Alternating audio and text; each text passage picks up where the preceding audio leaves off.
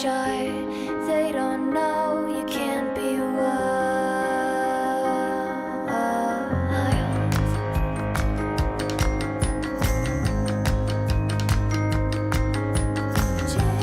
Change the person you become, and this very moment it's all mine. Oh, good memory.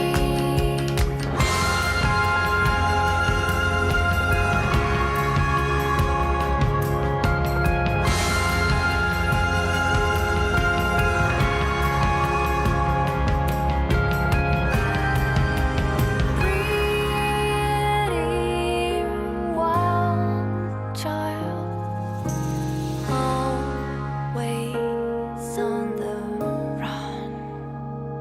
The clock is ticking fast, you cannot make it last. Suddenly it becomes part of your dearest past. Impulses are not wise and drive you crazy life. You can always run fast. Leave me all alone because I know my path. But if they say it's all wrong, tell them you didn't ask.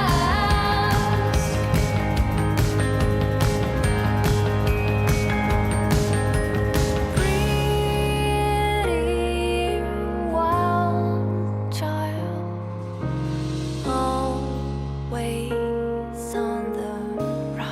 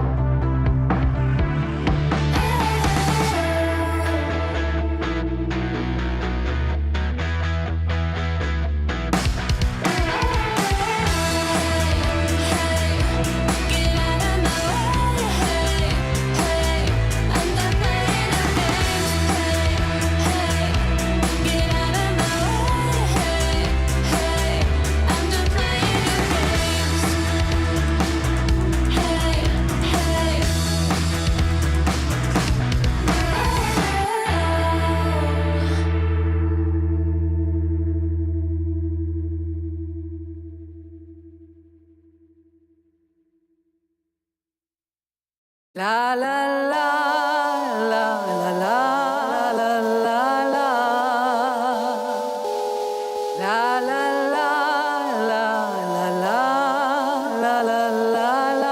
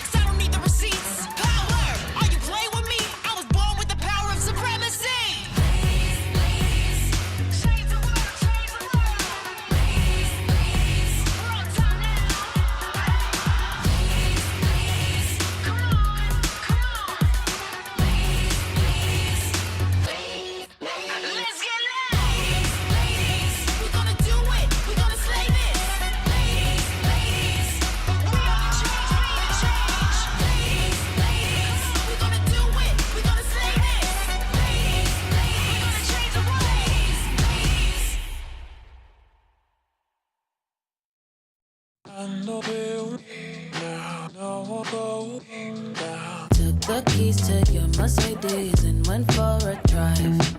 Never dance again, was playing, I'm going 85. I taste the liquor on my breath now, I'm out of my mind. But you're the one who's burning bridges, so let's go for a dive. Got the gasoline, gonna make a scene.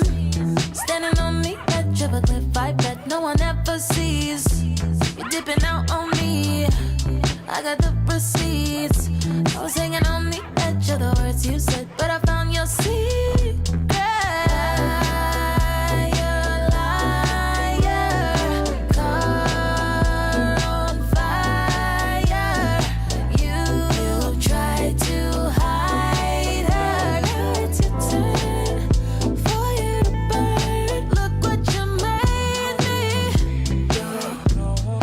Look what you made me do. Look what you made me do.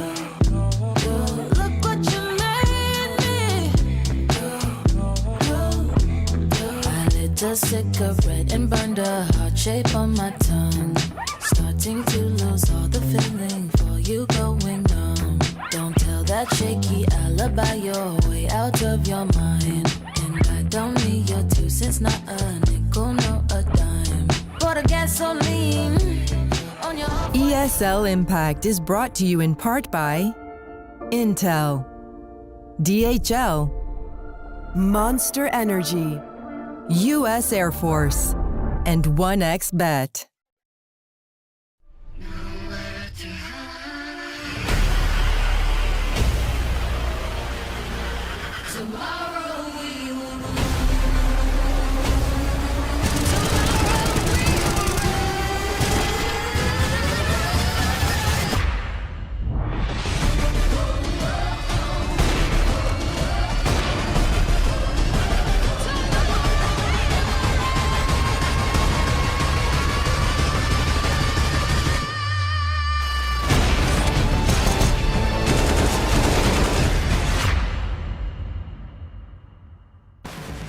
Welcome back to Dallas, Texas, the site of the ESL Impact Season 3 finals. And we are 1 day down with 2 more to go before we crown our latest champions. It is going to be tough competition today because we have to send 2 teams home. And we hate to do it, but we have to do it at the same time. I am Frankie Ward, and yes, it does have pockets. And also, the desk does have analysts. We have Blair and we got Hedgie as well joining us. How are you guys? I'm doing great. I got a lot of pockets too. Yeah? Okay. Yeah. Where are, how many? Count them. 1, 2, 4, and then I got my pants as well. So I'm just winning here. Yeah. I think Blair is winning the pocket game. Pocket game. That's because Yeah. they put inner pockets in men's jackets. That's true. That's It's true. not fair. Honestly, if you Yeah. buy like a vintage blazer, you'll find inside pockets, and it's an absolute game changer. Blair, have you ever had any in-game names that aren't Blair? Yeah, I did. I'm Okay. not going to say it out loud. Yeah. Wow. You can't say them out loud. Nope. Okay. Would it be censored? It will be censored, but I get cancelled. Let's not get there. Okay. Yeah. Well, It's a long time now to I go. think we have to cancel you anyway, because Hedgie is now going to be known by me as Captain Jiminy. Captain Jiminy? Captain Jiminy. To your service. Yeah, so if you're ever with your guild raiding and you come across a Captain Jiminy, it's probably Hedgie. Right, let's take a look at what happened yesterday. We'll take a reminder of the group stages. So Group A, as you can see, we're about to have our elimination match between HSG Esports and Black Dragons, and it's going to be a really tough one. It kind of played out the way we expected, right? I think the matchup of the day for that particular group was the Na'Vi B4 game. That was fantastic. B4 really putting up a fight, but Na'Vi, they sail on through. A lot of trials and tribulations. For HSG, now battling for elimination. Rough opening game for them yesterday. Of course, they have a stand-in situation as well. And for Black Dragon, it was a close affair against B4, but they fell short as well. I was just very impressed by the Black Dragons' performance against B4. Oh, yeah. I wasn't expecting it to be that close of an affair. So I think this one for Black Dragons, one of the first LAN events for both these lineups, regardless, they are going to be really fighting for that spot in the playoffs. Yeah, it was a really close matchup. Even that match between Na'Vi and HSG. Don't be fooled by the scoreline you see on that bracket there. The start of that match was as tense as anything we've seen in this competition so far. But let's take a look at Group B as well, because we did have our elimination match, our first one of the group stage yesterday. And sadly, we had to say goodbye to Shimmer from North America. They were sent packing by FlyQuest. Yeah, I mean, meeting Nigma Galaxy in the opening match, we had a beautiful interview with Lisa where she was humble as ever and acknowledging that they're up against a Titan, they're up against the Queens of Counter-Strike, and of course a tough one for them. But in the other matchup, Shimmer, I think empathy came out and she's shown the brightest, but for the whole squad this is an excellent opportunity for them to show us in the future seasons. I'm absolutely sure that they are going to be back. And we talked about it on the desk yesterday, but Empathy, we saw her playing in Jönköping at DreamHack Winter with EG Gold, and we'd heard so many great things about her, this 19-year-old AWP IGL prodigy. And actually on Shimmer, she doesn't have to AWP, she doesn't have to IGL, she can just be a superstar rifler, and we really got to see her potential. Yeah, we did. Unfortunately, it is a team game after all, right? And especially when they went up against the NA Queens in the form of FlyQuest Red, they kind of fell short. But she did definitely deliver in the server. For the side of Shimmer, I'm not going to be too harsh. I think we kind of expected them to... I won't lie, I didn't expect to see much of a fight coming out from them, especially after the beating they got from Nigma Galaxy. But I think they had a pretty good showing overall. They can walk away with their heads held high and also with a bit of LAN experience under their belt, which is something I'm sure they were looking for. Yeah, and another important thing or fascinating thing that we discovered yesterday was it's not only Empathy who has been upping and having the in-game leader role, who has now been able to pass that role on to someone else in the team. We saw Vicky from Na'Vi Javelins do this, and was it not one more? Yes, as well. So Victoria, the author from Nine Pandas Precisely. Villa, she is no longer the in-game leader. She's passed that on to Fatal, who is an insane rifler and put up really big numbers yesterday, especially in that opening best of one against FlyQuest. So obviously for Fatal, having to take on that captain's responsibility has definitely not dented her performance in the server. And for Victoria, she's saying now she can focus on her crosshairs. Yeah. And the thing is, when you're watching Victoria, it's very hard for you to focus on her crosshair because it moves so fast. I think she is. Yeah, fastest most of the flicker in times you don't server. even see it because Victoria on a no-scope, that's her bread and butter. Yes. We should talk about a couple of farmers, our favourite farmers. They are from Nigma Galaxy and our top two performers yesterday across just 2 maps. So let's take a look at the numbers because they were nutty, Blair. Oh, they were absolutely nutty. They made very quick work of Shimmer. I did wonder if they're going to get off to a cold start, right? Because it's some of the struggles they've had online, but they looked fantastic, especially against Nine Pandas, where they just ran away with the game as well. And a good sign for Nigma Galaxy is when you have players like Kat and Tori delivering in the way they are alongside 23, and Anna right now is the lowest rated player. Yeah, that's absolutely insane. That is fantastic if you're Nigma Galaxy. Yeah. Yeah, because it's not that Anna isn't performing well. We saw some great stuff yesterday. She doesn't on have her anyone to go. kill. They're all dead. Exactly, they're all She dead. doesn't need to. This And is that must be- typical Anna. Yeah, and very interesting. Regardless of her not having the lowest stats on the team, she actually averaged her rating above. Her rating was above average still. Yeah. Just 'Cause imagine that. It's that phrase that I think you were saying at previous ESL Impact, that you miss 100% of the shots that you don't take. But Anna hits every shot she takes. Precisely. And so her rating is ridiculous, even if like her kill feed the kill feed isn't dominated by her name. And that's one of the exciting things about her. When she is this reliable upper, you were comparing her to the likes of Sai Wu, she's reading the game so well. And when she is left in a clutch situation, we saw that's when she shines the brightest, I think. And we had her almost win out an impossible to win clutch on Vertigo. Yeah. Just missing out one last shot, which she just got traded, and it was well played from the opponent. We're going to have 3 incredible best of 3s today, so we could be seeing a whopping 9 maps. We're going to be running a rolling schedule, so in other words, keep it locked because we're going to get the next match on as quickly as we can. So we're going to be starting off with that Group A elimination match, sending someone through to the semis between FlyQuest and Nine Pandas Fearless from Group B, and then we're heading back to Group A to see who will be victorious and take that final spot in in the semi-finals against Na'Vi Javelins and Nigma Galaxy. So there's so much on the line for all of the teams playing today. Personally, I wouldn't want to be them. I think it's a really tough thing to do. Heggy, I know you would love to. No. No, you're a pro player. Oh my you've God, no, experienced never that. again, never again. It's much more relaxing and better for myself to just sit here and not have to have that pressure of competition. Literally, I don't think I'm built for that life anymore. I spent 20 years doing it, you know, so no, not anymore. Please, no. It's okay. Generally Heggy, seems to just be panicking. breathe. She's literally panicking like, I'm going to chuck her out there and tell her to stand in. You're okay. We've got many great AWPers at ESL Impact, although I'd love to see you AWP again. All right, then. Should we kick things off? Should we Let's do have it. an elimination matchup? Yes. All right, here we go then, everyone. We're going to keep kicking things off with HSG. They've got a brand new lineup for this event. Olga has come all the way from Brazil to join the squad that we love to watch from Asia. But they are going to be going up against Black Dragons.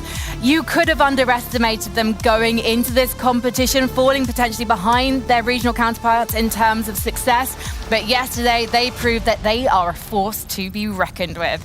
And this, my friends, is going to be electrifying, because when we look at the Black Dragons, we don't necessarily know too much about them on international lands. They have been to Girl Gamer Fest, and obviously we got to see them play in a best of one yesterday. But we're normally talking about your B4s, we're normally talking about your Furias. Do you think they're going to give us a good show today? I mean, they're the reason we don't have Furia here. They knocked them out, so you can't take that away from them. Now, there's a caveat, it was online and whatnot, but we saw the game against B4 yesterday where it was the experience and some of the individuals in B4 which bailed them out of what it was like. 5 clutches being won by B4. A couple of clutches go the way of Black Dragon. This is going to be B4 versus HSG to start off the day. So they really put up a pretty good showing for me. Well, what are we expecting from maps? Because this is going to be really difficult for HSG. They've got Olga coming into the team, but they've also got Naomi, who performed really well yesterday on Vertigo, but she's actually standing in for Kami. Yeah, so I think Kami's kind of ill right now, unfortunately. That's why she's not here. But yeah, looking at maps, we can expect the permaban from HSG being nuked. That's a map that they've been never been playing forever. And that's unfortunately for Black Dragons, a map that they do really enjoy playing. Yeah, absolutely. I think they have a clean sheet on that map as well, the past 3 months at least. And well, I am expecting that we will get Inferno picked unless... By HSG? Yeah, by HSG. Makes sense.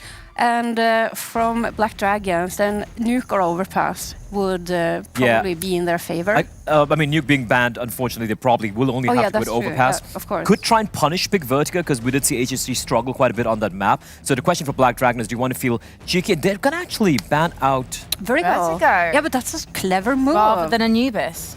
Yeah. If I'm HSG, do you go for Anubis or do you just stick with your bread and butter? It's Inferno? Because you got to remember, Olga, when she's playing for Furia, she was phenomenal on Inferno. She could pretty much win entire games single-handedly. So Perfect. I think they stick with the safe bet here. Well, Anubis is the most T-sided map in the pool right now, and you've got Olga in your team, you've got Yeah, TF5 but you're going to in be your team. struggling so much on the CT side if your communication is not on And par. the stand-in and an academy player coming in, right? Exactly. So that's a problem. There we go. Inferno, safe pick. Mirage. I thought Mirage would be a decider, because that's a map both these two teams like to play. So if I'm HSG, I'm feeling very comfortable here right now. But you know what? It could be on the cards that we get Anubis as the decider, right? I mean, so it's either Anubis or it's Ancient. I think Black Dragon, they ban out Anubis. Like, you're kind of the favorites here in a little bit of a way. There we go. I'm they so ban out Anubis. sad. Why do they have to be Overpass again? Listen, Someone later, please. if it goes to map number 3, B4 are going... sorry, Black Dragons are going to feel fantastic. I'm glad I just misnamed as B4, because they looked incredible Yeah, they did. on Overpass as a team, holistically speaking, on that map. So if it goes to map number 3, I think Black Dragons is definitely going to be the favorite team. But there is a real world, if everything clicks for HSG, that they could potentially take this in a 2-0 fashion as well. I absolutely agree with that. And I think Mirage is a good map for them too. Yep. I mean, we have seen Olga on that map so many times in the back in the Furia days. I mean, she is single-handedly going out the same sort of stuff that she's pulling on Inferno. Yeah. So that is also one very interesting thing with the matchup that we have. It is Brazil against Brazil. And also, potentially, we've got HSG playing on Inferno, which means that we're probably going to see a Negev at some point. Oh, yes!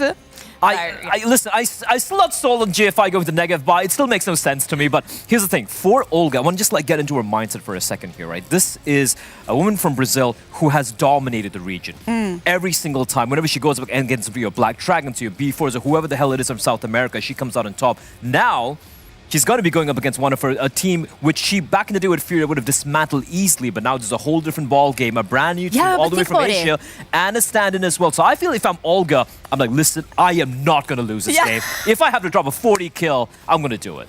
I'm thinking along the same lines here. And I'm just feeling that when Olga was playing against these teams, she would drop 40 bombs regularly, right? Back in South America, and I think that she is going to be fired up. She's going to be ready, and she is going to want to take out her Brazilian counterparts. Well, what do you guys think in Twitch chat? Hashtag BD for Black Dragons, hashtag HSG if you think HSG are going to be taking it. Let's talk more about Black Dragons then, because the thing is, you say that Olga's potentially going to be wanting to prove a point and run rings around them, but Black Dragons were really prepared for B4 yesterday. Oh yeah, they were. One thing I love from Black Dragons, I want to try and remind people, maybe for those of you who didn't watch the game, the CT side of Overpass, the way they were taking the fight to B4 was catching B4 off guard multiple times. Even B4 said in the interview, they're like, we knew what they were going to do, but also we were like, they called it play hell, if my memory serves me right. We knew what they were going to do, but even then we were caught off guard. It's how to counter them. It came down to the clutches, a lot of hero plays. Yuli, for example, getting a 4-kit with the B-bomb side. They played, in my opinion, a better brand of Counter-Strike on Overpass as opposed to B4, but it was the heroes, or rather heroines, on the side of B4 who bailed them out. So Black Dragons, on paper, they look like the most solid overall team. What was interesting with that interview as well was that she was saying that they knew exactly what they were doing, but then they had to spend so much time trying to search for them, and in the end, little time to get on site, no utility left, so they're just walking into a bomb site with nothing to support them. And that was brilliantly played by Black Dragons to force out all the utility from your opponent and get entries as well, so that you always will have this advantage situation. And we should talk about Anna as well, because she was absolutely insane yesterday. I was definitely expecting big things from her, having read about her impact within the team, but she was just head and shoulders pretty much above everyone in the server. Yeah, she has been putting up phenomenal numbers throughout the entire season, and she is definitely one of the players to watch for today too. Yeah, we should be looking out for her. Cami as well, give props to her, their All-Pro and in-game leader. Yesterday, she wasn't hitting every shot. She was looking a little bit nervous at times. Yeah, it was like her and younger. It was the craziest AWP battle I've ever seen, because when they hit their shots, it was wild shots, and then they're missing like the easiest shots of their lives. And it was like an anti-frag fest in a way. So we didn't manage to crown any queen of upper pass yesterday, but I hope that we will get there today. Yeah, they really enjoyed destroying our storylines, didn't they? Listen, let's talk about HSG, but before we do, let's take a closer look at who they are and what they stand for.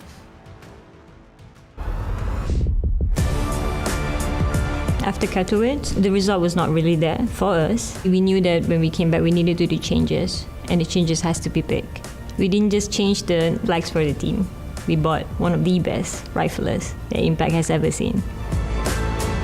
Hi, I'm Olga from HSG.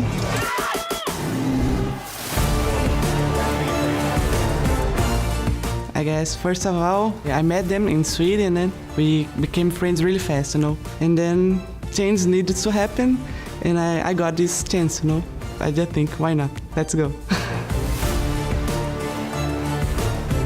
One thing I'm learning in this new team, that we are kind of free to play in different roles. I cannot give some spoiler, but there's some situations I will do it, And I'm so excited to play the first lane with them. We have all the system down, but we have gaps, and Olga is like the filler to it, things that we were missing. So when I look at it, it's perfect. Everything is just perfect.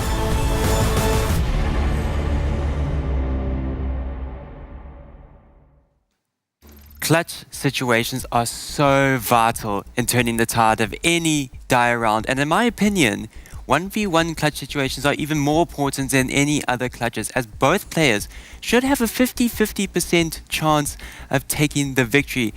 as you could say, maybe a coin flip. This is Hedge's favorite thing ever. I can already see her across from the desk being like, ooh, very excited. We're going to play a little game a little bit later, but I just need to talk about a specific player going into this matchup, and that's GFR.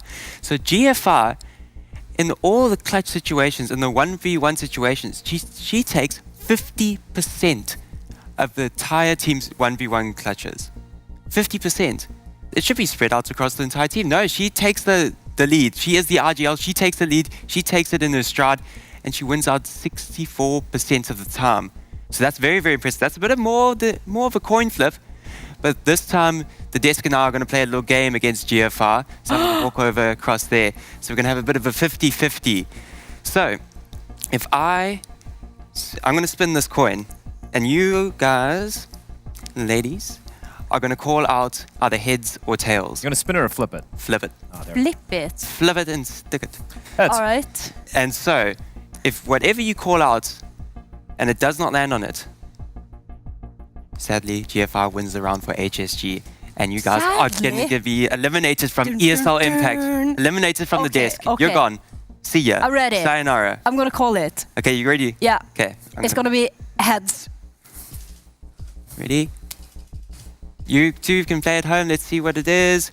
And it's heads, so you do... Is that a real coin? I'm going to Yes, it is a coin. Are you trying That's to a real take coin. Hedge's job? Yeah. Of course. Under the guise of talking about stats, Newt? No. Yeah. And Frankie and Blair, of course, it is head because I'm head, yeah. Pro players right here. Okay, Head, yeah? Get it going. You didn't even ask consent to step on my stage, so get off it, please. Fine, you don't get to keep the coin. I get to keep but this. It's okay. Like I earn money. I do not need your tuppence. But thank you very much. That was very insightful, Newt. So basically, GFI, she's incredible at closing. I think it's interesting, right? Like as the IGL, you see a lot of teams in International Counter-Strike where the IGL is the one who's going to be throwing themselves in front of the pack. You look at someone like a Hooksy, you look at someone like Carrigan, for example. They're going to be the ones going in, being sacrificial, so to speak. Yeah, Kelsey, wow. Yeah, but in the case, yeah, exactly, like Kelsey as well. But like if you look at this particular team, when you have someone like Olga who can single-handed just go in and not just throw herself at the opposition, but also get those kills, might as well let her do it. Well, GFI with the experience she's got, she's able to clutch out its rounds. That being said, I think it really ties in perfectly to what we saw yesterday between B4 and Black Dragons, because the one thing which kept Black Dragon at bay by B4 were the clutches being won. 5 clutches being spread across quite a few members of the team. But if GFI is able to replicate those numbers that Nu just mentioned right there, that could be the difference maker here against the Brazilians. Yes, certainly. And when it comes down to close affairs, every single frag will count and every single clutch as well. What are you reckoning in terms of alt battles for this one? Because obviously we saw them delivered by Black Dragons yesterday, and Hazel, she's hot to trot. She's good for that. It's with City. It's with City for both. Is, I will say, Hazel, she is a whole nother level than what we saw from Cammy yesterday. What do you think is going to be better? Who do you think is a better opper, Hazel or Cammy? I think it's Hazel. Cammy, she's reliable. We saw her, but we saw her miss a lot of shots, right? And with her still having that IGL role, she has so much more on her mind than what Hazel. Hazel can only focus on her crosshair, and she is, in my opinion, the better opper. I can't imagine what it's like to have that responsibility of needing to call a game while you're also literally just holding one position and just looking, and you're having to think about everything that's going on around you while you're instructing, while you're still literally just wall watching. Yeah, and that is exactly why we are seeing this trend with the uppers in the team. They're giving up that role.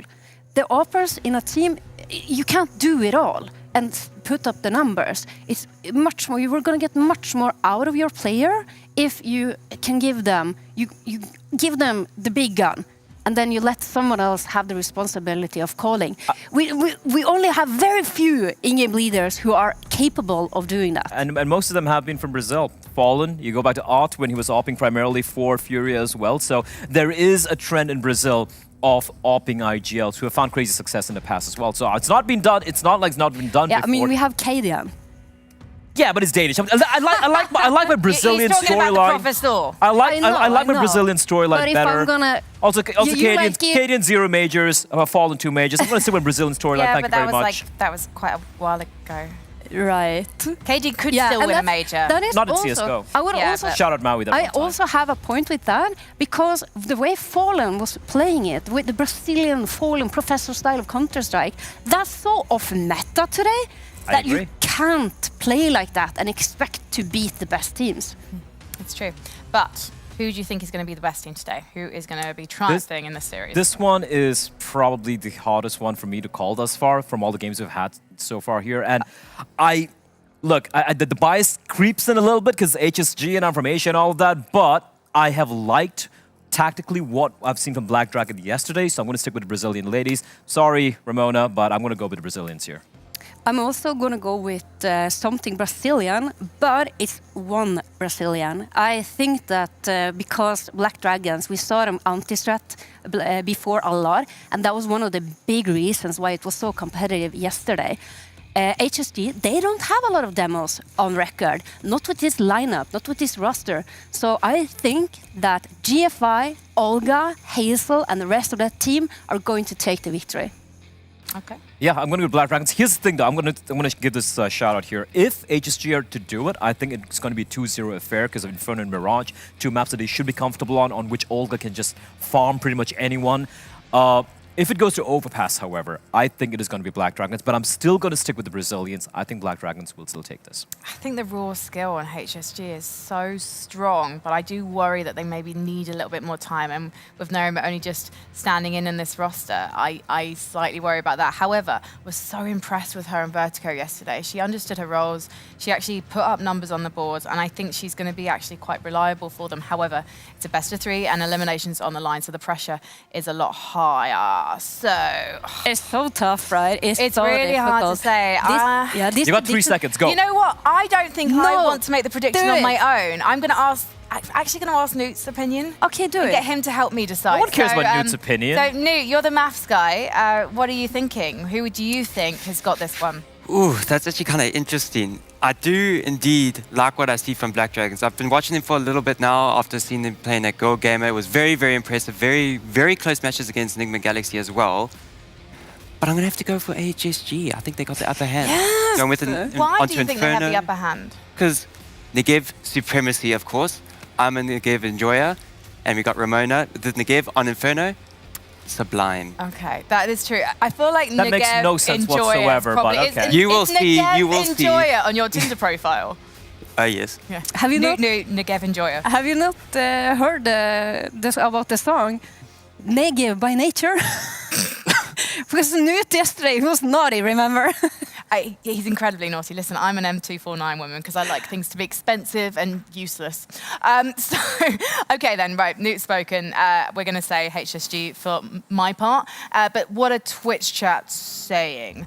57% to the Black Dragons, hola, obrigada, and to HSG Shashay, 43%. Thank you to those fans. That's pretty even, to be honest, as far as Twitch votes normally go. And I think that's a fair split, to be honest. I actually think you're quite wise today, Twitch chat. Well done, you.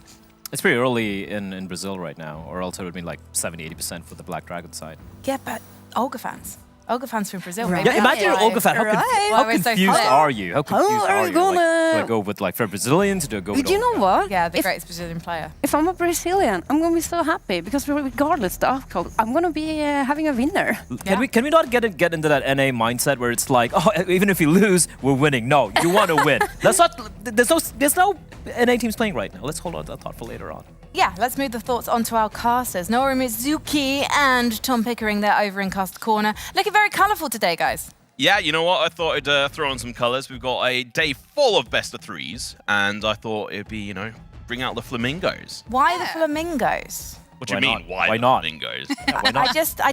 I think I had you as more of like an armadillo man. Do Isn't you know it, who I am? Frankie and Tom, isn't it obvious? He got the memo. Yeah, To wear this is something true. pink. You got the memo, you got the memo, I you feel got like the memo, everyone Sam. is like super ostentatious today. I love it. Yeah. Yeah, Can I just I love hang it. on? Well, we've got a little bit What of are we time. doing here? What are we doing here? Those boots are amazing. Oh, God, look at those boots. Look at her. Yeah. She's stunning. She is Oh, amazing. thank The whole desk Okay, is go- She is fantastic. stunning. I'm not Gorgeous. sure about this though. Okay, anyway, you're upstaging us. If you could. I'm so sorry.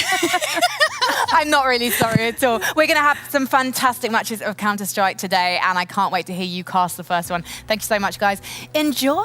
Thank you very much, Frankie and the crew. Absolutely love it. And we have got some smashing games. First one, I mean, Sam, this first map, Inferno, HSG, Black Dragons, they both love it. Yeah, I mean, this is... I was so excited for this matchup just because it's HSG and Black Dragons. Black Dragons, I had them down as my winner yesterday against B4, and I was really heartbroken that they couldn't actually get over the finish line. And HSG, I'm a big fan. I'm a huge fan of Ramona, one of the most colorful players, super personality, and the team themselves, they're such nice individuals. And yeah, looking forward to seeing what they're going to do. But like you said, Inferno, that's a big question mark for me for HSG, because they didn't used to play it terribly much, but Olga has been a superstar on it. And so they've had to change so much of their dynamic to fit her in, and I really hope that it's going to work out, but it does leave some questions. I mean, I love Inferno. I've slowly been falling out of love with it, but I'm excited to see how HSD are going to try and dominate it, especially with Olga on their team, like you were mentioning. I know there's plenty of lovers of Inferno out there, like Elliot, if you're listening. I know you love Inferno. It's the best map out there, but it's the kickoff everything. So there's a lot of pressure on here. The losers are not going to have a good day after this. Yeah. And the winners, they're still going to have a really hard time after this as well. So you want to get through these two maps and take each one. And I mean, starting out on the CT side, Black Dragons, they're going to be looking pretty good. Yeah, I mean, they have such a huge opportunity here to absolutely excel.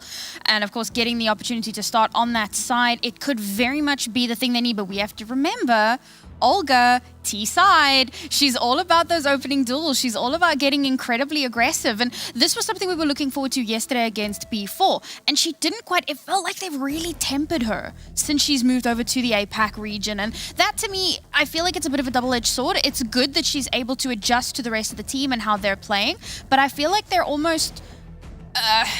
okay, muzzle is not the right word, but like they're... I'm trying to go for like a metaphor here of something that constrains. Have you ever seen the leads that you get for children? What? You so if your child's like running around alone and like running away from you, you get a lead, you give them a harness. The hell is going on in the UK? Okay, maybe it was just me because I was an absolute chaotic kid, but yeah. You know, like maybe that's what they've done, like brought it back in. But I think in Inferno is the map in which they're just gonna let it go. It's like, yeah, go for it. Yeah. You know what Black Dragons are like. You know what we have to do to defeat them. That's it, yeah. And so I think we're going to be seeing an issue for Black Dragons because Olga knows exactly how they play. That's it, yeah. So she's going to be able to break it down and to really, you know, say, okay, this is how they're looking to play. This is the mentality on the Black Dragons T side. They're just going to be holding W and rushing. They don't care. They're just going to be going everywhere. So let's do something slightly different. Let's throw them off the edge. Let's make sure we use our tactical timeouts at the right time. So if they've got a bunch of momentum coming in, change it up. Chuck a tactical timeout there. It's like, yeah, actually, we just need to have a quick drink, have a quick chill, have a chat with our coach. Popcorn. Yeah, popcorn, you know. I think that regional familiarity is such a good point as well, because so we had it with Black Dragons and B4 yesterday, and because they play against each other all the time, they're now the El Clasico. Now with Fury obviously not performing to the same level they were previously. So this is the new Brazilian El Clasico. But it's a similar thing with Olga coming through here. Like you said, she understands Black Dragons, and Black Dragons understands Olga. But do they understand HSG to the same level? They've anti-stratted, they've looked into how they play, but there isn't as much familiarity. And I think that to an extent, that could actually lend itself quite heavily in HSG's favor. Yeah, I look at Inferno, it's really good. Some people might say it's just a pug map, like taking the place of what Dust 2 used to be, which as much as I hate it and to agree with someone like Elliot, that's exactly what I have to agree with now. After obviously an extended amount of time of watching games on it and casting a lot of games on it, it's definitely taken that place of Dust 2. Yeah. And to be honest, I think that's kind of needed in the trifecta of maps. A map which can be sort of very basic, have a little bit of a chaotic nature to it. So I'm excited for it, but I am also a bit worried for Black Dragons because their playbook, Olga has it. HSG, they've got less... Well, they don't really have a playbook that is known to everyone. So they're coming in here, a little bit of an unknown entity, and they could be that sort of dark horse that rides on through all the way towards the end. I mean, how amazing would that be if we ended up seeing a Brazilian team, well, actually, sorry, HSG in the final, and Olga there representing Brazil? Yeah, I think that would be the most amazing storyline. I mean, I've been a big fan of HSG since... was it Yunshipping? Was it DreamHack Winter with their first performance? And instantly, you know, fell in love with Ramona, GFI, such a cool person. And then when they brought on Olga, I remember at the start of this season, we were like, okay, where's Olga gone? Why is she not on her team anymore? What's happening here?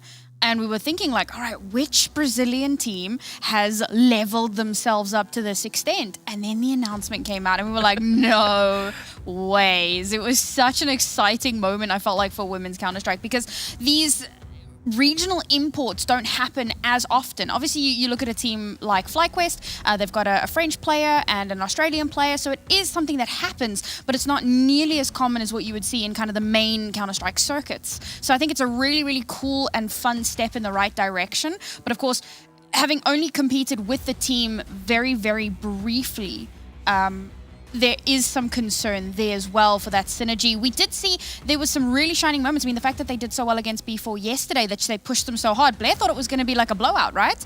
And it was so incredibly close. So I think that they've definitely started making the right moves. They've started moving in the right direction. And now it's just kind of finalizing that last little bit. And as much as I would love to see HSG go through, I'm not sure that they're at that level just yet. Yeah, and obviously we've harped on a lot about HSG, and I want to bring it back like you were just doing about Black Dragons, because they are an absolute beast in their own right, and I don't want to misrepresent that, because, I mean, Cammy, her AWP skills yesterday were on point, apart from when they weren't. I will say she was missing a lot of the easy shots in which she should have hit, but then she was hitting ridiculous shots in which she had no right in hitting. And all of that, she was backed up by fantastic players across the board with Anna, Babs, you know, these players, the synergy is there. And like you're saying, I think that is a bit of concern for HSG, so it's all going to be down to what we see on the server, because we don't have enough of a portfolio for them to judge them on.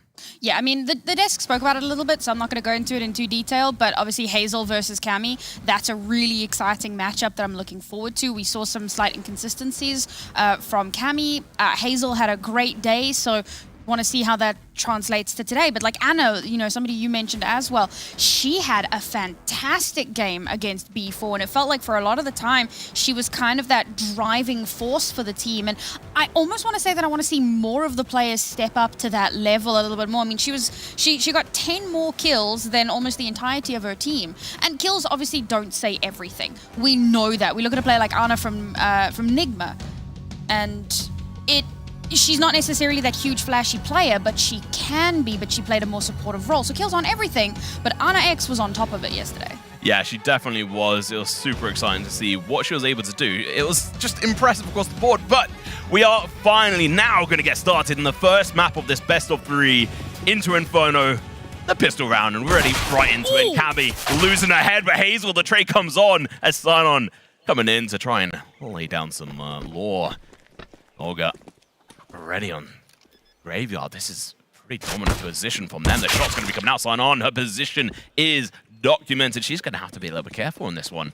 They're pushing on over towards the short position as well. Nao's going to find one onto Sign-On into the apartments. They're trying their best to try and find another kill, and dives onto Slipe. Argent's there, unable to contend with any of these players. Oh. Solid Good start. first round. Yeah, 100%. I mean, Hazel getting that first kill, and I mean, that was a nasty kill as well. It's great opening, gets traded out, but they do manage to maintain control of the space. And this is one of those things about pistol rounds. Very often a pistol can go in favor of your Ts just because 9 times out of 10, you're going to be rushing towards a site as 5, and a site normally has only 2 to 3 players. So pistol rounds can be quite difficult, but in this particular situation, they use that number advantage very nicely to their advantage. And of course, it's going to be the force in here quite a lot, but the force from Black Dragons, this is the thing that concerns me, Tom. Yeah, I mean, it's a bit of a risk everything in Black Dragons. It's going to be working out fairly well for them. It's going to be a double, maybe even a triple across the team. As Lair comes in with the 5-7 and blows away some heads. And now there's 2 people left. You said you were worried about this force, and it is working beautifully as Argent's unable to hit the shots. Her aim was just not on point. Black Dragon said, yeah, you know how to play aggressive. We know how to play aggressive on the CT side. Have fun with that. Yeah, come to Brazil. That's what Black Dragon said. Olga, come back to Brazil. Let's remind you what this is like. Yeah, I mean, look who's left. Yeah. It's got to be difficult coming over here, obviously, as a bit of stand-in. And, you know, trying to help deliver a great performance for the team in which, obviously, so much rides on in this whole battle.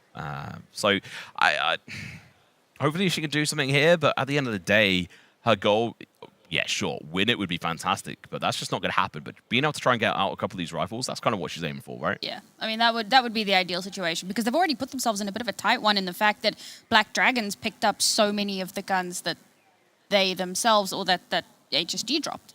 So now, yeah, the force was a little bit concerning, but HSG don't realize that force rush is going to come through. So they're trying to posture towards Banana. They're trying to have like a normal round where they take Banana control, head over towards B, and they don't realize that there's going to be a full force of Black Dragons coming towards them through that mid position. And so they lose all of the weaponry that they bought into this, which is devastating. And of course, Black Dragons surviving with 4 of their players left alive, they're laughing.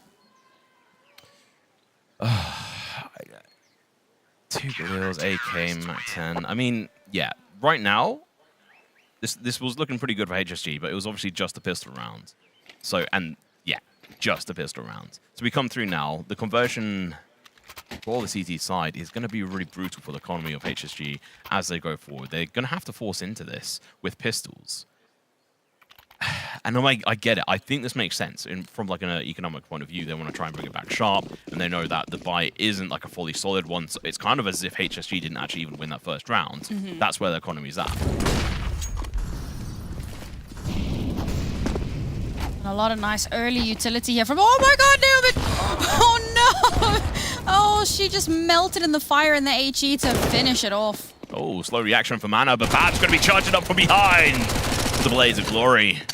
MAC-10 going to be coming in sharp. Lea's going to be cut off from the rest of her team. And down towards Pit. There's one on site as well, and she is going to get backed off. Cammy finds one with the Galil. There, she's going to be running out of bullets here. 5-7 in hand. She's hungry. She wants some more, but there's nothing left. She doesn't even manage to get a kill at that front. She's just dancing around bullets. Yeah, I mean, that round started very badly for HSG. The utility that came down Banana, and it was like Black Dragons expected that attempt at a rush, because all of the util, it wasn't landing in like usual Banana choke point areas. It went all the way into kind of where the T's would run through mid. And so you've got Naomi who gets burnt down to like 7 HP, the HE comes out, and instantly you're already at a player disadvantage. It's a great read from Black Dragons, and now HSG's economy completely in the toilet, back down to pistols, and Black Dragons extending their bonus to an extent. Bab's still with the MAC-10. Look at this utility damage. Newt. We need to have the information on this. This is absolutely nuts, and she's going to get pushed. She doesn't care. Pulls out Deagle after getting a couple kills. Oh, Babs absolutely beautifully played that across the board. Really enjoying the gameplay here. Like right off the bat, Black Dragons are coming in here with the statement. They're like, "You picked Inferno? Yeah. Okay, fair enough. We'll take it." We'll take it, yeah. Thank you very much.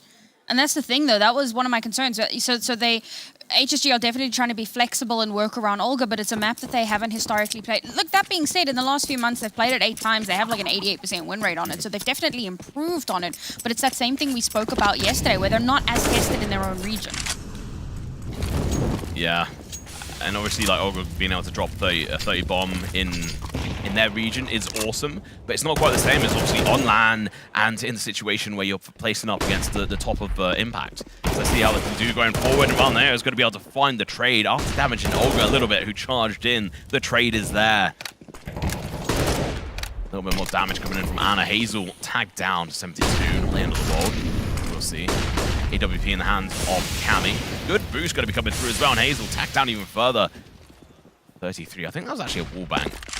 AWP player left through the smoke, but it's going to be Cammy and Ana picking up 3 kills. GFI left alone. It's in Pit at the moment. She might just have to sit on the barbecue and get burned alive if she's not careful. The spray comes out, but so do the players. Babs farms up some extra cash with the MAC-10 before she switches over. Did you see her cash stack? I did not. Okay. 12,000. What? $12,000. Is that after like holding on to the MAC-10 for like 3 rounds? After she got it after the second round, she's now on 12,850, I think it is. That's what's so dangerous about extending that bonus and allowing that to happen. The fact that Black Dragons were able to win that second round when they absolutely should not have, that has let Babs hold on to a MAC-10 for 5 rounds, and now she has more money than she literally knows what to do with. HSG back down onto pistols. Even if they win a round here, it's going to take at least 2 to 3 rounds before they can actually get some cash. Yeah, well, 11K and a Galil in hand, that is going to be an insane amount of cash for the future. But let's see how Cammy could do. Like I said, easy shot, she misses them. Now she's going to have to depend on her teammates. Good. Smoke from there. It's not going to do too much, but AK does the work, and Cammy in towards that connected position, finding the headshot. Blair is going to finish it off. She's so hyped. I absolutely love her energy. It is amazing. So we're now going into the 7th round. So within 6 rounds, we saw one of the players hit that 12.8k mark, and now they're probably going to be hitting even higher because they didn't have to spend any money on that round, aside from some extra utility. So we will see. Yeah, it's a little bit devastating, I feel like, for HSG, knowing that Black Dragons has all the money in the world right now. I mean, Black Dragons, you got a team of Smaugs, and they're just building up that gold hoard at the moment. So much cash available, even if they lose around here. This is what I was saying in the last round, and even then it was a dire situation. But now, if they go into this, if they have to lose 2, maybe even 3 rounds before they're in danger economically, especially if they keep winning rounds so incredibly cleanly. HSG, I mean, they had a really good start to the half. Getting that pistol, it was massive, but they could not capitalize on it. Now we've got AWPs on the board for both teams, and this is where we really look to Cammy to step up a little bit more. One round, and it was a pistol round. It was a banger. I'll give them that, but HSG looking a little bit lackluster. They forced into multiple rounds, trying to bring this back, and Hazel through the edge of the smoke catches Cammy off guard. It's AWP gone. Picked up by Anna, though. She looks to return towards the different angle. Sign on her teammates as well. Going to be pushing up towards mid. Flash comes through, their peek on in, but unfortunately met with the bullet from Hazel. Even more of an advantage for HSG. This is their chance to shine, but Lair, she catches them off guard. Now it falls. Good initial kill. Aggression in towards mid, but GFI has to fall back, realizing that they just don't have the position covered. But Lair does eventually go down, so now massive advantage on their side with only 2 players. That Dragon's in a huge amount of trouble again. Oh, that's a little bit closer than I may well have wished, but that is a second kill. And Anna, shining light here, can afford to just take this fight. Stiegel in hand, AWP on her back. 4 bullets in. She peeks around the corner, but Olga, she's holding that aggressive angle. Great round from them. Is it going to be the recovery phase, though?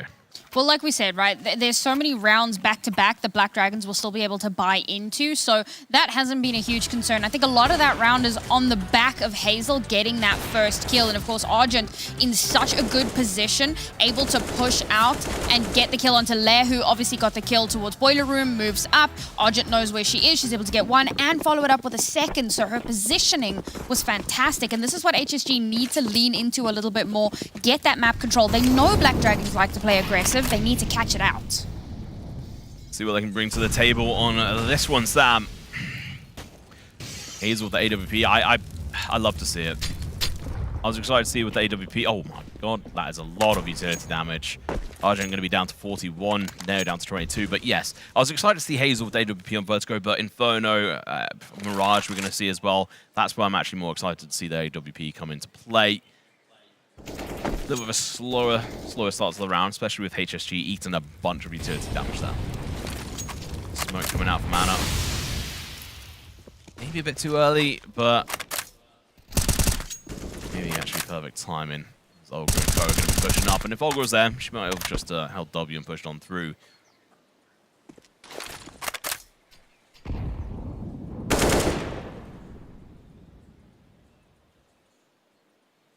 No initial deaths yet, but the flash coming out. Sono's going to have to be careful as GFI taxes Black Dragons for their presence down Banana. And they are not the king. Lost Forest. They're not here right now. Cammy, good angle. AWP in hand as well. Hits the shot onto Olga. Backs off as well. Good utility usage from HSG as they push on over towards the A site. You can see multiple angles are coming into it, but Lair and Babs, they're down and towards Pit, and they're just being fed kills after kills. Hazel takes one, but she's still going to have to do so much work. The bomb going down is crucial. They don't have the money to support the future rounds, and the time was not there. Beacon to long, takes down Cammy. 1v2, no bullets left, has to reload. She's given time, but not long enough as Anna closes in the noose, gets the kill, the defuse coming through, AWP is saved. Maybe they go for double. Oh. Hazel's doing so well. She's trying everything possible to get the kills that the team needs, get them in onto the sides. And you were talking about the great util usage from HSG. I counter, dry peek from Olga. Bit strange. Just run straight into the AWP, and there's so much utility coming out onto the site to create that space, but they just allow Olga to walk into Kami's sightline. And so her going down so early is a huge problem because she plays tip of the spear. GFI is incredible, but she's not that site opener the way that Olga is. She was playing flank. She was all the way over towards the B site, so you need Olga to stay alive, especially after GFI died at top banana. And unfortunately, it all just kind of falls apart. Yeah, so goodbye going to be coming into this round. It does make it at least competitive, but I'm worried. If the economy gets broken again at this point, we're going to be seeing such a dominant CT side from Black Dragons. And that's not what you want to see if you're HSG and this is your map pick. That's what I want to see. Double AWP. Double AWP. Kami. I'm in. I'm so good. It works. They played this yesterday as well. I think so. Yeah. I love this though. Anna's playing it aggressive in towards apartments. This is so good. You know, get an initial kill, back off. You can then reposition, sit in towards pit if you wish, or even go back over towards long. Meanwhile, Hazel over towards banana, scoping it out, trying to find at least any kind of target. And Kami, hold a bit of a close angle. It's a bit of a dangerous one if she does get barraged with a bunch of flashes, which I would say would have some potential, but because there's two players positioned over towards apartments and second mid on the HSG side, not as likely, but we'll see. There's so much confidence in Kami as well to be the solo site anchor on B and to hold such a deep aggressive angle. Olga just ready, rearing to go. See, now the team has rotated on. This is very likely, and they've just happened to pick the right site. At any moment, we're going to be seeing Sion just flick on over, switch positions. Hopefully they don't go in dry. Flash are going to be coming through, but they do anyway. Kami, 3-2 kills. Looking in for another. She might well get it, but has to back off. Smoke's going to go down, but too slow. She goes. She's gone. Faded out of existence, but it doesn't matter. She's done her job fantastically more. You may well have wished for the nade out one towards the site as well. Does a bit of damage. Ollie going to be burning them away from the bomb as well. Over towards the banana position. Two players pushing on. GFI through the smoke gets a kill. Sion goes falling down. They're just playing, waiting, but Anna from the other side picked up a rifle. Managed to find a double kill. Looking in for a triple, but it's Babs who steals it away. Bomb goes down, but is it going to be enough money going into the next round? In fact, there's 7 rounds on the board for Black Dragons. That was such an upsetting round for me. Like, and you were literally saying it like, are they gonna peek this dry? And 2 players. The worst part of that is you've got one person who peeks it, and then a second person. And Kami's just like, I'm just gonna hold this angle. There you go. She gets the second one as well. It is obscene. And then the flash comes out. You've already lost 2 players. And Black Dragons will take a 2-for-1 trade any day of the week. It doesn't matter that the rest of their team are all the way on over on the A side, because now they have player advantage. Yeah, there's no excuse for that. I mean, obviously sometimes you want to try different things. If you've continually flashed into a site, maybe you want to go in dry. But the thing is, we've just not seen very good utility usage from their side in regards to flashing in. So I'm a little bit worried on that side. Anna, AWP in hand, she pushes. Babs goes down, but it doesn't matter. 2-for-1, I'll take that any day. And over towards apartments, Lair's going to be falling down as Argent is able to hit that headshot. We slow down for just a second, as I imagine we're going to be seeing the aggressive nature from HSG continue over towards the A site with 2 of them there. Kami, the AWP, pushing over towards long, and she's just taking more and more space, and the more she gets, the less HSG have to play with. Utility-wise, it's looking pretty good for HSG, but they're still going to have to use it, which I don't trust. Saying that, smoke does go over, but that just allows Kami to reposition. And she's actually in a better position than she was before. Flash comes out, she's blinded. Now the push over towards apartments comes through. The smoke goes down from Kami, but it's going to be signed on to sight ahead. It's found, the trade comes back very quickly as Kami hits the body shot. 2v2. Bomb should be going down. Information should have been heard there as the smoke hit the body. 2 AWPs on a retake. Not what you want, so they need to try and find a rifle. Don't think that's going to be possible. Hazel playing next to the flames. This could be their 3rd rounds. But to be honest, Black Dragons, they can carry on playing aggressive. Anna's got 10k. She's fine, she's chill. Oh, the wall bang, but it's no kill. Maybe they heard it, maybe they didn't, but they're going to be pushing on no matter what. But the shot's going to be coming out, and Arjun finds one, finds the second as Kami is able to get a kill with the P250, but not the clutch. That's a good hold from HSG off the back of a round where things went completely awry. Well done to them. They expect the aggression from Black Dragons down Banana. They hold a little bit further back and they do trade out. Yes, they lose 2 of their players, but they're able to really whittle away some of those forces. And it forces a rotation as well, all the way back over because there's no one on B site. So Black Dragons need to split their forces, which means that it's a 3v2 for HSG to get in onto the site. Bomb goes down, and the fact that Hazel is able to survive and not get hit by the molly is huge because if you don't know for 100% sure, like they throw the molly, they back out. If you don't know that the molly hasn't landed where you wanted it to, you don't know Hazel's there. So that actually works out really well in HSG's favor. Okay, the wallbang AWP shot onto the very predictable angle was a little scary, a little touch and go, but it doesn't get the kill. And of course, Argent is there to trade back. So very well done from HSG to hold the line. But again, it is only 1 round. Black Dragons are so in control of this from start to finish. They haven't had to like force in ever. Not since round 2. No, I mean, it was round 5, if I recall correctly. There was 12.8k on Babs, so looking pretty good. Talking to Babs, finds Olga. Trade comes through from GFI. She needs to try and find the second one anyway, but she's only got 11 bullets. She has to be careful as the nades are going to be coming through. She's heavily damaged all the way down to 0. Babs finds her second kill of the round very early on. She's a player I was just talking about, and honestly, she's going to be one of my highlight players, I think, of this match so far. Her and Anna looking absolutely glorious. Mainly Babs, though, I think. She's been doing a lot of work. But just overall, Black Dragons. Honestly, this is not a map I would want to play them against. So I think HSG, as soon as they saw they were having to go up against this team, they're like, well, bugger.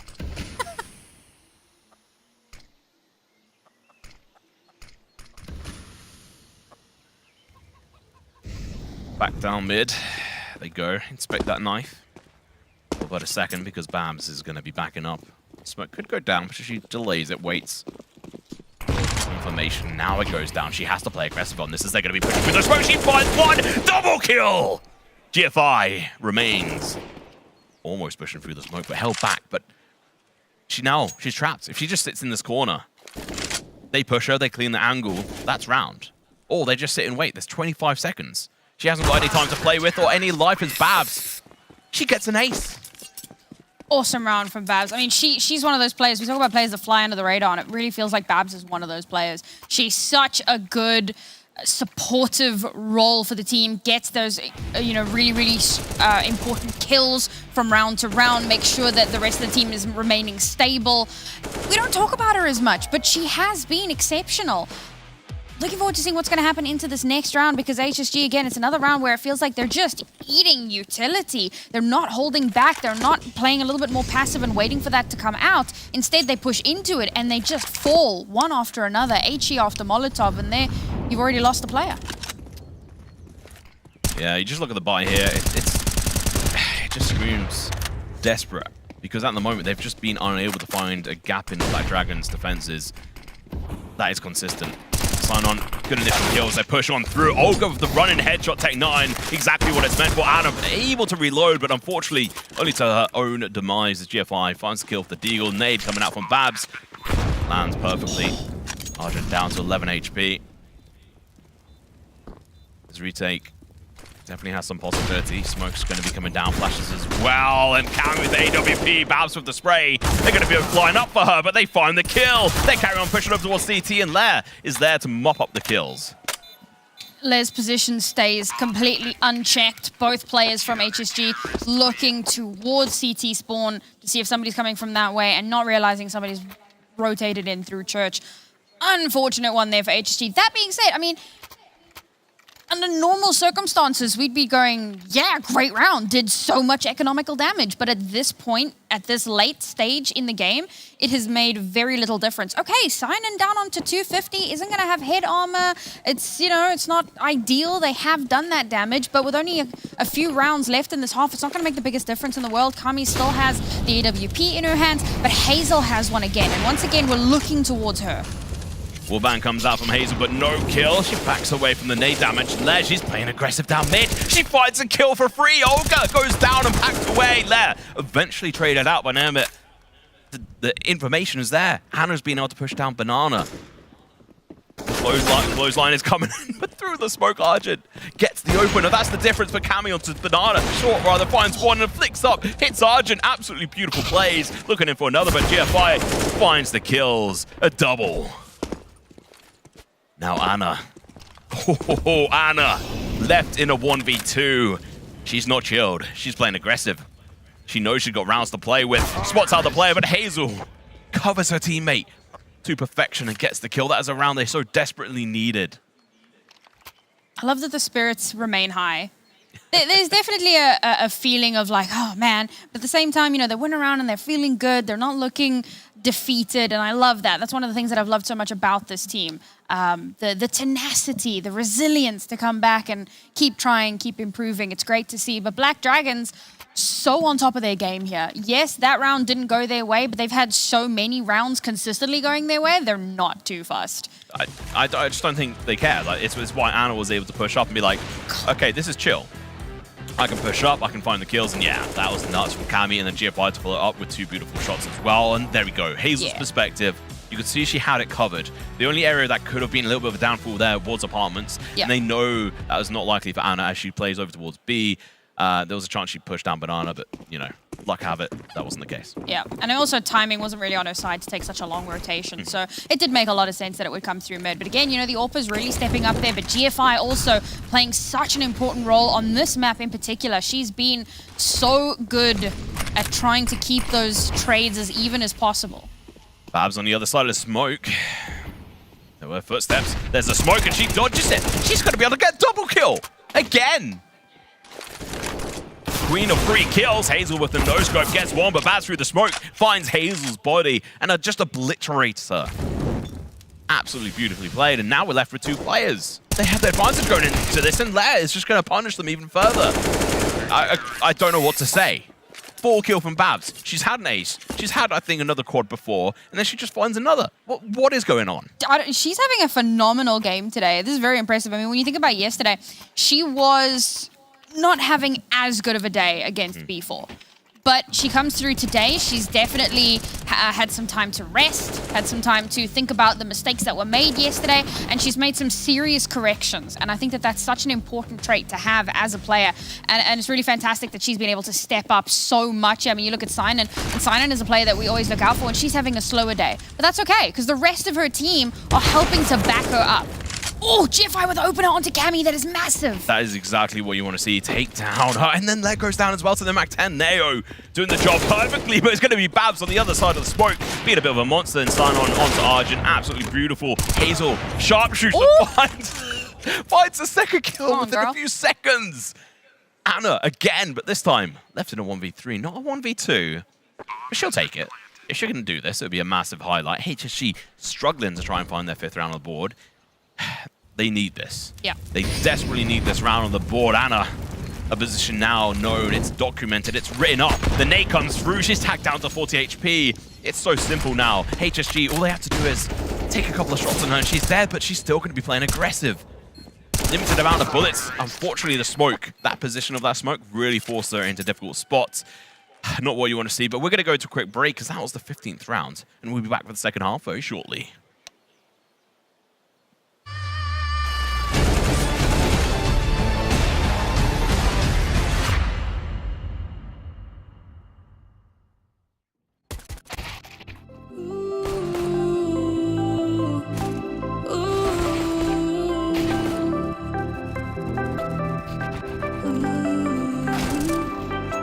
When the world seems big and I am feeling low, oh,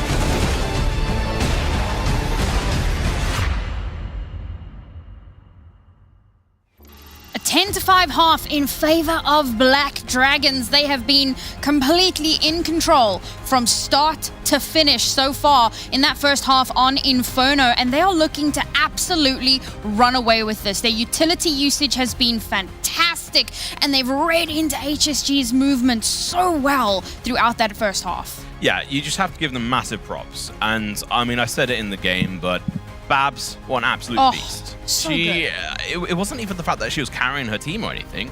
She was just playing with her team to perfection. She got multiple kills through the smoke. She managed to push through smokes, played aggressive, and also waited for them. She had the great timing, so there was great communication across the board for them, which is exactly what we want to be seeing from such a team. I can't actually even remember what kill she ended on, but it was something ridiculous. For Babs, I mean, she was on like, geez, so many. And so many multi-kills as well, like you said. 19 kills, if I'm not mistaken. Yeah. In the first half. And the fact that, what was it? I mean, I said this 3 times during the broadcast, so I'll probably be told to shut up. But 12.8k by the 6th round, while still having a full equipment, full nade stack, and a Galil in hand was absolutely laughable, because they can then play aggressive. And that's exactly how that's when Black Dragons are in their best. As long as they get, rewarded for playing aggressive, then they're happy, and that's exactly what happened. And one of the big concerns, I think, for HSG, we spoke about Olga and her part as that tip of the spear. She's been involved in 5 opening duels. She's only won 1 of them. Wow. So I feel like, again, we spoke about that regional familiarity. Black Dragons know Olga. They know her playbook, and they have shut her down so consistently. In fact, the player on Black Dragons that has been involved in the most opening duels is Kami. She hasn't won as many of them, but like she's there. She's always on the front line. And even if she's not necessarily getting that shot, more often than not, she's being traded because Black Dragons understand their win conditions. Well, pistol round. We saw this one already over by this time.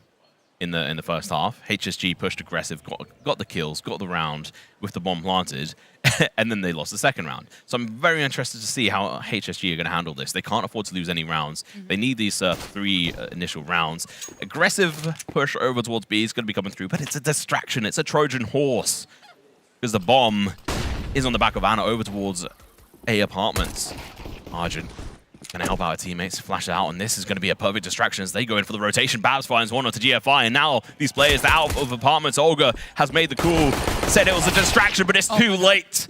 The Romans are out of the horse, and they are charging down and getting the kills. Sign on onto Olga, just absolutely beautifully orchestrated, and they're just making no mistakes. Until that. But, that's going to be down to this one player now, just doing absolutely beautiful jobs coming in as a stand-in. Oh, hit another headshot. Go on. Bring it in. Let's see if she can push through library and read this player like a book, or she's going to lose her head. Anna, the librarian. Murder in the library. It was Anna. Did they not see the sign? Shh, silence, people reading. That's unfortunate. Unless it's a game of Cluedo. Anna in the library with the USPS. Rough round, I think, for HSG. But Black Dragons play that so disgustingly well. It is ridiculous. The rotation, I was talking about how very often in these T-sided pistol rounds, you can have like a 5-stack running towards 3 or 2 players. They go on this like round-the-world tour, completely ignore the 2 players on B sides who are just like, okay, they don't even see it. They don't know it's happening. They run straight past, circumvent, come in from behind, and then they just completely shut down the side. It was such a good one. Negev. GF5, let's go! Newt, you watching? This one's for you, buddy. Newt is going to be watching with his chalk. Super excited, I'm sure.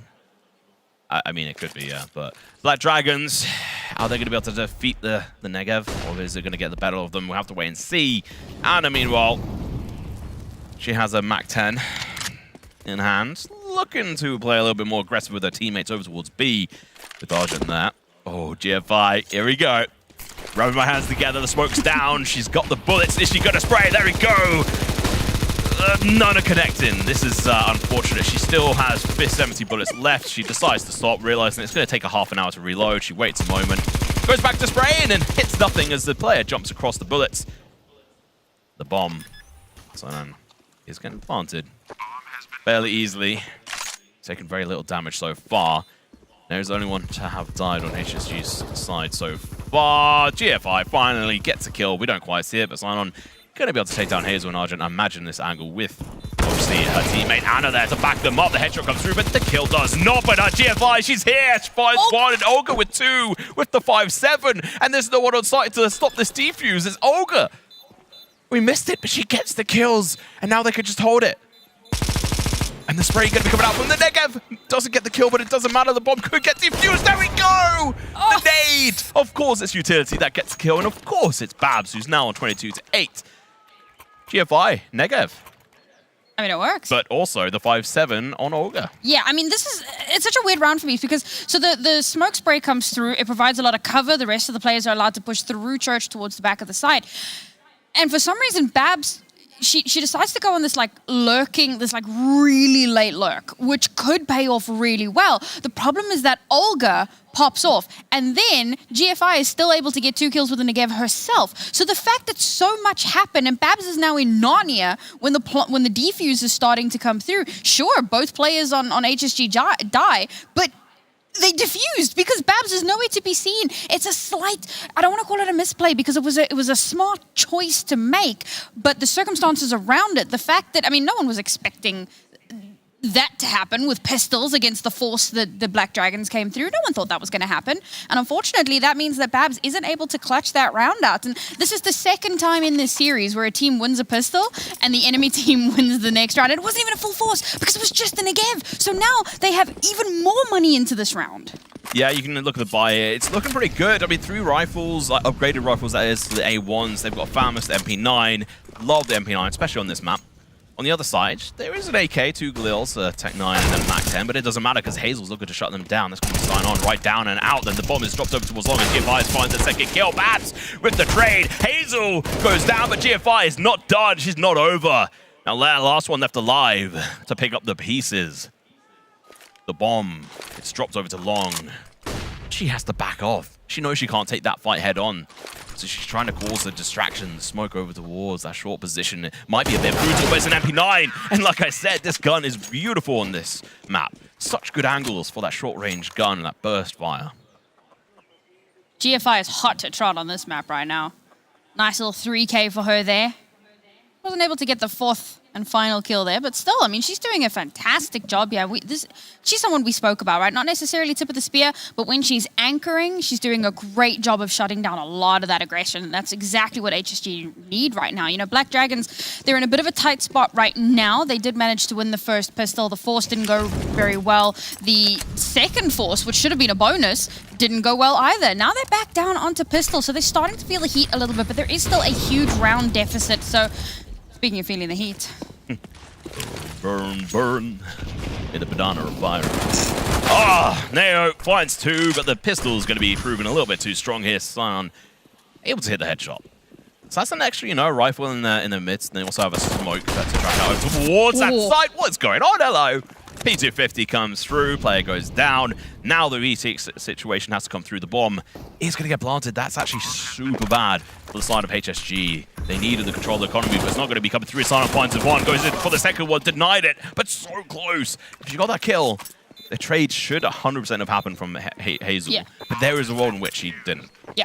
And the thing is, even if she does get traded out after getting that kill, it would be one more gun taken away from Black Dragons, which would have been fantastic for them, because that was an eco.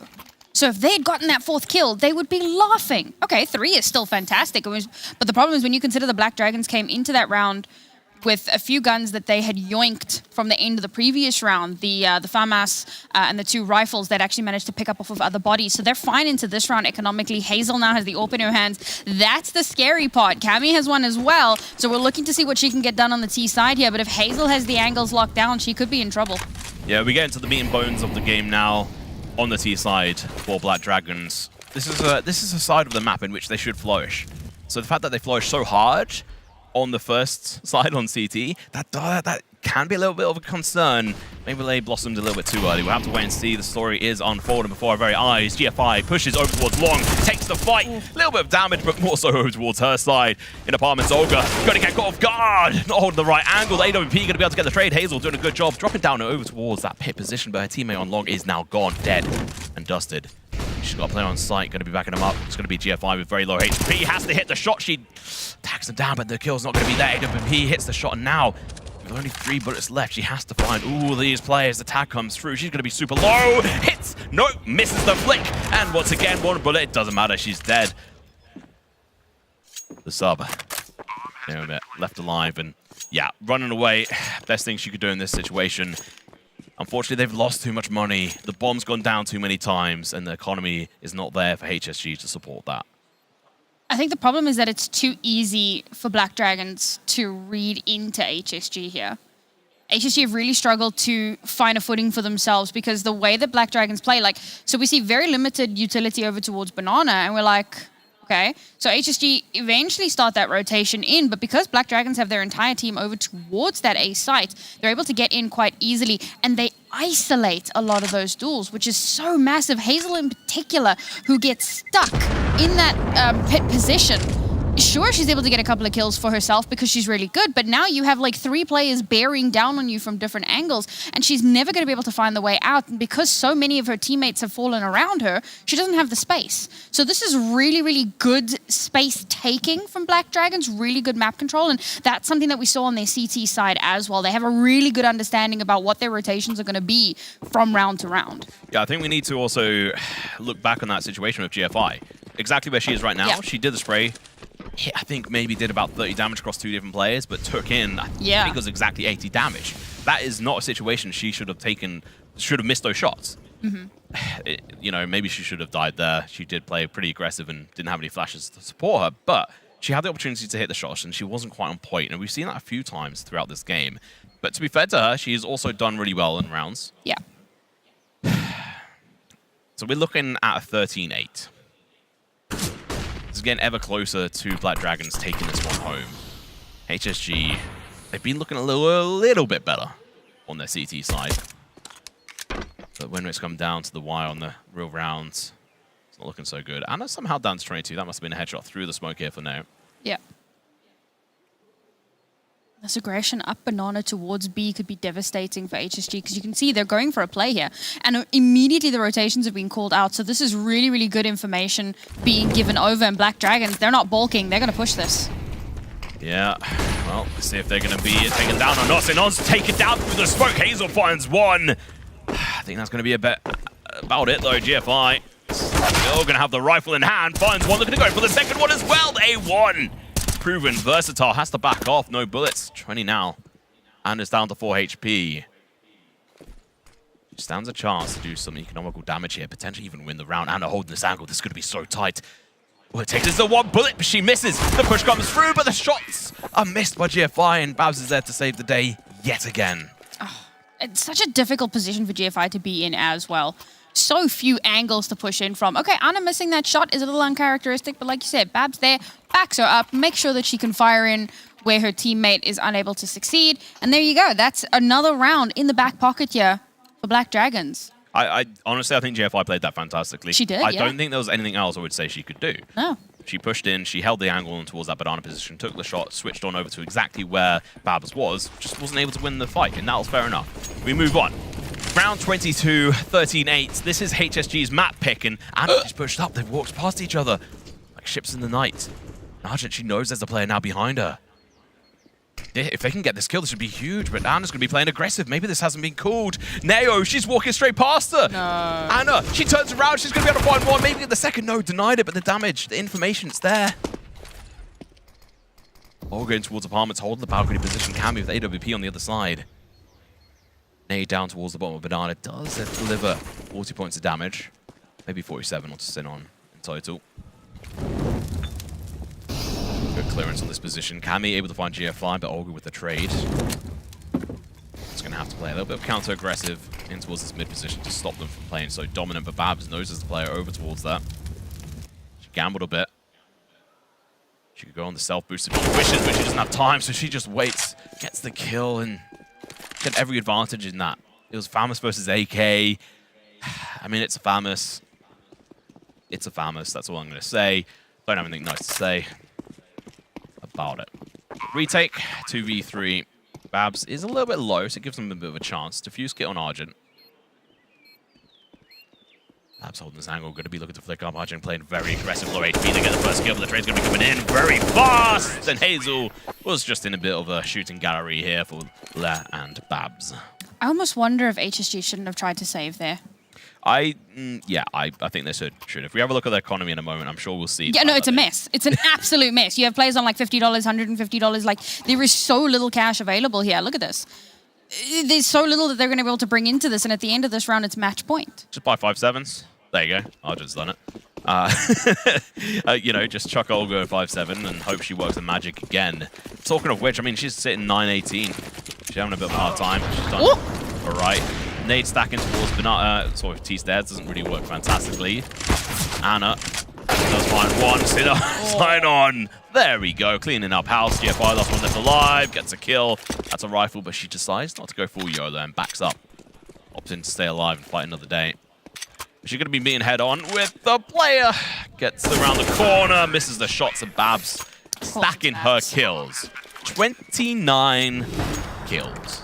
One away from that 30 bomb, and we're still in regulation rounds. We're nowhere near overtime, Tom. Like, let's be real about this. This has been such a dominant performance from Black Dragon, such a good performance from Babs in particular. I mean, one of the plays that we had pointed out before we came into this was Anna, and she's also doing incredibly well for herself, but Babs has, like, eclipsed her at this point. It's been so good to see that all of the Black Dragons players have those moments of brilliance. Even Sinan, who we pointed out at the, closest towards the start of the map or towards the half, she was having a quieter day. She stepped up. She's managed to get quite a few kills for herself since then.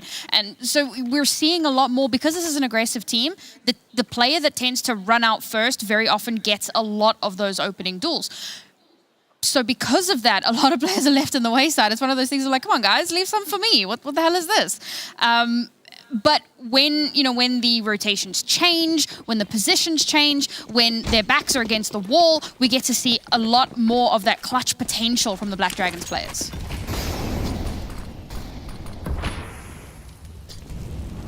Banana. Black Dragons go. Map after this is going to be Mirage, so keep that in mind.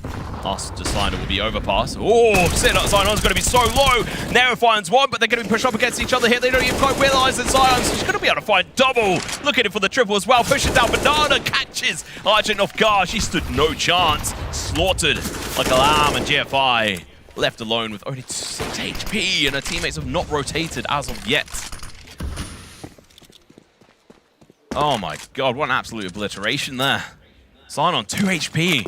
Oh, that's what I was just saying about her, man. She finds a double out of nothing. She's just gifted that. The nade comes out, it does a bit of damage to Babs. She doesn't care. She wants to hit that 30 bomb. Come at her. She wants to kill. Sign on. Find the kill, but never mind. 30 kills to 10 deaths. Babs, you absolute beast. And Hazel, turn around, find that kill. This is a 1v3. Babs, she's gone. She's out of it. No saving the match for her team right now. Hazel has to try and find them, but takes a wild swing with the shot. Hits nothing. 2 bullets left. 2 targets. Doesn't pick up the A1 instead. Knows that player's over towards Dark at the moment. Flicking around. Misses the no-scope. She's now only got 1 bullet. Hits the shot, but she's out of bullets. She has to go for the reload. And it's going to be Cammy to finish it up. Let's go, Black Dragons. What a solid performance from this team. We came into Inferno and we had questions. We were like, Inferno, not the greatest map for HSG, but Olga's there. Is that going to make the biggest difference in the world? And honestly, it didn't. It didn't make the difference they needed. No, I mean, HSG, they were looking pretty good at the start of that CT side, but it just wasn't enough. They were trying their best. But you know what? Talking about best, let's go and hand over to the best on the desk. It's going to be Frankie and the crew. Oh, thank you very much, guys. That was certainly an interesting game of Counter-Strike. Definitely not the game of Counter-Strike I imagine HSG were hoping to play. But congratulations are in order for the side of Black Dragons. We saw them bring a fantastic game plan to B4, even though it didn't go their way yesterday. And today they were definitely ready, particularly for the T side of HSG. I'm looking at these highlights and I'm wondering what the hell HSG are doing on the T side there. This is your map pick. You have a stand-in coming in. And off here, but I'm just have to say, what T side? Because that was absolutely a lackluster performance. Running through smokes, not flashing for each other. I have no idea what I'm watching. But that was a face-it game, not a championship match. I think you're being very counter-face-it game. That's the sort of like random matchmaking T-side is here in Infernos where no one's able to communicate, no one knows what they're doing. This was just so disappointing watching HSG's T-side over here on their map pick again, right? Again, just running through smokes, hoping Olga's going to go in and get kills and hoping you're just going to outfrag Black Dragons. I'll give credit where it's due, though. That CDT side from Black Dragons, apart from a couple of rounds maybe where they over-aggressed a little too much, they were clinical, they were good. They were taking the fight to HSG, and they're like, you want to just keep rushing Banana? Fair enough, come on in. Just waiting in open arms. Also, HSG just made Black Dragon's life so easy, like Hedia pointed out. There were no flashes. Sure, you might see a flash being thrown, but it's like popping off on the other side of the map while running through the smoke and gifting the aimers on a Black Dragon so many highlight moments, multi-kill moments, taking nothing away. I think players like Cammy with the op, we had criticisms of her from yesterday, like she was missing a lot of shots. She was great in the CT side with the AWP. Babs was phenomenal and ace as well in that entire game. So credit to Black Dragons, they looked fantastic, but HSG, what are you doing? Yeah, well, we'll come back to that in a moment. Let's save the disappointment for a moment, and let's talk about one of the bright sparks, though, for this match, because, as you mentioned, Babs was absolutely electrifying. Babs was phenomenal. Like, she was an absolute rock.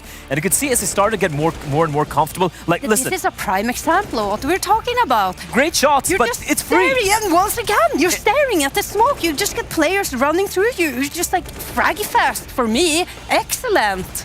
I mean, I don't want to take anything away from her. She obviously needed to hit her shots, but that was probably one of the... I think she ended the game with a 30 bomb. That might be the easiest 30 bomb anyone has gotten thus far in Impact. It was so free for Babs. Yeah, and when we are looking at the highlight, the replay, you just see them, they're running through the smoke and they're just not even looking at in her direction.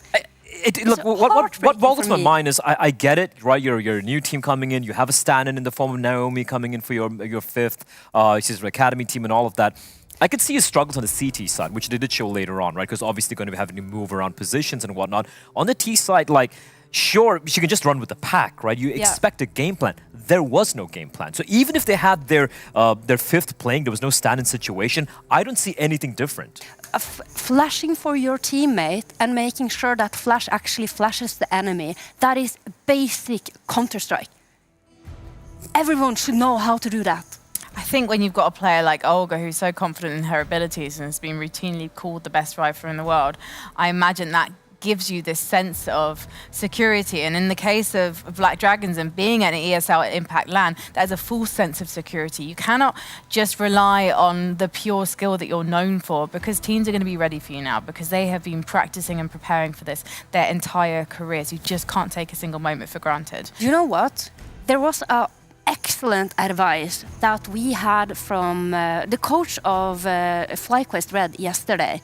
He's saying, this is LAN. Slow it down.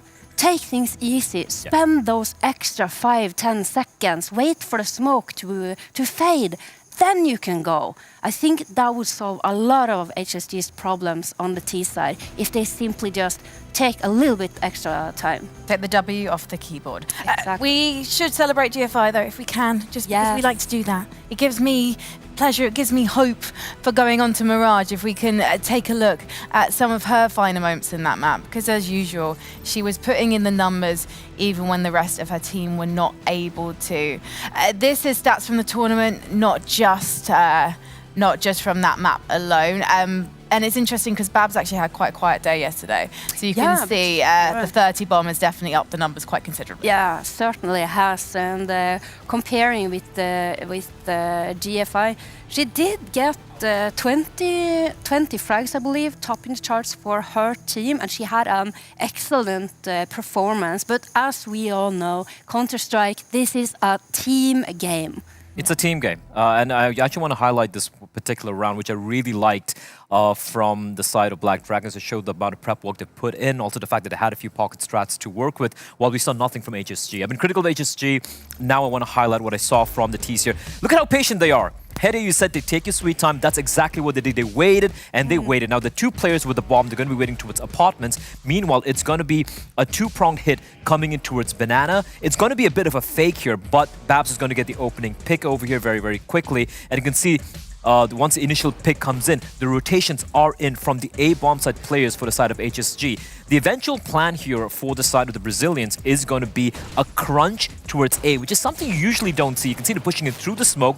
Yeah, He's going to get the first kill towards the CD spawn player. Yeah, it caught me off guard as well. This is such a great call. In the meantime, the two players from apartments just sneak on out. They catch the player in rotation on that A bomb site. Round's over. Like, the round's over at that point. Yeah, and little 2-0 left to do for Olga in apartments, and then the last player rotating in from B. Nothing to do there. Brilliant tactical. It just goes to highlight for me, Frank, like, we said this game could potentially be close. I personally said, hey, if HSG... I picked Black Dragons to win this game, right? But I said if HSG are to win the series, they could potentially do it in its two maps. Inferno is their map, because it's a map they're comfortable on. But just the sheer disparity in the game plan, the approach, the understanding of how to approach this map, this game, as well as the individuals, was so massive that I am genuinely flabbergasted.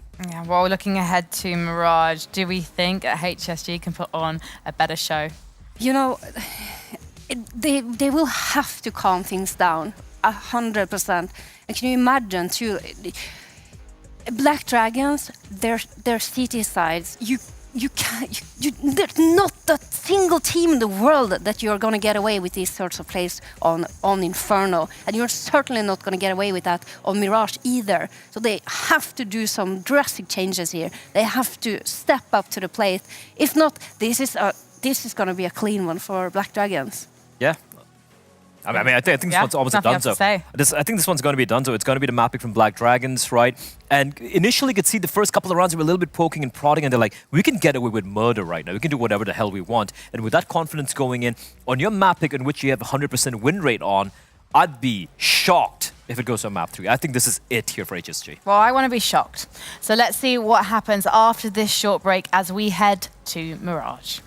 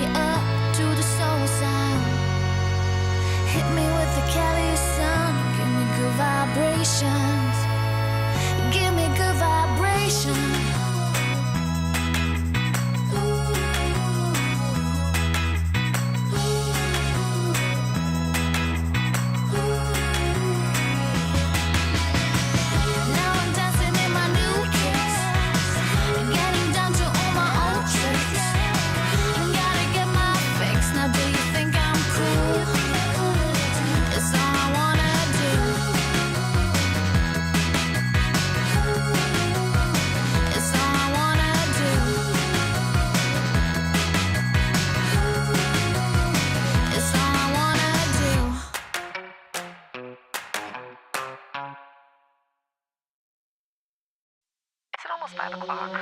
Tell me what you gon' do. Tell me what you gon' do. I quit. Tell me what you gon' do. I'm gonna run my own ish. Tell me what you gon' do. I'm gonna slay this, yes. Tell me what you gon' do. You better mind your own business. Tell me what you gon' do. I came to slay, yeah. Tell me what you gon' do. I'm gonna run my own ish. Tell me what you gon' do. I'm gonna slay this, yes. Tell me what you gon' do. You better mind your own business. Tell me what you gon' do. I came to slay, yeah. I told you what I'm gonna do, yeah. I said I told you what I'm gonna do. I told you what I'm gonna do, yeah. What you gon' do? Tell me what you gon' do. I run my own ish. Tell me what you gon' do. I came to slay this, yeah. Tell me what you gon' do. You better mind your own business. I came to slay, yeah. I told you what I'm gonna do, yeah. I said I told you what I'm gonna do, yeah. I told you what I'm gonna do, yeah. I came to slay, yeah. Tell me what you gonna do. Work, work, work. Tell me what you gonna do. Tell me what you gonna do. What you gonna do? Tell me what you gonna. Tell me what you gonna do. Work, work, work. Tell me what you gonna do. Tell 'em, tell 'em.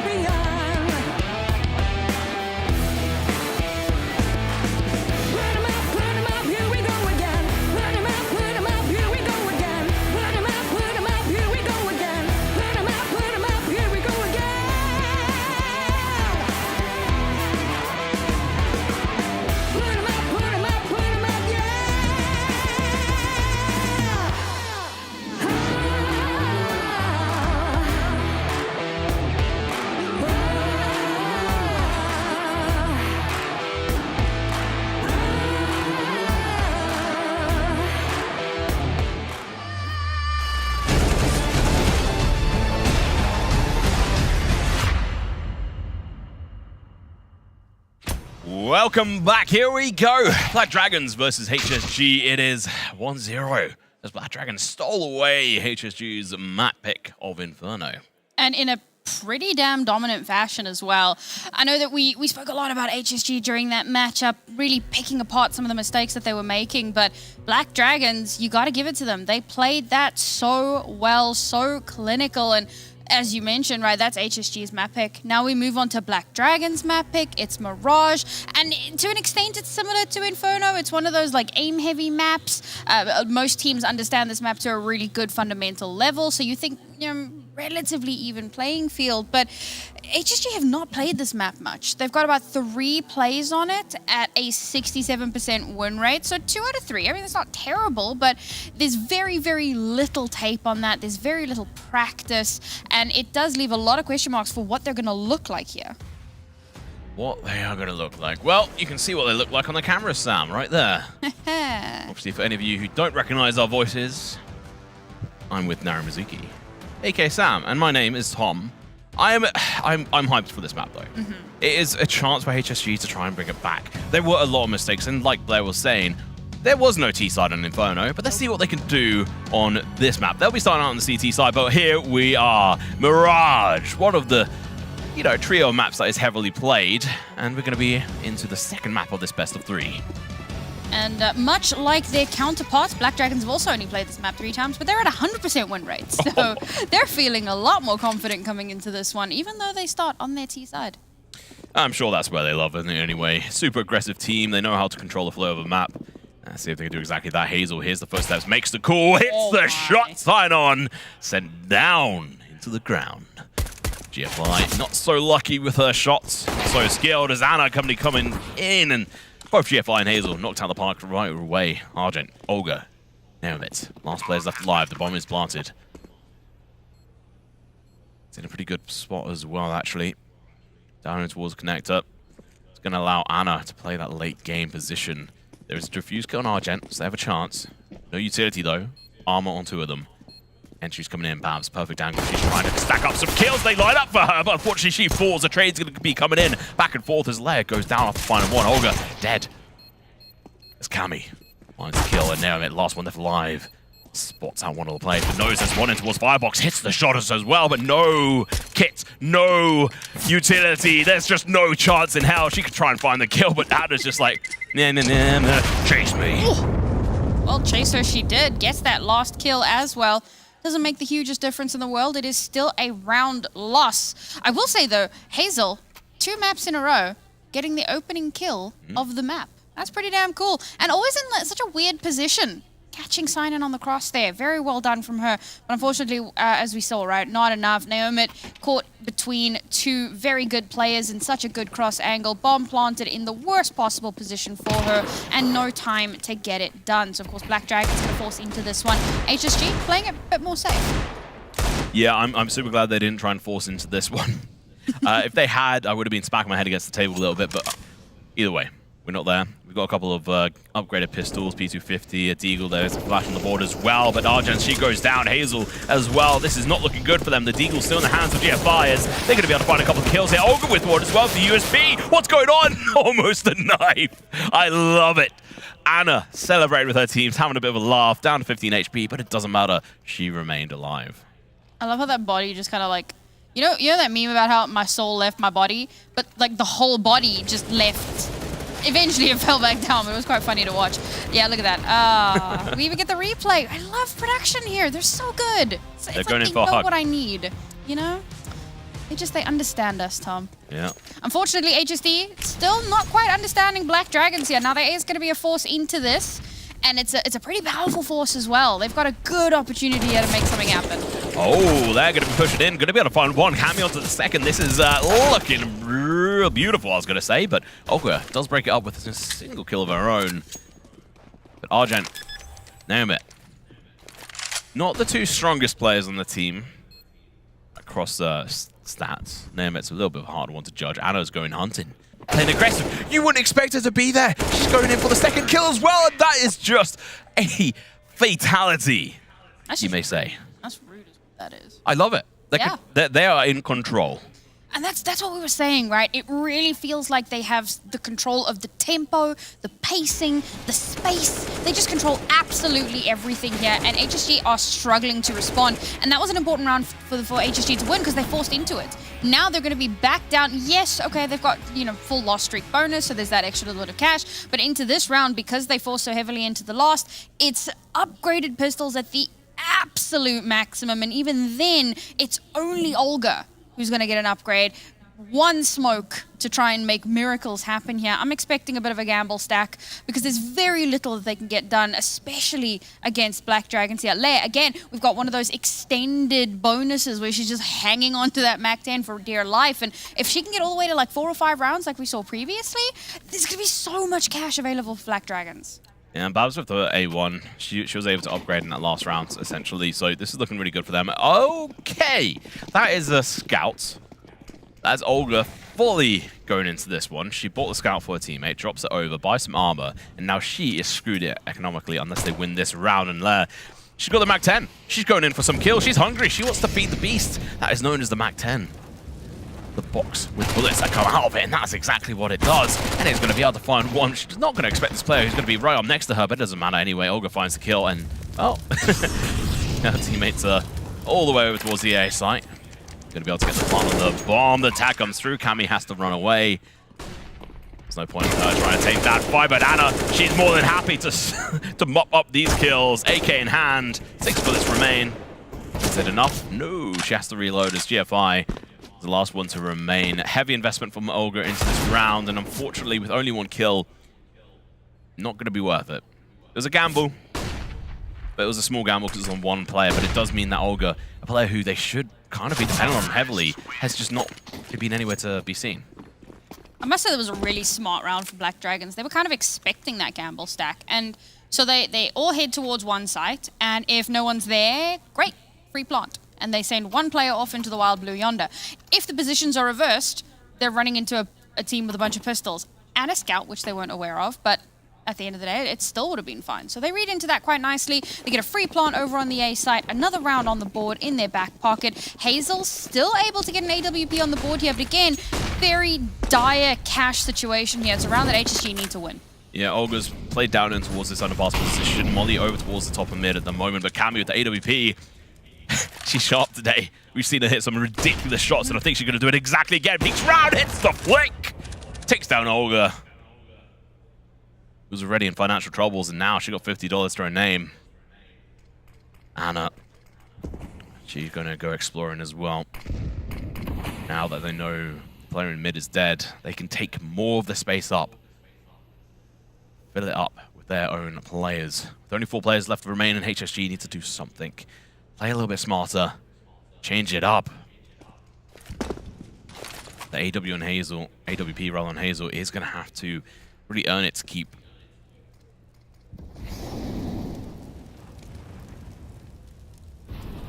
The slower pace is so uncharacteristic, but I love it. HSG are not going to know what the hell to do with this. Well, they've activated, they pushed on in. It's going to be jungle. Winner room going to be under their control soon enough. Anna going to be just holding this position to make sure they can't push on through. Oh, Cammy gets the kill towards short. Bomb does get planted for Pets. And that's connector position. Allows them to play multiple angles, mainly over towards that connector position. Looks to play a little bit more aggressive up towards the spot. Hazel as well, but they're just going to get absolutely slaughtered. Last one left alive is going to be GFI, finds one, but the fire is going to be burning her life. She has to try and run and hightail, but unfortunately... Oh, okay, GFI. Spicy shot, I respect it. And now she's still going to be playing counter-aggressive, just waiting for them to push. She hears the pull of the pin, I'd imagine, but maybe not. She's going to be peeking back in. That was a flick, but not good enough. Damn, if she hit that, I'd be so impressed. But unfortunately, not to be the case. Does a little bit of damage with the one shot a little bit earlier on. But again, it's not enough. They needed to win that round. They need to get rounds on the board, and Black Dragons are just digging their heels in here. I mean, this is so impressive from them. We said, like, we didn't really get to see much of a T side because they were just so in control all the time. Now that they have a T side, now that we get to see what Brazilian CS is all about, they are so demonic round after round. And this is what I said, even in a round where they slow things down, HSG don't know how to respond to that because they're not used to it. They don't know what's going through Black Dragons' heads. Even with that regional familiarity, it's so out of left field that they can't respond. Yeah, and I think we do need to bring up, obviously HSG are playing with, I don't want to say it like too brutally, but they do have a bit of a hand tied behind their back. They've got a substitute player. That's never easy to contend with, especially when you've got Olga coming in a little bit new to the roster, and you're coming to a very beautiful shot from Cammy. Lines up, takes down Hazel. I'll carry my thoughts later on because they don't matter as much as this action. Olga and co going to be charging on in, but they've got pistols. They've got to play over towards B. That's going to be Neremit. Just talking about her. Should be flying up against Anna soon enough, I'd imagine, unless Anna decides to back off. And she's, you know, pretty smart, pretty disciplined. Made decide to not go any deeper, but Smoke seems to be telling a different story from her. And I like this approach. Black Dragons, although they're a very aggressive team, they're also playing patiently. They know that this is going to be a low buy. Pistols most likely for HSG, so they don't want to risk everything for nothing. The other side, the Smoke, GFI's target does sit. Babs misses seeing that player, so this could actually leave Sign on peek around the corner, but she gets the kill anyway. It doesn't matter. Beautiful shots. Never is found and dropped. That is a defuse kit as well. I think it's the only one in the server right now. Argent. 5-7, 15 bullets. Peeking around that corner, that's not something that's going to favor you. It's going to be better to run away. Hits the headshot, but it's only going to deliver 91 points of damage. Olga has been spotted. Peeking on, hits the headshot again. 95. And this is why, you know, 5.7s, they're good and all, but at the end of the day, that long, like sort of mid-range or long range, they're useless. I mean, there's a reason that when you have money, you buy an AK. Yeah. I mean, as good as some of the pistols can be, there's definitely a better option. I wasn't sure how I felt about Olga's wrap around. I thought it could get results, but on this pistol round, it's going to be very, very difficult. And I think the idea there was to try and catch a player, you know, from behind, pick up their gun, run away, and it just was not allowed to happen. Yet another instance where HSG's ideas are shut down before they even have a chance to attempt it. I think that's also, yeah, just down to, like, Black Dragons who were playing discipline. They pushed in through that short position, also one in towards apartments, and then they didn't go back that same way. They were like, no, we know there's a risk over there. We've cleaned out these angles. Let's make sure we don't lose our weapons. Let's not give HSG an inch. We don't want to let them take a mile. Early damage, but it's 12 points of damage. She doesn't care. I mean, sure, it opens her up a little bit more of a risk to the rifles, but at the end of the day, she's just holding that position. Got teammate backing her up. Olga gonna get burnt out of position. She spots out a player, I think. So she's just having to hide behind this smoke. That's a call that must have been made. She might get spotted out. It's gonna be 2 though. She's gonna be able to find a double, but she's getting traded out. Cammy is dropped like a sack of potato. Naomi gonna be able to find a double, but Leia gonna be coming in with the trade-off, but eventually Cammy goes down. Fantastic plays coming in from the side of HSG to finally get around on the board. Yes, and it's been such a long slog to get there. They've been playing proactively. They've been trying to catch off some of these players, and it just hasn't been working out for them. This is the first time where they've managed to get those results, and a lot of that is off the back of some early information that maybe was unintended, right? Like Olga being able to spot someone at the top of the smoke. That definitely wasn't intended, but having that information and having the discipline to wait before firing in to make sure that the rest of the team knows what information she has, what the positions are, and what the potential response to that is going to be. Beautiful execution there from HSG, but it is only 1 round. Yeah, I just to bring it back to Olga's position there, it was that discipline of knowing that, okay, I may well have been spotted, but there's a chance. There is a chance I stay alive here, and I've got this information. Instead of just backing up, she couldn't. It was either stay there or run forward. Yeah. And she made the exact, like, perfect decision. It was down to a split, like, inch or 2 of her being spotted on, not Olga, back into the same spot. But finding that double kill was huge. Yeah. Sign-on played super aggressive. Argent, perfect. Molly, look at this as well. Sign-on's going to get burnt alive. As GFI is going to be able to get some damage in there as well. Not even sure how that happened. Babs down to 4. Cammy gets tagged from behind. 54 HP. Now it has to be careful. Molly burns her alive, but she stays up. Stays standing for now. GFI is so crucial to hold this angle. She's waiting for any kind of player to push down.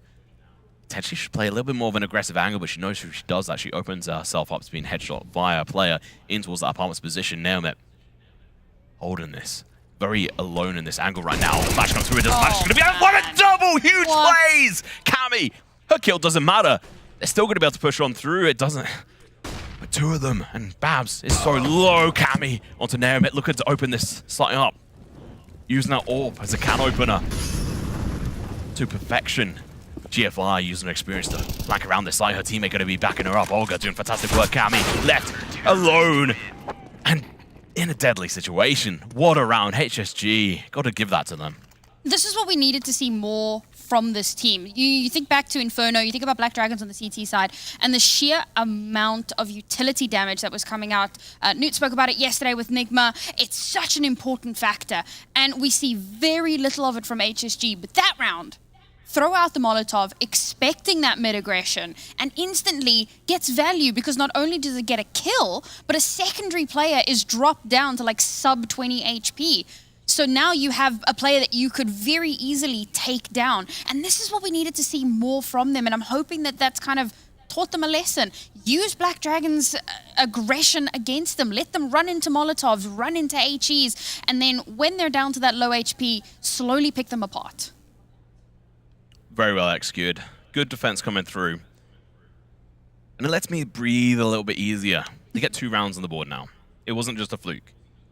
Maybe they've come online. We're going to have to see. There's obviously a pause out now. I'm fairly certain it was a technical one. We'll let you know if we find out. But we look at the stats at the moment. Hazel's not really sort of activated so far in the match. But that's fine. She knows she's a solid player. She's great with AWP. She's not had a huge amount of time to be able to, get those shots in. And we're still very early on into this map. 8 rounds. And she's being avoided a lot as well. Like, they're not really rushing towards where that AWP is, and honestly, who would? If you can figure out very quickly what position she's playing, and especially if she's playing a somewhat readable position, if you expect where she's going to be posted up, you're going to avoid that. And that's one of the difficult things about being an AWPer. If a team just completely circumvents you, you start to lose some of that value, and given how expensive the AWP is, you need to be having that value. So now, we'll see if they change up some of those positions a little bit here, and maybe Hazel will have a little more opportunity to pop off. This really is a solid round where both teams have everything they need. Anna tagged out again in towards that apartment's position. But to be expected, going to be that frontline player, rushing ahead. Flashes galore, they're going to be pushing through. Nemit's in a great position, gets a lot of damage, but no kills, no dice. Her teammates are going to have to clean up the action as they're looking to drop out above her. She has to find the kill, she runs out of bullets, that's the A1. That's the issue, not enough bullets in the magazine. And they give up the sight. This is a situation in which you wish you'd maybe had the AK from Olga. Oh, Cammy. Talking of Olga. Absolutely destroyed in that situation. GFI trying to find some kind of opener for her and her teammate to push into the side, but it's just not happening. They have to save Sam. Well executed from Black Dragons, but more so, damn it, the pressure got to her. She got the damage, but her teammates weren't there to help clean these players up. It was, oh, nice GFI. Good little exit there. Honestly, somebody call up Lemony Snicket. I found another series of unfortunate events for him. I mean, that starts off so well. Naomi has such a good angle. She's instantly flushed out of her position, but she calls it across, so a lot of damage flies through. One player goes down, one player becomes incredibly low, one drops out a window, one pushes out from the other side of the site. She runs out of bullets, and she's got 2 players who are incredibly low in front of her, but she can't finish them off because she has no bullets left. And unfortunately, at that point, the rest of your team, I was talking about Hazel and how maybe she'll have a chance in this round, but she's playing a super aggressive angle over towards the A site. She's in Narnia. She would have been the perfect person to have on B, but you don't know that that's where the push is going to come through. Maybe it's going to be a fake. You just don't know, and unfortunately, HSG could not stabilize, and Black Dragons take control again. And they're not going to get a chance to breathe as Anna, she switched sides. She's playing super aggressive over towards A, and Cammy is able to open up in towards the mid position. Actually, no, sorry, that was actually from Palace. But either way, Hazel getting burned alive at the moment. GFI through the connected position. Hazel finds one for the grenade as well. Cammy, AWP hits the shot, takes the kill on Hazel, who was already tagged down low enough that a leg shot was good enough. GFI from stairs, able to find one. Has a good denial. The bomb went over towards that CT position. Lair holding his middle as well, pushes in. Last bullet hits the player. A little bit of luck on that one, but we take him. The bomb looking to go down. GFI. It's in for the sound coup, peeks on in. Doesn't get a chance to get the denial, but stays alive. And Cammy, that's an unusual miss. Sign on. Good kill, Nemeth left alive. There's not really much she could do in this situation, so she's going to be backing up. No kit. Full roster of utility. But at the end of the day, you have to think forward. What's going to happen in the next round? You look at the money. Hazel's on 3K, GFI's on 1,800, and then, yeah, I mean, round loss bonus is cool, but it's not there. They haven't got much. Hazel is definitely being read into here. Like, instantly, the Molly coming out towards that sandbag position forces her. Look, she's not able to retreat, but she doesn't get burnt alive per se. Now, she does take a bit of damage trying to throw out some utility of her own, but she's able to survive, but she's stuck. And again, there is no chance for her to get value. And what I've loved about how Black Dragons have been playing is how dynamic they are from round to round. It's not just the whole W, go kill strat. They're actually, like, some rounds are more hesitant. Some rounds are very fast paced. Some rounds have a little bit of faking. Some rounds rely on utility, whereas some rounds rely more on getting quickly in onto the site and getting those early kills. And again, this is what HSG are struggling with right now. They're struggling to stabilize. They're struggling to adapt round to round to the different things that Black Dragons are doing. They can't get a beat on Black Dragons' plans. Yeah, Cammy, that first initial entry and then a follow-up onto Hazel was just absolutely beautifully played from them. And, I mean, we go into the 11th round. We've got 5 rounds left, Sam. Obviously, default round advantage over the Black Dragons with 8 rounds on the board. And I'm not going to be surprised if they rack up like 12 rounds. We shall have to wait and see. Cammy playing aggressive. She should catch a player off guard. Easy. Just playing super aggressive. The information's not there. Just misses a shot there onto the player who drops down towards Van. It's going to be Hazel with the AWP. Peeks over the board short, but not going to get charged. Van's going to go in for the kill. Cyanon's going to get dropped. But the players, Anna, she just drops in, gets the kill. Olga has got control of the bomb at the moment, but for how long? There's 4 players left alive. She's got a teammate, but she's on the other side of the map right now. Bombs in Narnia. That smoke gives her a moment, an opportunity for her teammate to come through. That flash as well. A little bit of denial, but AWP, and that's round. Most likely. Not quite. Especially with a little bit of a slower play. GFI has got some skin in the game at the moment. Peeking around the corner, and then, okay, Babs, too sharp on. Yeah, as soon as you go in for that peak, you know the smoke's dissipating. It doesn't matter how many flashes you throw. None of them could hit. Yeah. So, yeah, I think holding a bit more of a passive angle, wait for your teammate to come through was the play there. So, this entry, Cammy, so good. So aggressive. This is Black Dragons, Ross. Like, this is their MO. And the fact that Hazel is completely, like, wrapped around Hazel and she gets shot in the back tells me that information is not getting communicated the way that it needs to be. She should not be getting caught off guard like that. And much like what you were saying with Olga, same with GFI. I don't like that she pushed so aggressively towards bomb. She had sight on it. She could have played a little further back, but let's face it, 1v5, maybe she, or 4, maybe she gets a kill, maybe she gets 2, but realistically, she doesn't win that round. Back down onto pistols, a hero rifle. But we do have the 5-7, and Olga finds the initial entry. It's going to be the USP from there. It's going to be able to deliver a lot of damage. Not quite the kill I wish, but GFI with the hero rifle taking the shots. We're going to have to go in for the reload, and eventually dies. USP on Hazel, up close and personal, going to be playing aggressive. Hits the first shot, runs out of bullets, has to pull out her knife, and unfortunately not going to give a chance to swing that blade, as Argent is now left alone. Hero rifle's there. It's got 2 bullets. Deagle's going to be swung back out. Sees the player, takes the shot, misses it, and that should be a round. Ooh. Okay, Nico the second. No, that's not Nico's situation, but nice try. I think backing up from that situation, pulling out the rifle and going back at it might be in the situation. I think what we need to see from the desk, and maybe even Newt, is how HSG approaches these situations on the, obviously, like post-plant and coming in for the retakes. How do they actually handle that? It's not, yeah, not at all in most cases. Yeah, I feel like the passivity of HSG from round to round has been a massive problem. I was talking about their proactive rounds, and some of them were very good, but for the most part, as soon as they start to get scared, they play really far back. Cammy, going back to old tactics, missing the easy shots and hitting the hard ones. That is not what you want for the initial start-up. Good kill coming in, though. Cammy being dropped out is huge. Argent gonna be feeling happy about that. Persona, she's so close, catches Hazel off guard, going in for a double, denied it, but the damage is done. Down to 19 HP, but there's only 2 players left. Anna there. Oh, they know where one of them is. Argent's gonna get tagged down heavily as well. The shots are missed, and now we're on a 2v2. Somehow Black Dragons have turned this on its head as they pick up potentially another round. This is slowed down a moment. They've got the bomb. 19 HP at the moment on Olga. They have got a diffuse kit, smoke flash, nade. Pushing on. This may well be well read. It's going to be playing the forward position towards connector. No, they're going back, Sam. Oh. Huge issue for HSG has been communication. There Maybe we go. not necessarily in this round, but in general.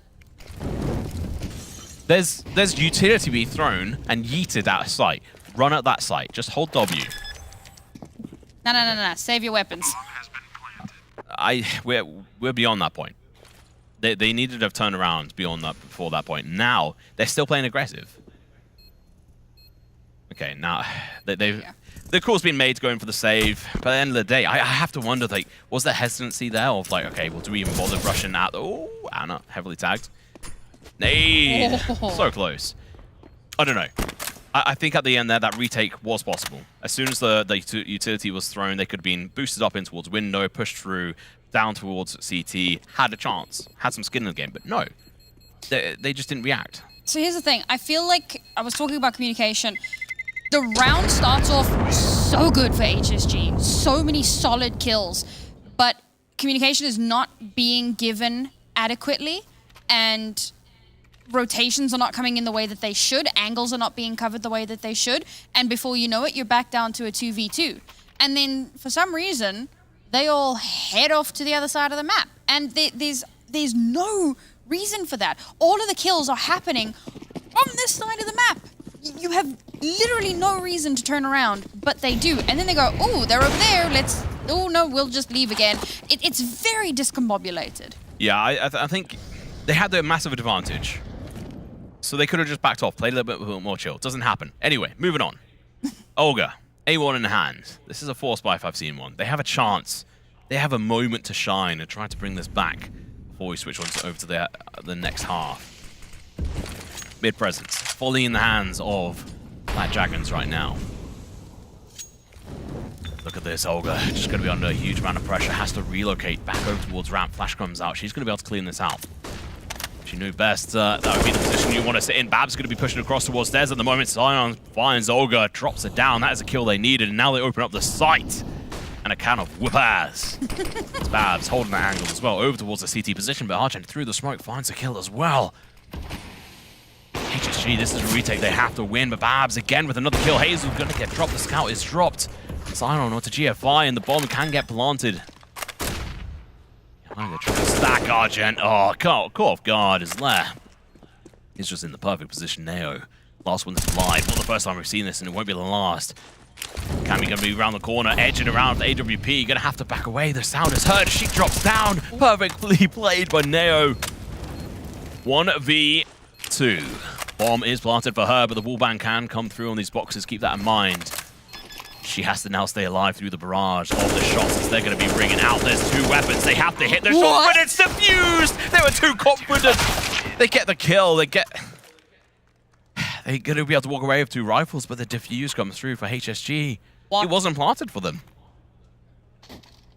Okay, a rare moment of what coming through from Black Dragons. There was a bit of a weird round, to say the least. I think they were expecting Kami to maybe stay alive a little bit longer. The problem is that they don't reposition after she's taken off the board.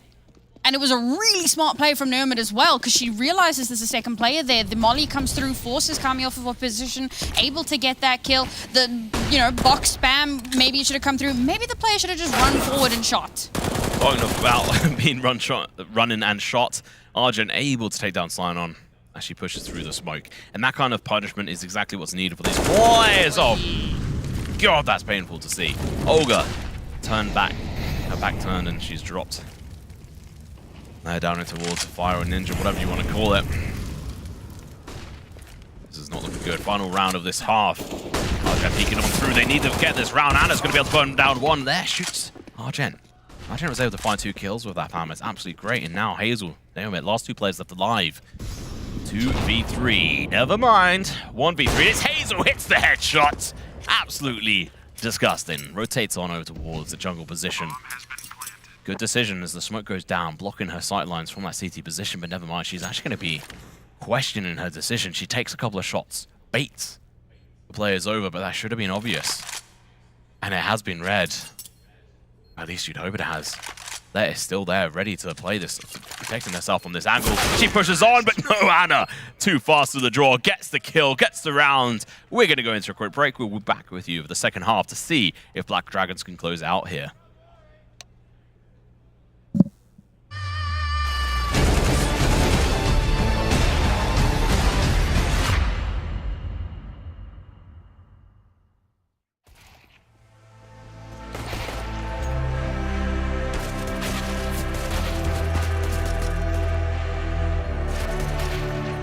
They say time's a healer, only time can tell. They say what doesn't kill you makes you stronger. I know it well. Take your pulse and lie it down. It's all about now, and you're alive. Light is pulling you in. It's time to begin a new life. I feel enough to last. Forget my broken past. I'm never gonna break. I'm standing tall. I know that I've been weak. I found the strength to breathe. I'm never gonna break. I'm standing tall. I'll be open with you, with me. No words unspoken. We can't be broken so easily. Take your pulse and lie it down. It's all about now, and you're alive. Light is pulling you in. It's time to begin a new life. I feel enough to last. Forget my broken past. I'm never gonna break. I'm standing tall. I know that I've been weak. I found the strength to breathe. I'm never gonna break. I'm standing tall. I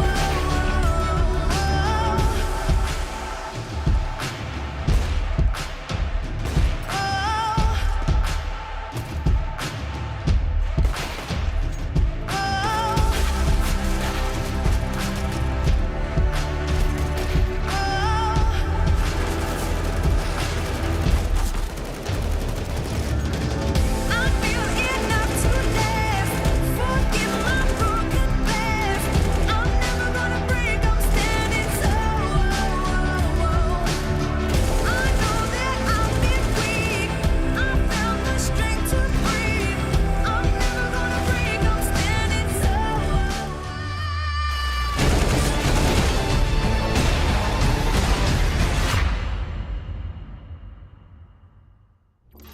Heartbreak is just around the corner here for HSG.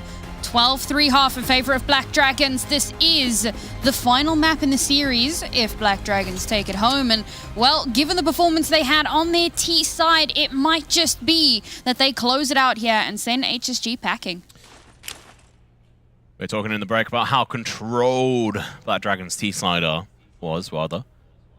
Let's see how controlled their CT side is and if they can keep HSG at bay.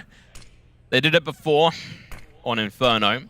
A map that quite often favors the T side a lot of the time. Well, especially within the South American scene. But we're not in that scene right now. We're in a bit of a mixed one. They have got presence. The bomb's going to go down, so it's a retake situation. Diffuse kit here on that sign on, so keep that in mind. Olga plays aggressive, but just going to be fed to the wolves as Leia able to clean up house on the final kill there. Now there's going to be a 3-on-3 as kill's going to be coming back and forth, and Argent from a distance with the Glock is able to find the kill, the headshot. She's been such a crucial member for her team right now. And an opportunity for them shines. If they can win this round, they can convert the next few. That is a wonderful 4-piece from Argent. Much needed round win here. I mean, coming into this with only 3 rounds at the half is possibly one of the most devastating positions that they can be in. But let's bear in mind, on Inferno, they won their T-side pistol. And what happened in the next round? Black Dragons forced up and slammed them back down into the ground and ran away with that first half. So that leaves me with a couple of questions about what's going to happen into this next. HSG going to be able to buy up, but Black Dragons, a little bit of a force, not as heavy as we saw in the last map, but still, there's a lot of potential here for some crazy shenanigans. Especially with this, Lair's going to be pushing up, Deagle in hand, round the corner. Not going to happen. I debated you in chat. There's no kill, but there is from GFI. Over towards the B site. It's going to be the 5-7. Looking to try and find the kill here. Sign on down to 73. Doesn't matter low, because Olga's going to be there from the sidelines to support her teammate getting the kill. If they can survive this without losing a single play, that would be beautiful for them. Cammy! That's what you get for not having head armor. Khalil is going to one-tap you. And Babs, a star on Inferno. Not being able to rise as high on this one because Anna's been getting all the kills alongside Cammy. No 30 bombs for her on this map, unless it goes into overtime, which would be absolutely hilarious and great. But HSG, going to get the 5th round on the board here, Sam. Do they have what it takes to bring it back? See, I was just thinking about the force we saw in Inferno from Black Dragons and wondering, why didn't they do it this time? And my thought process is, they want to slam dunk this. Unfortunately, they spent so much into this. It was as heavy a force in terms of money spent, but not in weaponry. So that's a bit of an interesting one for me. They put a little bit more emphasis onto things like utility, and it just didn't pay off, which is a great sign for HSG. And now with Black Dragons being back down onto a really rough buy, if you could call it that, HSG have a really, really solid advantage here. So maybe they can start to bring this back. Yeah, so they're most likely, I say most likely, you know, there's a possibility they won't be able to purchase this round. But otherwise, it's likely that they're going to take all 3 rounds at the start of this, which is exactly what they needed coming into this, but it's not going to be equalized. And you can see there's an aggressive push over towards B apartments. The information's here. They can now, you know, position back up over towards A. They got 2 players sitting in around that sort of palace position at the moment, and GFI finds the first one, but are they going to clean out under? They are! Good! Well, clinically played, and now they need to find the rest. Olga onto Babs. Sign on, Anna, never mind. Spoke the names too quickly, and Sign on, last one left alive. USB in hand, peeking around the corner. Argent walks into the bullet, but it doesn't matter, it misses, and she stays alive. 1 point of damage sustained throughout the entire team in that round. Anti-eco to the fullest extent. Sure, they had the MP9 from the previous round, but it doesn't get anything done, so it doesn't make a difference whatsoever. Much needed one here for HSG, like you said, right? But still 6 rounds just to even things out. And now Black Dragons come into this round with a fully stacked buy. Kami has the AWP, and again, it's another game where she has been an absolute demon. See if the AWP can find some shots in a moment. You look at the buy, it's looking pretty good for them. There with no head armor, doesn't really make, well, it's actually going to make a massive difference in this versus the 3 kills. Olga pushing up, it's going to be GFI on the first kill. Silence going to get dropped. Over towards B they go. Now it's going to be the main sort of factor here on them being able to win this. Never mind GFI as she finds the first kill. Here's Anna to try and clean up the house, but she can't. Neo finds the kill, and Cammy, last 2 left alive.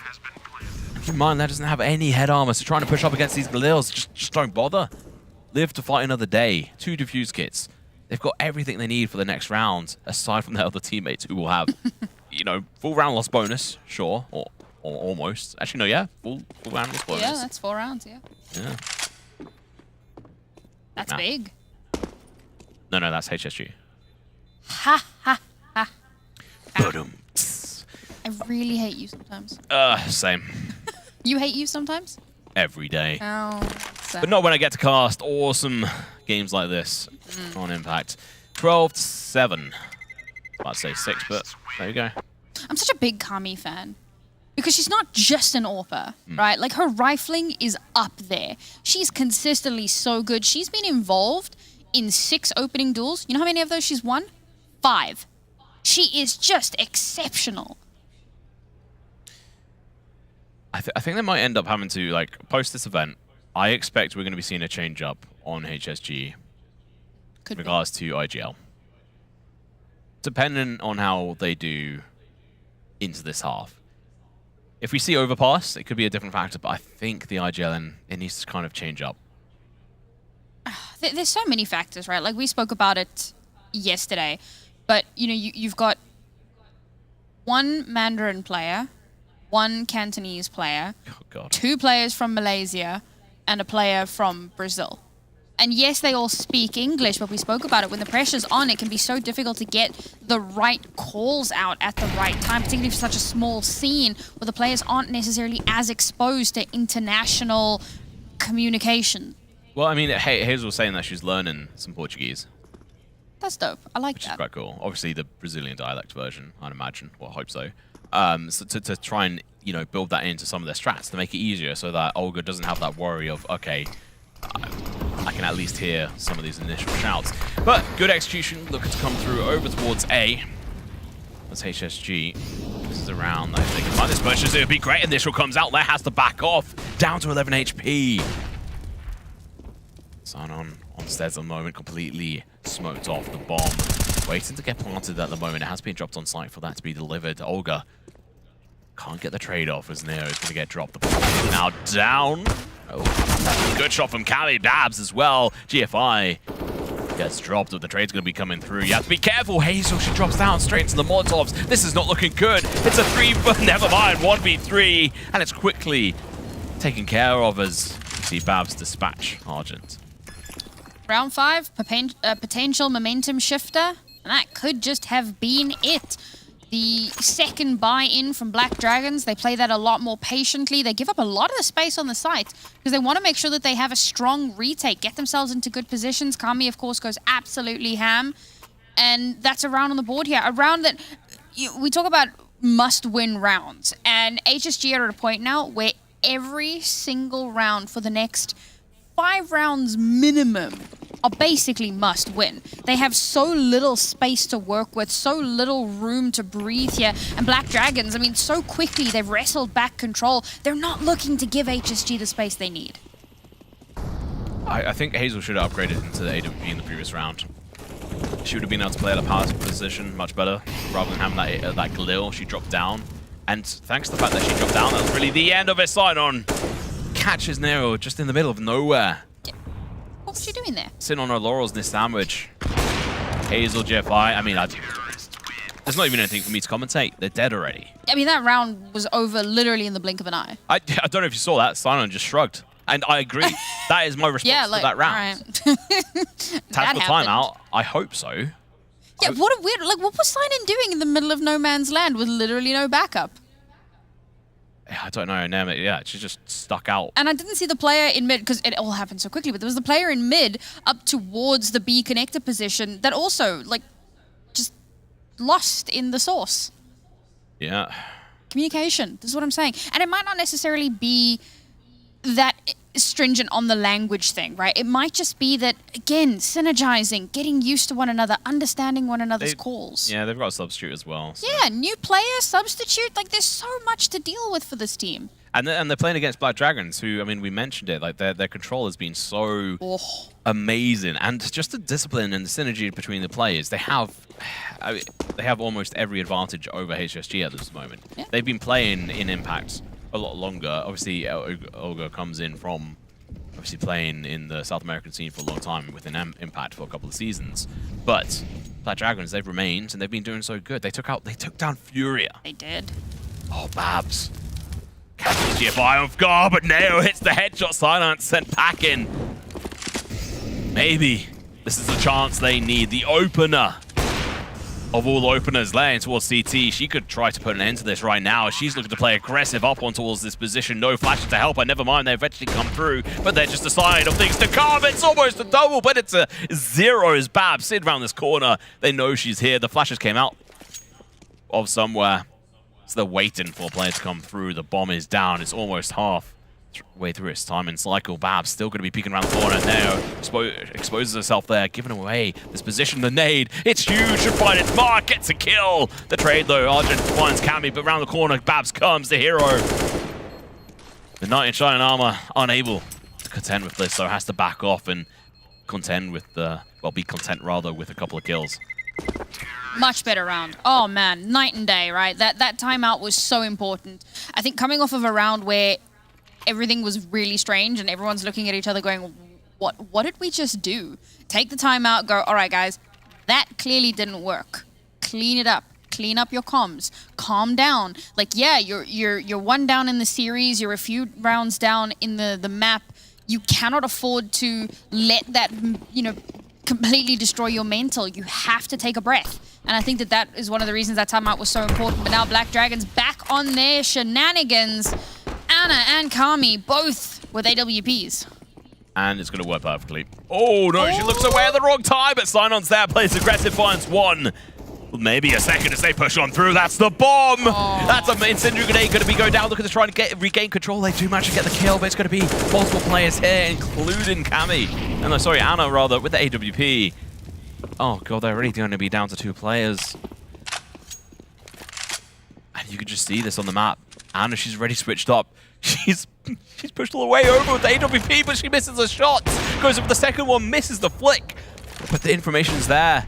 She slowed them down. It's going to be Kami's turn for the AWP. Finds one, looking for the second one, flicks on over, shuts it down. As they pick up the 15th and penultimate round. Match and series point. The adaptations from Black Dragons are so good. From round to round, changing up how they're going to be doing things. And again, you never know what exactly is going to be happening in a given round. So Sinon, she pushes through this apartment's position. If she gets nothing, she's in a flank. She's in a damn good spot. But the fact is she gets not 1, but 2 kills off the back of that. And from there, everything just falls apart. HSG just have no clue. Like, they're relying so much on individual skill here because Black Dragon's strategic understanding has just been on another level in comparison. And the storyline continues from this, no matter who wins. But obviously, if Black Dragons do win this, they'll be going up against B4. Oh, again. That is going to be a spicy matchup. In a best of 3 this time. Best of 3. And that'll be the 3rd matchup today, if I'm right in saying. But we'll get to that. We'll let Des talk about that. I imagine they will be on the topic of conversation. Much slower round so far in HSG. They don't have as much utility to play with. Babs. Anna, this double nade stack. How do they know? Perfectly played, but unfortunately the wrong position. Anna goes down no matter what anyway, with the AWP coming through from Kami and just pushes through in towards this ramp position. Able to find a kill. Absolutely beautiful Argent trying to find anything but unable to. GFI goes down. Last player left alive. It's going to be Argent. Gets a kill, but sent back in. She's dead. She's out. HSG sent back to whence they came as Black Dragons are able to find the win. And what a win it was. They're showing their skills, their discipline, their improvements match after match. Yeah, I think we have to bear in mind that the Furia that they beat was a Furia without Olga, and that does make a big difference. But now they get to play Olga and Olga's new team, and they make that same statement. They have come to Impact to make a serious run at this tournament, and they've done so well so far. Of course, their bigger rivals in B4 again are waiting for them just on the other side of today. They're not out of the woodwork just yet. There is still an uphill battle ahead, but for HSG, unfortunately, this is where we say goodbye to them. But there is some good news in that maybe not good news, a bright silver lining in that they have some time. Yeah, really well played by HSG. Hope to see them in the future. But Black Dragons, absolute beast. But that's enough for me and Sam for today. We're going to throw over to Frankie and the crew, as I usually throw, and let them break this down. You can see the disappointment on the faces of the HSG players as they head home early. It's going to be back to the drawing board for them after this disappointing result. But this is a team that's rebuilding nearly from the bottom as they try and integrate the superstar Olga into their roster and into their system. Hege, just give us your impressions of Mirage. On Mirage and also on the entire series, this was HSG, or rather Olga, trying to do plays on CT, spawn-based plays, where HSG was simply unable to provide the same amount of support, the same amount of utility that Furia had been previously. It looks weird when you're watching, particularly round 5 comes into my mind, where you have Olga on her own down in mid. She has pushed out on low. She's trying to search for an entry. Behind the boxes top mid is Cami. She doesn't get any support from her short player, no flashes from her A players. It's simply left alone to die. So it's a little bit of a struggle for HSG now, because Olga, who usually we are so used to seeing her with a team that's supporting her and enabling her to perform at in this sort of wild place that she wants to go for. But right now, this system around her isn't properly working. So there is some work to be done by HSG, and I think this is one particular point that they have to put in a lot of effort. Maybe I'm reading into the numbers too much, but when you look as well at the HSG stats there's 2 players with no assists at all. I'm sorry, this guy's just having a ball of a time on that ball. Right there. Anyway. Are you wishing that you were on the ball? I like riding bulls. Yeah, I've seen it. Yeah. In my Anyway, dreams. getting back to not being able to stop the Bulls in the form of Black Dragon. Look, for HSG, it feels like over the course of this 1 year, right, the past couple of seasons of Impact, I've seen a lot of teams evolve, have to reinvent themselves. Like Nigma Galaxy, for example. Look at a team who are the queens of women's Counter-Strike, and have seen how other teams are now starting to anti-strat them, study them quite a bit, so they're trying to try out new things and reinvent themselves. You're seeing Na'Vi Javelins looking good. You see everyone kind of elevating themselves.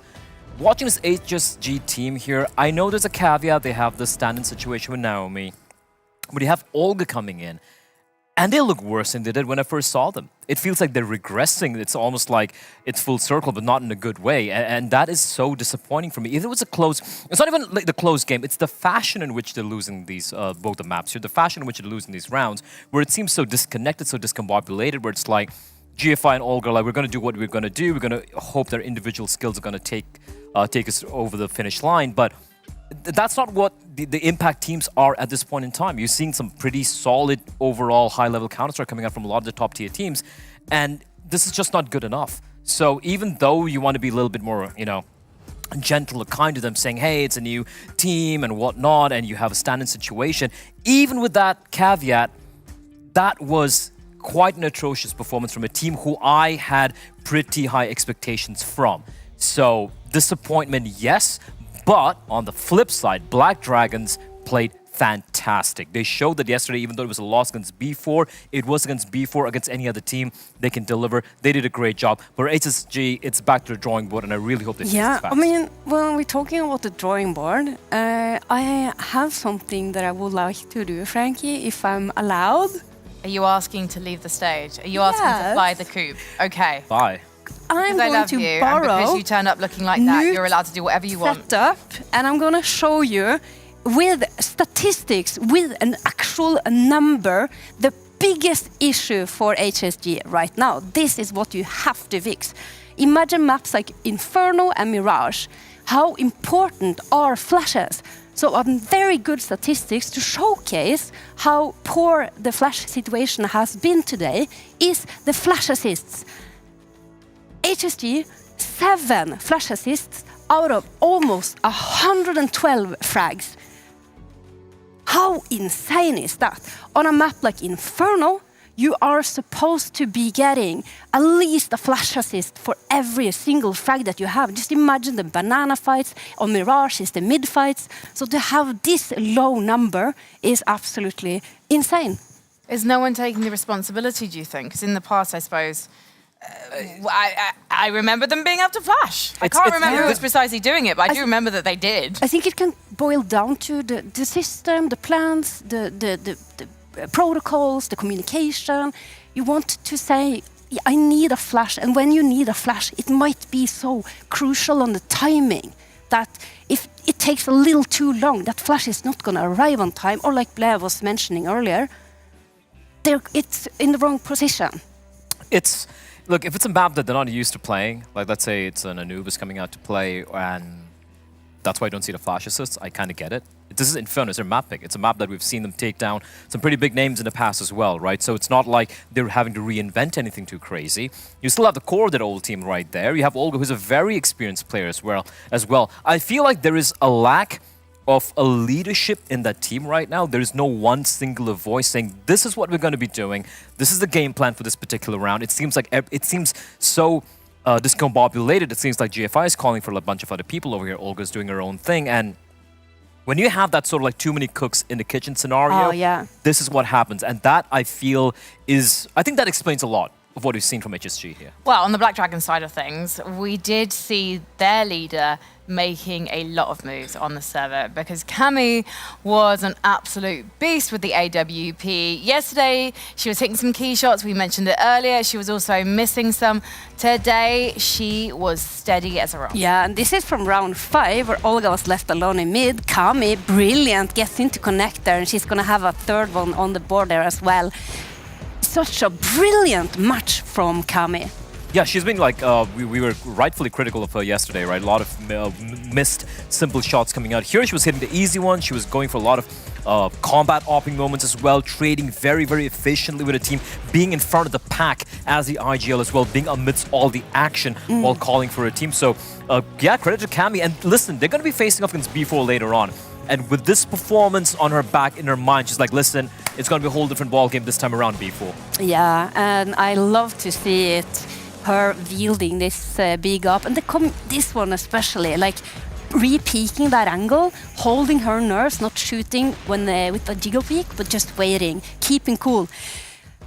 Ice in her veins. And sometimes, as an IGL, not IGL, as a primary operator for your team, or when you're really feeling it and you know you're getting away with the lack of any flashes being thrown by your opposition or any utility which isn't harassing you in the server, you're allowed to go for those kills. You're hitting a shot, you go for it. That's when I'm like, yeah, you go for the repeat. That's when you go for the flex frag, so to speak, and you kind of cow HSG in the server, and that's exactly what you did. And I don't think it's going to be as easy against B4, but as long as she's hitting her shots and doing her role as she did here in this game, I think they have a very good chance of potentially pulling off an upset later on. I think they do as well. I wasn't sure about the skill base across all 5 players.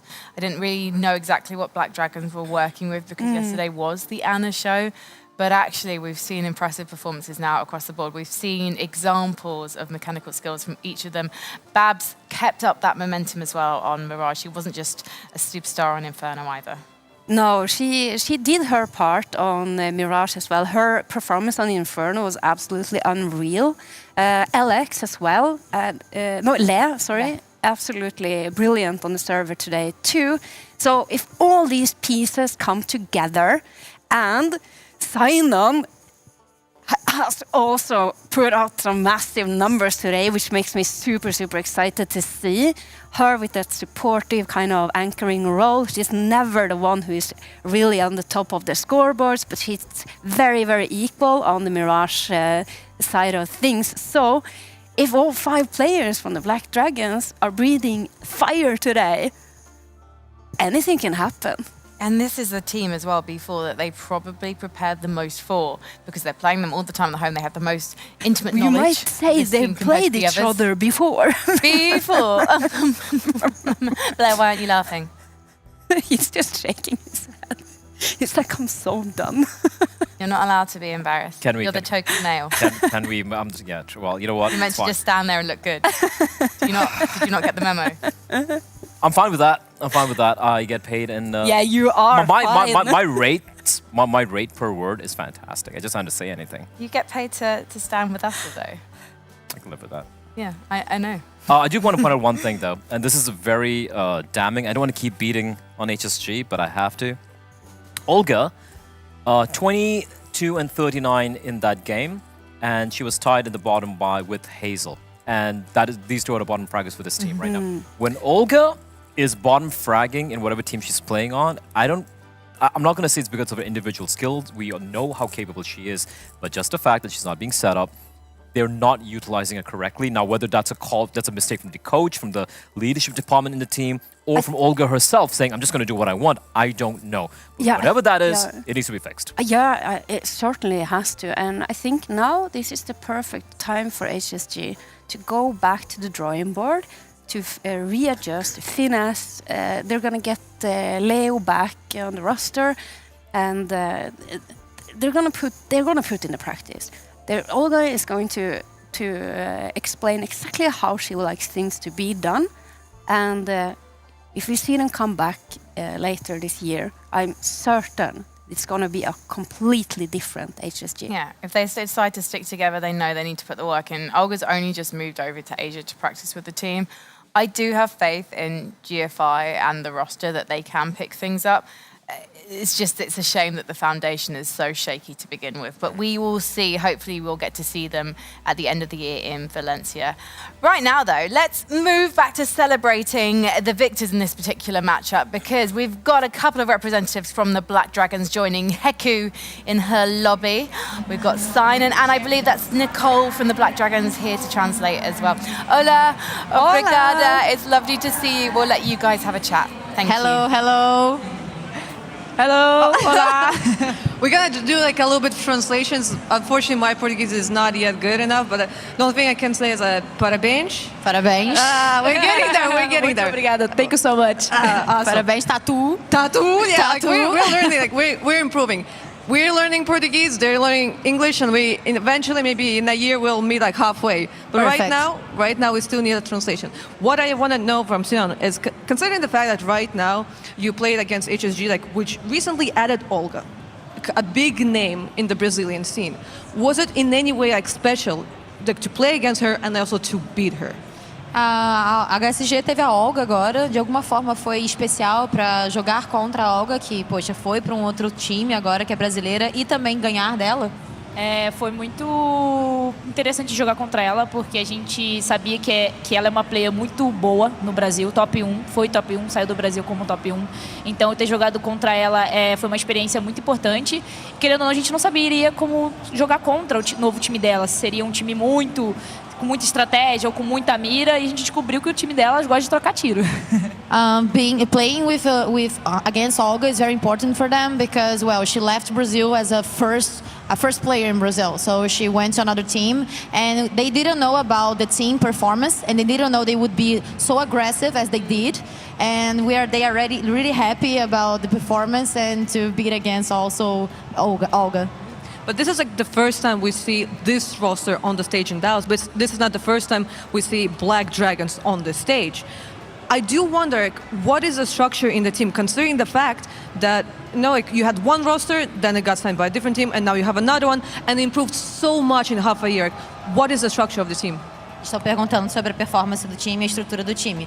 Well, as a structure of the team, as you can see, like in the Dallas last year, the B4 roster used to be Black Dragons, and they changed to B4. But we created another roster as good as them, and we are here as well in Dallas. We see the talents in the girls, and we see in the spotlight an opportunity, and we embrace them, and we put on analysts, psychologists, all the structure we have in Brazil. We have other rosters in Brazil as well. We are one of the biggest organizations in Brazil, including the female spotlight, including the female scenario. We have Valorant roster, CSGO roster, and also Rainbow Six Siege roster in only female. We have all the rosters as well. So we have a good structure, and we gave them all our love and our passion. And I used to be a professional player, so I know the feeling to be on stage or the feeling to compete. And we are really proud of the work they're doing. They are really, really dedicated, and they are getting powered up. They're definitely, like, the way how they've been improving, it's absolutely insane. But I do believe our desk will probably also have a question. So, keep your ear open. Guys, what do you want to know? Hello, Sinan. Obrigada. That was a great game. How would you describe your role on the team? Como você falaria do seu papel no time? Bom, claramente não matei muito boneco, mas a minha importância no time é para motivar, para fazer algum tipo de utilitário que meu time precise, alguma cal que precisa entrar para se matar e meu time matar muito. Eu vou fazer a função do que meu time precisa. E que foi o caso desse jogo. Não, claramente não matei muito, mas fiz o necessário para a gente ganhar e saímos com a vitória. She will do the function that is needed for her. Like, maybe she doesn't get so many kills, but she will bang, she will flash out, she will do the definition, she will do the job to make Black Dragons win the match. No matter what the kills, no matter what the girls are asking, she will do whatever she needs to do as a team to beat the match. Obrigada. Thank you so much. This is exactly the sort of player that I love to see. I really like your style, Sinon. Any other questions? Oh, Nicole, I wanted to ask you. You mentioned you used to be a professional player, so what do you think of ESL Impact as a circuit and what it's done for the scene? Oh, okay. About for me, right? For you, Well, yes. I used to be a professional Rainbow Six Siege player. I used to play top tier 1 competition. I was the only female in Latin America to compete against and among men. And I decided to start Black Dragons in 2016 when I was a professional player. And having ESL Impact is one of the biggest female championships worldwide. It's like giving a spotlight and a chance to the girls so they can create a better environment and to get better in the game too. In the future, maybe we'll see more and more girls playing IEM and other championships with men as well. So this is an opportunity to create new talents and to give a spotlight for the girls that for so long didn't have. You're a badass, basically. I believe it's that. That's the short version of that answer. You're an absolute badass. Thank you so much for talking to us. We can't wait to see that rematch against B4 later. Thank you so much. Manda aí recado. Beijo, galera que tava torcendo pra gente. A gente ainda vai querer a torcida de vocês pro próximo jogo, hein? Muito obrigada aí. Valeu, go BD! Thank you, guys. Go BD. Oh, thank you so much. Obrigada. That's adorable. I love it. Yeah, it's amazing Fantastic. to see more orgs represented at ESL Impact. As sad as we are to not have Furia here, because we love seeing them compete and seeing them go from strength to strength, it's brilliant to actually see other teams kind of get their opportunity on LAN and showing what they can do. And we were surprised yesterday when they did challenge B4 so well. Obviously, HSG, definitely not the same competition, but later on we're going to see them have a rematch, and it's going to be a best of 3, not a best of 1 against B4. And the fact that she brought up, and it's something which we all knew but kind of slipped my mind as well, right? They were this B4 lineup where the Black Dragons lineup at one point in time. Imagine a storyline where you leave Black Dragons, they build a brand new roster, and they finally take it down in the biggest game between these two teams. That would be one hell of a revenge storyline. That would be incredible. And, you know, regardless, I think we are going to get a tight affair. But I would be absolutely, like, I love that storyline. And it was so nice to hear from Sinon and Nicole and get a little bit of insight from the management in the orgs as well, to see how the ESL Impact. It's been an impact. Yeah, exactly. Yeah. Well, she set it up. That's her organization. Yeah, and I absolutely have so much love and respect for women who can come in and do those kind of things. Yeah, I don't. Badass, Really, you said it. She's a badass. I'm trying to think of other women who've set up their own esports organizations that are as big as Black Dragons. I'm sure there are women who have started, and I'm sure there'll be many to follow as well. But Nicole herself is incredibly inspiring. If Nicole can do it, so can we! Exactly. I think that's the entire point of this entire Impact thing, right? Like, if that player can do it, so can I. If they can do this, so can I. And I think that's I think that encompasses, like, the idea, the soul of what ESL Impact is, and that's great to see. Yeah, well, we will see the Black Dragons return to the stage later on as they take on B4 for the final spot in the semi-finals. But next up, we've got to find another member of the top 4 as 2 more teams go head-to-head. It's going to be FlyQuest versus 9 Pandas Fearless, the rematch. So, grab a cup of tea, and we'll see you in a few.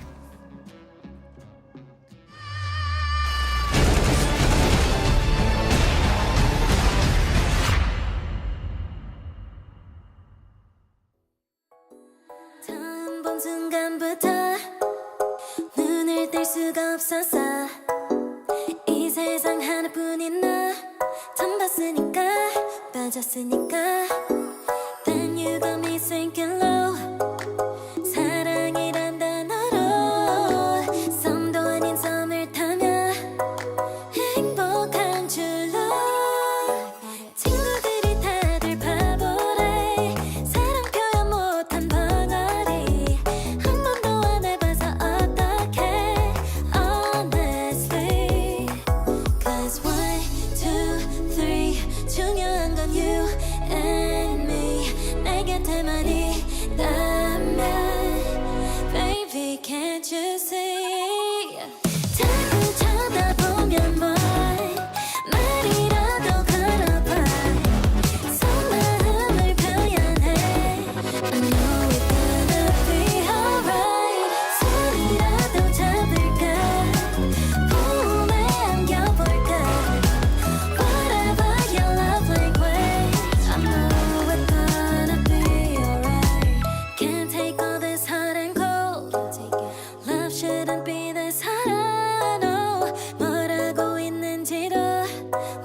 있잖아 어렵지 않아 무슨 생각한지도 정말 진심인지도 Guess like I've never guessed before 나 좋아하는 건 맞아 친구들이 다들 바보래 사랑 표현 못한 벙어리 한 번도 안 해봐서 어떡해 Honestly Cause 1, 2, 3 중요한 건 you and me 내 곁에만 있다면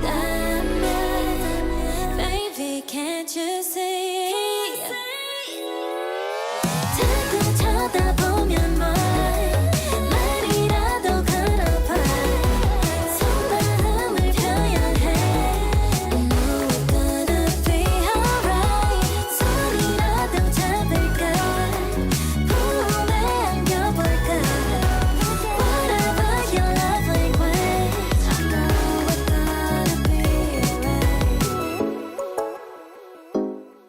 I know we're gonna be alright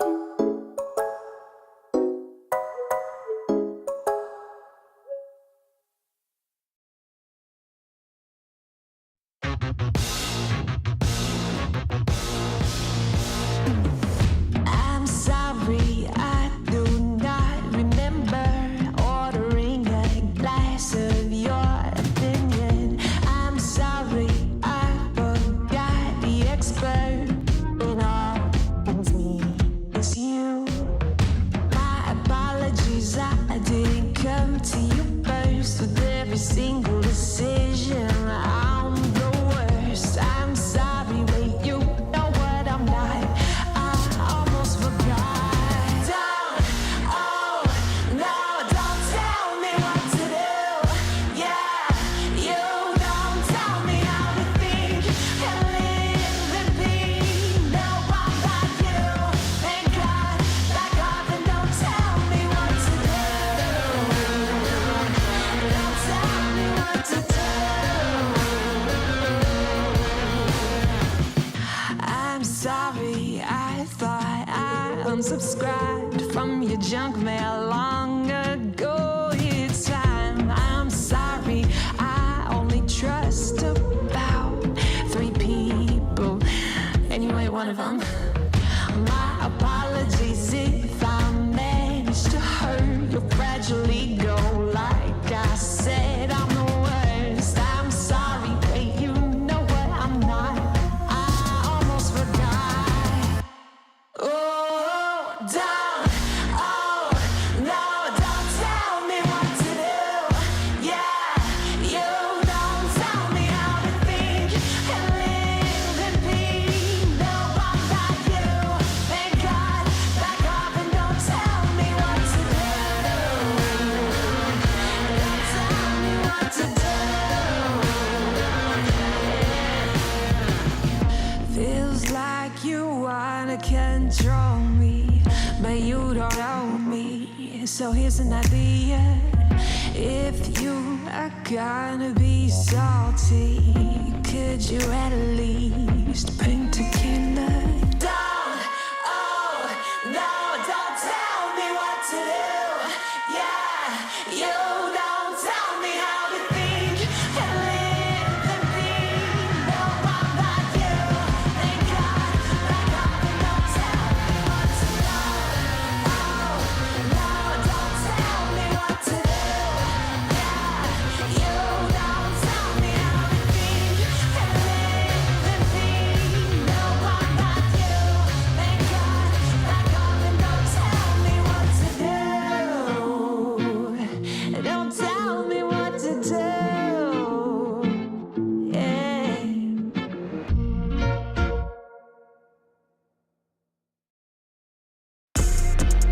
If I gotta do it, I'ma do the most. Since they paid to see a show, got the South overflow, yeah.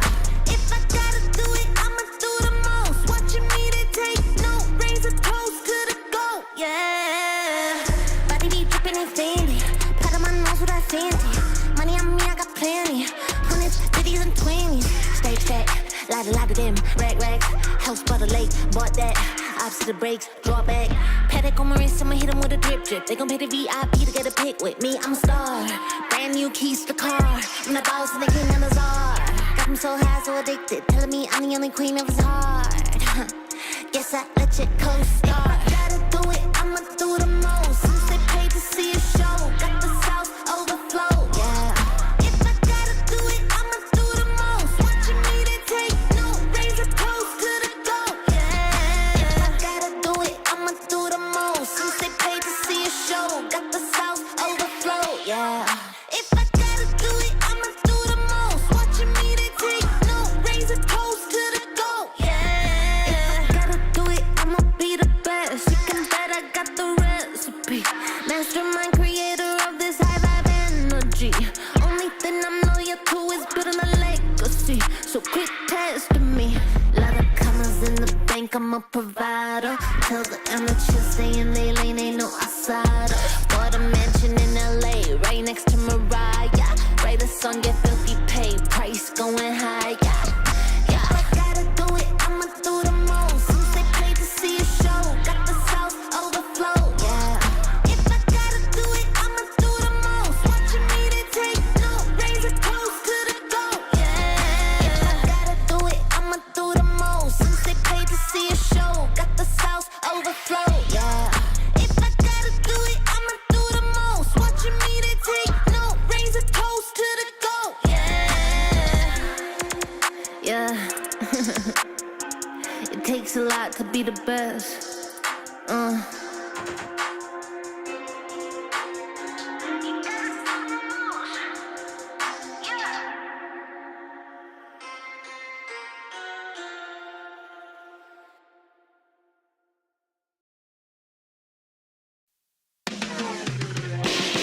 Excuse me while I take the floor. Spotlight shining, it's my show. And you gon' let me a little bit more.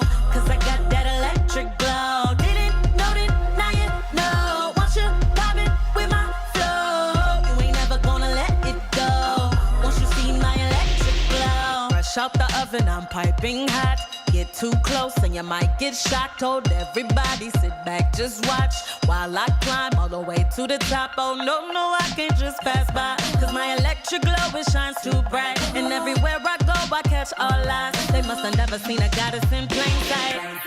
Ooh, want too much for you. A whole lot of power in these high heel shoes.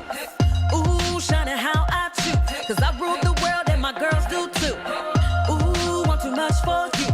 You're gonna need shades to enjoy this view. Ooh, shining how I choose. Cause I rule the world and my girls do too. Excuse me while I take the floor. Spotlight shining, it's my show. And you gon' let me a little bit more. Cause I got that electric glow. Didn't know it, now you know. Want you vibing with my flow. You ain't never gonna let it go. Once you see my electric glow. Fresh out the oven, I'm sparkling.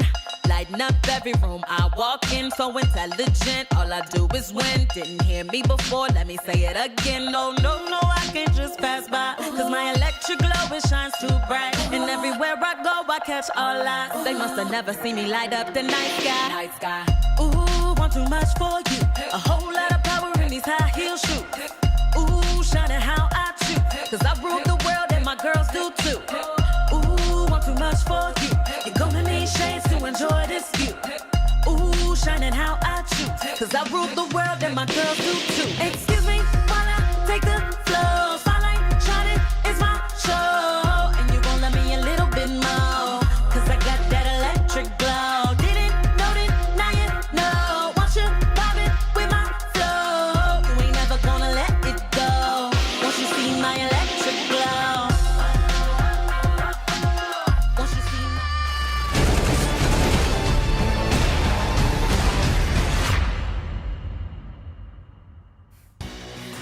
Welcome back to ESL Impact. This is our Season 3 finals, and we're coming to you live from Dallas, Texas. We are one best of 3 down into today's schedule. Unfortunately, we've said goodbye to HSG. Meanwhile, Black Dragons live to fight another battle, which they'll be taking on against B4 later on today. But right now, we're going to take a look at the Group B bracket because we need to conclude this one with an epic rematch between the 9 Pandas Fearless and FlyQuest. And 9 Pandas, they pretty much wiped FlyQuest off the server yesterday on Overpass. Yeah, they did, and it was very convincing as well. But I'll say this, FlyQuest did kind of seem to wake up and start to soar and take down their, some people are starting to call them the regional rivals in the form of Shimmer, looking pretty convincing. Also on Overpass as well, where they were able to kind of exercise some of the bad memories they had early in the day. Yeah, that my bad said, memories. Everyone's bad memories. In fact, they're bad memories. But that being said, 9 Pandas yesterday, sure, they got completely outplayed with Enigma Galaxy, who were not messing around or just kicked them out of the server. But this rematch, if you're 9 Pandas, like, you still have that edge and mental edge coming into this. And for the side of FlyQuest, I mean, it's in Dallas, and they're the only North Americans left, Frankie. Well, should we kick it off then, guys? Let's do it. Let's go. Best of 3 series. Yeehaw, howdy ho, let's go. Because the 9 Pandas Fearless have already taken down their opponents from the United States of America. FlyQuest already on a best of 1 on Overpass. And I say they're from the United States of America. They're actually an international team who've fought so hard to get to compete together under their new banner of FlyQuest. And there is a reason why a team will go through that hardship, orgless and in search of a new home, and that's because they have synergy and they want to capitalize on that. However, we haven't necessarily seen the strongest performance from FlyQuest yet, and I don't think we can give them too many excuses when it comes to the org situation, given that they have been playing together for so long.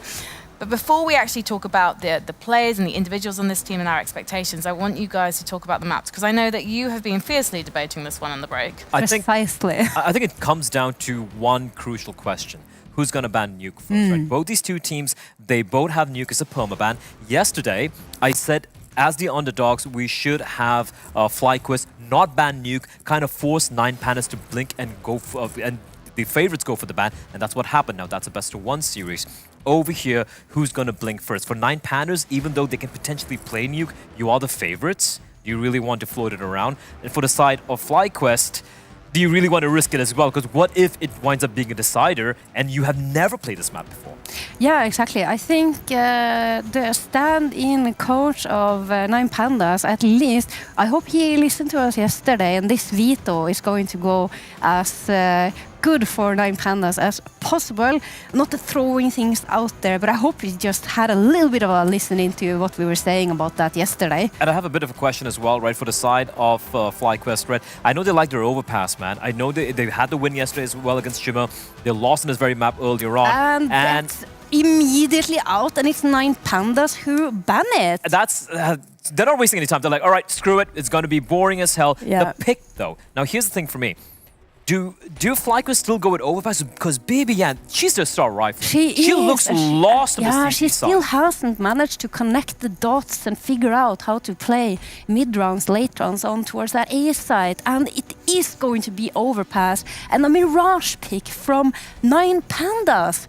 9 Pandas are very comfortable on the map. It's one of their most played maps, but it is actually a 50-50 on the stats on the map. So there was a lot of better options there in statistically speaking in the map pool. So I don't really know how I feel about that. But can I help Inferno you out? as the decider, that one I'll just say this. I'll just say this right now. I feel 9 Pandas have really helped out FlyQuest Red in this map veto, because Mirage is a map we potentially thought FlyQuest might even go for the pick on, right? It's a map they've played quite often as well. That being said, look, if you look at all these numbers... not even to mention the fact that 9 Pandas could have punished, vetoed out Inferno, seeing that it's such a good map for FlyQuest Red as well. I think that was a big discussion we were having, the fact that for 9 Pandas, they either go for the safe nuke ban, the perma ban coming in, or they kind of punish ban, as you pointed out, the Inferno. The fact that Inferno is going to be a decider, the fact that Mirage is a map that we also expected FlyQuest to potentially go for the pick, makes this a map pool that heavily, I wouldn't say favors, but a map pool that's going to be super friendly to the side of FlyQuest Red. They're going to be very happy with each and every one of these maps. That being said, you look at his numbers, the numbers look great and all of that, but you look at the opposition that they've had to face, and then you look at the opposition that 9Pandas Fearless have had to place over in Europe. So there is so much that you can look at the numbers into, but map veto-wise, this is the best way, Frankie. This could have gone the way for the NA ladies. I'm not so sure about that. Mirage, we've seen FlyQuest play Shimmer on it, and it wasn't the most convincing performance. Shimmer nearly took that off their hands. Also, 9Pandas Fearless beat FlyQuest on Mirage when we saw them last play a best-of-3 series in Katowice. There is a reason that 9Pandas have picked this map, because they know that there are holes in the way that FlyQuest approach this map that they're going to try and pick apart. Do you agree, though, with the desk? Is this in favor, veto-wise, in the hands of FlyQuest? Let us know. #Fly, #9PF if you think your favorite team is going to take it today. I think you're correct with that. The only difference is the deciding map. Today is going to be Inferno and not Vertigo, and I think that favors FlyQuest Red. They think that they can still do the same and repeat it from the last time they played against each other in this best-of-3. But you know, that's a long time ago, and so much has changed since then. I think Bibian is going to be key. If she can find her footing on CT side on Overpass, this is going to be a great day for FlyQuest. Well, let's take a closer look at the ladies from FlyQuest as they rocked up in their new jerseys to Dallas. Hey guys, it's Goose Reader from FlyQuest Red. A lot has happened in the past few months. We were CLG Red, the ore got sold, we got dropped, but here we are, qualified, no big deal. It was difficult, for sure, not knowing if we were going to stay together as a team, so FlyQuest was really a lifesaver, and we wouldn't be able to be here and try to kick some ass if it wasn't for them, so this event means a lot to us. Here we are, we're still together, so I think it's unified us. Reborn is a good word. Reborn, lively, refreshed. There's like a new life within us. Yeah, I think I can look back and be happy with what we achieved, but I think looking forward is really nice for me. It's kind of like a new chapter. You know, we're a new iteration of the team for the most part as well, so it feels kind of fitting to turn the chapter the way we did. We're here, we're reborn, and we're FlyQuest Red.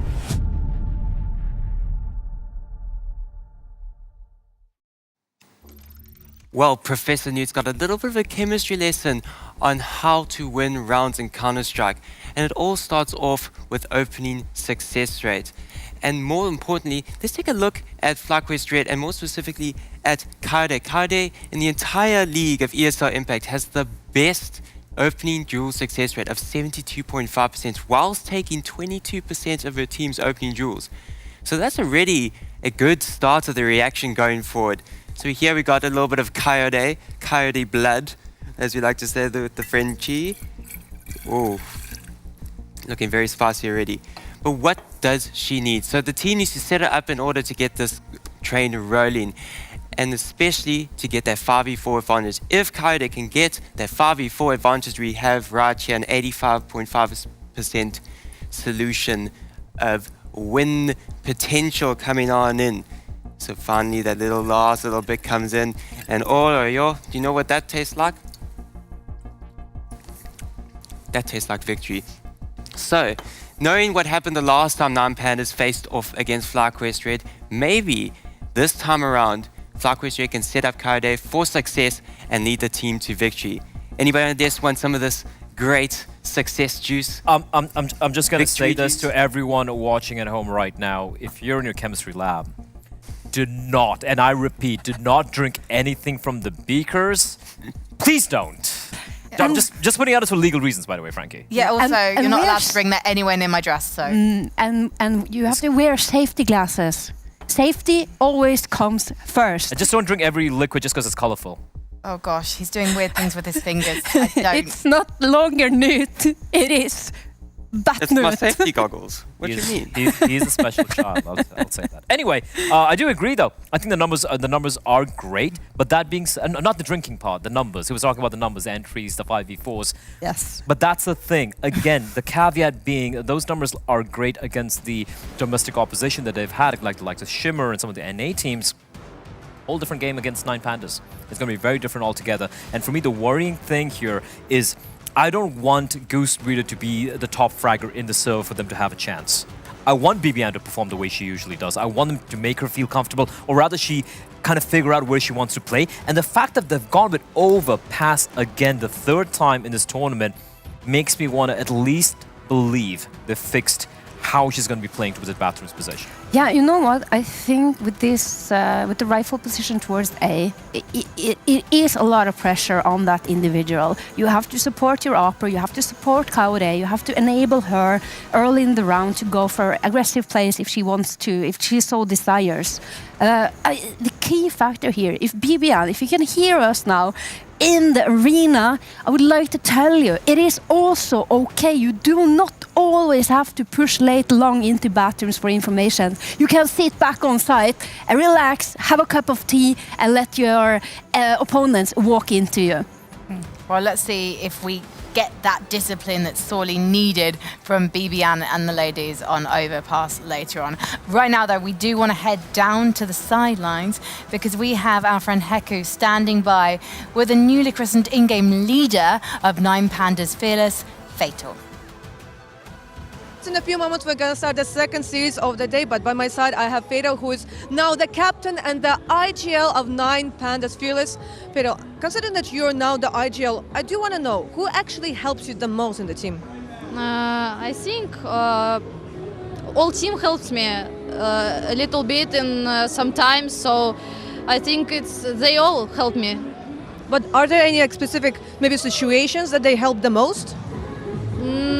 I don't know, but all helps me, it's all. So maybe Victoria, because she's upper and she saw something and she can tell us about something in the game. So I think she's... Well, today, right now, you're going to play against the best North American team. You already got to play against them in Katowice, and you got to play against them also yesterday. Did they change anything in their play style? I don't know, I'm not expected, so I think they maybe something changed, but I'm not see it. So we see it in today's game, what they can show us in another map, so we play only Overpass versus them. In Katowice, they defeat us on this map, but now we defeat them. So look. Well, we'll see. Thank you very much. Thank you. Bye. Bye-bye, Fatal. We'll see you on the server shortly. In fact, you can see her right now setting up with her team. She's mentioned about whether she's not sure whether FlyQuest have actually kind of improved or changed their game. But we can definitely say that 9 Pandas Fearless have been working seriously hard on theirs. Every time we see them on LAN, they've definitely been doing their homework. They've had their probably most successful online season yet for Season 3. But there is still a question mark about the consistency once they actually get onto the server on LAN there. Yeah, absolutely. But I feel like they're the gatekeepers when it comes to the playoffs. Like, they're the ones who are going to, at the very minimum, reach the playoffs. Making the finals a little too hard when you have the likes of, well, at that time, like a few months ago, Furia, then of course Enigma Galaxy and Na'Vi Javelins. I think they're just like one step below everyone else, but a cut above the rest, including the likes of FlyQuest. So this is a statement, if they do get the win, it's going to be a statement win saying that we are a team who belongs in the playoffs. And to do it in a convincing fashion, for me, would really up them in my eyes as to where they stand in the pantheon of top teams in the Impact scene right now. Yeah, because there certainly are many teams that are going above and beyond with the amount of time, energy and effort that they are putting into preparing for tournaments like this, practicing countless hours. We just... it all has to come into fruition. And I think we see it as the season has been progressing, how intensely fierce and competitive it's been cutthroat. Imagine just the teams that are not here today. Those are the teams that Nine Pandas Fearless has been knocking out. It's the likes of Astralis, NIP, Big Equipa, G2 Oya, all these teams with big orgs in Europe that has everything on the line for them. It's none of them who is here as the third European team. It's Nine Pandas Fearless, and they have deserved that spot. I really can't see the semi-finals without them. Personally speaking. I agree. So you know what? I might even kick off the predictions myself by saying I do think the Nine Pandas Fearless are going to take this one. I think that FlyQuest is still figuring some things out, like, as we've been discussing, Overpass, it's their home map, and yet it still doesn't feel like they have the best overpass in the competition. And I don't think at the start of ESL Impact, way back in Season 1, I would have said that about that roster. They were known for it, and they still want to be known for it. So yeah, Nine Pandas Fearless for me. But what about you? A little tricky, of course. We see Goose, we see Mads, we see Kao. They have monstrous performances on Overpass. And I just think that if BB can manage to crack that code and crack it really quickly, there is still a chance there. There is still potential for FlyQuest Red. And also on Mirage, if they are going to win it, it has to be a 2-0. Because I don't think that if it goes to the third map that it's going to be a competition for Nine Pandas Fearless. I sadly have to agree with you. Despite me wanting the hometown heroes to go through to playoffs, I don't see it happening with this iteration. Not yet, but a better performance. It's going to be tight. She likes believing. But in the end, she likes believing in the Nine Pandas. Romance and like the hometown. It's going to be fierce. Yeah, it's going to be fearless. Nine Pandas Fearless are going to. Nine Pandas Fearless are going to come out, show everyone why I think they belong in the playoffs. They're going to come and just smack them and send them back. Oh, they don't have to fly too far. Also, they're FlyQuest, so they can fly back home. It's going to be quick. Nine Pandas going to make it ruthless. They look fantastic. Also, watch out for Tati on the entries on the T side. She has been phenomenal yesterday. That's it. Okay. Yeah. We ready? We good? Should we introduce our new casters? That was our predictions? That was your predictions, yeah. We've got our predictions. I don't know if we've got a result from Twitch chat, but if we do, I'd love to check it out right now. I was so engrossed in listening to you guys that poor producer Patrick was being ignored. Apologies. So 80% to FlyQuest, 20% to Nine Pandas Fearless. Yes. Clearly, the hometown heroes are being supported by the audience and Twitch chat today, and possibly in Dallas too. So if you're there, thank you so much for turning up. Please do give all the women on stage your support this weekend. And also, please give your support to our fantastic casters, Lucy Luce and B-Dog. I'm digging the flair today. Lucy's bringing the color. Brandon's bringing sophistication, if I may say so. I'll take that. Yeah, thank you very much. Sophisticated. Well, you know what? As always, Twitch chat is completely correct in everything. They believe in the magic, in the storyline. I don't know what's going on over here. You guys with your numbers and your figures. It's all about, oh yeah, they're slightly better. You know, they've got these results in the past. Who cares? It's magic. It's Dallas, and it's the home team. Of course. And look, Overpass, they picked it 3 times. They got so much experience on this map now. I'll be honest, I do agree with the desk. And when it comes to Bibian getting activated, what I want to see is her just taking a little bit of initiative. She goes to Goose. Do you know what? I just want to go this way on the T side. I want to take these fights. I want to get these opening kills. I want to prove why I am one of the best riflers in the ESL Impact scene. Yeah, absolutely. I hope that she's had a chug of Newt's victory juice. I definitely chugged down a bunch before. I'm full up on the copium of AU/NA CS, slash French CS, I guess. It's the whole mix. And, you know, it's a really exciting storyline. I think we really do want to see an NA home team there in the finals, right? We do, but Blair set it up perfectly when it comes to Nine Pandas Fearless being the gatekeepers, being the bouncers and the bodyguards of the playoffs. And they are so consistent when it comes to kind of that level.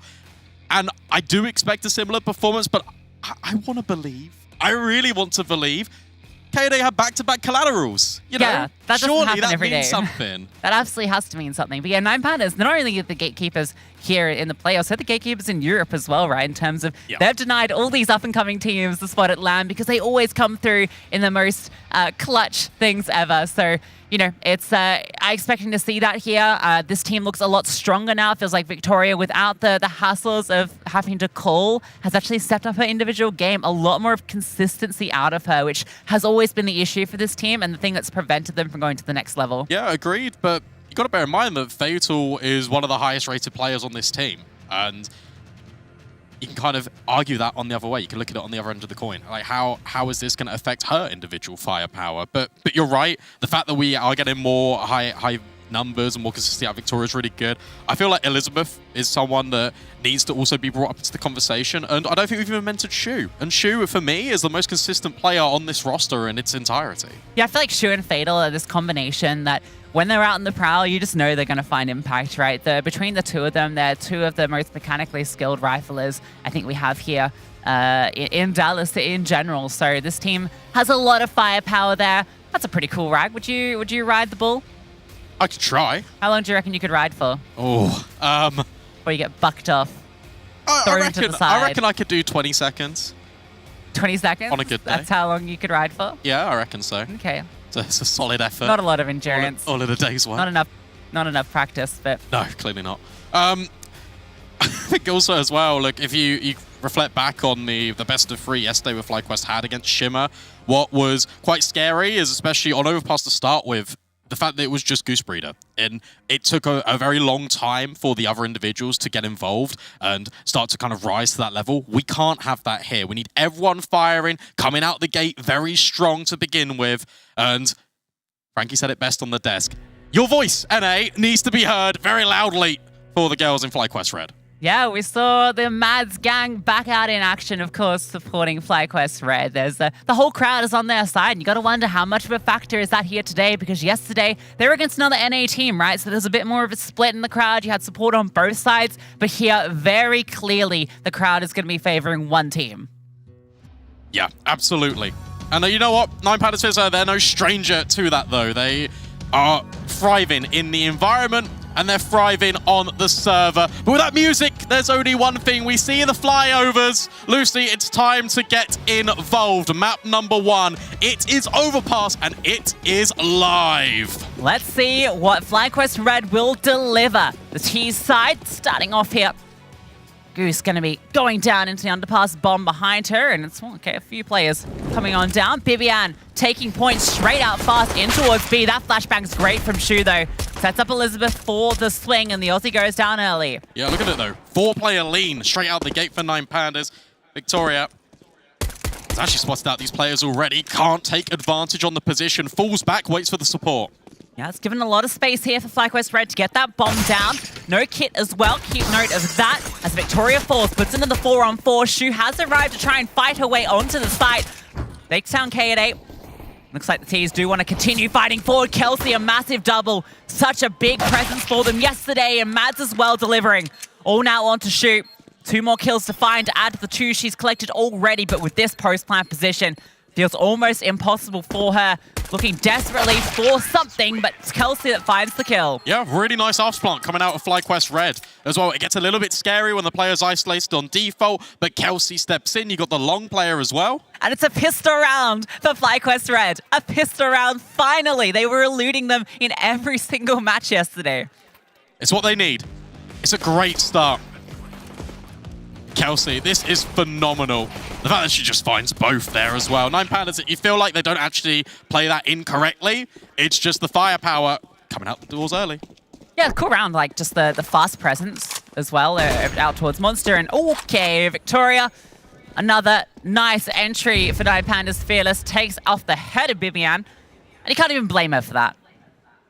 Nice layering in connector. 2 players stacked on different elevations. Mads has made her way out. Monster, though, is clearing every angle. Tati on the swing, can't deal with her. Yeah, Goosepeter actually found that kill there. I think the gun barrel was blocking the player model there, which is a little unfortunate, but they have just managed to walk straight into B. Kelsey's now spotted out the connector players, but not ready for the second swing coming on through.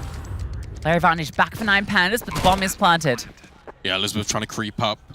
There's a lot of utility here for the retake, and of course they've got the player advantage. Flashbang through, keep your eye on CT spawn. Mads could be everything, but she falls early. Victoria chimes in with another, and now Kaede thrown into the clutch. Oh, that tag is brutal as well. That's going to make it so much harder for her. Has repositioned though. Time could be an issue here, and she walks around, playing the pillar, catches off Victoria, and the follow-up for Kaede. Awesome stuff. You're completely correct. Gets spotted out at Monster on the tag and just closes the gap. Makes the scout that little bit less potent. It's the element of surprise, and it's Kaede here to save another round for FlyQuest Red. That's the conversion secured. That round got very messy for the Force there, doing a lot of work. Victoria with that opening kill, and then a little bit back and forth with that short play, but is going to now put 9 Pandas Fearless onto the pistols. FlyQuest Red can breathe a little bit easier. Surely Bibian will be able to find something here. Won't go down immediately. Rough start for her. It's a nice flashbang to get the opening kill, but it is just the MAC-10 that was sent out first. Rest of the pack, and we saw them doing this so much yesterday, Brandon. I expect we'll see this to be a pretty popular set play for FlyQuest Red. Tell you what though, in all 3 of these rounds, we have seen instantaneous reactions based off information gathered by FlyQuest. In the pistol, they noticed the stack went over towards A. Caught out, potentially, with the Victoria headshot in party, instant reset towards B. Here in this one, Flashbang goes over the top. You know the money's a little bit weaker, so you take the range and go through long. Kelsey able just to clean up. It's another multi-kill for her. And FlyQuest, it's flawless to kick things off. Yeah, you know, I've been so happy to see Kelsey really performing here at LAN. I feel like she's kind of a bit overshadowed by a lot of her teammates. You know, we've obviously got some very talented players on the FlyQuest Red roster with Bibian in that superstar rifling role. Kaede has obviously shown that she can rifle quite solidly, but Mads is also a very strong piece of the puzzle, and I think that often leaves Kelsey without as many opportunities to show off, but I think she's been really solid here in this event. This is where it starts though. Where 9 Pandas Fearless can try and build back into the half. First full gun round on the cards. Fatal spam, it's good. A little bit of damage, softening up these players. But FlyQuest have got good control, not only in water, but also in connector. Yeah, a bit of damage thrown back and forth from shot. And just making her presence known, keeping them on their toes. Very forward position towards Monster for the CTs. So if FlyQuest Red do decide to go for the B play, it will be a tricky one to pull off. Yes, that double setup, and then you've also got the poke and the prodding potentially of Victoria coming in late. Down banana. It's very passive. A lot of respect being given over to FlyQuest. 9 Pandas Fearless, they rely on their crossfires. They believe in them. But it's going to be the B play. 3 players on site to deal with it. Mads is going to be going in first, just jumping on through. Not spotted out by Short, but is taken down before she can strike. Kelsey gets 1 on the way in, but that's all it's going to be. Kaede and Bibian now the ones that have to step up. Finding way forward. Kaede almost gets the opportunity onto Fatal. Now leaves it all onto Bibian, and well, already a forward position here from Taddy. Going to catch her off guard. I'll be honest, that was given over towards 9 Pandas Fearless. The idea behind that execute was correct, but the execution of it was a little bit lacking. Trade spacing not quite consistent with what you typically expect out of FlyQuest. The reaction of going into the bomb site off the back of the utility was a little bit delayed, and as a result, the crossfires just hold without too much trouble at all. And after a 3-0 start, you can see just how weak, tentative the economy was. They've had to go for the eco here. I mean, they could have this a little in, but I think they prefer the fully into the next. Makes sense. You can get the AWP out into Kaede as well. We saw how potent she can be on overpass with that weapon. This is where it gets scary when you start to give 9 Pandas these pathways back in. Like a big bear hug, they'll grapple you and never let go. This is scary. I'm not sure if I'm the biggest fan of this push. It's a lot of information that Shu has gathered. Not going to be overwhelmed because FlyQuest actually just reset in towards B, but that means the rotations can come over at the same time for 9 Pandas Fearless. Boom. Fantastic nade as well. And rolls straight into Kelsey's legs. Taddy is about to farm. Look at this. Easiest cleanup of her life. Elizabeth gets a couple in the mix as well. There's just no way through that. Tell you what, I actually really like the decision for FlyQuest not to invest in this previous one. You want to just kind of play your advantages. You want to min-max every single possibility in front of the crowd, and you've got to make sure that you can bring out the guns ASAP. You can get the AWP on Kaede, and she can look to exploit and create openings for your team.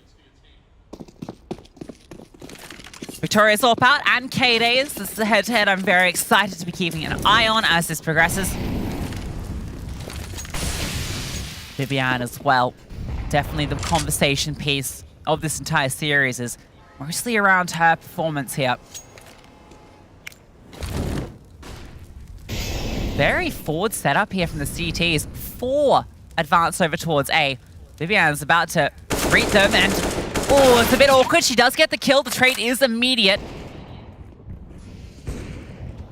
FlyQuest going to take some space and towards short. I like this. Immediately going to B. Yeah. You say really good reactions. They need to pop in now, though. Try and get past Tati. She reveals her position. Can't overextend too much. Needs to wait for the support, but a kill's been given up. Mads falls.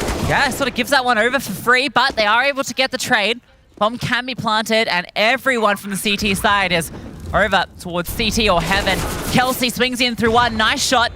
Shulo as well. Goose gets into the pit, and Kaede with that AWP in a good position to deal with Heaven. Looking for the fight, misses the shot. Information gathered, but it comes down to the one-on-one again.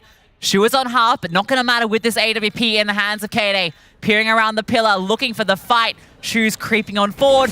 Kaede spots her. Can play the time. It's ticking on down. Darting around the pillar. Shu's waiting for it, but can't quite find her, and it's the no-scope from Kaede. Yeah, nice play again from Kaede and FlyQuest. In a lot of these after-plant situations, they keep being proactive. Saw it yesterday against Shimmer, seeing it here against 9Pandas Fearless. Not comfortable with just occupying the space on the bomb site. They want to take beyond it. They want to get rid of the rotations before they can even come in and have an effect. And such a cool response, right? Yeah, you know, if Elizabeth is out towards long after you've just killed Victoria, that there's at least one more player committed. There's a few small mistakes there. Obviously, Mad's overextending, but outside of that, good response from FlyQuest. That's it, and it's the timing of them. That's the key thing. The fact that it's almost instantaneous, the fact that everyone is on the same page making these calls is what's making the T side look a lot more potent. Bibian starts to arrive. Only 1 kill in the fray. The player advantage and the overwhelm potential was there for FlyQuest, but Mads goes on a solo adventure. At least Kelsey is there to trade out. Yeah, always a safe pair of hands as Kelsey comes on through. Victoria's in a good position though. Kato throws the utility, but that's not the bridge smoke. Okay, bomb just gets chucked on over. Fair enough. Incendiary can be thrown on through, and Chu's position's revealed, so you know where both these CTs are. A little bit awkward as they're stuck in towards short between both Shu and Victoria. Molotov dropped. Victoria strikes to 1. Almost the opportunity for the quick scope, but couldn't quite hit it. She's brought down low, and Kaede deals with Shu just about with enough ammo. That means Victoria has to get out. These rounds are incredibly close, though, back and forth. 9Pandas Fearless, despite the player detriment, despite not being in the most favorable positions, are making FlyQuest work for these rounds. But the most important thing for this NA side on home soil is that they are securing them, they are converting them, and they are now establishing more and more of a lead. This is looking good. This is looking a lot more decisive. There's some small things in there that aren't the prettiest. I think, you know, obviously Mads wide swinging there without the support of Kelsey immediately.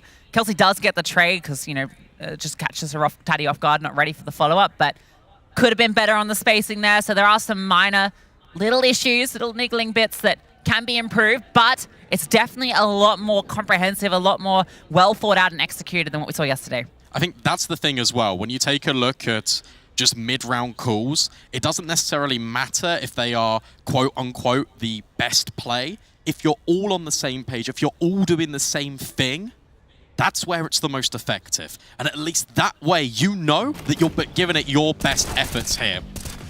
Here, even in the short play here for 9Pandas Fearless, you want to be a little bit critical. They're looking to double take in towards short. Trade spacing is so disjointed that Bibian's able to get 1 in isolation. There is an immediate trade. It comes at a little bit of a cost, but they do get it over the line. And that's the most important thing here for FlyQuest.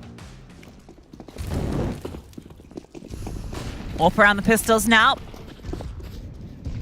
Victoria will need to get involved. She's going to do so over towards short, but no presence there from FlyQuest Red. Feels like any time that they're up against like a Half-Fire and Eco, they just know to go long. Yeah, and this is the smartest play because like, you AKs versus pistols, you want to have the range advantage. And that's what they're doing here. A lot of space has been gathered, not only in connector, but also out monster. Tati on a flank, it secures the information at least to 9Pandas Fearless. But FlyQuest, they just need to get a wriggle on. Yeah, the AWP is going to arrive in towards the bathrooms.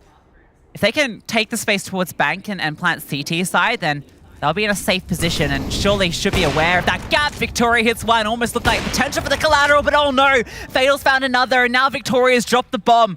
And this was the issue. The AWP got into position. No smoke deployed to block off bathrooms. Kelsey gets one back, but Shu, long range, doing a bit of damage. The T's managed to evacuate. They actually collect the bomb thanks to that smoke being dropped. But Kelsey, incredibly low. A lack of utility. And look who's arrived at the scene. It's Victoria with the AWP, but the bomb is planted safe. Yeah, smart. Good reposition. Can you escape here? Oh, perfect flashbang. That allows the reposition out of Kaede as she drops into the waters. Time allowed. Kelsey up on high, spots one more player. Has to be perfect shots from her. She is so incredibly low and well put in the ground. Kaede now has to come up with another clutch. Runs out of ammo. It's just the Glock now in her hands. The only thing she can use to take this round. They're on the bomb, but she struck for another. Victoria's just diffusing in the smoke, spamming on through, knives out, and it's Kaede with another clutch, the Queen. How is she going to keep doing this? How are 9Pandas Fearless going to keep allowing this? Look at the situation that FlyQuest found themselves in. There was a massive gap in towards toilets. There should have been a smoke to allow that cross. You should have understood that the space was absent. It was unknown entities all over the map, and yet FlyQuest keep calm in the situation. They pick up the package, they reset down towards B, and Kaede, cool, calm, collected, ice in the belly. Yeah, it's Kelsey and it's Kaede that are keeping calm. It feels like for the rest of the gang, it gets a little bit chaotic, it gets a little bit crazy. A few small mistakes there, just not dropping that smoke to allow the cross. You have no control in towards the bathrooms. You don't know where any CTs are. And to bring it back to the desk, Blair is saying, look, 9Pandas Fearless, a team that should be making these playoffs runs, but don't really have the capacity to elevate themselves to the next steps. If this was a best of 3 against one of the other European teams, you expect these mistakes to be capitalized upon. But FlyQuest, they are making the most of this situation. They are thriving in the environment. 6-2. There's a Krieg. Krieg, Alpha Vivian. Reminds me of Peak 100 Thieves. Let's see if the Aussie can step up here in Dallas. Sometimes you just need to go for something different. If it's not quite been clicking for you, bit of a change up, then, well, does help. Gooseberry gets the kill. Victoria misses her shot, gets pounced on. Shu is still here. Look at the speed. Mads is already through toilets, advanced quite deeply. And now with this information as well, and Kelsey finding that kill, I was going to say it looked pretty good, but the flashbang's even better from Fatal. Sets Shu up for success, but trades are plenty for FlyQuest. Still a 2 versus 1. Yeah, great timing for Mads to then attack through short. Well orchestrated as the team is falling apart out towards long. Tati now has to come up with the clutch. Can she do what Kaede has been doing to her team? Looks like no. Mads holding for the stair creep. FlyQuest Red continue the strong T side. And it's FlyQuest Red taking all of the initiative here. They're having the fights on their terms. And when the shoe's on the other foot, quite literally, with her finding that double kill, that's where 9Pandas can exercise this structure, exercise their control. We need more out of that from them, because at the moment, where it is getting really clustered, where the comms potentially are a little bit more chaotic, and you're testing a new in-game leader against things happening left, right, center, so many pressure points on all areas of the map, that's where they're going to start to struggle. Yeah, and I think that's where this really decisive style that FlyQuest Red are playing at the moment, where as soon as some sort of contact comes through, they're immediately responding. You know, we saw in that round with Mads immediately striking out from the bathrooms as soon as this long contact's coming on through. And that was while, you know, Kelsey was taking the fight in connector just a moment before. It always feels like they're creating something somewhere. And yeah, as you say, a new IGL responding to your teammates calling out contact left, right, and center, that's a lot to be under that pressure when this is an elimination game. Exactly. And of course, you're going to have practiced your reactions. your principles and how to approach a round when things go a little bit pear-shaped, but you're under the lights, you're under the pressure of that elimination game. Playoffs on the horizon for one of these two teams. Victoria now starting to get a little bit of aggressive, starting to take a little bit of contact out here. The real fights in Connector, and Goose trying to make some money. Yeah, Mac 10 out. Again, didn't need to. But we see her often opting for this when it is up against these pistol buys. Good opportunity to farm up cash, as you mentioned, and just get up in there fast and quick. Don't allow the Deagles to line up their headshots. It's going to be the B play. Taddy forced on out, getting a little uncomfortable. There's so much time. FlyQuest Red can just poke and prod now. Find these fights one-on-one. Slowly whittle them down. Yeah, I'll be honest, like we're talking about structure, but at the same time, I'm expecting more out of the 9 Pandas Fearless side. I just want to see them just getting a lot more involved and them just settling down into the game. That's the issue. Is it too far gone already? Yeah, I mean, the coolest round we saw from them was that 4-player lane over towards A, where they had the setup with Elizabeth out towards long to take the contact after Victoria went down. So maybe once those guns come back out, we might be able to see a few more variations. But this round still has some legs. Fatal picked up the AK. This off angle from Kelsey is so hard to get past as well, though, with Bibian in support. And in fact, they're going to start walking forward. Fatal is holding for this. Gets the first kill, but Bibian's quick on the trade. Taddy with the Desert Eagle. It's planted for Bank, so difficult for her to really get much done here. Any further damage, though, would be pretty nice, considering they've already lost 3 players. Not quite the headshot. So AKs can be kept on over onto 2 players. FlyQuest Red continuing with this very nice looking T-side. Critical gun round coming in for 9 Pandas Fearless. We've seen aggression out towards long, but we haven't seen Victoria taking fights, really, apart from when she was on the scout. No peeks in towards Connector. No starting on the B-bomb site, either peeking Monster or Short. No actual map control trying to be gathered early for 9 Pandas Fearless. A lot of respect being shown, and as a result, FlyQuest Red, they can take this anywhere.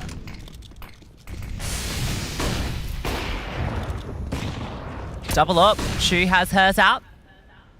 Fires that one out towards Hardy just to sort of feign the fallback and get them a little less inclined to suspect that Victoria is out on towards Flowers at long.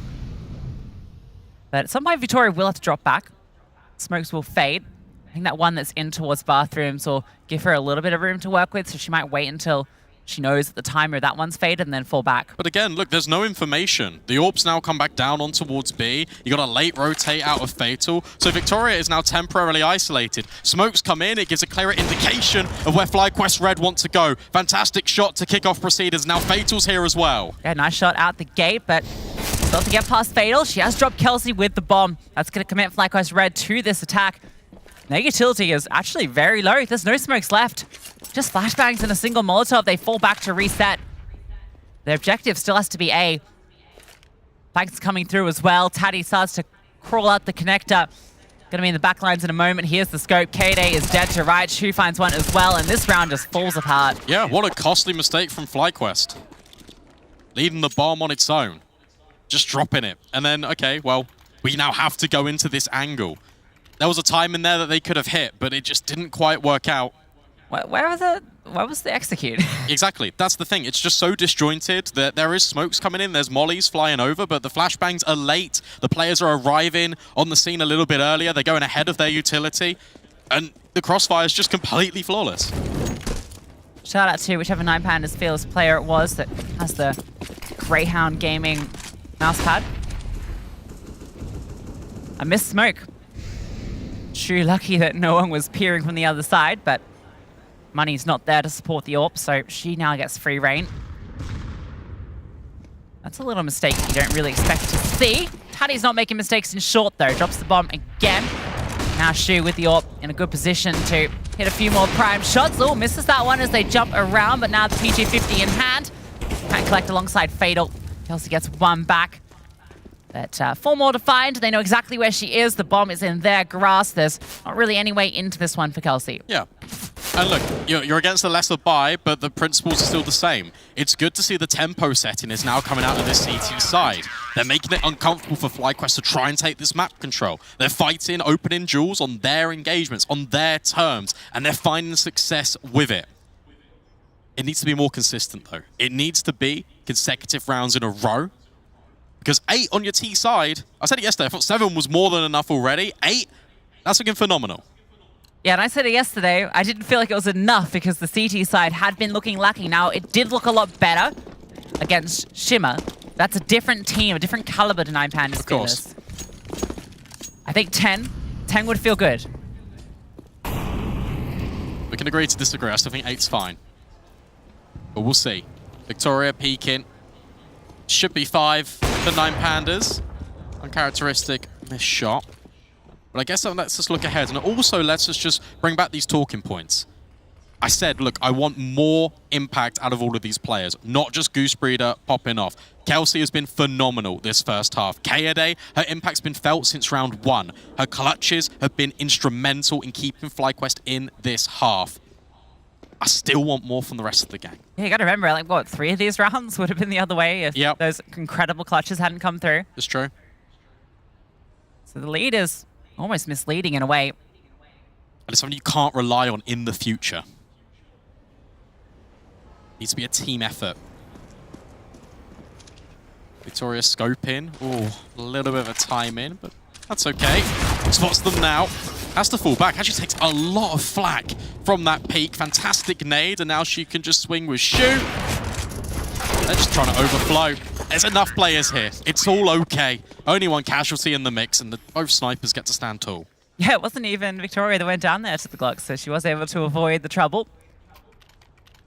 That one was just the Glocks. So now FlyQuest Red will have all the AKs back out again. And they have to deal with this double AWP. They know it's definitely in play, having seen Shu over towards Monster 2 rounds prior.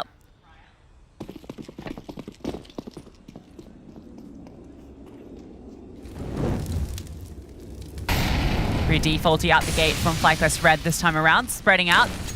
Plays towards short, but CTs will be taking control there momentarily. In fact, the AWP is getting involved. Victoria's here, but underneath her scope, it's Mads. Ducks down 2, dodging nades, jumping over them. Manages to escape. Huge. Now it's so important for FlyQuest, they can just pump the brakes. Loving this out of Tati, though. Gets re-aggressed, takes the space, and goes, okay, well, actually, no one's here. If you establish this deep control, you can then send the rest of your players up towards A. FlyQuest are anticipating this push. They're holding for exactly this play. You heard the timing. Tati's going to get at least 1 here. Oh, even a second. More than she should have had. And Fatal's still in towards short. They've stacked this site. If FlyQuest Red continue to push the issue here, it can fall apart. But what they're doing is they're sending Kelsey on an exploratory mission over towards A. Yeah, let her cook. Let her watch. Let her walk and establish all the information. Because now you've got 2 veins of thought here if you're FlyQuest Red. Do we want to just rotate back up, or do we want to wait for Kelsey to get involved? She could creep all the way through heaven here, because the information that FlyQuest Red do not have is there anyone out long? Yeah, I think also connector might be a question mark. Oh, don't like that. All right, just wait. Patience. Oh, no. Oh, maybe not. A perfect jump, a perfect spot. And now Kelsey comes on through, but Fatal's found Elizabeth. Oh, Fatal's found Goose as well. How has this happened? Why? The short push. Fatal spots them both out, leaves it onto Kelsey. And look at the flames at her feet, has to run through them. Brought down low. Doesn't know where Fatal is. Fatal in the short pipe, and oh, it's a shot connecting, but not a kill found. You had the idea. Why are you run boosting over? Why are you jumping to the other side of Monster? You've been so patient for nearly over a minute. There was more than enough time. Let the flank activate. That is such a costly mistake.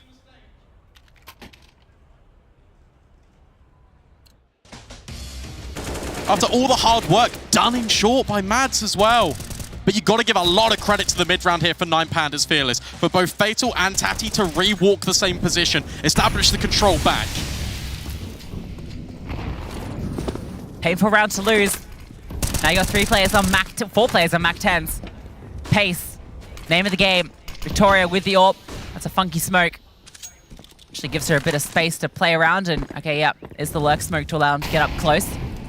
Rotations have come through, and there's a player out towards long. Elizabeth also has gotten all this short control.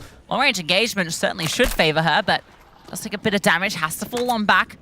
Now they're going to pop out towards Monster, but it's just Mads by a Lonesome. Where's the rest of the team to support? She's just firing a few shots. Now the flashbang comes on over, and it is good. Fully blinded. Taddy falls, but Elizabeth is still here. Victoria rotates on through. Bomber's made it to the side, but you have to deal with Elizabeth. 2 players watching over the top. Goose is just sitting over towards A at the moment as well. Can't quite flank yet. That bomb is going to get planted, but Elizabeth able to come on through, and Bibian drops after 1. Leaves it onto Goose in a clutch. 1 versus 3 with just a Mach 10. Bomb's just going to be defused before she can even get close. 8-7 half. Yeah, and all you got to say is an incredible resurgence here on the CT side for 9 Pandas Fearless. Loses out the clutches, but remain vigilant and remain stable to close out the half. Let's see what the second one will bring after this.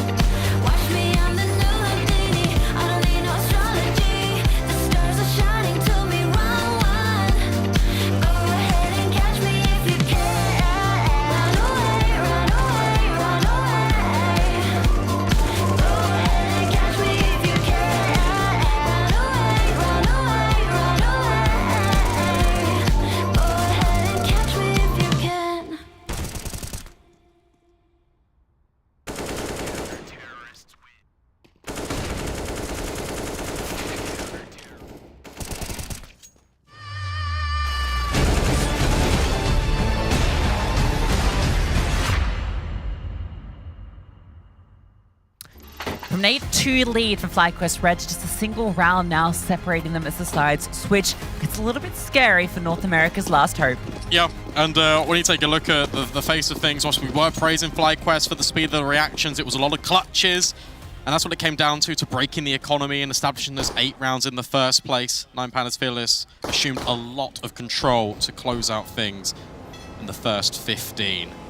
Boing, now they look boing, boing, boing, boing. That's Mads jumping up and down from heaven. You just looked at me. Yeah, there we go. So boing, confused. boing, boing. Wasn't me doing a kangaroo. That would also apply. There's so many boings that you could apply to this one. Well, 4 players over towards the A site at the moment for FlyQuest Red.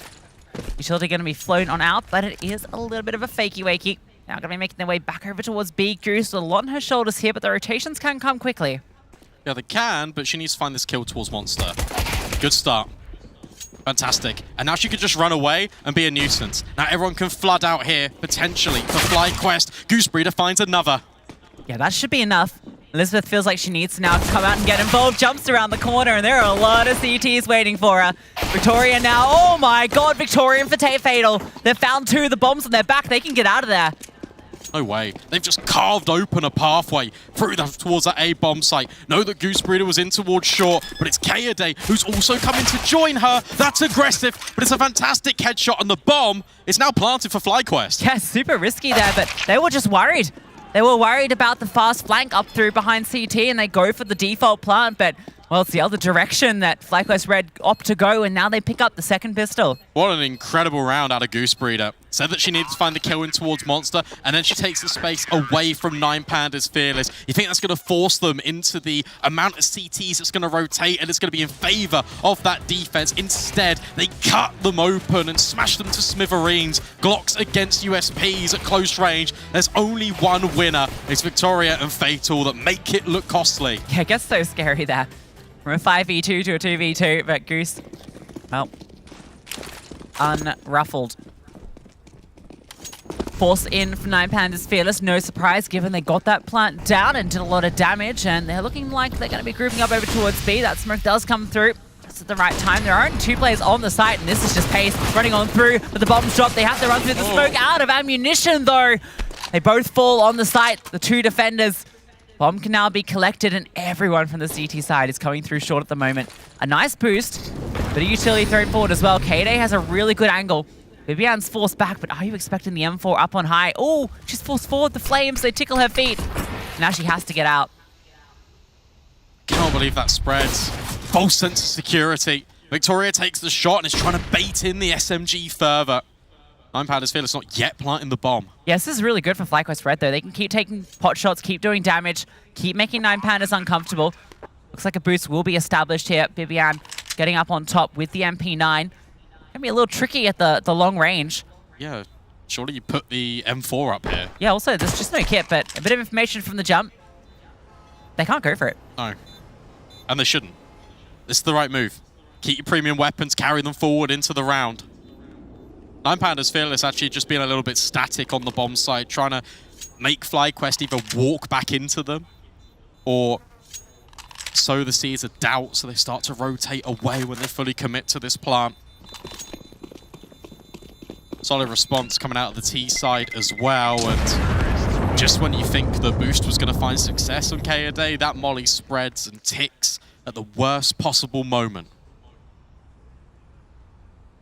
Yeah, you gotta wonder, maybe it would have panned out slightly differently if she got to stay up there, but I think she would have had to have fallen back at some stage anyway. It's such an exposed position. So at least they get to live to fight another day. A couple more MP9s brought out, and they still actually have a pretty comparable buy. Tactical timeout comes through for 9Panda's Fearless, knowing that this is a pivotal round. Yeah, really important. Because you've just hit that conversion. Forced by a success. If you get this, the victory here is that FlyQuest Red are going to be forced on towards an eco. You certainly hit double digits first. But you don't want to fall and rest too hard on your laurels. Because if you let this slip, if you let FlyQuest back in this round, then that's where it becomes a little bit tricky with the money.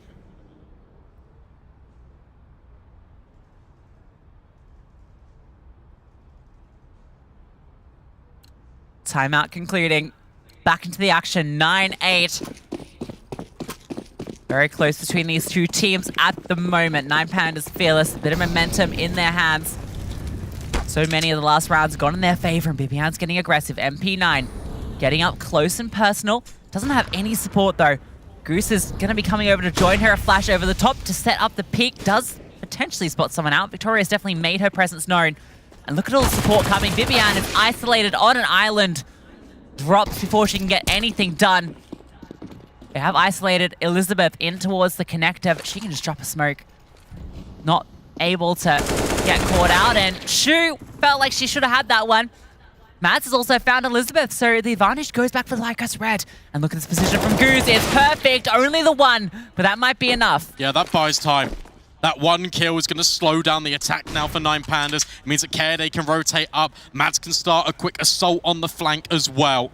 This could be perfectly timed. Starts to clear the space. No one out long, she calls. 9 Pandas Fearless look to reset. Creeping through toilets. There's a slight gap where they can make their way down towards connector. Yes. Everyone's rotated off. Interesting that she pushes out long here instead of pushing through to the bathrooms, but if Fatal's spotted here, that makes Mad's position all the more valuable. There might be the window here where she can catch Fatal, and indeed, it's perfect. That timing leaves Taddy now with everything to do. Has that bomb? I think she's heard. Mad's in pursuit. Can't stick around. Time is such an issue. Smoke dropped. Wants to go back for the fight now, but can't connect. Now the defense, they're going to rotate over to the site itself. She gets the first kill, but not ready for KD. Yeah. And it starts to get a little bit scary there for FlyQuest. Bibian's getting the information. The flash play sets herself up initially, and she feels like she can't escape from that position. Has to feel like she commits in, and 9 Pandas Fearless, you think that they're going to take the space. You think they're going to be a little bit more active, but instead they just completely lose control. Pandas can't eat trees. Yeah, it reminds me of the panda that goes into the bar, orders a drink. Ouch. Sits down, has his drink. Yeah. Has a sandwich at the bar, orders one as well. Okay. Then he just gets up, shoots the bartender, and walks out. The cops track him down a little bit later, and they're like, why'd you do it? He said, well, I'm a panda, look it up in the dictionary. And the cop goes, all right, pulls out the dictionary. Pandas eat, shoots, and leaves. Okay. Very good. Oh, unlucky. Not quite 20 seconds. Get him next time. I'm so happy that delivered and it wasn't just falling flat. No. That's fantastic. Okay. Love it. Double digits found for FlyQuest first. KD now wants to get aggressive, taking a leap out of Bibian's book and securing the kill onto Victoria, and even snaps back around for Elizabeth. Is Bibian on KD's computer? I don't understand. I feel like I'm seeing KD doing what Bibian would normally be. A massive double kill coming through. This is against the full spy from 9 Pandas Fearless. 2 players dropped. If this one falls flat on its face, they're going to be in a very dire position. They have to re-aggress out towards long. KD once more. The positioning's good there, but you don't need to overextend. You're literally playing a double setup for a reason. Now Bibian's revealed herself. You know, if you're 9 Pandas Fearless, there's probably a lot of space out here towards Toilet and Divider. That's exactly what they've taken. Yeah, Goose needs to make a move on. She needs to come back to support Bibian. Bibian's surely calling all this utility coming on through. That flashback is good. Bibian able to crouch down below the bullet at the perfect timing there. So does stay alive a little bit longer, but, well, 2 angles of attack. And that's a chance now for Shu and Fatal to make this work. We mentioned them as the 2 rifle queens of this team. Managed to get that bomb over to the truck. Goose has definitely spotted this on out. Shu's about to walk around the corner. Oh, domes Goose! And Kelsey falls as well. They're both so low, and Mads has to do it all. Spots out one and the follow-up. That's the bomb dropped as well. 10 seconds. It's all on to Shu. Walks around the corner, and Mads comes in clutch. Essential. Exactly what FlyQuest needed, but that was a really confusing round of Counter-Strike to watch. Especially in the mid-round and the tail end for 9 Pandas Fearless. They get overwhelmed, but for FlyQuest, they give up these fights one by one after getting a 3 versus 5. It's such a costly mistake. It's a catalogue of errors in this round on both sides of the server. And Mads, it's another clutch to keep FlyQuest in front. How many of these rounds have come down to the individuals having to come up clutch? A 5v3, yeah. Your advantage, and it comes down to a 1v2 on your side. How does that happen? I don't even know how Bibian gets the kill out long, I'll be honest, on the Deagle. Should have been dead to rights. That should have been around there, overdone. Sign seal delivered. Instead, it's just the eco yet again. No bomb plants. In a couple of rounds here for 9 Pandas Fearless. Boost potentially coming up for Bibian. She can't see just on the edge of that smoke. Has to fall back. Doesn't want to get overwhelmed. There's a sort of mistakes that while they're able to bring it back here against 9Pandas Fearless, that's not going to work against Enigma Galaxies and Na'Vi Javelins of the world. Uh-oh. KD dropped. Vivian is in the bathrooms, gets a nice turn for a triple kill. Brings things back. Fatal has collected a weapon, but now 1 versus 3, no armor. Surely can't pull this one off. Okay, bit of damage done. Leaves just so much from such a long range into Goose there.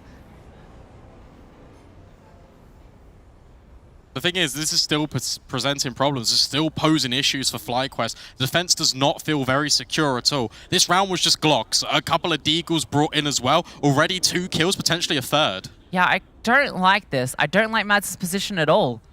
You can just play safe on the site instead of giving up fights. It's okay. She hits the shot.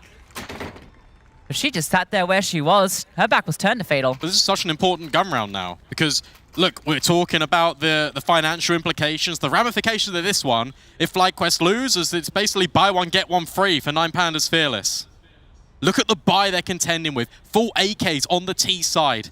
Famouses, MP9s, and FlyQuest Red, they've been winning so many rounds in a row. That's the same story on the T side, right? A lot of these wins just aren't convincing wins.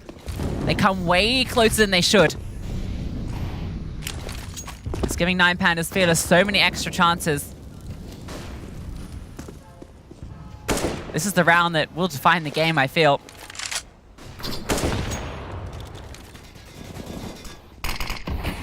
Good space being taken, at least in short.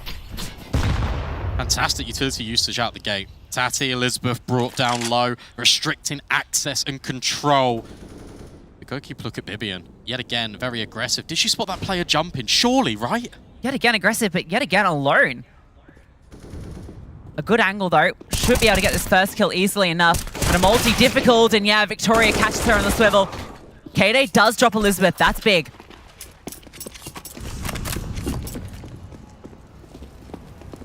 Yeah, support network just not there for Bibian.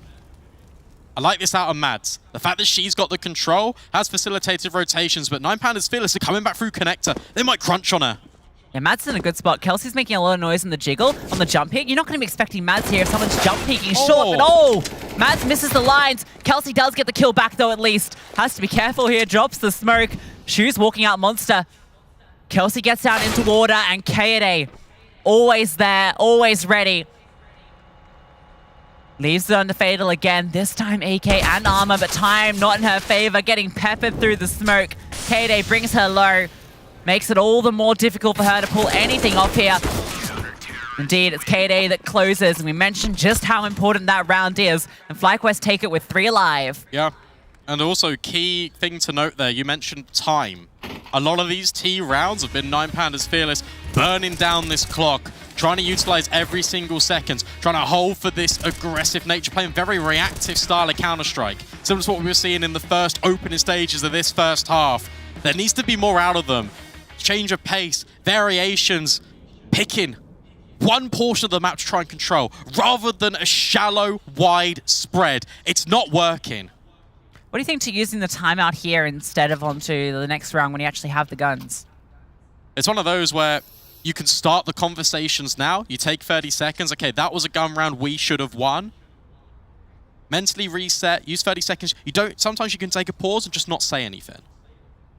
Just sit, breathe, think. And now you know this round doesn't have the same ramifications as the gun rounds. This one's not as important. So maybe we can just use this as tactically another timeout. Spread players out. Take things a little bit slower.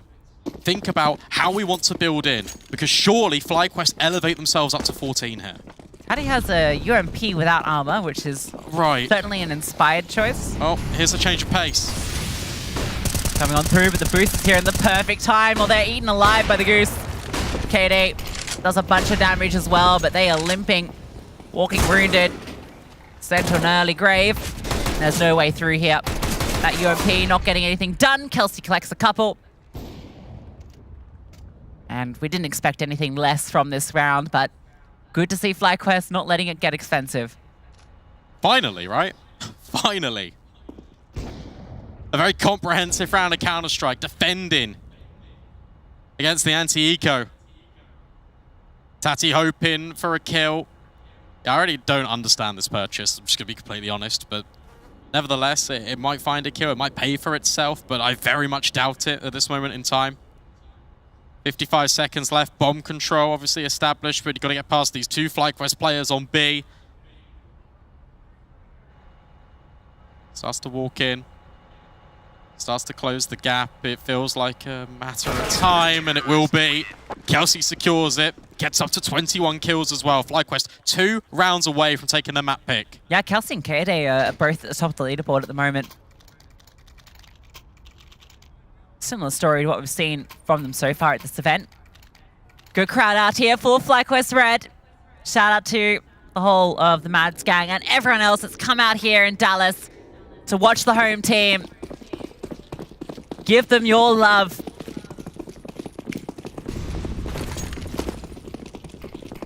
Fast. There we go. Change of pace. Finally coming through. Round 23. Through the monster smoke. Barrage of utility thrown at Kelsey's feet. It's aggressive. And Elizabeth does find the opening. Good trades back from Kelsey. And the rest of the gang are here to try and support. Yeah, so many bodies in the site. They just can't get through. Trying to fight through. But there's just such a good crossfire. Goose Breeder and Kelsey shutting down everything. Two players incredibly low. So Victoria has a chance, but she's spotted. Gets a good kill onto Mads. Tapping away. Still these low players. She's found one. A 1 versus 4 turned into a 1v2. Goose Breeder, a single bullet for death. Bibiane drops, joins her teammate. Victoria walks around. They swing on her. The timing. Oh, Goose is dropped as well. A 1 versus 1, but it's Bibiane that comes on through. That's terrifying. You understand it from Goose. She wants to swing. The low HP goes wide to allow Bibiane to hit the instantaneous trade, but that still looks scary because they're not quite on the same page. Nevertheless, it's secured. FlyQuest up to 15, but that was nearly a 1v4. Oh, that was terrifying. We've seen some pretty disgusting clutches, in fact, pulled off against this team yesterday. Remember Empathy and Vanessa, the two 1v3s that got pulled off. But thankfully, they keep calm, keep collected. Bibiane collects the kill, 15-8. 7 chances now to close.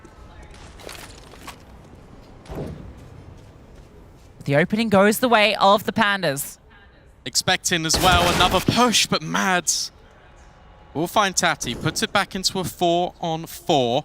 A lot of info. She's not spotted anybody else out there. Look at this. Kelsey's in the smoke. There's so many players on the other side. She wants to catch the fade, but I don't know if she's ready for this. The flashbang over, and Victoria was holding. They were so close. Now another flash, and Victoria's ready for that as well. Doesn't connect. She's fully able to see everything in front of her. Bibiane's lucky to get out. That's a comms issue. That flashbang went behind the pillar, not in front of it. Expecting a monster peek rather than a short one, so Kade just pops her head up without any true support. A decoy. 15-8, clean around out of 9 Pandas. Statement of intent coming through B. That's been the suggested outcome for them. Throwing bodies at the problem, this time coming up with a solution, but it needs to be several more.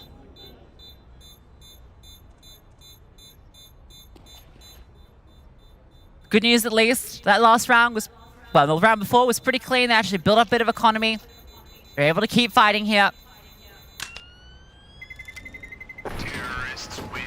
None of these rounds just feel convincing at all. That's okay. They just need one. They got 2 timeouts left. They use one now. Somewhere out there, Miss Harvey is breathing a sigh of relief. It might be okay for the rest of Overpass, but is this okay for the longevity of the series? Well, we'll get back to that question later. Let's just see if they can close this one out. This would be a choke for the ages. Surely. Surely. All power for Kade. Everything they need.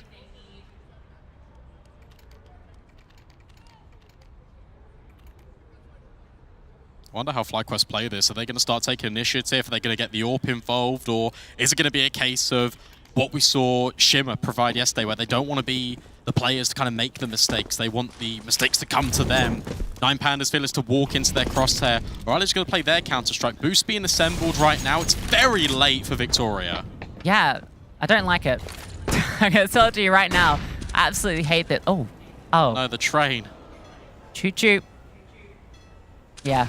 I mean, what can you do? Look at all the space that's been gathered as a How result long of are you going to this. commit to this?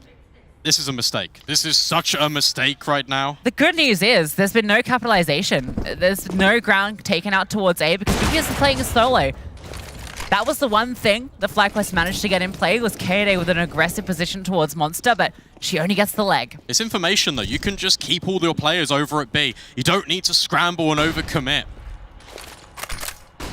Yeah, rotation's going to come for Goose as well. Plenty of bodies nearby.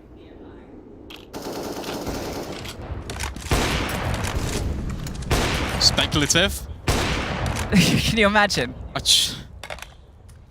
can't quite fathom it. 9 Pandas reset. They actually get out of Monster, go back towards their spawn. 45 seconds left, and they're now just starting to take control towards the top side of the map. I guess the thing for FlyQuest Red is because they never cleared this area, they've always had that little bit of doubt, so they've rotated an extra player. Look at the minimap. The bomb's coming back towards B, and Kelsey is pushed. The map could end right here, right now. That's the bomb dropped. Bomb dropped, and Victoria can't clear this with an AWP. That's so difficult, but she has dropped Mads. Kelsey needs to step up, but she's put down. Shu swings on through another leg, but there's no kill found. 3 players are limping here.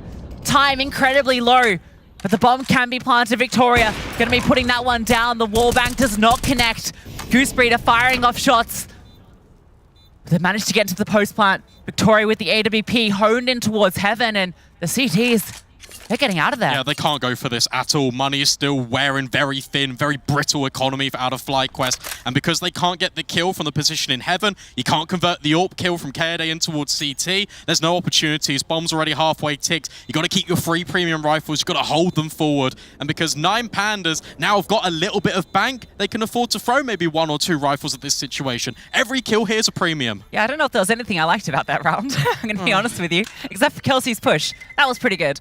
The rest of it was a bit wild. It was good, but what was really sensible is the communication from 9 Pandas Fearless. The fact that Victoria doesn't go for that hero moment, doesn't swing with the AWP, just holds the line on towards Monster, waits for her players to take the space they've already established in Connector, and come back and deal with the rifle play. All right, well, we've got a map in our hands here. The crowd out in force. See if FlyQuest Red can take this series. Book themselves in that spot in the semi-finals tomorrow. Tantalizingly close to taking this map, their choice. Bibian and Connector this time around. That means no one is on A itself. Double con. Bibian is going to extract herself, slowly fall on back. It's interesting watching the way that FlyQuest Red have been playing the A bomb site, or the A side of the map, in terms of just giving up control, because 9 Pandas Fearless haven't been putting the pressure here. This time around, the whole pack is here. This gets really interesting because yet again, you've got Bibian isolated, just completely by herself out toilet. You hear the flashbang out towards long. You've also got this control out of FlyQuest. When are your rotations going to come through? Deep space from Goosebreeder in towards Connector. She's going for this flank. Bibian needs support. She might be able to get a kill here. Oh, Shu spots her. Now Bibian's under pressure, but she has stepped up, trying to get out. There's another player here. Okay, Elizabeth does actually find that kill eventually. So it is the 1-for-1. And now the rest of the team needs to come on over. KD with the AWP is the closest defender. Can't swing onto that. Smoke lands. Wallbang comes on through. Actually does a tiny bit of damage. That might have been the HE. There are flanks in play. Goosebreed is out towards long. Walking on through, gonna catch out Victoria. Elizabeth drops Mads, the other part of the flank, but now Goose is such a thorn in their side. Yeah. Fatal, look at this reposition. She's walked on through, spots out 2, manages to extract herself, escaping, getting all the way through. Kelsey trying to deal with her, and oh, that is the messiest spray I've ever seen. Kelsey's the one that wins on out, and now they can get this retake happening. Elizabeth is low, but wins the fight against Goose, and Taddy walking through long in a good position to end everything here. 1 kill comes on through, but Taddy finds both. I can't believe that. Again, I just can't believe it. What is going on? There's so many moving parts in this round. FlyQuest have got all the space, they got all the information, but they delay their rotations up towards A, so they're not ready for your initial hit to come in towards the top side of the map. Your flanks start to activate, but one of them falls in Connector. You've then got a role reversal. It's so chaotic. A map defined by chaos. It's still 15-11, and you got an eco as well for FlyQuest Red. 9 Pandas Fearless. They are well on the way to recovery.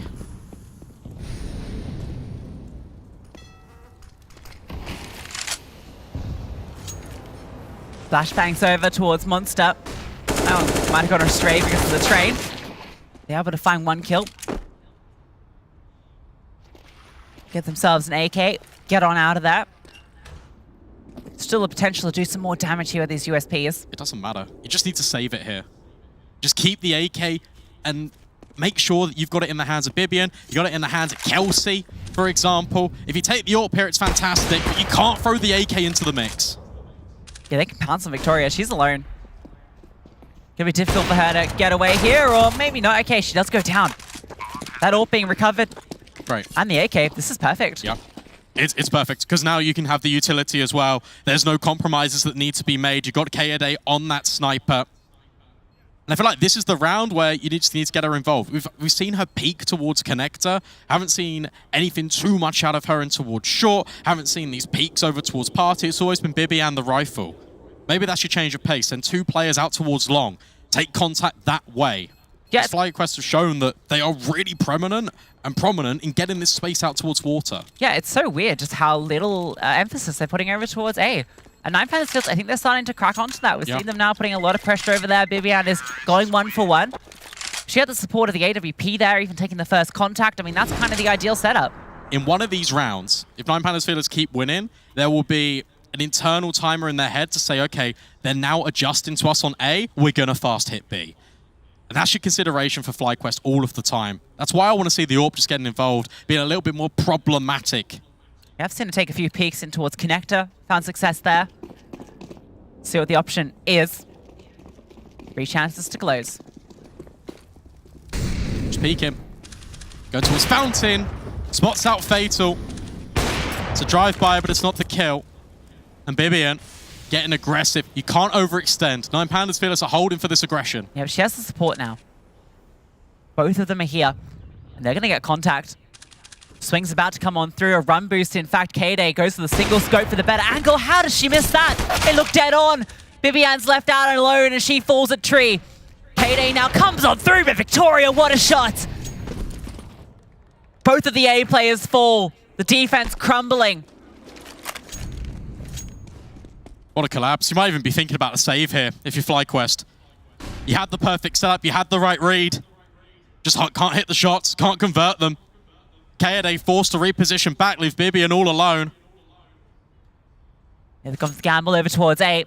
At the very least, they might be able to recover that AWP out towards long, but they're about to be hearing all that utility on B.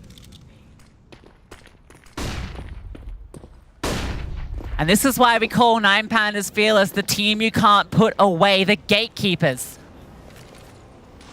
They see a gap, they are exploiting it every single time. There is no easy game against this team, and they're proving it here. This was 15-8. That was 15-13. Money still a very tight factor, but also just the mental game of it. Why can't we put this team away? Why can't we secure our map win? Why can't we have a clean, concise round? If there's a timeout, one needs to be used right now. I think they might have a single one remaining. Oh, Taddy absolutely domes Mads. Just keep the AWP. There's so much time here for the hunt. They're going to keep looking. AWP goes down.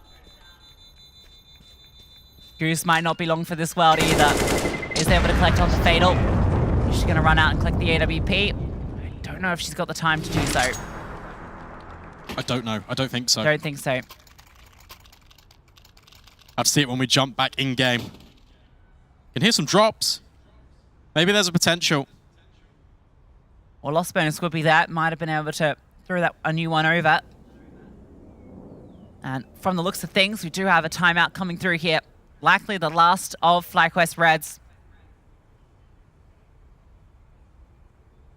Very clever, the timing of that hunt as well for Nine Panthers Fearless. They know if they can restrict the arsenal, they can restrict the weaponry. That's the way in. Crowd gathering.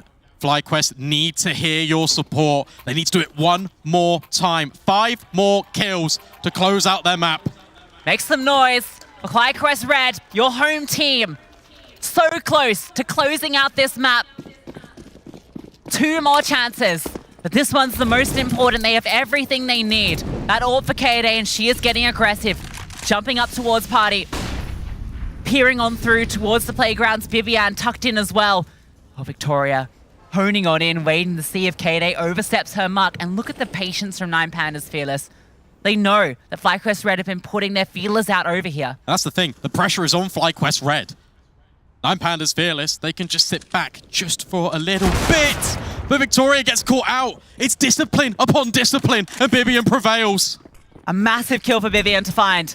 Dropping Victoria of all players as well. And this is smart. The fact that they fall back, they now turtle up and play passive. Your move, 9Pandas. This is what we wanted to see out of this A defense. After it crumbled the round before, they have rebuilt a wall that cannot be penetrated. More control now being taken on the other side of the map. Mad starts to get a little bit curious. A deep line in towards short. Oh, Goose has actually moved up towards A. This gets a little bit scary. Kelsey and Mads still in defense. Thing is, she's locked in here, Mads. She can't move. There's a timer on this where she potentially could escape. Kelsey's just been spammed from connector. Yeah, that's a wild spam. How did she even get tagged there? Bomb makes its way back towards B. 35 seconds left. Mads definitely hears Fatal there. Dropping on down. Don't push this. Don't need to. Just tuck in. Final destination, oncoming. And the rotation, it's here from Goose. Yeah, on their way over. Goose is here. Vivian making her way through as well. The hit comes on through. Kelsey spots out one with the bomb. Smoke on down. And it's KD that strikes. Fatal gets into the site and gets one back. Looking for more, but it's Goose Breeder that collects Mads with another. Leaves the Tatty on the flank, but there's no time. FlyQuest Red have finally done it. They get their 16th, and they will be taking Overpass. And they will make it very difficult for themselves, but a very comprehensive round of Counter-Strike comes in. It's pure discipline. It's good control all over the map, and 9Pandas Fearless can't break the defense. FlyQuest Red now a single map away from the semi-finals. And for 9Pandas Fearless, their backs will be against the wall. We jump over to the desk. Thank you very much, guys. There were questions raised as well as eyebrows when we saw Overpass in the veto yet again. While FlyQuest still love this map, we have had questions about their consistency and their positions in the map, but they managed to pull it off against 9Pandas Fearless, who also cite this as their favorite place to play Counter-Strike. But Blair, I need you to talk to me about the end of that match, because we were convinced FlyQuest would take it, and then it seemed to be slipping away from them. It seemed to be, right? But I like the fact I think they took a tactical time out there to just talk things through, to slow things down, to get the opening pick, and they do something that a lot of teams haven't done, is play the player advantage, and that's exactly what they did there. Clinical stuff, good hold in the final round. That being said, shout out to 9Pandas for actually making competitive, because it looked like things were kind of slipping out of their hands. But I want to go all the way back. I want to go all the way back to that first half, and it was KOD who was the star. So many clutches where the reason, like, they got 8 rounds on the T side, which for a lot of teams, you get 8 rounds on the T side of Overpass to start things off, that's your win condition already met. You pretty much almost guaranteed yourselves the win, which is how it kind of played out, right? Until we saw it come back at the very end from 9Pandas. And KD was getting a 1v3, a 1v2. She got 3 very important clutches, a couple of which actually broke the money for the side of 9Pandas. So she was the one, the architect, so to speak, of that T side. I still have a few question marks about how BBN's playing that A-bomb side, but it's okay. They still got the win, so I'm going to hold on to that particular criticism for now. Yeah, we also have to give a big shout out to Kelsey, leading the stats for her team. Overall, a brilliant performance by FlyQuest Red, and I'm very, very happy because they've convinced me almost that this is their new bread and butter. I wonder if they needed to start on weak side, so to speak. They needed to actually get that difficult T side out of the way, so that then if they did drop rounds on their CT side, they knew that they could bring things back. Yeah, I think it's usually easier as well sometimes on the T side. We see a lot of teams actually prefer, even when they have the option of which side they want to start on, actually starting on the T side. Here, obviously, 9Pandas having the side of pick, they're like, we're going to start on the CT side. And in all honesty, if a few of those rounds hadn't gone the way of FlyQuest because of the clutches from KOD, this could have still been going the way of 9 Panda Fearless. You saw the streak of rounds they went on right there. It was very convincing. 5 rounds back to back to back to back to back. Got a bomb down as well. So it did come down to this crucial early T rounds being won. Thanks to KOD, thanks to some big plays from Goosebreeder as well, who was very impactful, not just in the calling department, but also kind of being the person to make contact early on the CT side towards mid, helping out BBN, for example, or in the T side as well. She's a part of, I think, like 9 or 10 opening duels in the entire game. So all in all, the team effort clicked in. I was a bit worried for a bit of a choke at the end, but they managed. Someone came in and just applied time. You know, I absolutely love the fact that you could see this strong start from CDT Red, and I think that they have been preparing well for the matchup. They're starting on T side, getting so many rounds, and it took 9 Pandas Fearless so long to figure out how they're going to defend against FlyQuest Red. And then you see them switch over to the other side, and you see this super, super solid defense from FlyQuest. There's a wall, unpenetrable, and it is a lot thanks to what is being done outside of the server as well. Clearly, they know what the game plan for 9 Pandas were, and it worked out brilliantly. Well, you know what kind of leader is, what kind of leader I should start that again. Basically, we know that Goosebreeder takes this as seriously as anyone on the server. We know that they would have gone back to their practice room after yesterday. The born leader! Exactly. And so they would have drilled through things. And they've got Miss Harvey on site with them as well. Just because this is their first event as FlyQuest doesn't mean they don't want to go all the way. So they're putting the hours in. Let's take a look, though, at our AWPers, KOD and Victoria, if we can take a look at their head-to-head. As you mentioned, KOD, early clutches, really getting her team online and on the scoreboard. This is stats from across the tournament. But Victoria, now she's not in that IGL role, she continues to be unleashed for her team. Yeah, Victoria looked pretty good. For me, the interesting thing is KOD's stats. I'm going to be more specific for this particular game. She went 24 and 18, 1.31 rating. Very, very impressive stuff. But I just remember, I think, 2 or 3 kills with AWP. It was with the rifles, the pistols, and virtually every other weaponry at her disposal. She was finding so much of impact on the harder side of Overpass. So yeah, head-to-head, you can say Victoria, she still did put in the numbers, but impact-wise, in this particular game, KOD was the game changer for the side of FlyQuest. Yeah, she certainly was. But we can have a little bit of a look at the action that we had in the game. I think with Victoria, she still has their flashy style of play, and perhaps very interesting to see KOD, though, leaning so heavily on a rifle instead of opping on the T side. I mean, it's also, if it works out for you, it works out. Also got to remember, the first 8 or 10 rounds, the money was never that good for FlyQuest Red. They didn't really have the funds to go for whatever buy they wanted to. The one thing, like, you can see the clutches coming in, right? This was such an important clutch for KOD. I actually want to highlight this round. I know we can take a look at the replay, but I also want to highlight that despite the fact they won out the T side for on Overpass, there was still a lot of mistakes being made. And I'm going to try and remind our viewers and yourselves as well, one particular round on an anti-eco, when you have the weapons, you know the CTs have a saved AWP and a bunch of pistols. What do they do? This one was my absolute favorite! They actually go towards long, and they push in towards long. 5 players, no control towards bathrooms, no control towards short, no presence anywhere else, and they were surrounded by the CTs, almost gets ecoed against just pretty much just one saved AWP, and then KOD comes in and pulls off a 1v3. So there are still a few questions I want to throw the way of Goose as well as towards FlyQuest Red when it comes to their T side, but thankfully KOD was there to answer most of them. I'm raising my hand because I have a question, and it's the same question that I have been asking. This is the same kind of scenario that I feel like I've seen so many times again and again, but I think finally I'm able to actually have some footage of what I am talking about, and I'm wondering what BBN is doing towards the A side. There was a situation where they have everything is on the line here. She's gonna be like, oh, they're getting a frag. I'm like, oh yeah, brilliant, BB. But what are you doing here? taking up the knife and jumping around trying to pick up an AK. You have no info. You don't know anything. What other players are around you? And obviously, Elizabeth is going to have a field day. Looks to her left and like, well, easiest frag of Elizabeth's life. And I don't want to say that moment would highlight the struggle to BBN. I think it's more fundamental rather than. I think there was a bit of a panic moment. She misclicked her right mouse button. It sounds to come out. She's like, oh shit, I don't know what to do. The knife comes out, picks up the AK.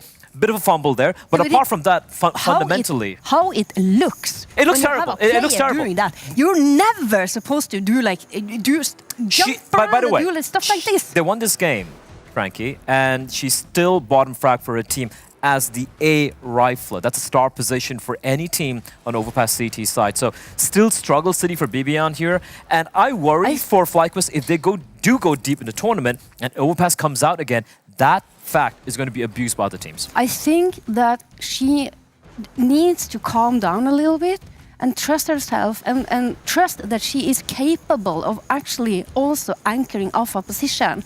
When I see BBN playing in connector, for example, I absolutely love that. That's a BBN position. Then she can be dynamic, she can play on her good mechanical skills, and she can play on her aim, and she can play on those critical timings where she can push out short and do so much more. But obviously we know connector is not a proper position on Overpass anymore.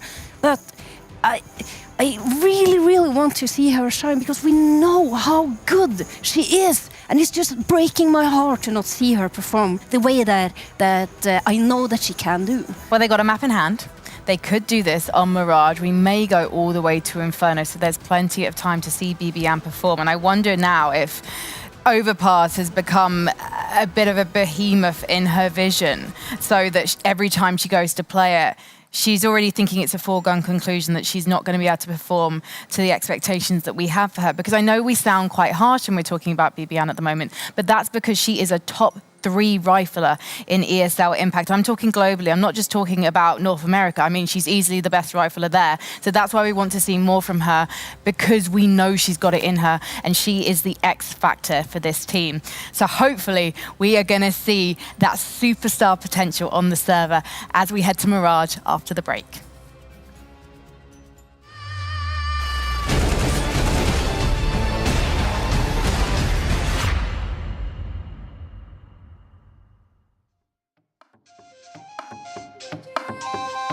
Kontuante Tanan wanan Sambi Na chigera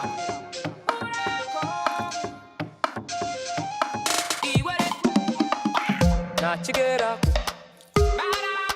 Na chigera Makano Esena Baraku Bana nyogombe Bana nyogotinye Nyok karenya Yitende kofila ya tisinda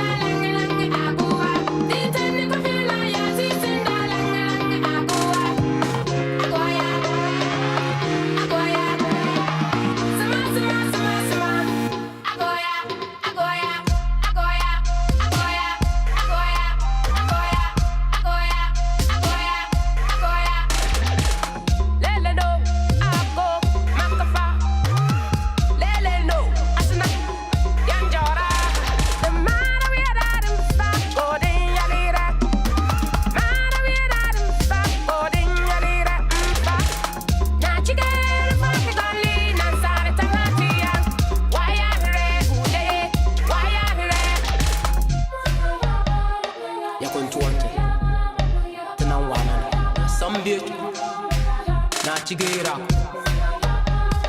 ya kontuante tena wana sambi na chigera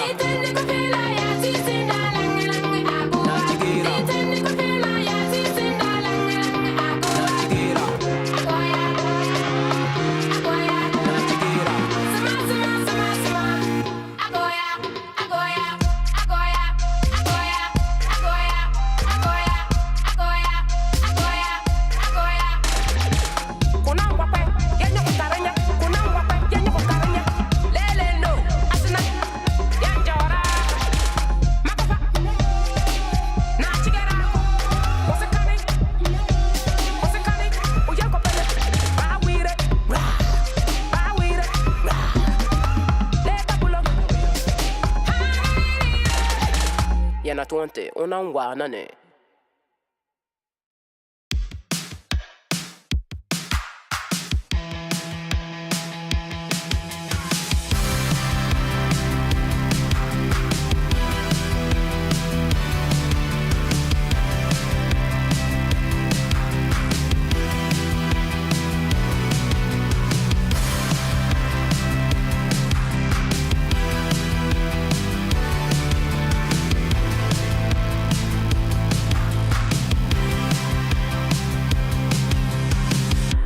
Sometimes when I dream, at times when I just close my eyes, I see the place we used to live.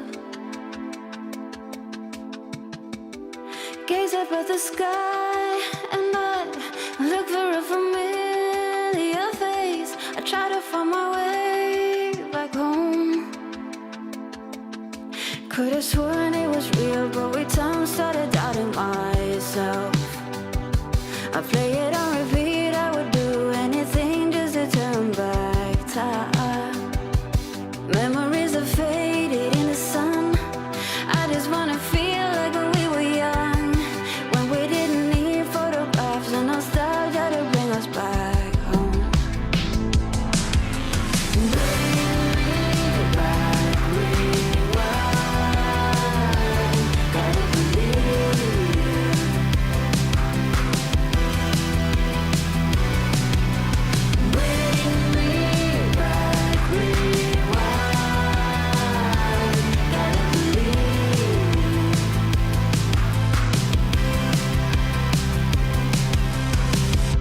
Sometimes I can't sleep.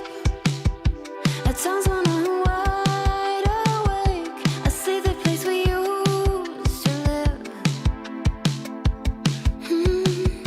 Stare into the sun and I look for a familiar face. I'm blinded by the light, I'm lost.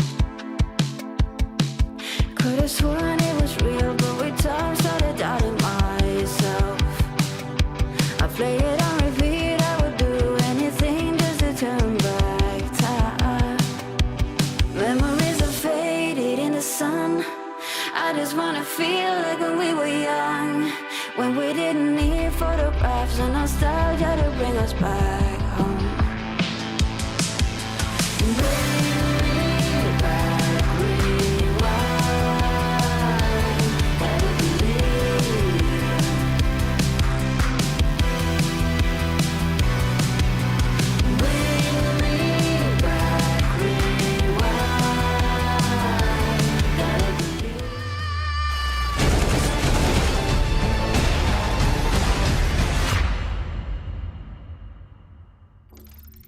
The hometown heroes now stand one map away from locking in a spot in the semi-finals, whereas for Nine Pandas Fearless, it's do or die, Brandon. Yeah, it is. And I'll be honest, though, Mirage is a very good map for Nine Pandas Fearless. Des put it best. It looks to be a very convincing one for them. I feel like FlyQuest are really going to struggle in this, especially because they look really wobbly as they try to close out their own map pick. But they got the one in the back. They can put it in their pocket and try and convert in two. All the pressure on Nine Pandas Fearless. Yeah, last time these two teams played back at ESL Impact Katowice, it was a 16-13 victory on Mirage, going the way of Nine Pandas Fearless. Let's see what they show today. KD gets first contact in towards mid. USP in hand, peeking around the corner. Gets a lot of information about this push through connector, but it's Bibian who strikes first. Yeah, good shots. Oh, even more. Bibian, it's perfect. That completely slices open any attempts the attack had. They're still through the guts here, still trying to play around the murder hole, but that's why it's called it. Mads finds Victoria, and now it's just Fatal in the 1v5, and it's a mess, but it's flawless from FlyQuest. Yeah, and that's my go. Get fired up, Bibian. That was a sick pistol round. 2 clean shots with it. Exactly what the doctor ordered. And a flying start here for FlyQuest Red. Yeah, exactly what they needed. A comfortable pistol. That's 3 out of 3 pistols for FlyQuest Red as well. Check that. That is beautiful. Clean with it. They didn't know what hit him. And that was really all set up by KD's information and then the positioning on the bomb site, trying to make sure they're not exposed from too many different angles. Doing gets a little bit caught there in the connector, but it's not going to matter too much. Deep utility offsets 9Panda's Fearless, prevents him from getting aggressive, and that's a nice shot. It wasn't the MP9, it was the It doesn't Panda. matter, still a nice shot. Now Kaden can start to collect.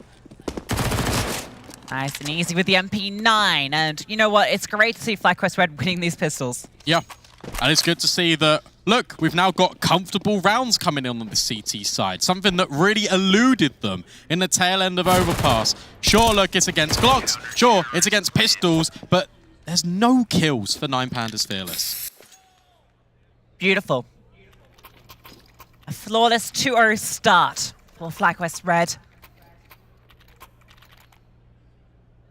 Now we'll see the real challenge as the buy comes through for the T side. AK is on out. Let's see what FlyQuest Red opt to do with these 2 MP9s they still have over. Kind of want to get them maybe a little bit aggressive. Yeah, it wouldn't surprise me. Try and offset the control that 9Panda's Fearless want to establish now. They've got the full rifles in play. Double boost up here, going to push an extremity.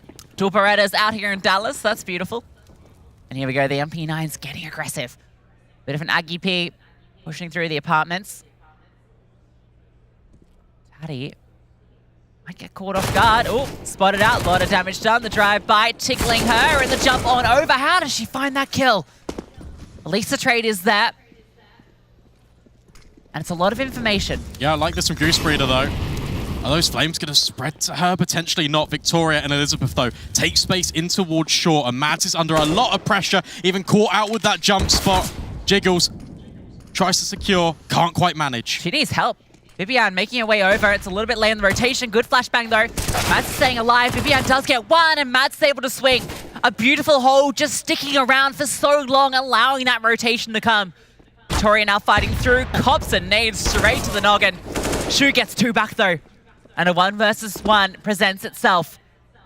Both knowing where the other is. Shu creeps on forward. Oh, they're so low, but it's Shu that wins it out. I'll tell you what, though, what an incredible recovery there for 9Panda's Fearless. It looked like Mads had done enough on that bomb site, playing around, allowing rotations to come through, even finding the kill and dropping the bomb, but Shu is overwatching from the balcony and securing kills. This all starts from the extremity pushes as well. The aggression, you mentioned, it came into play, but it wasn't enough. What an insane round here. Yeah, it's kind of crazy that Taddy got that kill in from the underpass, right? Yep. That felt like a position where she should never have found that, but that might have been the point. They have been able to get a buy out, but it's light on utility, and 9Pandas, they are quick with it. Jumping on through, very passive over towards B. Vivian's going to get boosted, M4 in hand, gets a nice kill onto Shu.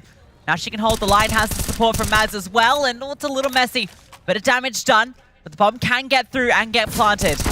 It can.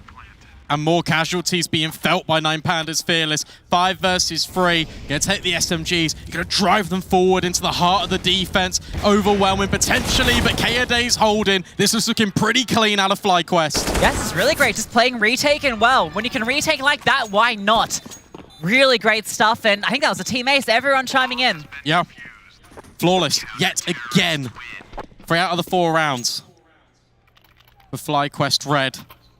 And suddenly, your rifles that maybe were Thamus's, MP9s get upgraded. Don't drop the ball. And that's really good. That's something that we haven't actually seen out of FlyQuest Red yet, where they lose a round, but they instantly reply with a round back. And important they don't lose anyone there, because as mentioned, they have no utility, not really any kits in play. Now they have everything out, a bit of buffer money.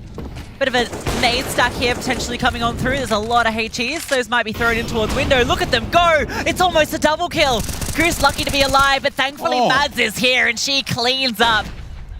Shu left alone, and she's getting peppered on by the USP. I'll tell you what, though, that's a hero play from Mads. The fact that the grenades really find 2 kills, and I was literally just about to say before they even threw them, but it was those pistol rounds, it was the light buys that are actually making things quite difficult for FlyQuest and preventing them from really building up a bank balance, establishing that economy on the CT side. The fact that Mads swings in there, finds 4 crucial kills, puts ends to the reign of potential terror.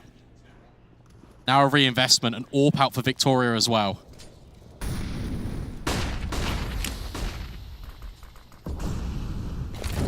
A lot of mid presence here from the T's. Molotov 4 does force Victoria into an awkward position. Bibian caught out. Fatal over in the corner, swings on through. Victoria's still posted up with this AWP, fires off the shot. No one peeking her just yet. You can see this a lot out of 9Pandas Fearless, where you get Fatal into that position in towards mid, further beyond the sandbags. Flashbang will come over, and they want to isolate that fight in towards short. That's a perfect showcase of it, and it's something that FlyQuest need to watch out for going forward in the half. Oh, Fatal's the one that gets caught out though. Mads slips into the position that Bibian fell in. Victoria, though, strikes back immediately. Always a response from the Pandas. But back and forth we go. Oh, maybe not. That felt like it was Goose Speeders every day, but Taddy was ready for the one-way. Kelsey in the smoke on the fade. Lines them up, but can't quite get the conversion. Important kill to find if you're Elizabeth. And now Kaede in the 1 versus 3. Bomb going to the other side of the map. She's got the cross, but it's going to be a difficult one. Unfortunate target selection there. Obviously didn't know which player was low. No way Kaede can make this happen. If they go for the default plant, which why wouldn't they? See, they will. Frontside default. So Kaede can't really afford to give this a look in. I feel like it's very risky, the 1v3 of the AWP. Just trying to extract herself, and looks like she will be allowed to do so. Important save. This means that you can drop Mads. Everyone else can buy here for FlyQuest. And you want to give Mads a rifle because she's 11-2 right now, hot off the presses. In Mirage, but an important stabilization, a recovery round for 9Pandas Fearless, all orchestrated by the mid control and the flashbang play to set them up. Kaede does reveal her position, and it is making it expensive at least, but I feel like with that flash, you get out of there. Yeah, that one kill's quite good though to find. AWP can at least... Oh, no, I think they couldn't find it. That's actually huge. That's massive I don't think they can buy one. Although Victoria does often go for it without the armor, so... Might be able to bring it on through, but good kill to find at the end. Let's see. Still 2 rounds in here.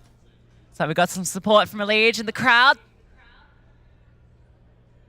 Might be a North American lifting a trophy this weekend if FlyQuest Red can continue this run. Good timeout being called as well from Flashy. You know you lost consecutive rounds in a row. You know this buy is crucial to your economy because it's one more and then potentially you'll be forced onto that eco.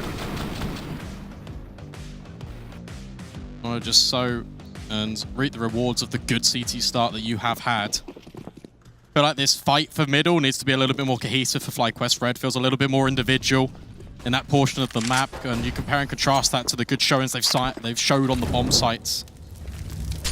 You know what? Yeah. Oh. Oh. Ah, that's not worked. Oh, she's burnt alive. That's so unfortunate.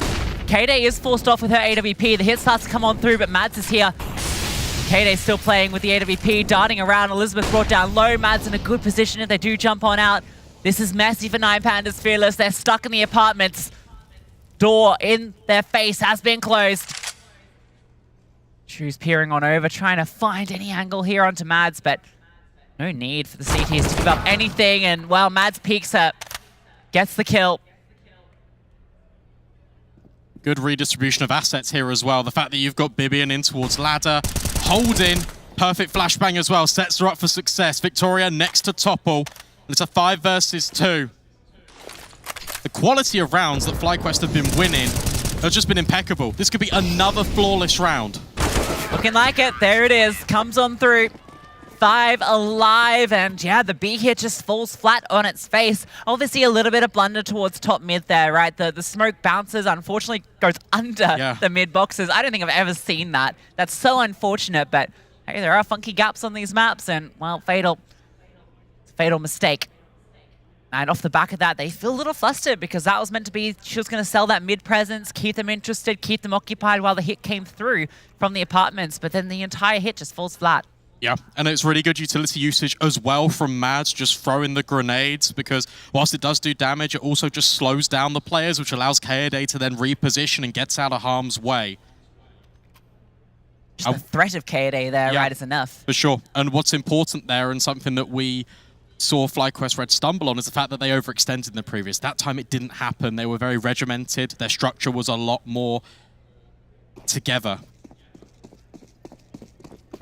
Ensure they were able to find success. Yet again, it's just pistols. It's going to be an overflow through the Palace. Fast play and one flashbang trying to orchestrate success. Yeah, plenty of rifles here though. Kelsey in a good position. That flashbang is actually really good. Gets overwhelmed and oh no, K-Day's gone down as well. That's an AWP in the hands of Victoria. If there's ever a person you don't want to be holding the AWP if you're FlyQuest, it's her. She starts to edge on forward. No, falls on back. Bomb is planted.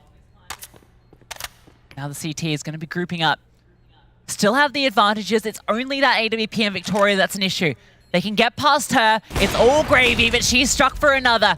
No swing comes back for the CTs.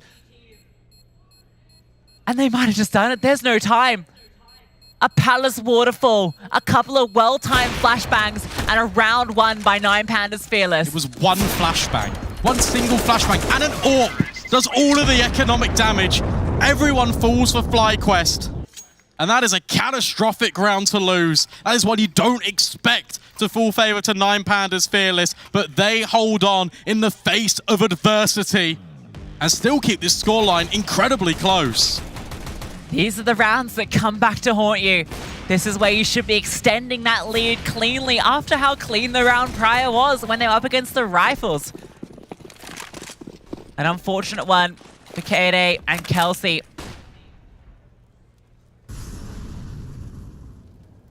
And look at the immediate ramifications. Your round before that was flawless, nobody fell. And now you're on pistols. Yeah, you're prioritizing your utility into the next. You could scrape together a buy here, but it wouldn't have looked very pretty. Slow, calculative. Out of 9 Pandas Fearless, understand the money was quite in an unfortunate position for FlyQuest. Taking good control in towards mid. Timing on this has been superb.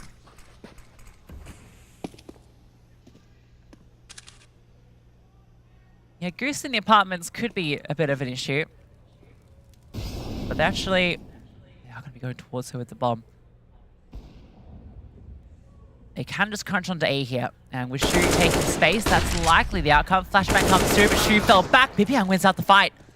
She's got armor. She's now got an AK. Taddy starts to move on through with the bomb. If she doesn't clear Goose here, it could all fall apart. Goose hits the shot, gets an AK, and the bomb is dropped. A smoke as well, right in their faces. The pistol on the other foot. They're managing to steal this one away, but they have to close at 25 seconds time. The biggest issue here, another flashbang, but K-Day falls. Vivian arrives and can't connect. Goosebreeder still has the bomb in her grasp. Catches off Victoria on the jump, and she's doing it all for them. Kelsey now comes on over, 10 seconds remain, and the Deagle strikes on through. Goose swings, and time, oh, Kelsey, she falls, and Elizabeth recovers it. They were just so slow there to retake over. Goosebreeder's doing everything. She's bought about 30 seconds for the team to rotate over in towards market. It's still not enough. The player coming in from short was just so late, so delayed. Goosebreeder can't hold on for any more. But what an incredible round from her, because that nearly throws a massive spanner in the works for 9 Pandas Fearless. Another round that feels like it could have been theirs. It was always a long shot, but still a little painful to have come that close. This is aggressive. Deep flashbangs potentially, and it's going to set them up for a walk. Oh, this is going to be devastating. Oh, it is. Goose comes through at the perfect time. The flashbang, though, Mads able to collect onto the jumping player, and the swing onto Victoria. It's bold, it's brave, and it's beautiful. Leave Shu alone. Bomb can be collected, but her teammates' bodies litter top mid. Really nice. Yet again, it's tempo setting coming out of FlyQuest Red. The objective in mind, we want mid control. It completely blindsides 9 Pandas. Not ready for it. And the fact that you don't actually go with flashbangs because you take the contact first. Re-swinging on the position. The AWP is not ready for 2 targets.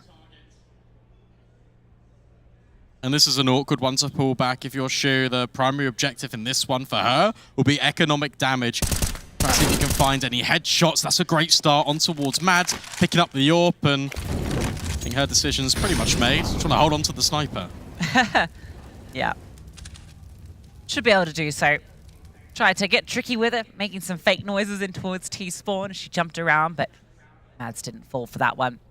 Another high impact round from her. FlyQuest do recover. 6 now about to be posted. It's a fun map. It is good. There's still concerns here, though, because, look, FlyQuest have been winning these rounds convincingly, and they've been coming up with good responses. But the reason why the scoreline is so close, because they can't do it in a consecutive manner, which means that the economy is always going to kind of be on a knife's edge for this defensive side. For FlyQuest Red, for the fans out there, what you're really hoping is that they're able to post consecutive rounds on the board to give themselves a little bit of a buffer to make them feel more secure. And that's been just kind of the theme of this series in its entirety, right? That's the one thing we're looking for out of these two teams, a little bit of consistency. Victoria taking the peek. Well, actually going to be fully peeking. Didn't have the full spawn, but speaking of it, Kaede is deep in towards the underpass. Peeking on through. He's going to get first contact, but it's Taddy that comes out ahead there. A lot of damage done onto the AWP. That Molotov just not quite bounced the way it was intended. Kaede just trying to get out and okay, now she's caught in the open. That Molotov was so well timed for 9 Pandas. Yeah, and Shoes also dealt with Bibian. Out and towards Palace, lurking through. Kelsey gets dealt with up and over. So much turbulence in this round. It all comes off the back of a dink. Goosebreeder trying to push through. This could be pivotal. That's the bomb, and it's not quite denied. For a moment, you think Goose is going to throw Chaos into the mix once again and drop the bomb, but not going to be the case, and now it's flawless from the Pandas. And this is the worry. This is the concern. You understand, surely, that, look, 9 Pandas won a Deagle round, and then you knock them off the rifles. You made it expensive when you have pistols of your own. Surely the economy is going to be a little bit battered. Why are you going for these aggressive plays with Kaede? That's a little bit scary on the pass. Yeah, I mean, I don't mind it. The issue was getting her out of that, and also, being left a little bit weak there. I have opted to force into this. Prioritization of weaponry over utility as well here. Victoria expecting contact, expecting Kelsey, but she delivers, but potentially even a second headshot. Gonna swing with Bibian, but Bibian not even needed. Yeah, Kelsey's deagle just hit Steph. That's an AWP that can be held onto. A rifle that can be picked up as well, though Mads is nowhere nearby, so now she's the one that has to step up. That bomb is making its way with support towards her. Rotations need to come on through. She is alone here. If they get into the site in the post plan, it gets scary, but peeks on through. Perfect timing. The shot doesn't quite connect initially, but she might have just done enough. Drops one. Elizabeth is low. That's the bomb known. Fader's walking up, though. Has made space into the site itself. Creeping and crawling forward. You can hear that scope from Kelsey in towards the window. Just trying to see if the site is clear. Creeps on through and swings on the Kelsey. A big one from Fatal. Is she ready for the second player to be in market? Definitely Vivian's hearing her, but Fatal, what a shot. Attack comes through, and it's Kaede's scout that strikes.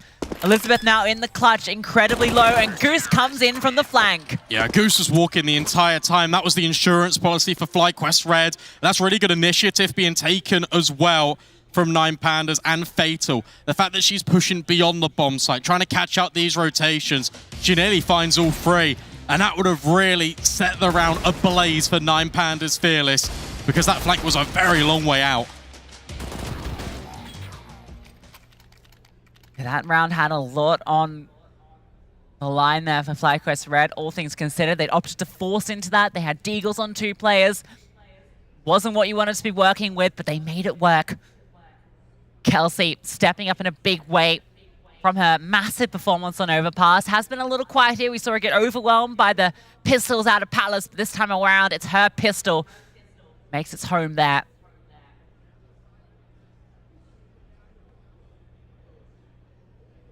Just can't call it. You just can't call this game. It's so back and forth. It's such a spectacle to watch.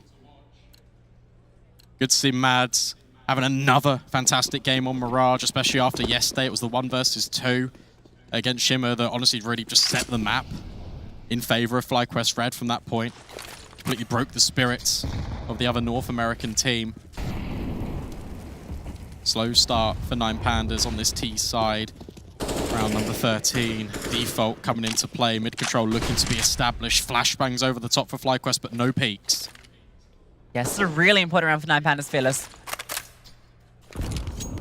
Mads has definitely spotted out Elizabeth there and towards water. Tucked into the corner. Fatal making her way over to support. They want to swing this together. Try and fight their way forward. Mads is just playing defensive. Has a smoke ready that she can drop. Now going to be taking contact up and towards short. A little dicey, but Fatal has come around the corner. The Molotov forward, and yeah, Mads has got the smoke ready. Drops it. Now she can go up the ladder and play around it, and K&A has a nice line of sight down in towards mid. Collects one, Bibian as well. Trade comes on through. Now K&A gets up on high. A lot of information. Still 2 players in the site, and Goose Breeder as well, helping out. Taddy and Shu split up at the moment. Gonna be grouping up and trying out B. Yeah, gotta reset, gotta wait for Shu to take this contact here. But Goose Breeder, look at this angle. So difficult to try and clear here. But Shu should actually just nail her in the head. Instant decapitation. That's the bomb site unlocked. Look at Mads. She's flanking through, pushing. She'll be in the back lines at a well-timed moment.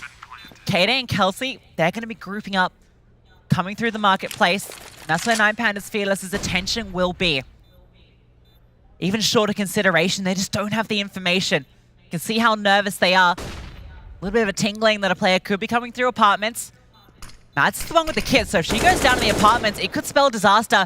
Taddy's found one, but there's Mads striking. And it's all on the Taddy, but Mads again. A high-impact round. Yeah, that's essential as well, that Kelsey's got all the utility and starts deploying it just a couple of seconds before Mads comes through. Smoke thrown in the face, flash is thrown into the middle of the site, really orchestrates that push to come through. Successful retake, and the fact that it's a team effort is what gets it over the line here against 9 Pandas.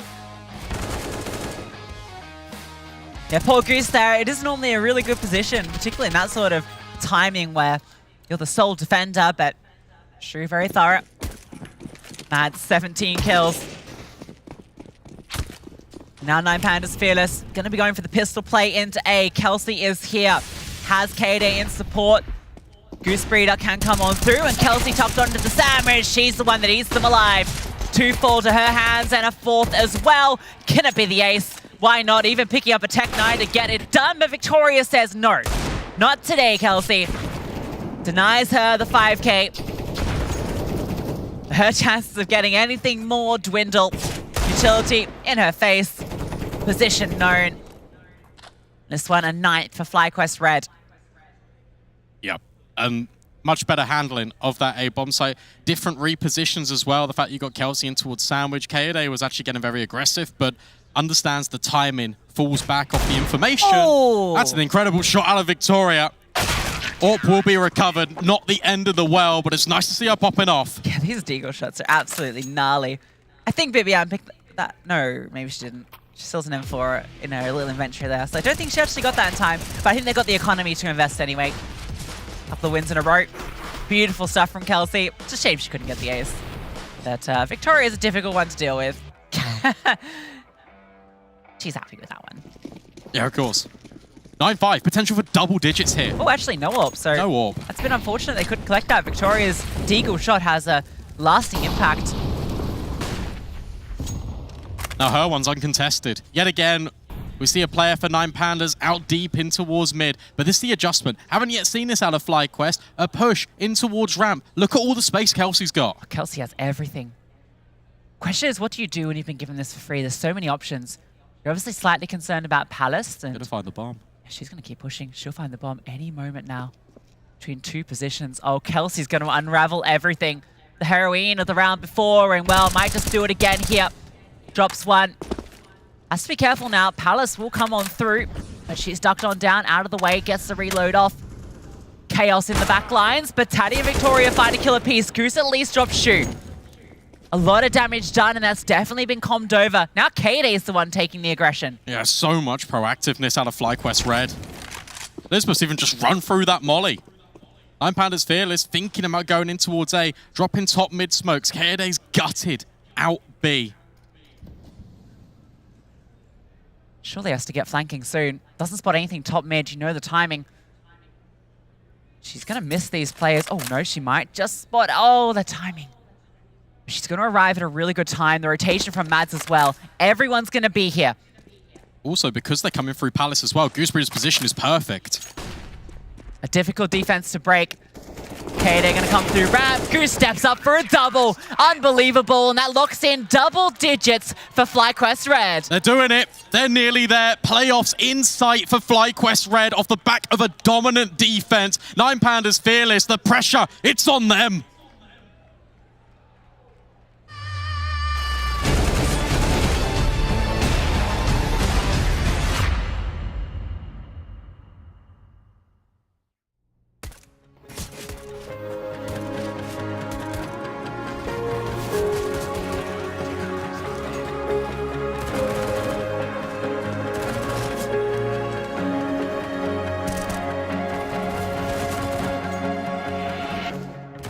I'm up high, breathing in the light, bringing me to life.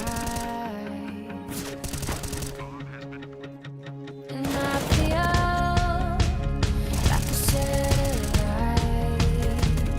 round and round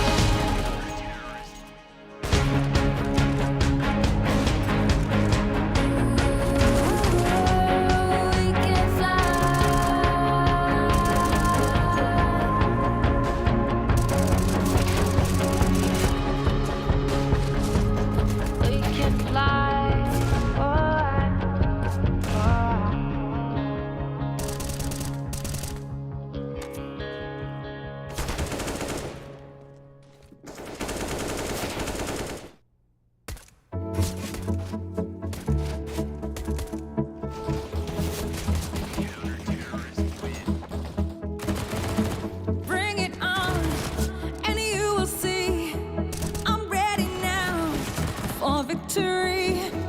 I'll carry on. I'll win the game. I'll take it all. I'll hold the flame. I will rise to the top and watch you fall. This is me. It's my time. My curtain call. I want it all. I want it all.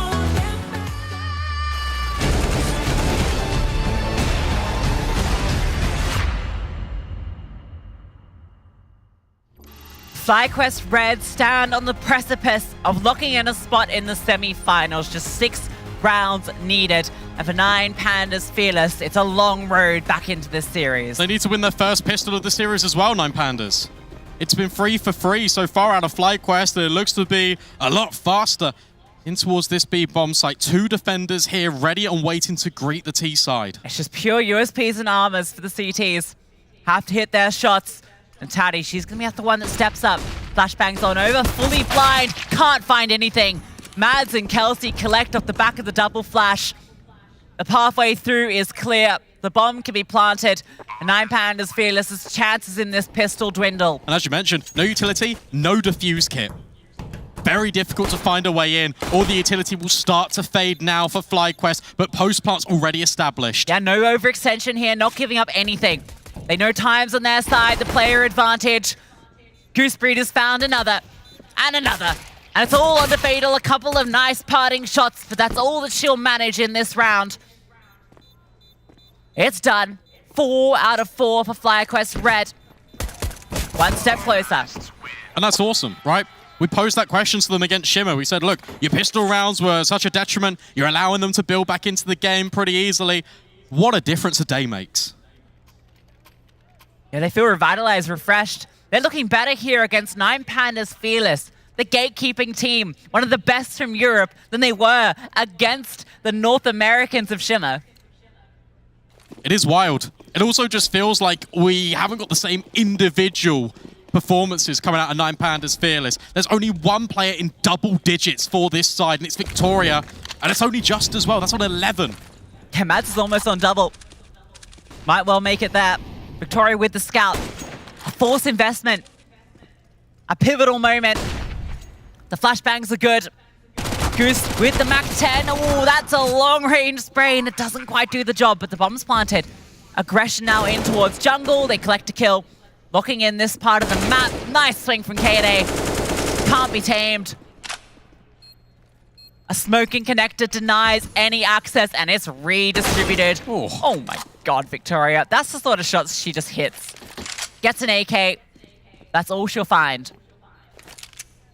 12 on the board. What more can you say? This is clean. This is Route 1. Direct Counter-Strike coming out of FlyQuest. I wonder if we're going to see this going forward. I wonder when the reinvestment's going to come in. We're going to keep seeing these executes. This next round will also be a perfect time to bring it out because 9 Pandas Fearless got a difficult decision to make. Are you investing with these rifles? Are you going to try and force the issue and try and get around back? Or are you just going to concede? The right call is to just play with what you've got. Agreed. If you force this and you lose, it's done. There's no way you're winning the series.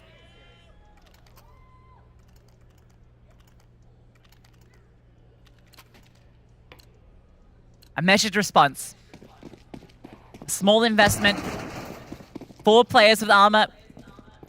Enough to get the job done. This is sensible. There you go again. FlyQuest going to go for an execute. All the smokes lined up, all the flashbangs rained in. Only one player on the site itself. They hold off. Ground being taken towards top mid. 9 Pandas Fearless. And now the hit comes through. The smoke's gonna land. Shu, the only one here. Flashed at the moment, but able to strike. A moment of clarity in the white. Kelsey dropped as well by Fatal. Chaos being sown here by the smokes, but a recovery. KD gets one back. Victoria over the top. Bibian looking to phase through. Just walks it. That flashbang doesn't connect. And now she's spotted. Elizabeth able to deal with her. Goose has to just get out, get the bomb down. But there's Taddy pushing with the P250. And this one is falling apart. The half investment, the recovered rifles, but maybe KD can do it, but no. Just the one. And a 6 for 9 Pandas Fearless. That's FlyQuest really overcomplicating and trying to reinvent the wheel. If you want to take space here, surely you've got your flashbangs to go through CT. You don't need to be going through your smokes that you set up as a wall. You've got complete control into the bomb site. Why are you throwing yourselves into the Panda's den?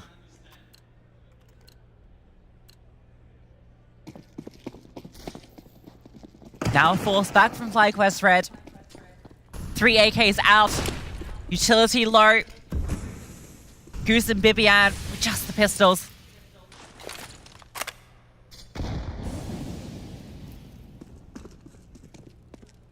This is where it gets scary. Makede collecting on Victoria is big. That's clever. That's just instantaneously swinging, taking the contact after it's being felt by your pistol players. And that's a lot of space now opened up. And yet again, we've got an instantaneous reaction. FlyQuest up short, going B.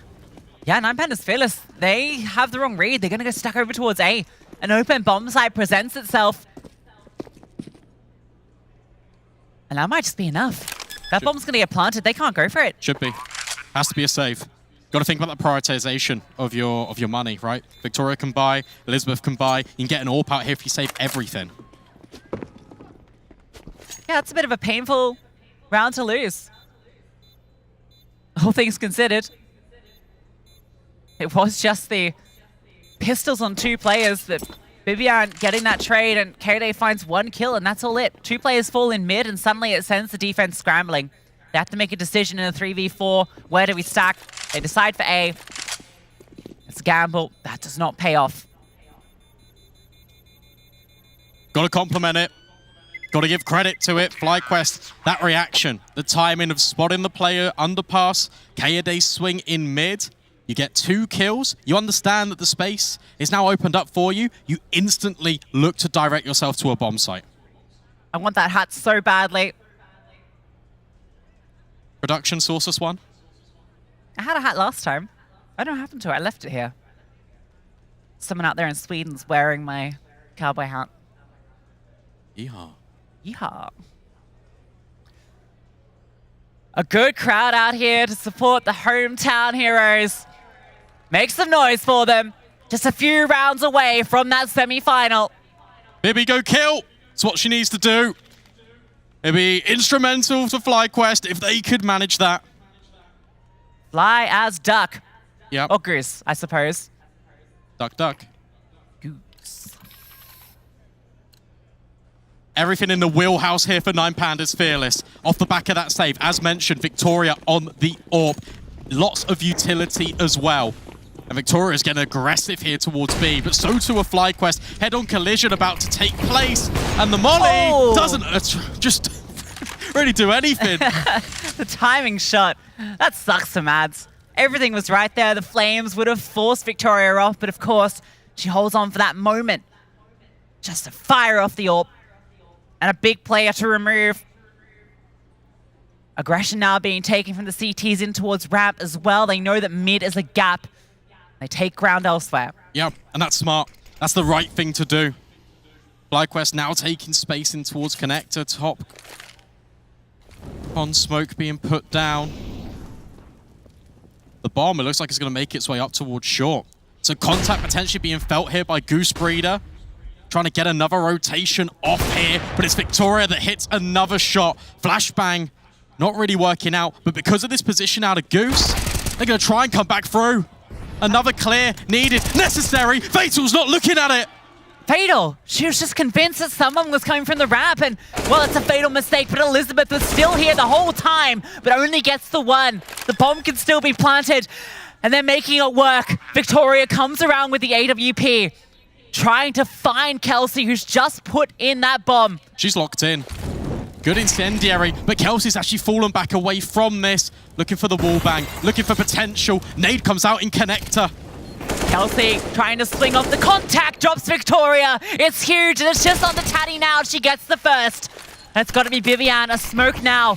Gonna be an issue. There is a kid, and she decides not to stick, wants to fight, and Vivian steps on up. Bibi, go kill! And how important is that for FlyQuest? 2 steps away from being in the playoffs of ESL Impact Season 3 Finals on home soil. What a recovery of a round. That one had fallen to pieces. 9 Pandas Fearless had everything in the right position. And it's all the impact out of Goose Breeder. Fatal Elizabeth. It's a breakdown in communication. You're expecting the Firebox player to swing, take the contact, ping-pong it over. The unknown entity, they wanted it to be ramp, they wanted it to be Firebox. Pick one. A collapse from the team that always looks indestructible. The team you can't put away. Well, there's a box out, there's a suitcase, and there's 5 of them with the Pandas' names written on them. Getting bamboozled out here. What a clutch from Bibian. Nearly there, but you got to remember that it was 6-7 rounds in a row for 9 Pandas Fearless at the back end of Overpass. Look what they're working with here. Up against Series elimination point. And it's just pistols. KD misses the shot. And another one. It's okay. It's all right. She doesn't take any damage. Back there, warning shots. She's sending a message. I don't need to hit you to beat you. Try me. Yeah, don't know about that one. It's the mental game. Yeah. Yeah. Still the pistols. Good controlling towards mid. And that's Tatty. Anything you can do, I can do better. Mads falls down, but they were able to recover from this position before. Look at the Palace control as well. Take a look at this. Oh! Victoria, we know how good she is on the Deagles. Fatal with another. And now Goose Breeder looking to repair the damages, boost up, flashbang through. At least Kaede is also struck on B. Well, that Molotov's doing a lot. It flushes Victoria out. She is able to escape. And you're right, Kaede has walked on through the spot on the drop. Oh, Goose is up. Goose is making noise. Awkward fights, gets out. She needs to go back as well. Kaede's the one taking all of the ground, but she's been spotted on the bomb side. Oh, what? How does she hit that? A no-scope? From that distance, the flick? How is that possible? Oh, she's looking for more, but it doesn't connect. Goose has got the bomb, though, and it's on her back. On her way to A. To the first letter of the alphabet. Final destination potentially for FlyQuest in this round, and it needs to be Goose. Dubbed as the smartest player we've got in the Impact scene. Needs to come up good with the clutch. She's going to get here well before the CTs. Bomb can be planted, and they have nothing to work with. They've picked up the AWP. Where's the kit? Just flashbangs. They know where Goose is at the very least. But Elizabeth not given anything while holding with that AWP. She comes on through. Goose holding this gap in the boxes. Over the top, gonna spot out the head. Sees the drop, a lot of damage, gets the first. And it's Goose Breeder clutching out for FlyQuest Red. And who else but Goose Breeder? When FlyQuest needed a hero, she steps up in Dallas. The Goose is loose.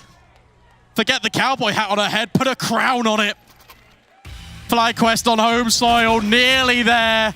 And it's Kaede, it's the distraction, it's the diversion and the misdirection to get Goose on that bomb site. The Queen of North America reigns here in Dallas.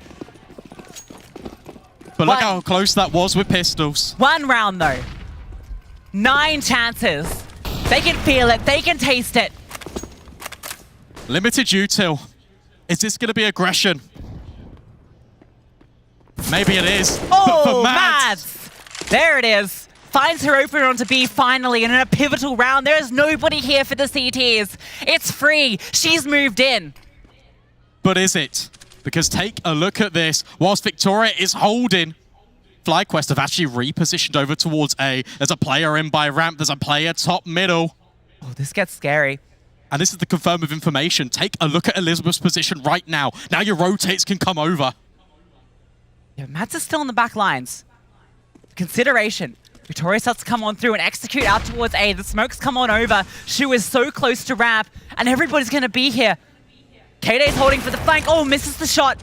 Information gathered, but the second chance, she hits it. And now they can back out. There's still so much time. So smart. Now you let Kelsey activate. She takes the next point of contact, keeps all the defenders here, and look at the space that Mads has got on this flank. Yeah, look at Mads. She has everything locked in. Victoria swings around. She is dead. That's the kill. Mads collecting 2 of the most pivotal here in this series. Kelsey drops on out, causing further chaos. Does fall, but damage done. Bomb is going to be planted on B in a moment, and Fatal has 16 HP. Shu has a flashbang. This is the moment. This would be the most incredible clutch if they could pull it off. Going to be grouping up, but Molotov in their faces slows them down further still. They have to wait it. They have to respect it. Bibian jiggling the angle, waiting with the flash. Goose now gets into position to lock it in. First player dropped. It's all onto Shu. She's alone. She's taken down by Goose. And it's FlyQuest Red going through to the semi-finals. Look at that. Playoff secured. 9 pandas tamed and released back into the wild. Sent packing here in Dallas. Roar for your home team, Dallas. They're going to be there tomorrow on the big stage. So impressive as well. The fact that Overpass looks shaky, you then go on to Mirage, and it's the fundamentals, it's the core principles, it's FlyQuest Red.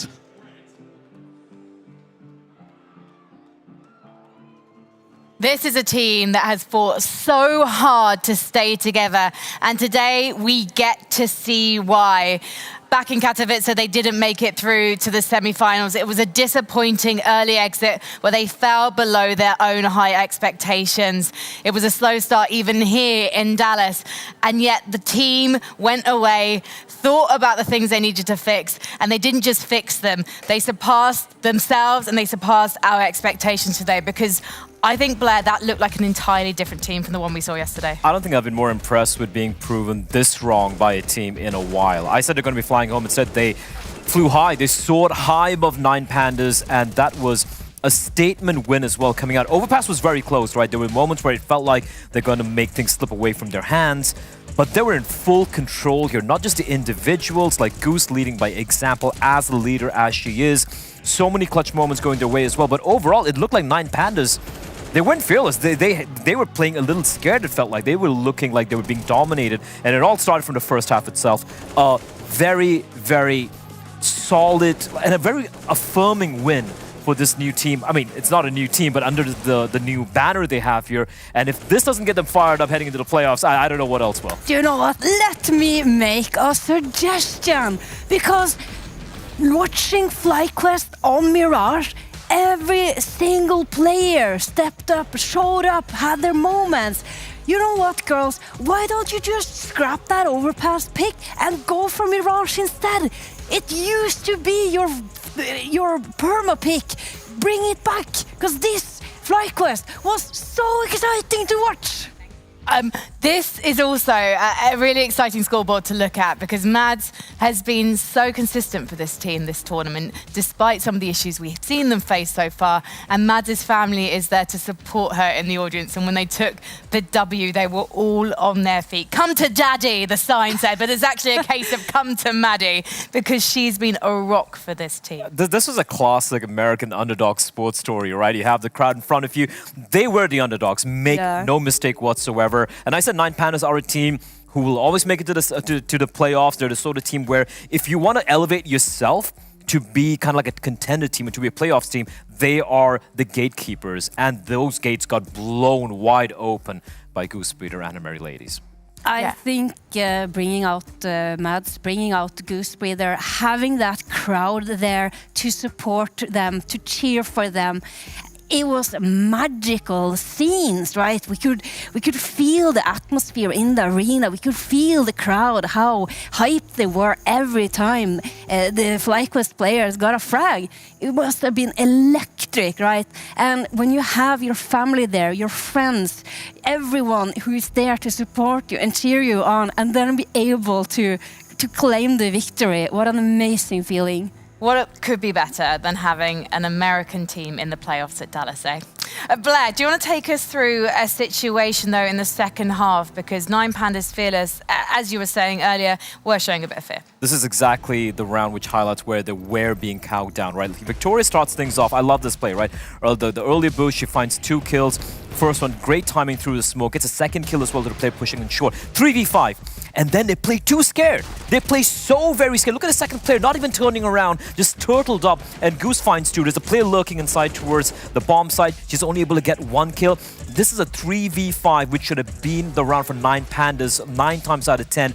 But because they gave so much space, they were giving so much respect to the side of FlyQuest that they just wrested it away from them. In the end, it sure was a 1v1, which Bibian was able to clutch out. But they were giving so much respect, playing with fear, unlike their name. And unfortunately, it's just an instance of that's just a good example of how I felt like the entirety of Mirage kind of played out for them. So very uncharacteristic showing from 9Pandas. They got cowed.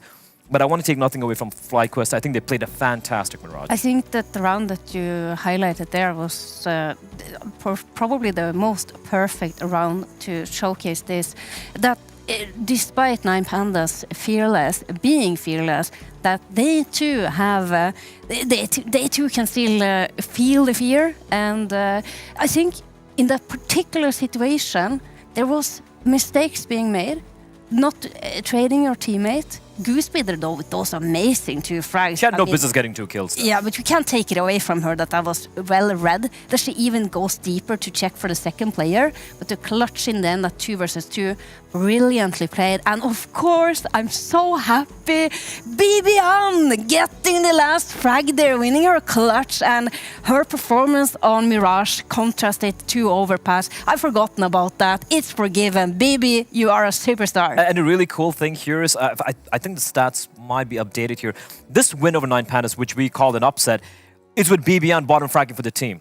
that's a good sign. It's not requiring your star player to really pop off and have a monstrous game to get this win. Oh my God! Do you remember we had the interview where it was stated that imagine if we all are firing on all cylinders. Now look at this FlyQuest where BBN is like a little bit underperforming, not having the best day.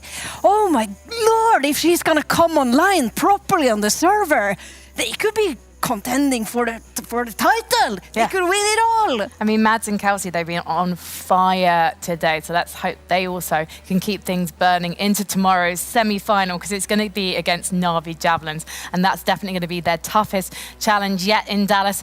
Right now, though, let's actually check in with Goose Breeder and Heku. They're in the lobby in Dallas. Goose Breeder, congratulations. You must be feeling amazing right now.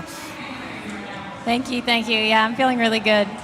I mean, with the crowd that's like sitting there cheering, like yelling the names of your players, like of the org, I'm sure it's like absolutely amazing. I'm kind of also pretty sure you're kind of getting buffed because of that, maybe the confidence. But we gotta kind of address the situation because this is like a 2-0, and maybe we kind of expected the 2-0 to be a little bit, like, you know, the other way around, because so far every time you played against 9 Pandas Fearless, you were kind of like not performing that good. But here, again, you decided to go for an overpass. Yesterday you played against them, but what changed? Because like you barely had time to change anything, and you did so good. What happened? It was more just, well, first, you know, we are kind of a new team in terms of LAN experience, so it's like finding our rhythm on LAN. I think we're starting to really get a feel for it, which is really nice. In terms of overpass, Mirage, like it's a map we're ready to throw down on. We had a game plan going into the first game, and they were just disrespecting us everywhere. So our game plan was to shut them down and not let them have any breathing room, not let them do things for free, and then we get to have space to play our game a little bit more. So that was like the game plan going into it. CT side, I think overall was pretty strong. We kind of let some rounds slip and get a little nervous maybe, but we brought it back, so the composure is good there. And I'm happy with how we closed it out. And Mirage, I think everyone was full just control. Yeah, everyone was pulling their weight. Everyone was really in the zone, always trying. You know, everyone's like perfect comms. Like when I go to clear ramp, you know, I'm in the zone, so I'm killing one, and I'm like kind of looking for the other. But my teammate's like, she plays A2, she plays A2. So I'm thinking, okay, probably a double ramp setup, and it's like it's info from your teammates. Like everyone is really contributing really well, and it just feels amazing. Like the girls, like we almost cried honestly, because like we know how good we are, and so being able to like finally show it just feels really good. But yesterday you actually had an option to either go for Mirage or go for Overpass. Do you think like maybe like if yesterday you would actually go for that Mirage, it would have been different? No, I'm a very like. I really believe in our strengths. I think we could beat them on Mirage too. I mean, we just did. You just did, definitely. But even Overpass, I think we were controlling the game for the majority of the game, and you know we let it slip. And obviously they're a good team too. So if we give them space, they're going to take it. So props to them for making it close. But I think we could throw down on either. But I mean, we just have such a complex strats. Like. We didn't even need to do anything crazy. Like we have a lot of answers. We just had to adjust our answers to the situation, and we did that today. We learned a lot from yesterday. We talked a lot about it, and I would rather just like, you know, have a hard time in the beginning and we clean it up, and, you know, less room for error in the end. So I'm happy that we're cleaning it up and doing really well.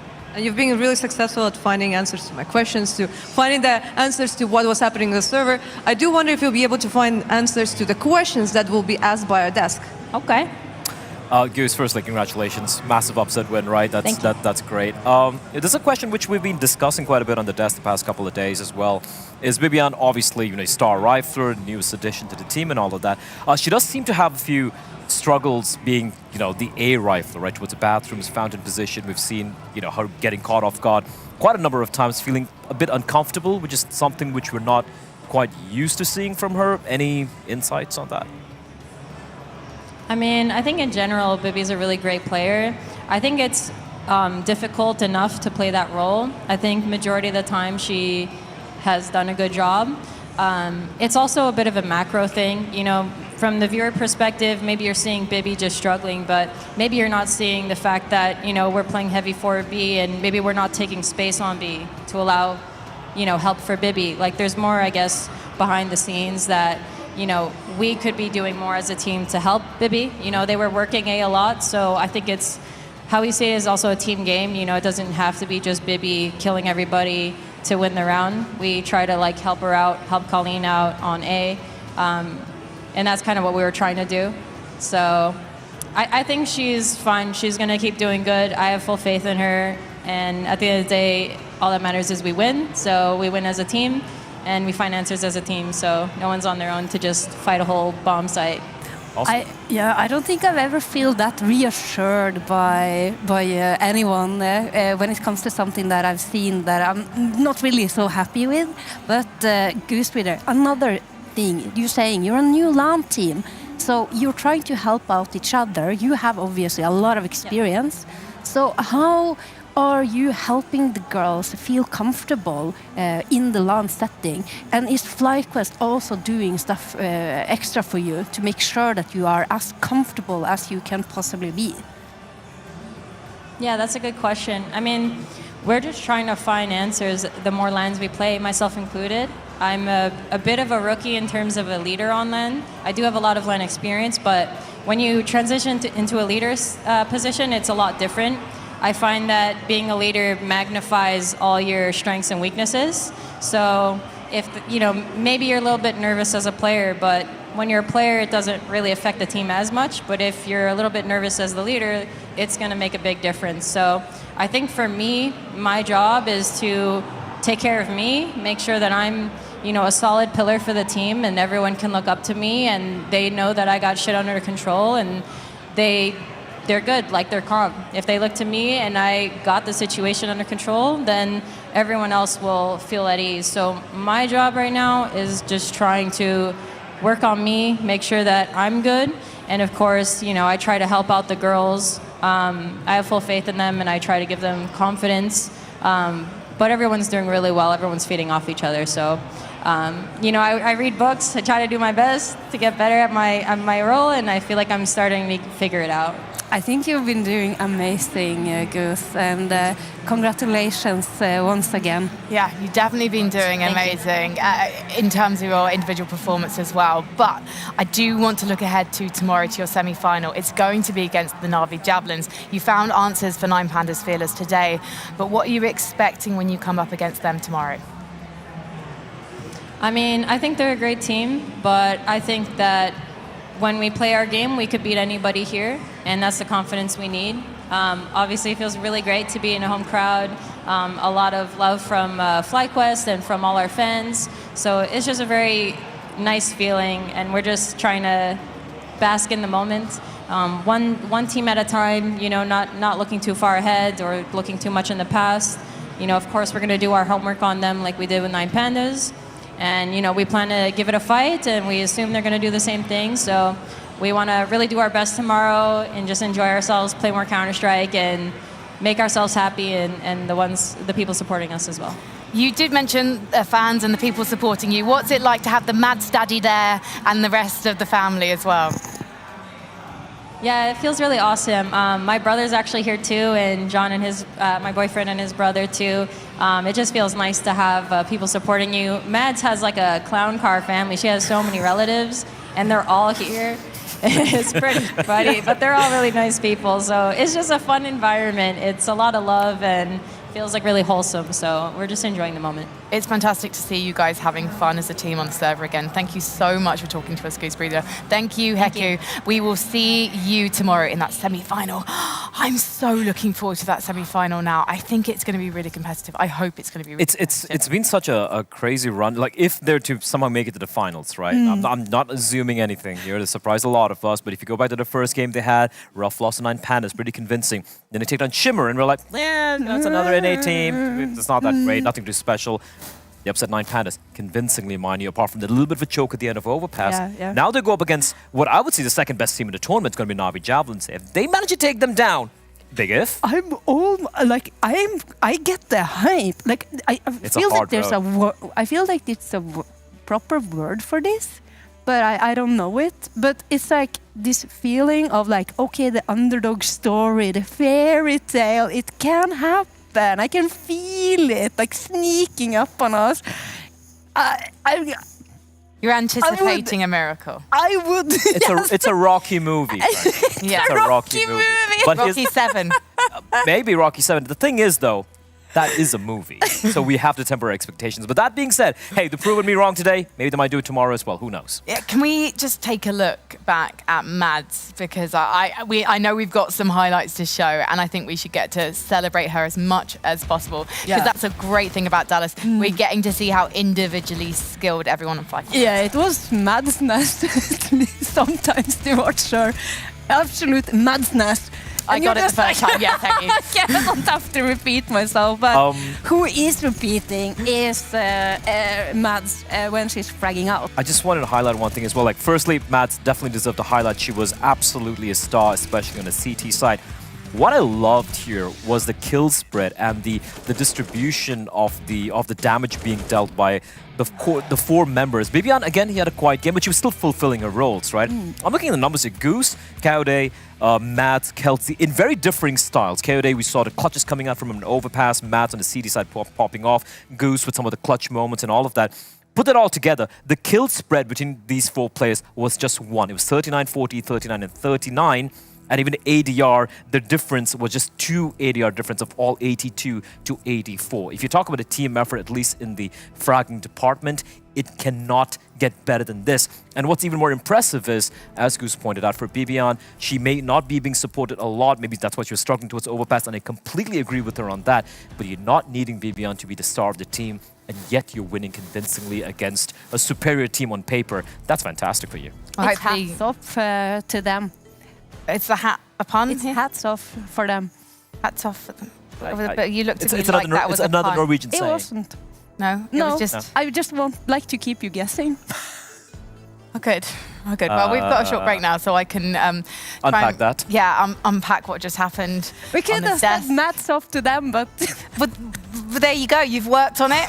You didn't even need a break, but we do need to take one. So when we come back, we are going to have the Brazilian Derby Mark II, and this time it's going to be a best of 3, and whoever wins will be in the semi-final against Enigma Galaxy, and whoever loses will go home.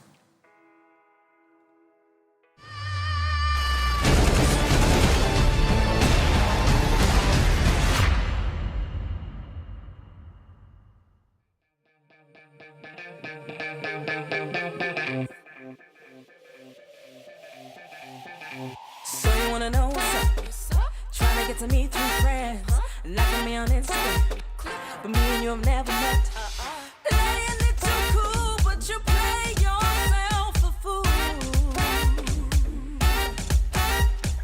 Already know you're cute, so why you taking so long and hanging in the sidelines? You've been mad when the chance is gone. So take the chance, take it now before you lose it all.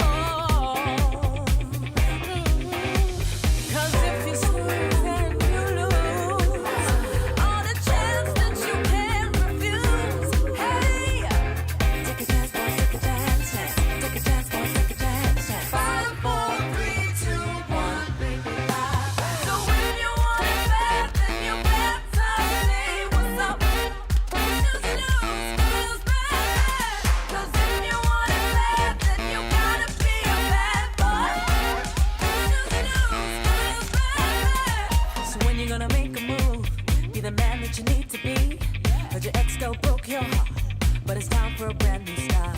So take the chance, take it now before you lose it all.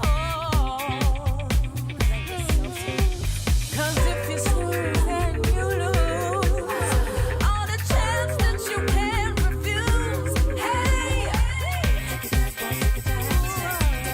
take a dance, 5, 4, 3, 2, 1, baby, 5. So when you want it bad, then you better say what's up.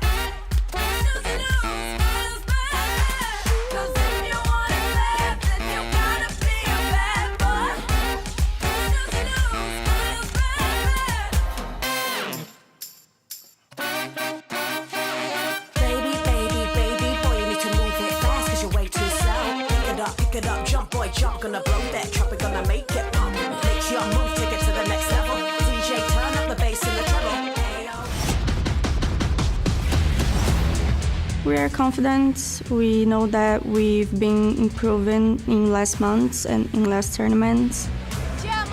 We expect to prove that we are the best Brazilian team and we are like very focused on the tournament.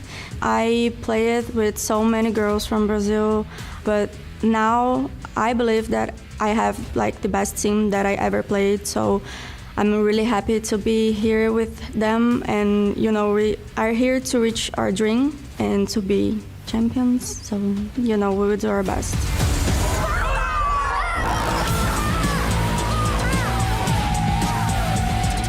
We are individually studying to be the best, and we are doing that in the last couple of months. That's why I think that we are like so much more prepared than the last times. We are confident, we have the best players, and we're bringing the trophy to Brazil.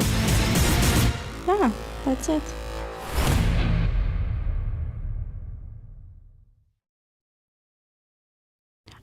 We have like a better team play this time, and we are like a really close friends outside, so you know, and we are being prepared from our psychologist, so we have like a really good mindset, and you know, it's getting better.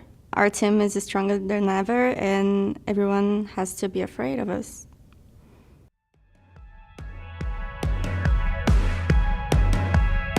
Always thought I could walk through fire, blow up the storm and see the light, yeah. I told my friends that I could run on water, and they said nobody can. They'll see me flying through the sky, yeah. Play hide and seek behind the clouds. I show my friends that I'm not scared of dreaming, and I'll do that again, over and over again. Suddenly the hardened chest feels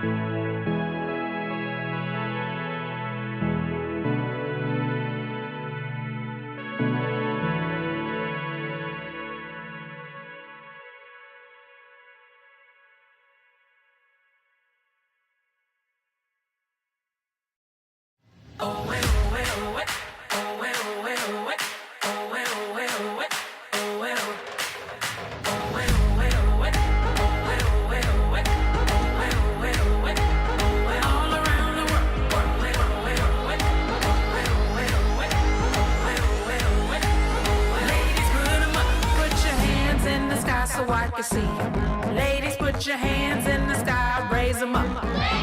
Put your hands in the sky so I can see them. Ladies, put your hands in the sky, raise them up. Put your hands together, put your hands together, put your hands together. Come on, ladies, come on, girl, put your hands together. Put your hands together, put your hands together. Come on, ladies, round them up. Hey. We are a unit unstoppable. We are a unit of choice. We are a unit that's powerful. Nothing can stop the force.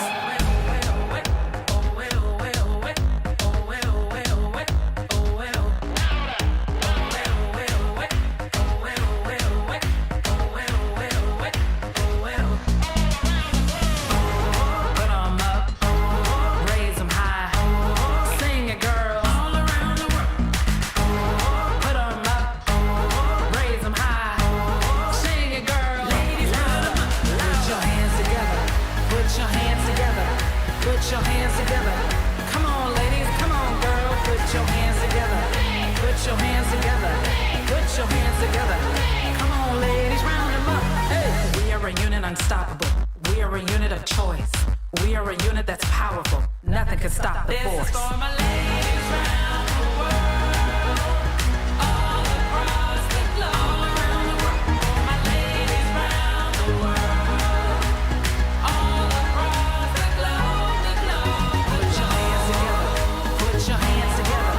Put your hands together. Come on, ladies, come on, girl. Put your hands together. Put your hands together. Put your hands together.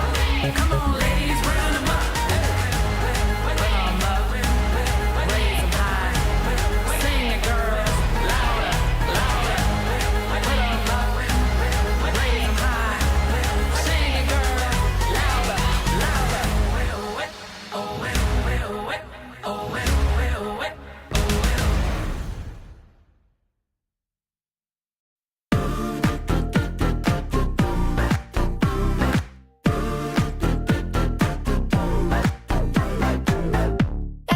Myself, I'm on the road, I'm fine. In this moment we collide.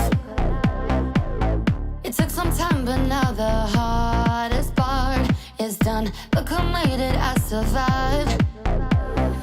You got the best of me, and I feel it coming right now. Baby, 'cause I believe that we're just getting started.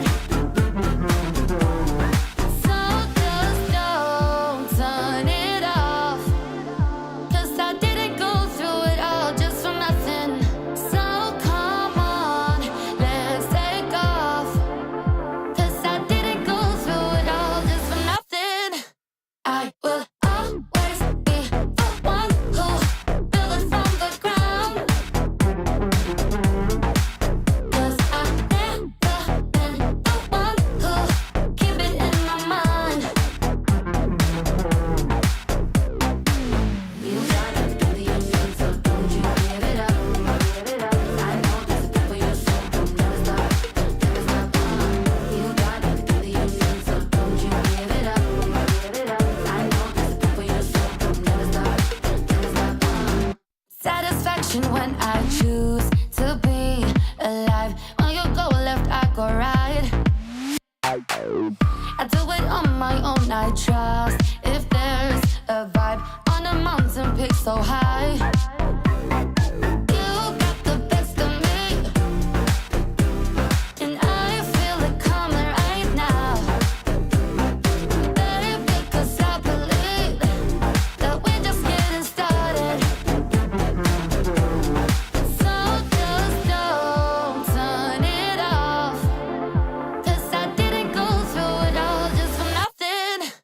I will always be the one who built it from the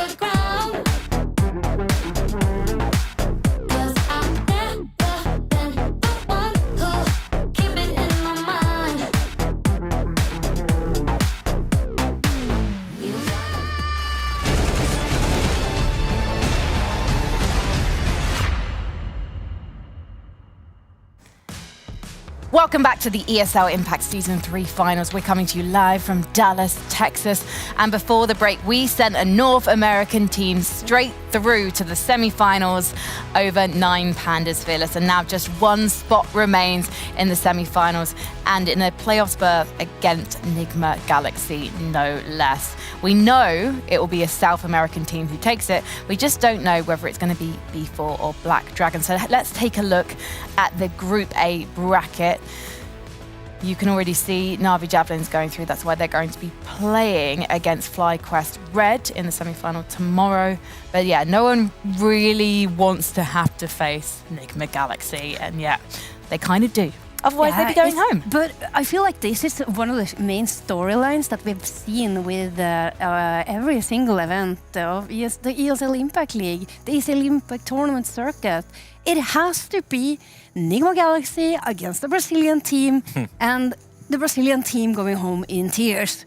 This has been furious, so many finals, and it is a tough one because it is Enigma Galaxy. But I think these two Brazilian teams, they could have the potential to do it. Also, how exciting is it that we get 3 regions represented in the playoffs? Yeah, that's really cool. The fact that, I won't lie, I thought it was eventually going to be the Brazilian team and, you know, the other EU teams making it through because HSG were knocked out. But the fact that now we have FlyQuest Red in the playoffs as well makes it truly globally offensive.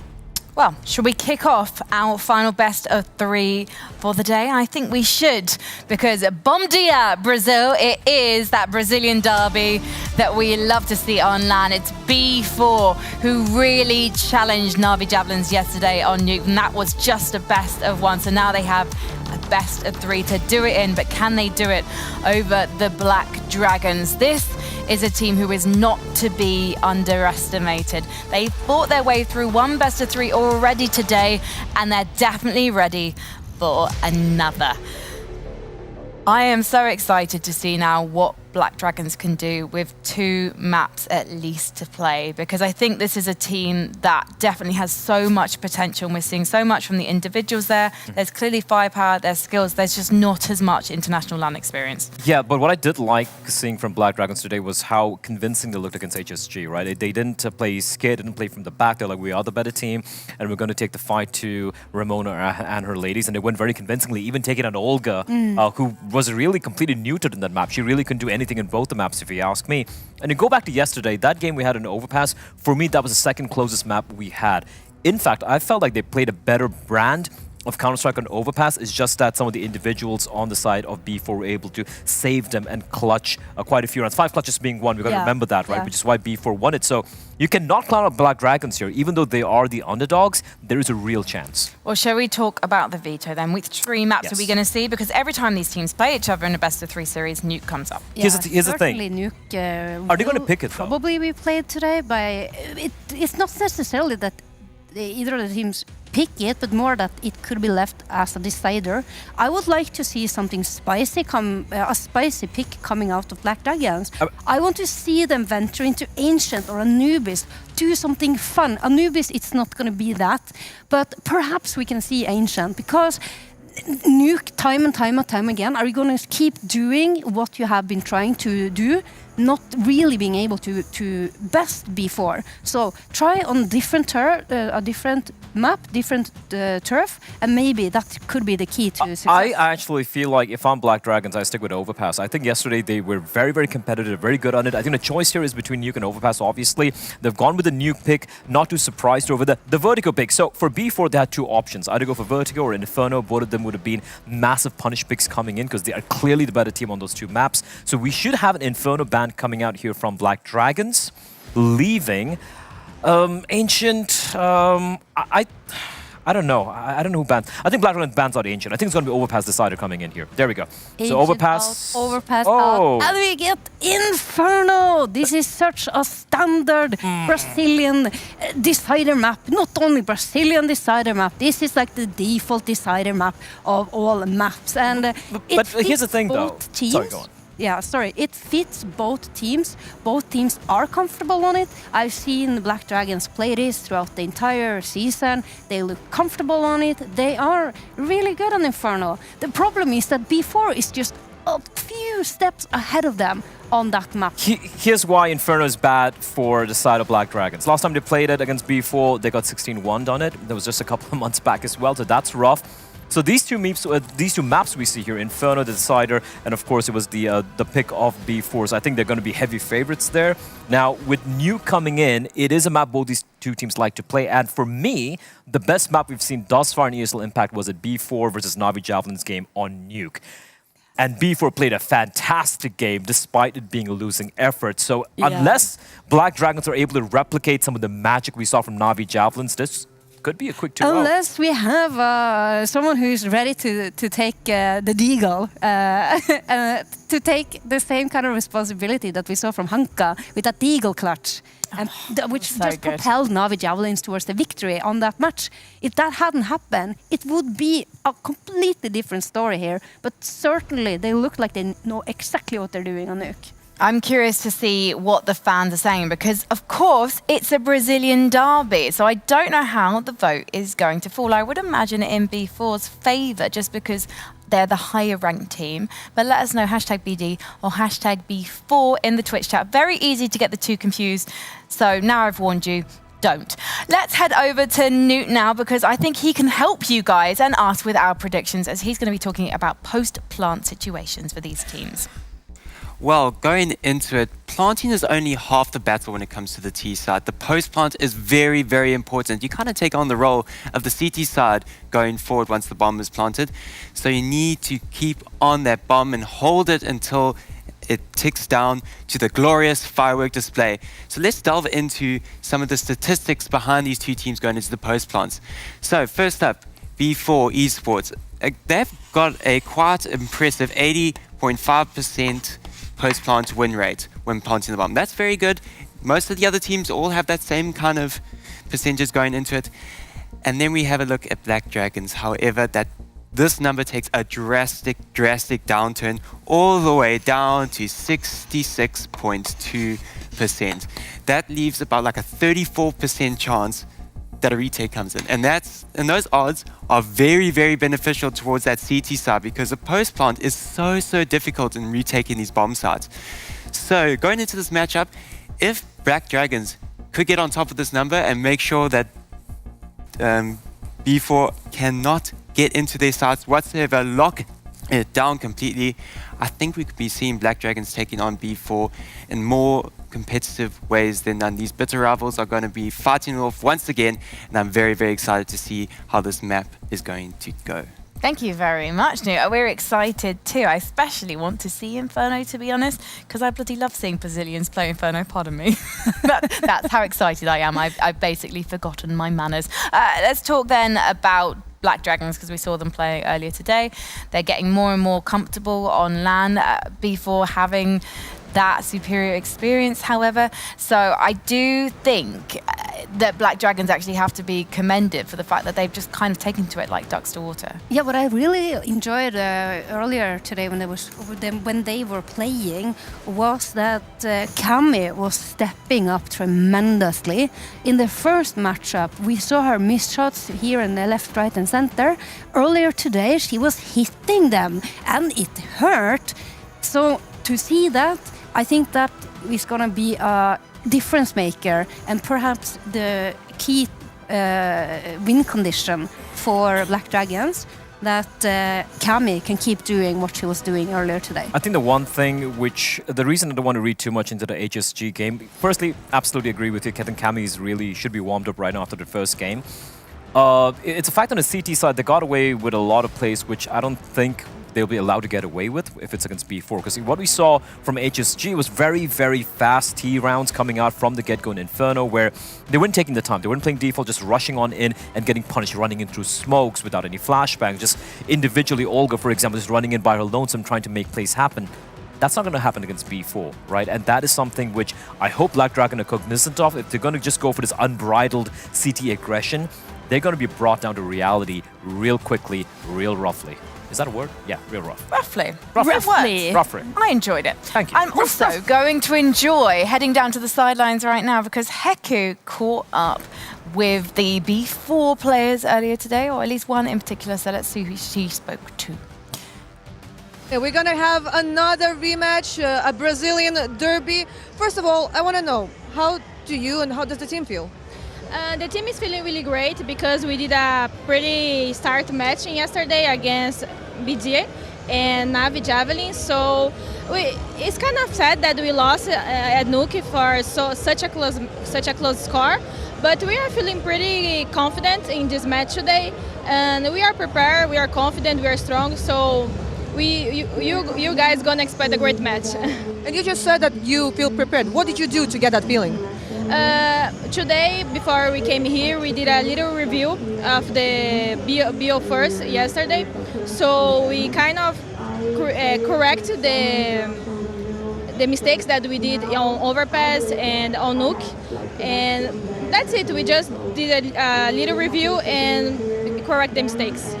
And like, as we already mentioned, you're going to play against another Brazilian team that you play so often. Is it good or is it bad that you're going to play against them?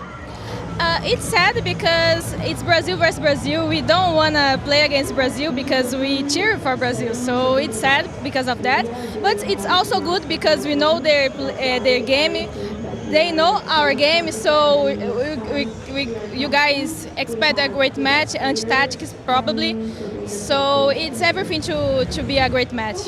Awesome, then good luck and thank you very much. Thank you. We fixed our mistakes, Nani said, and it'll be really interesting to see how they take on Nuke this time. Because actually, if you think back to that best of one yesterday against Navi Javelins, really, the control was in B4's hands. Yes, I think they had a solid start on the CT side, but what the realization that Navi Javelins had was they were trying to kind of slow things down a little bit. That's what they did in the final, I think, like 6-7 rounds of that first half. And that's when B4 started to feel a little uncomfortable going for info plays. And that's when Hanko was getting all his look, entry kills, opening up the bomb site, and just kind of messing with the rotations for the side of B4. That's something you're going to be aware of. There's no need to panic just not because you're not getting an opening pick in the first 30-40 seconds. You can slow things down. We know you can play a solid CT side. Just have to know that if someone's able to adapt to what you're throwing at them, there's no need to panic. There's no need to force the matter because the T still have to come into the bomb site and get the bomb down. So do you think that they should actually calm down on rushing outside and trying to take yard in such an aggressive style? I think it's totally fine, going for aggro yard plays or going for the crunches, but like mix things up. Don't have to keep trying the same thing again and again and again, because that's the definition of madness, right? Mix things up, keep your opposition guessing, and sometimes just slow things down quite a bit. Make your opponents kind of stress themselves out and use up all the utility, and then by the time they come to the bomb side, they have nothing really to work with, right? I think the first half of the CD side was great. It's just that the second half, hopefully they fixed it. Yeah, we did see a prime example of that in a round where they actually managed to get down secret. They had control there. It was a little bit lackluster because some players were still up on yard. There was only one player really defending B site from a block of silo at the top part of the ledge. Yeah. And they have a Molotov, they have a smoke, so they have enough utility to block off the entrance from ramp. But instead, they just stressed out, ran out and into the open arms of the Navi Javelins players. Well, we're ready and raring to go with this one. But before we do, predictions, please. Hedje, we'll start with you. Despite me absolutely loving that fairy tale story that we just saw, I don't think that this is going to be another one of those. I think before they are the stronger team. They are currently sitting at the top spot in the South American region, and this is going to be too tough for the Black Dragons. So B4 are going to take this. Yeah, I have to agree with you on that. Nuke could still be 50-50, depending on how a couple of runs go here and there. But if you go to map number 2 and map number 3, Vertigo and Inferno, B4 is going to take it very convincingly, I feel. So, yeah, B4 all the way. Yeah, right. Especially with that, if it goes to 3 maps, I don't see Black Dragons having any sort of chance in this. I'm also going to say B4, but what have Twitch chat said? Where have the Brazilian loyalties fallen? 25% to Black Dragons, 75% to B4. That makes a lot of sense, even if you're not necessarily a fan of these teams, but you've been following the league. I think that also makes sense as well. Let's head over to B-Dog and Lucy Luce, because I'm curious to see what they think.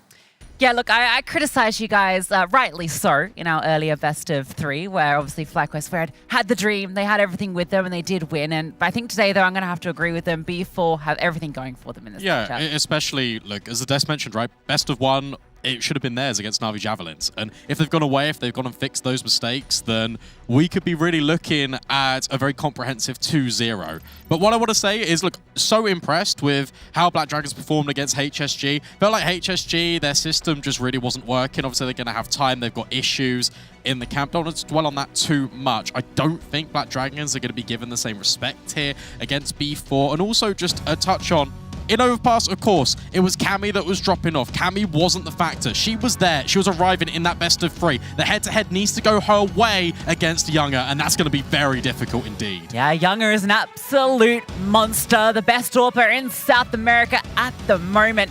She's going to have everything in her hands in this series with elimination on the line. The playoffs looming for one of these two teams. Which one from Brazil will strike first? And of course, Nuke was the pick of Black Dragons, so they're starting on the T side. So that's already a little bit of a detriment. Utility and a kit on Julie, and Younger taking significant space outside. See you later, Sinon. Yeah, there's Younger getting the opener already. And yeah, this veto feels very good for B4. Starts well on this pistol. Poppins can't quite connect from the heavens. Good smoke, and they're actually going to drop. I like this. You've got contact in heaven. You know there was 2 players outside. Drop down. We're very loud about this, though. That's the thing. Now the rotates can come in towards ramp, and you don't need to force the issue here if you're B4. You can sit back, play the numbers game. Goddess tapping away towards the back of sight. It's a lot of damage done. Yeah, a little awkward fight there. Younger, that's a nice headshot. She's looking sharp with it.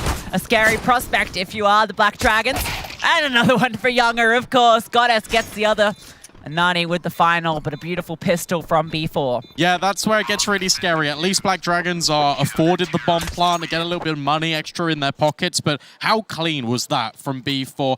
Everyone takes the fight, everyone crunches on the retake at the same time, which really leaves limited options for Black Dragons coming in this post-plant situation. You're having a real difficult time trying to isolate all of these gunfights, and even when you get the opportunities, such as Anna and such as Cammy, you just get absolutely eviscerated. Yeah, Younger, beautiful shots with the USP. AWPers tend to be quite good when it comes to pistols. You see it on display there. Despite the bomb plant, Black Dragons going for the more conservative approach. Will just be a few pistols out in the mix for them. They've got a lot of control outside, so that's something. Younger is up in the heavens. Should be definitely aware of the possibility. Has to be careful. Brought down actually quite low from that dink. Oh, from the beneath as well, and the bomb's implanted. Awesome. Fantastic stuff out of B4. Not B4, BD. It gets confusing. Frankie said it would. Younger has fallen off. She might have missed the little thing that you meant to land on. Oh. It's okay. It's okay. It's Bomb will fine. be defused. It's all good. No worries. You can defuse it, guys. It's all good. You should hear those footsteps. Yeah, okay. Stick it. No worries. Only 1 kill. And then M4 be collected. Where did it go? Oh, I see. She was getting chased down and dropped. That's unfortunate. And hey, it's an M4 collected. I was going to say, that's still kind of a win, really, if you're Black Dragons. The fact that you get the bomb plant yet again, back-to-back rounds, you save an M4 and carry that one over. Oh, here we go. Ouch. Yeah, I gotta wonder how they got so much space outside there, right? I feel like Younger was kind of responsible for that, was playing quite passive in towards heaven, wasn't really peeking, allowed them to get up very close and overwhelm her. At the end of the day, it's still around in the books for B4, but Black Dragons can bring out the investment as well as all the utility. This is faster paced. Blown the door off Squeaky, got the smoke in towards main, and immediate response with the utility back from the CT side. Yeah, a lot of utility, but no commitment from the back of it. Goddess has capitalized on the space of that and gotten up very close. This is new as well, because B4 didn't really take this deep control outside against Na'Vi Javelins, but here, I guess, against a familiar opponent, they feel a lot more comfortable to do so. Yeah, she needs some support. Younger is going to make her way over to help on out and take some of the flak.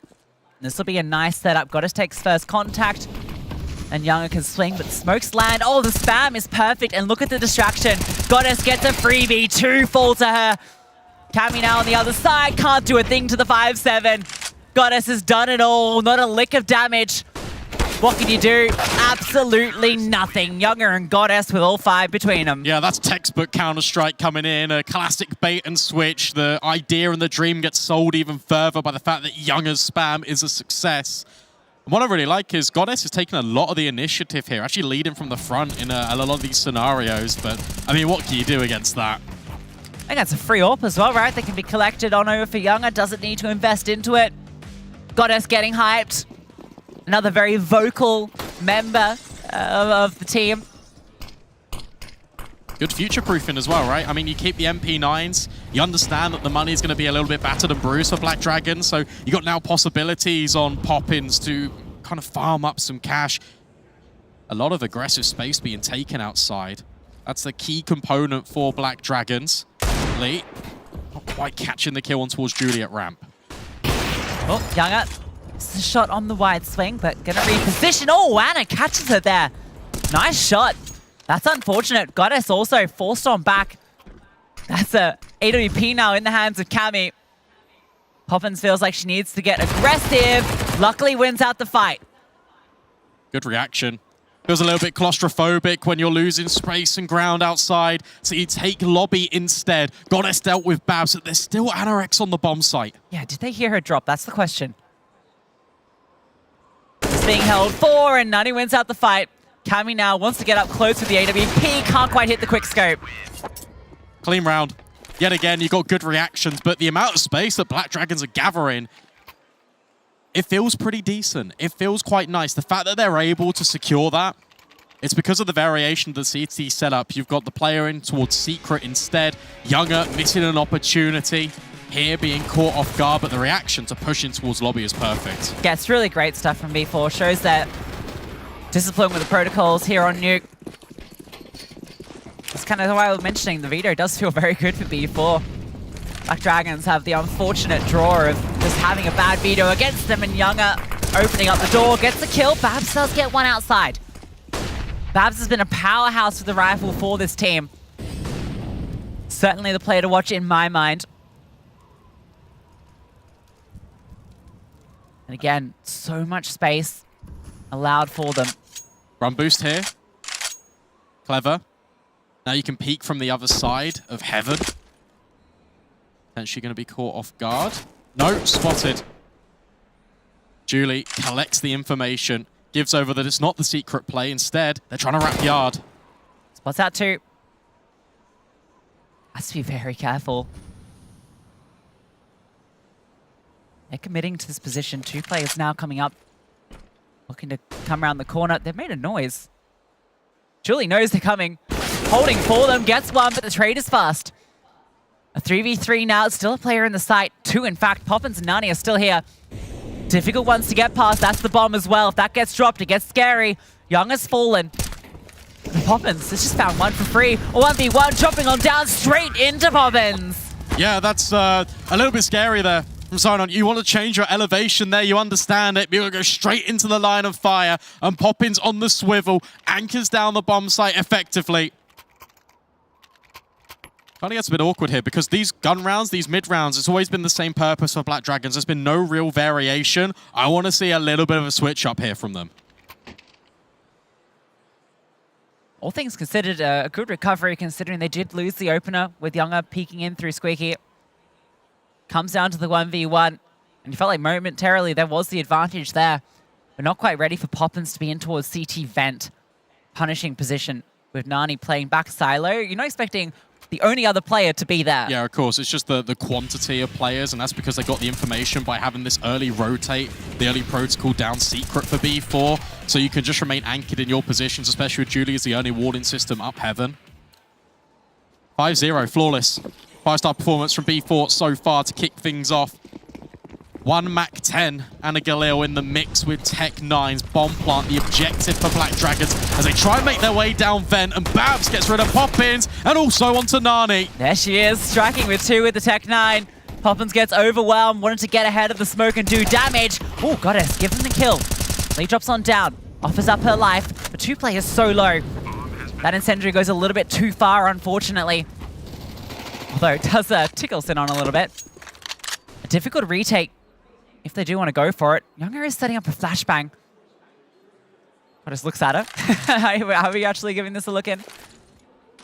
Oh, timing on that. Flashbang actually allows the Mac-10 to cross. Julie's in a difficult position. has also been put on notice, and Anarex and Sinon, incredible stuff from them. Black Dragons finally get around on the board. Yeah, I feel like they stuck around a little bit too long, a little bit too overconfident, perhaps, feeling like they could, well, either pull off the retake or do damage, but always such a difficult position to do it from on the CT side. And Goddess and Julie were both less than half HP, so they kind of give up their lives there for free. And those are the sort of mistakes that you can't be making here with such an important series. Yeah, of course, look, it's a change of pace, it's a variation because you're throwing caution to the wind because you've got the lesser weaponry. But Black Dragons do, in fact, find the success. Money still a little bit weak here for B4, but Youngers on the AWP. Yeah, when the T-side has 3 M4 A1Ss, you just know that the CT's really made mistakes in the previous round. It'll be a ramp hit. Fantastic nade. Softens up a lot of these players, goes straight into Julie's path. Yeah, M4 A4 is going to be deadly from this position, but it's only the one. And are able to get the trade. Young comes on over, flashes on through, AWP in hand. Thought about going through that flame, but thinks better of it. Has to play passive, lets them down ramp. At least it's still information. That means that Goddess can rotate over quite securely. Down in towards B. Control room window broken. Space looking to be taken by the CT side. Young has dealt with Cammy. There's a timer on Goddess's position. Yeah, they're also low. Anna does clear her, though. A difficult position with the door open. And he arrives at the scene. 2 players in towards ramp. Poppins has to be the one that goes. Young has got the AWP. Look at the flank coming on through. Nani's about to get bullet to the back of the head. Anna arrives. Poppins making her way through now, slowly clearing. No one on the site itself. Lucky utility, though. Flames on the bomb. There goes that one smoke. Young are now coming on through. Time, such an issue here. Can't quite find any of the kills. That's a nice follow-up T round. Yeah, solid after plant. Breaking open the control room windows. You actually lead with the utility first to prevent any access for Goddess to walk up towards the stairs. Gives you free reign of the bomb site, and then it's the wrap around onto the site from Anarex. Really essential. And you're right, the denial of utility, the limited factor of it. And now the economy really comes into play here for B4. Black Dragons, a solid response and potential to even close the gap further.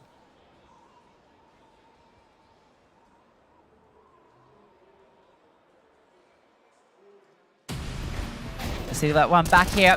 Really felt like Julie was good for a multi-kill there, and I guess what we've seen from her in the previous maps is she's been really stepping up in those multi-kill moments. What's wild there is that Goddess actually forces her own death. She opens the door at double, and Anarex is on the bomb site to get that kill. Yeah, it was so unfortunate. The bomb was planted in this weird position on the far side of the silo, and I think she was just sticking out the tiniest bit, but very narrow. Again, pace. They're straight on through to A. It's just a stack with the USPs, literally nothing invested for B4. Might waterfall over out of the heavens, raining on through the demons, coming through the skies, and well, they do get 1 and 2. Doing damage, bomb is planted. Julie almost another kill, but it's going to be denied. Yeah, 2. Not the end of the world there for Black Dragons. B4 back on the bye in round 9. Be interesting to see responses. We've seen deep aggressive control coming out of Goddess towards Yard. Haven't seen a ramp push. Haven't seen too much else from B4. Maybe double ramp a possibility because Judah got overwhelmed in the prior gun round.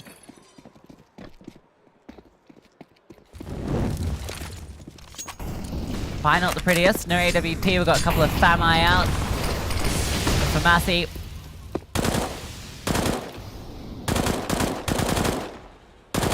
Good space outside. Smokes go on down, and they get 2 players down towards Secret. Actually, everyone's down. Anna's already on the site. This is sweet. What a really good change of pace and direction out of Black Dragons. It's route 1. It's just the standard wall of smokes. They've even got the player that can hold silo to cut off these rotations. And Anarex is taking a lot of liberties in the amount of space that she's gathering because B4 are giving over a lot of respect. This round just felt free. They don't cut anybody on their path to B. Get the bomb on down. Easy as you like it. A couple of weapons to be saved if they're allowed it. But no reason for Black Dragons not to go for a little bit of a hunt. Take flight.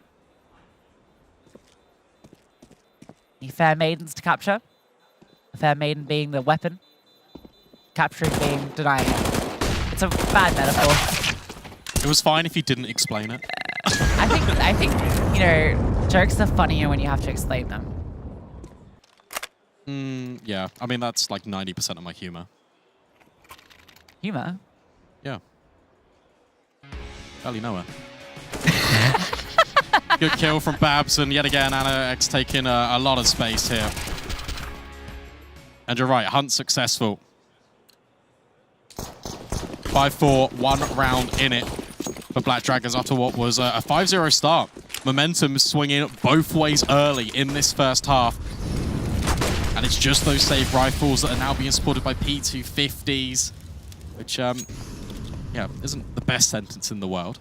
However, the P250s, while they might not have the firepower, they've got the information. So much ground gathered outside, you know that no one's pushed through those secret smokes. You can now go reinforce elsewhere on the map. The M4 can come over towards ramp. Julie's here as well with the USP. 90's going to strike Julie as well. Oh, they're doing it all. That information gathered and it results in so many kills. Julie with the USP gets 3. That is absolutely disgusting. Are you serious? Are we... What on earth have I just watched? Julie shrugging the shoulders like, okay, sure, 3 kills. Maybe it's time to invert the octopus. Angry face. Can we watch that back from Julie's perspective? Oh, okay. That's cool. wild. That's kind of insane. Cracked. And you're right, that's all based off that information that the P250s initially gathered. Love when a plan comes together. Young assault, back in hands. Oh, Liz in front of the smoke. Bobbin's out in the open, caught. She was the only one defending. A bit messy from her, not expecting the aggression. The sole defender removed immediately. With these smokes, it wouldn't even be a bad call to save. Yeah, this is a risky retake. I don't know if you could go for this. You've only just got this weaponry back out off the back of that heroic round you won before. With 90 falling, get out, get out, get out, Younger. Run away. Run for your life. She will do just that. It's one of those rounds where Black Dragons, it's a clean execute, it's a very well-designed round, but why is there only one player on the A-bomb site? Why is Poppins left completely alone?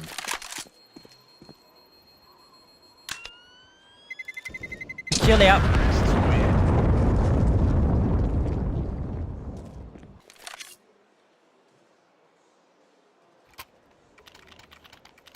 Back and forth we go.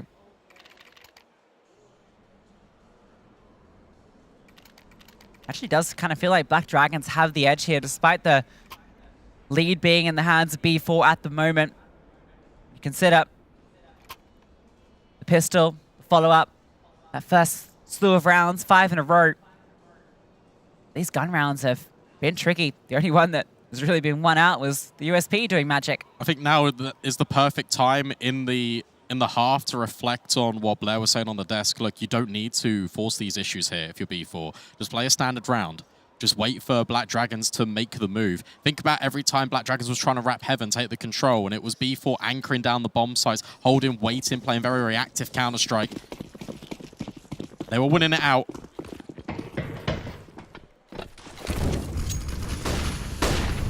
Goddess going to secret early. Just going to tuck on in. Powerful position to be in. Yeah. Oh, no. Younger finds the kill for free. A shot through the smoke. I think it was just as it was landing. They were spotted. And now Goddess can do so much, but they dropped Vent in the meantime. Didn't quite catch that, but they made it down. Goddess is going to find 2. That sets up the retake. Yeah. Look, it's a recovered round just from the extremity kills alone. Black Dragons insanely disjointed, but it was the offset, the misdirection that enables the bomb plant in the first place. And what you got to consider is it's already halfway ticked. They've got to get moving here, B4. Yeah, Anna's running around, keeping them interested. They really do need to start moving. Babs is taking fights. She's low. Headbutts the flames. They're charging on through. Anna standing and fighting. And the bomb defuse denied. Babs has no health, but she's won the round purely from that. There's no time. It's going to go boom. I can't believe that. What an insane round for Black Dragons. Just drop Vent instantly, rush the bomb plant. AnaX is getting all of this space to keep continuing, contesting ramp. And B4, their reactions, it's so slow after getting the Goddess double. Yeah. I mean, how does that happen? 2v4. There's just no response to the bomb making its way down Vent. So much focus put on towards the outside. And yes, they find success there. 3 kills, in fact. But it matters not. Your bomb site is conceded. They're in your base. And they're going for more. Goddess can't get it done. Still defender in the side. A smoke deployed. Nani supporting as well from Heaven. Gets a double kill. Poppins is still alive as well. The bomb is lost out in the open. How is Poppins still here? Surely Anna spams at some point. There it is. Catches her. Not quite ready for the swing, but Cammy is. Leaves it now on Younger. A 1 versus 3, but smokes in every direction.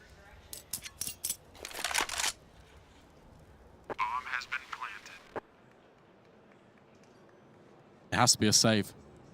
I think this is, again, maybe the second or the third round where we've seen B4 actually start a player in towards main. They're delegating so much control responsibility over towards outside and secret that it makes a lot less fortified. Poppins can't hold hut door as well. Needs the support from Younger or needs an extra rifle from Goddess. Can't hold every single one of these angles. Younger will at least find one, but now her position is revealed. Plenty of money to potentially go for the hunt, but instead, Black Dragons, they're just going to get 7 rounds.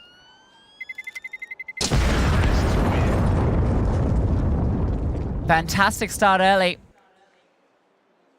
Nuke has been difficult for Black Dragons to take to B4 historically. They're looking like a whole different beast here today. A mythical one at that. Last time these two teams played on Nuke, B4 had 11 CT-sided rounds.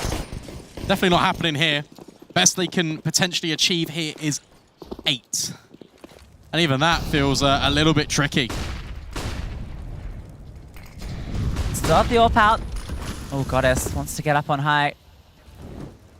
Angle over the smokes. Anna's ready to line up the top site utility. Has Cammy by her side to support. And they've had so much success just coming on through. Why wouldn't you? Another hit comes on through. All the utility raining on in. Sidon finds the entry. And the follow-up as well. Younger misses her shot. Oh, Sidon cannot be stopped. All 3 fall at her hands. Got to be a save. Yet again. Has to be the retreat here. And look at the response as well. B4 had stacked the bomb site tooth and nail. There were 3 defenders in there, and they get completely shut out because this time it's yet another variation. It's not aggressive plays. It's not contact through squeaky. It's a full execute. The flashbangs rain over. You can't do a thing. Ken, what can you do if you're B4? You got 3 players on the site itself. You got Younger there with the AWP.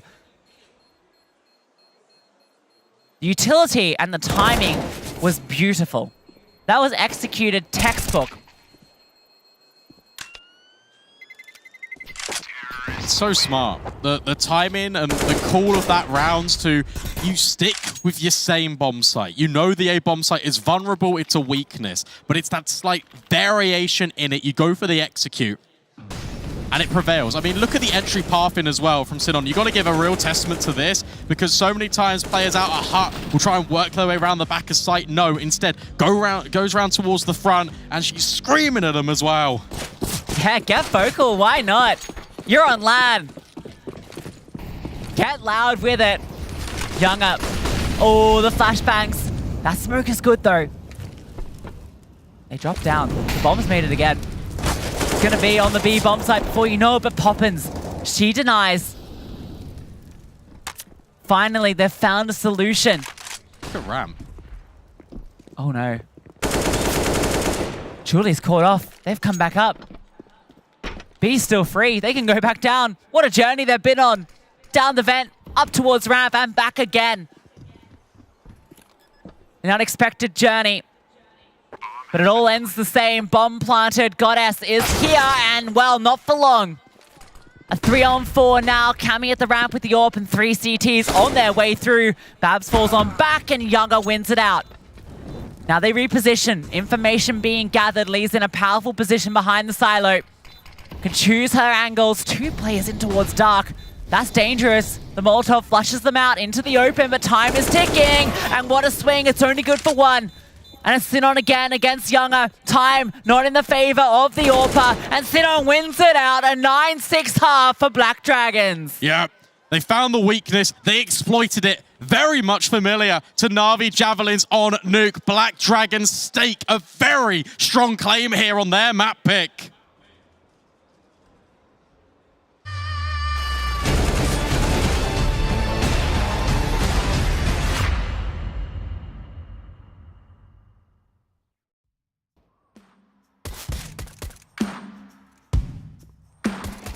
Where would you be without a woman to be strong and bold and offer gentle hands to hold? Would you have made it here?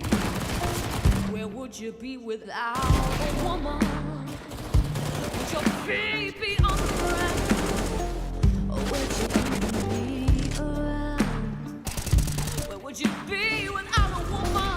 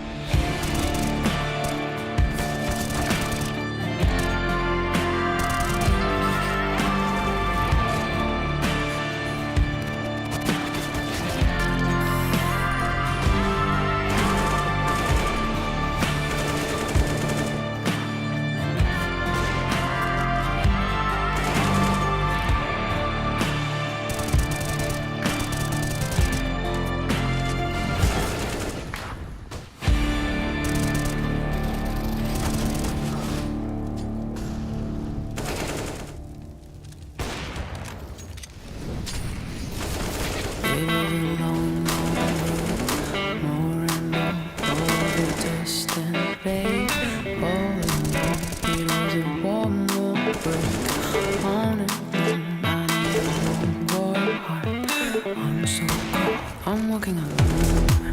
This is your door. I'm walking alone. I'm going home. I'm walking alone. This is your door. I'm walking alone. Going home. I'm walking alone. This is your door. I'm walking alone. I'm going home. I'm walking alone. This is your door. I'm walking alone. Going home, everlasting, lasting is the long way where I believe I'm going day by day. It is a long, long road that's the way to a place where we're going, work it on day by day.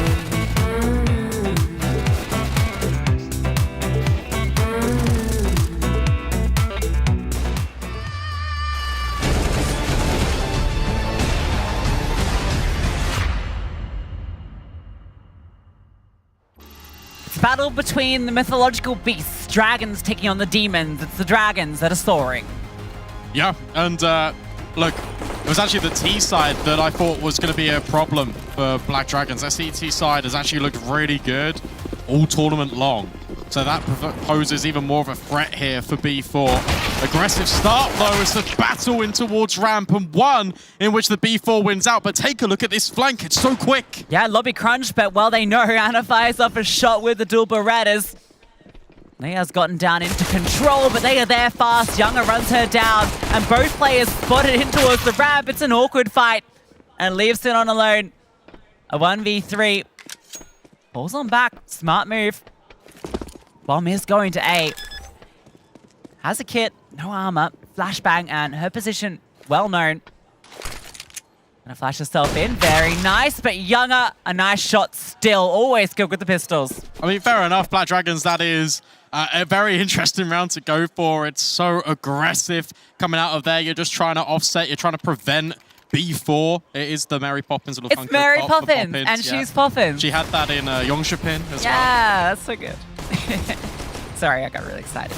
It's all good. But yeah, B4, the Glocks versus the USPs, there's always going to be one winner.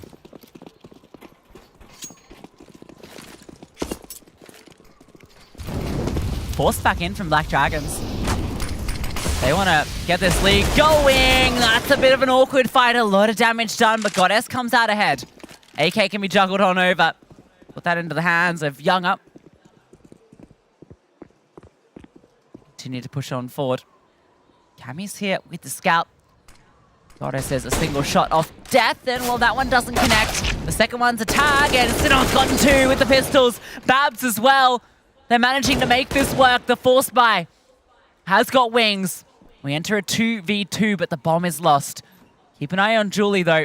Oh, speaking of keeping an eye, was she spotted? Has managed to get on through. Don't think she was.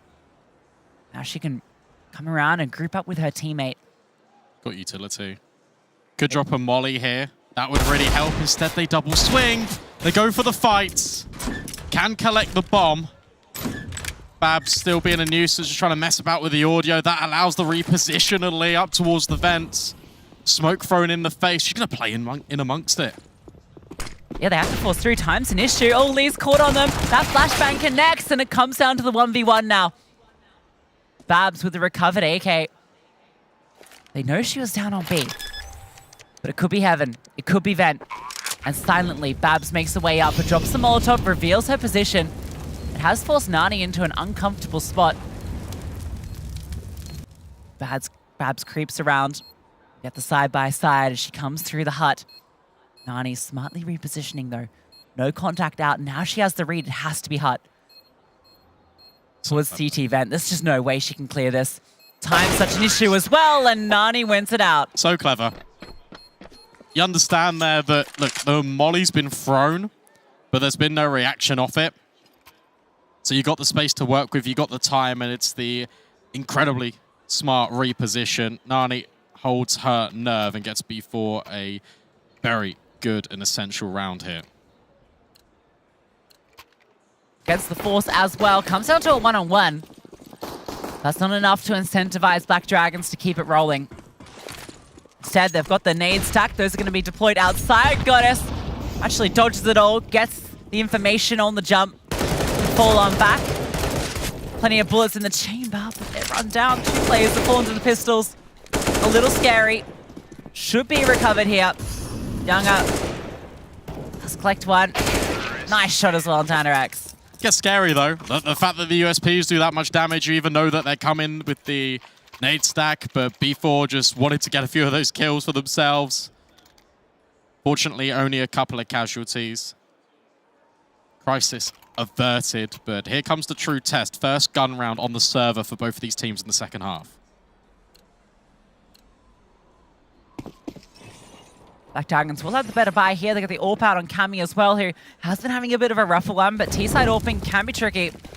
Hopefully she can find a bit more success here on the defense. Fast towards Babs, out in the open. Poppins just runs under her crosshair and runs and guns her down. Yeah, I can't believe that. That is straight out of South America. So fast, so furious. And for Cammy, has to hit this shot, but can't manage it. Gets dinked as well, but will reposition. Goes for a second bite of the cherry. This is aggressive. It's going to cost her life. Yeah, that headshot from earlier does a lot. CTs are here, though. That smoke is huge. Completely disrupts them. They tripled up there to fight down the stairway. Bomb still needs to get planted. There's 2 players in towards the door. It's a little freaky. Another smoke, though, can be dropped through. And oh, Poppins, 2 options. Can't choose. Falls. Toes being shot at, and Julie gets one. All now on Serrano X. Bomb still not planted, but time to work with for the T's. Don't know if she spotted out Goddess, who had jumped through the control room window. Repositions over towards double doors. That is open. And at X, the opportunity to time in prevails. And now it's ring around the rosies yet again. Julie was last spotted up towards the top silos. Dropped down. Surely spotted here. Fake out on the plant. Anna starts to creep forward, but it's Julie with the kill. Yeah, another hugely impactful round from Julie. We saw it yesterday, in fact, so much from her stepping up and delivering. A player that in the past we haven't really highlighted as one of the kind of superstars that stands out on this roster and kind of carries through, but she's been phenomenal here in Dallas. She's been the glue that's really been holding this roster together. When they need her, she catches up, comes in big. And that was actually a sensible mid-round from B4 because they slow things down. You feel like Black Dragons are going to rotate away, but it's the one-piece utility that Poppins throws that keeps them hanging around. Just the pistols. Halfie B. And for Anorex and Babs, they are very fast down B already, looking to get some control over towards Secret.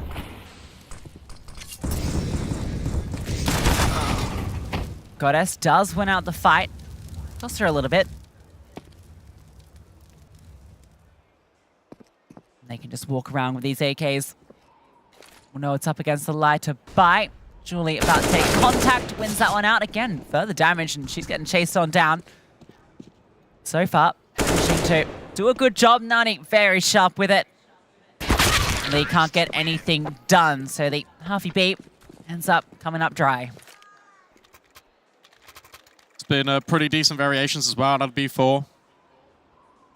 Aggressive in the pistol, ramp really being exploited. I feel like that's just because of the familiarity between these two teams. The fact that Poppins is just able to run full contact and take that kill. Black Dragon's definitely going to be on notice. Cammy with this AWP.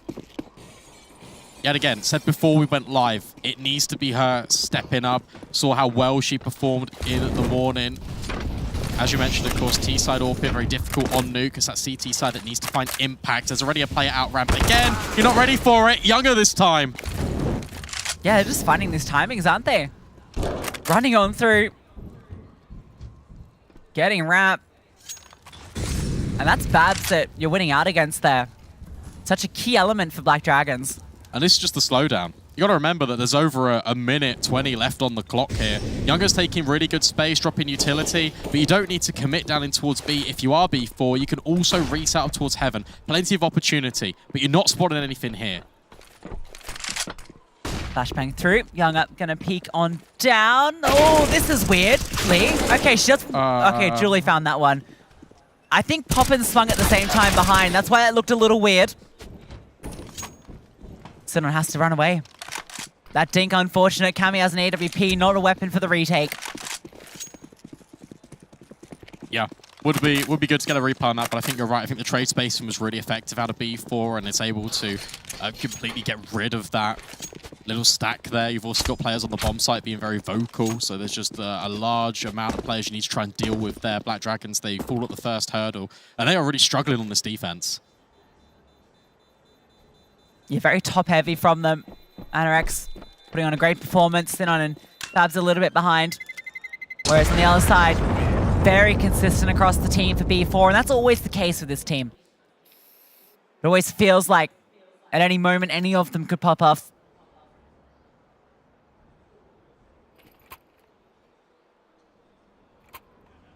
Moment it is Younger at the top of the scoreboard. Nani not far behind her, and that's kind of the expected, I think, scoreline when you look at this team. Yeah, absolutely. The fact that Goddess as well is also pulling her weight. It is good to see. This has been flawless so far. Since the half swapped over, we've not seen a single defensive success here from Black Dragons. That needs to change. Yeah, I think the change-up has to come with the AWP. I think we need to see Cammy getting involved, whether that's over towards ramp, which is being exploited consistently. Come and support Babs. That'd be a really good variation.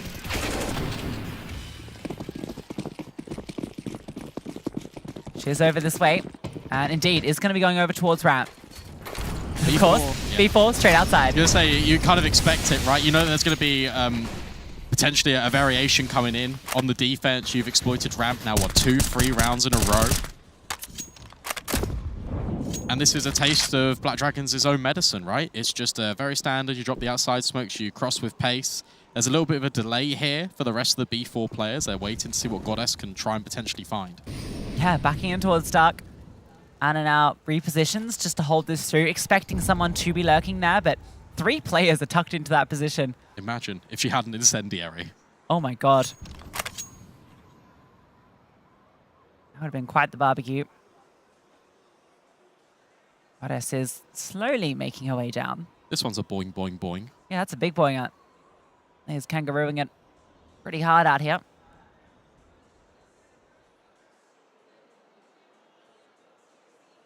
It's the slowest round we've seen of this series, but they're just going to creep in towards main. They found the gap. They walk on through. 4 players now collapsing on the side. Poppins finds one, but Sin on the back of the side is stepping up, but can't find the follow-up.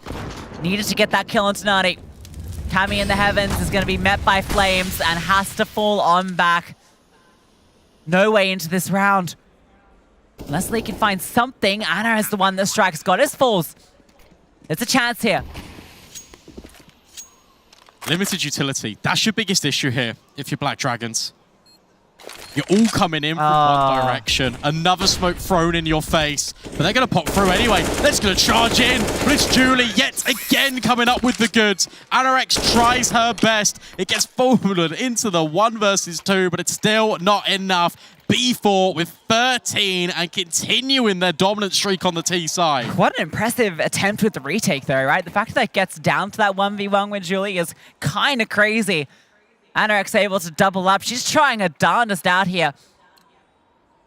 Almost, in fact, she is matching Younger at the moment. In fact, a little ahead. I know you see it. Yeah, there it is. It's the Mag 7, baby. Ooh, she's getting aggressive with it. Oh, go on. Just Yagi Maggie. Keeping on forward. A long-range shot. Can she connect? No. Oh, has to fall back. Doesn't fire it. Remains silent for now. Repositioning and oh, Poppins, nice shot. Catches it on, walking on out, and Younger deals with the Mag 7.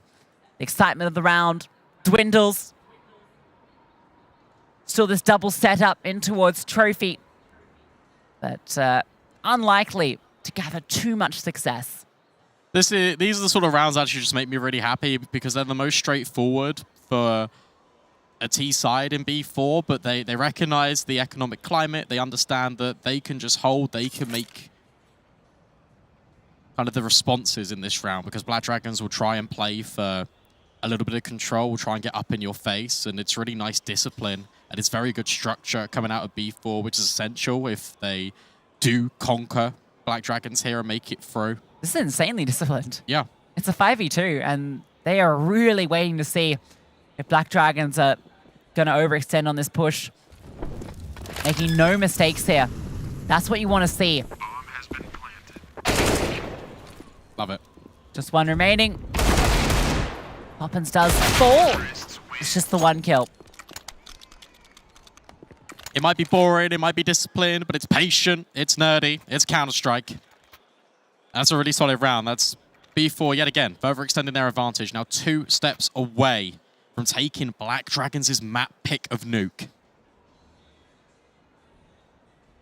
With Vertigo looming as the follow-up map, gets a little bit scary here for the Black Dragons. Some crowd support there for B4, a team that is no stranger to the stage here at ESL Impact.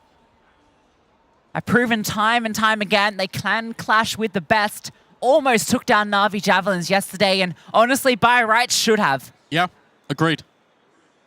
It really was those little mistakes, and we got to see another showcase of it, right? In the pre-game interview, you said that they've gone away and worked on them, but they're still creeping in here and there. A little bit of nerves, a little bit of pressure, a lot of important implications on the line. One of these teams will be eliminated, and one of them will progress through towards playoffs. This is a little bit aggressive. Goddess actually just burns alive, and Young's on 6 points of health, and Anorex says thank you very much. Yeah, you know what? Black Dragons are a little bit better at this event. I'm going to say it.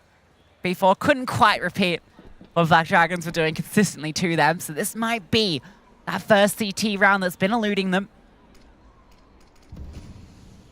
Cammy still over towards the ramp. As soon as she started playing that, they're not coming anywhere towards her. They have done so good at just avoiding her completely.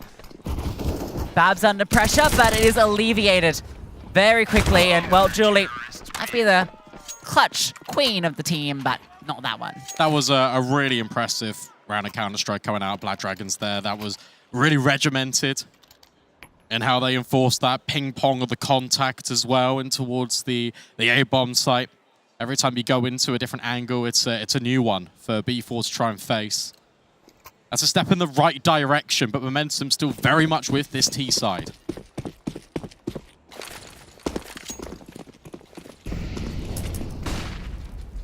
Come on, Cammy. Let's get that AWP active. She was such a dominant force on Mirage earlier today against HSG. Dismantled them. B4, such a high caliber of opponent.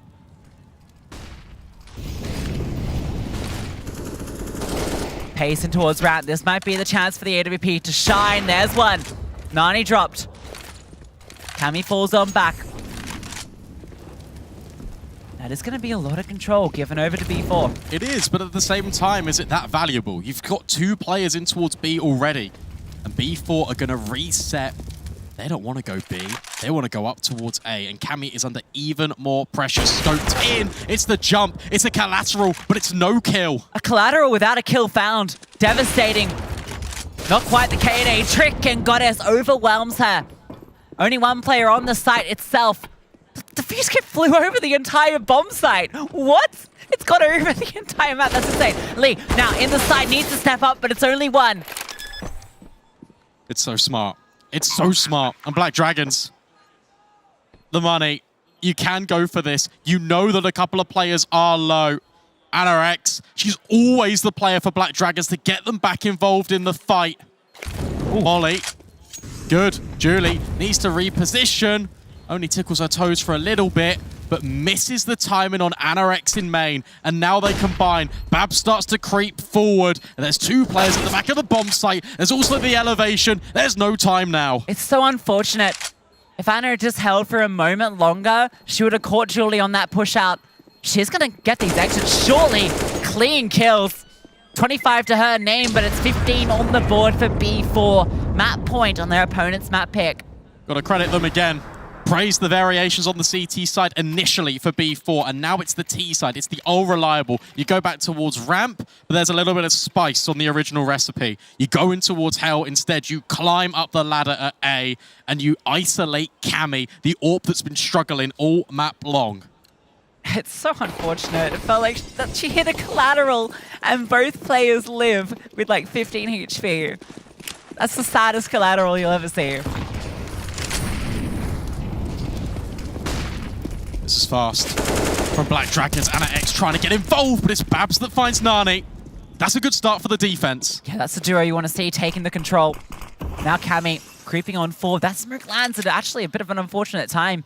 She might have had an opening there. Instead, oh, Anna creeps on through. A slight gap gives her the kill. Younger spamming back though, does get the refrag. Look at the space being taken outside for Goddess. It's all Goddess because she can walk through A main. The position that was being held by the AWP now compromised, and the net has been slipped. This is Goddess's round if she waits and bides her time. Flashbang, good enough for the information, but not for the kill. Now they know where she is, so the element of surprise gone. And are you aware of 2 players behind Silo? That's unusual. Goddess decides to go venturing elsewhere. Babs is holding 4 Heaven Wrap though. She could walk hell here and they could go ramp, and that's exactly what's happening right now. The split, the pincer is going to come in, and B4 are going to late play go B. Potential even that she finds Babs in Heaven. Timing does miss. And yeah, Goddess able to walk around. They can group up here. Black Dragons have no info. That's the thing. When do you give over audio? Here it comes. Now, 20 seconds. And the reposition. Cammy was down B, and now she's up secret. No one's on B for BD. No smokes, though. Going to be an uncomfortable plant. The Molotov goes down at least. That's going to give some space to work with. 10 seconds. Need to get it down. Just relying on the cover. And while nobody's here, everyone's coming through double. Young is low. That Molotov is beautiful. Lands at the right spot with Goddess falling, though. Poppins now has to deliver. The first kill goes her way, and the follow-up. Poppins is doing it all, but she gets dropped by the AWP. And Black Dragons stay alive on Nuke. Yeah, they do indeed. And they all burst through. You think the Molotov is going to do enough, but it's just the player advantage for Black Dragons that gets them over the line. Poppins tries her darndest, but Black Dragons stay alive for at least one more. Fighting for their lives out here, and this started with 2 kills going the way of the CTs. That lovely piece of aggression where Babs able to find that fight. AnaX getting the one through Squeaky. And a nice shot from Cammy there. Felt like Poppins was going to pull off an incredible clutch, but denied by the AWP. There's just enough money to squeak together a buy for B4, but it comes with limitations. Galil's, a lack of utility. The Goddess taking a lot of space outside, and the bomb's on its way as well. Yeah, just going for the full cross outside. No one's spotted. Tammy's peering on over, but they're long gone. Anorex is here. Drops the smoke. Actually going to creep on the other side in case they decide to flash on through, but plenty of time for the Tears. They can wait this one out. 2 players ready for the ramp wrap as well, so B, very much the destination here for B4. That HE is pretty hefty. But look at ramp. It's been fully conceded. They can't believe it. They've been given this for free. That's because of the control and the contact that's being felt down at Secret. Cammy under pressure yet again. That's the game plan, and that's the isolation. Punished, and now A's under pressure. They come back up. Sidon's here, only good for the one. Not expecting the second player, but Nani always good. Gets another, and it's on to Babs and Anorex. The 2 players you want in this position. Anna just jumps on through. Babs does the same. How does she win that out? Leaves it on to Anna now, 1 versus 2. Has the kit, the element of surprise as she walks through the hut. Nani's not looking away. Oh, but in the heavens, Julie strikes on through, and B4 take nuke. So smart. The game plan was phenomenal out of B4. Understanding that Cammy is having a little bit of a weak one, and that's the vulnerability. Keeps pressing the issue on ramp, keeps finding the kills, and importantly, keeps rotating that defense. Yeah, B4 strike first in the resilient derby. It was a tale of T sides, aggression from both. The B4 definitely looking the better beast. We throw it over to the desk. Thank you very much, Lucy and Brandon. That was such a promising start for the Black Dragons, and they're definitely going to be slightly kicking themselves now as they head into that all-important break ahead of Vertigo, because this really did look promising, and yet B4, they regrouped, they sorted themselves out, and they showed that actually they are the superior attackers there. Okay, Blair is off, so Heggie, are you on? Do you want to talk to me about what happened? So basically, my analysts I'm back. We You're got live this. now? It's all saved. It's all saved. But I'll tell you what happened there. That was... I still can't hear you. This was the most Brazilian game of Counter-Strike I've seen in a long time, considering the other Fury exists as well, right? It's kind of crazy because here's the thing. What we saw here was a complete capitulation on the defensive side from both the teams. But what I really liked from Black Dragon to start things off was they're like, let's not complicate things. There's one round, I think it was round number 6 or 7, where it was a buy round against just the Pistols and one M4 for the side of B4. They walk into ramp and Nani gets 3 kills to the USB. And the Black Dragons go, you know what? Screw it, we're just going to go for these fast upper hits. The variations, multiple variations on a fast upper hit. And guess what? They won 9 out of the last 10 rounds in the first half. You think at this point, your job's done, mission accomplished, you've won this, and B4 is like, listen, you think you know Brazilian Counter-Strike, watch this, and this is just pure, unbridled, in-your-face, FU Counter-Strike. So Black Dragons, they're playing with a little W, and then B4 just like, yeah, we're going to capitalize. We're going to caps lock that W. They held a sledgehammer on that W, and you got to credit to it. And you can see the numbers as well. For the side of B4, everyone stepped up. And I want to give a particular shout out to Poppins. She might be the bottom of the table there, frag-wise for B4, but she was the one leading the charge in this comeback on the T side. She was single-handedly running into its ramp, running through the fire and flames, channeling her own, I don't know, like, you know, Firewalker goddess or whatever, and just getting the kills at will. Everyone chipped in. But for Black Dragons, despite, I was ready to praise them for the T side. I think there was some great calling coming out from them in the first half. The second half CD side, B4 is just running circles around them. Yeah, we should talk about the AWPers as well, because Younger, as usual, she is the highest impact player for the side of B4.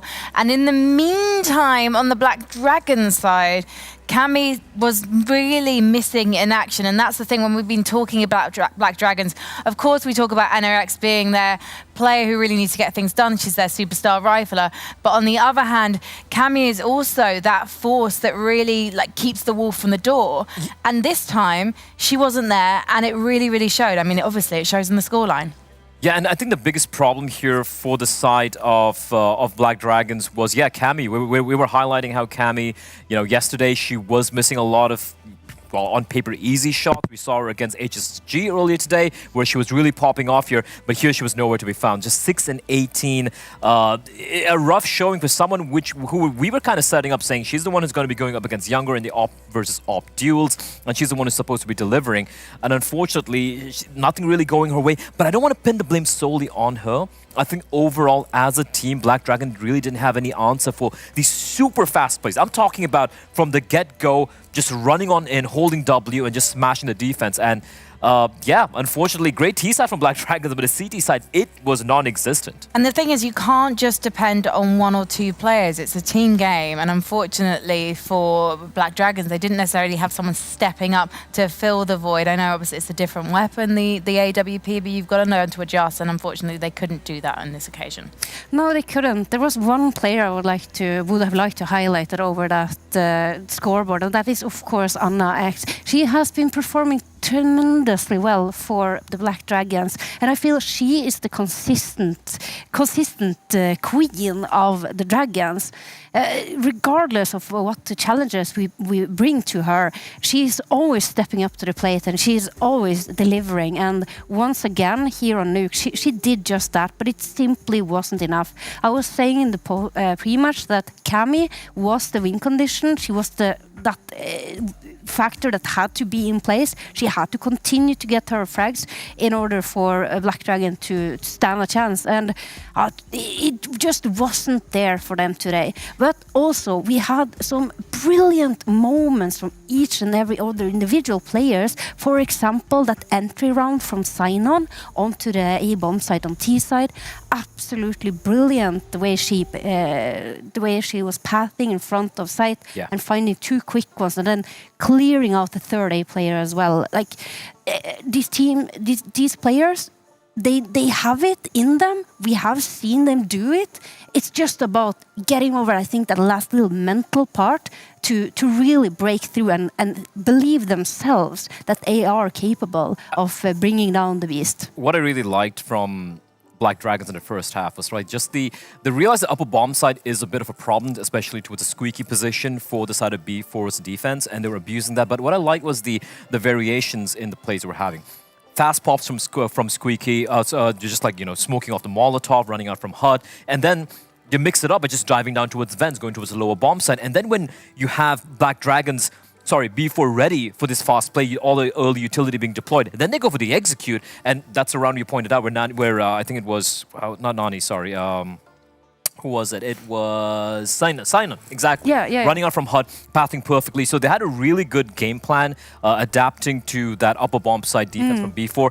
But the CT side was nowhere to be found. And I want to highlight one particular player from B4, Younger, 14 and 7 on the T side, mind you, in that comeback, and over 125 ADR. She was just all out, balling out of control. Yeah, if the upper ever was the win condition, the X factor, it is none other than Younger, and she's just doing Younger things. She's all over the map. She's so versatile. She is so good at and well-rounded, and she can do it all with the AK as well. I don't think I even saw a single op kill for her on the T side, honestly. It was just an AK-47. So Younger showing that she is indeed a very versatile monster. I don't know if any of you guys have seen the Dust 2 US interview with Poppins yet. Yeah. So, in fact, the one with Poppins is great.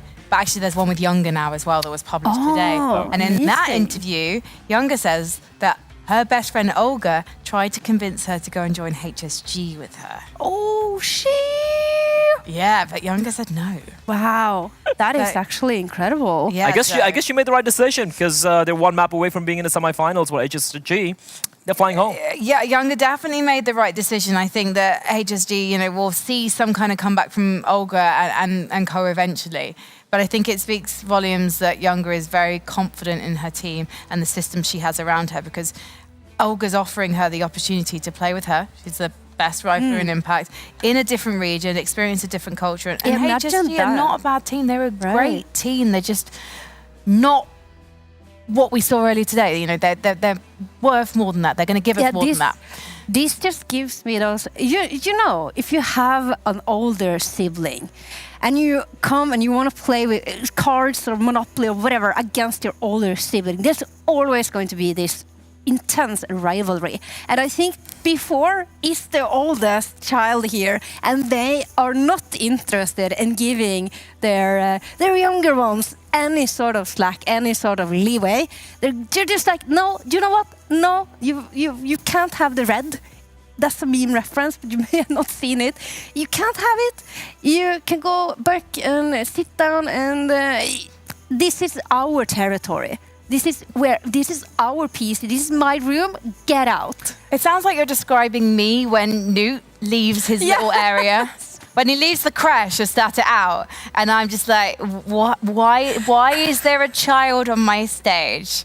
I think I was like, I don't know, I was probably like 14 years old when he was born. Yeah, because if you think about it, like the T side is just, you see Black Dragons having a phenomenal T side, phenomenal first half, 96, right? You think they got it in a bag. And then before it's just like, absolutely no. What you can do, we can do better. And speaking of territory, the map coming up next is a territory for B4. And they don't have too many maps played on this, but whenever they've played it, they have looked absolutely dominant, at least in the region. And the last time these two teams played online, which is Season 3 in the league stages, was a 16-4 or 16-3 or 16-5 win for B4 in a very convincing fashion. And Frankie would preface this game saying that if Black Dragons were even to pick up a map in this best-of-3 series, it had to be Nuke. It looked like it at the end of the first half, but then this looks like a donezo. Yeah. Yeah, and you could think that, okay, it can be positive for Black Dragons to start on the CT side, but not if they're going to keep playing it like they did on Nuke. Yeah. All right, well, let's head to a break. And when we come back, we're going to be heading to Vertigo. Can Black Dragons pull off a miracle?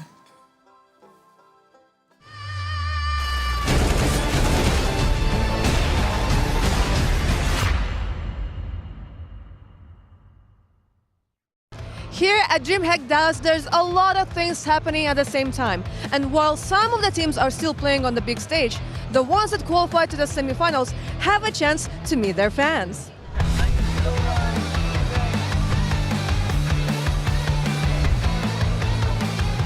So there's like a whole line, the whole signing session. Maybe I can try to sneak in, squeeze in between Hanka and Linda. Hi, how are you doing, guys? Very well. I'm so excited to be here. So many people came. Like so many people like are so happy like to see you and get to talk to you. Yeah, like it was same in Katowice. Like so many people came here to say hi. How you doing? Like it's amazing. Like really. I hope that we will see them all in the crowd tomorrow. Yeah. Awesome. Thank you very much, ladies. Thank you.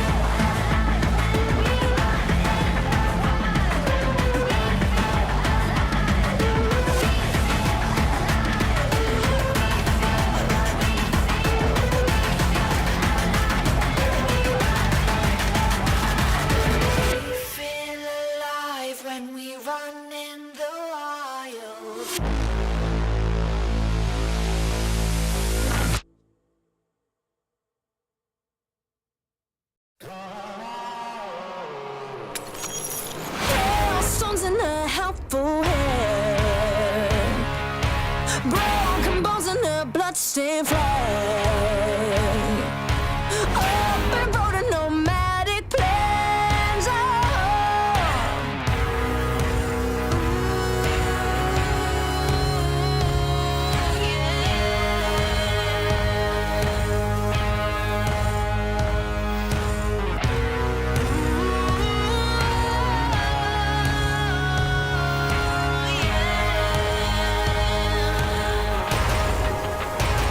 I'm coming to get ya. I'm coming to get ya. I'ma bring it in the firefight. I'm coming to get ya. I'm coming to get ya. I'm the reaper in the dead of night.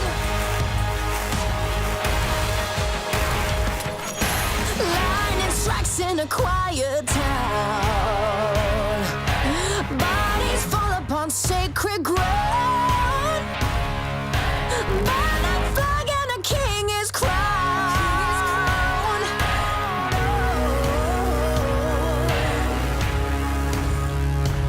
Coming to get ya.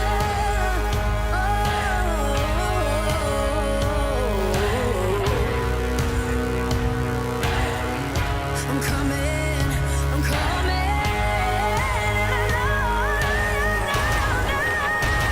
I'm coming to get ya. I'm coming to get ya. I'ma bring it in the firefight. I'm coming to get ya. I'm coming to get ya.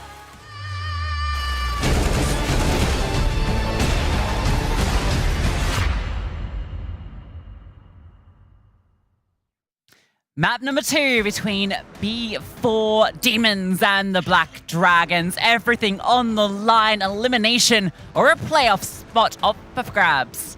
What are you feeling, Lucy? I want to come to you. I want to get this question out of the way. B4, they're doing it in 2, or Black Dragons coming back on Vertigo? This is a B4 2-0 written all over it, but they have to get it done in the dizzying heights of Vertigo.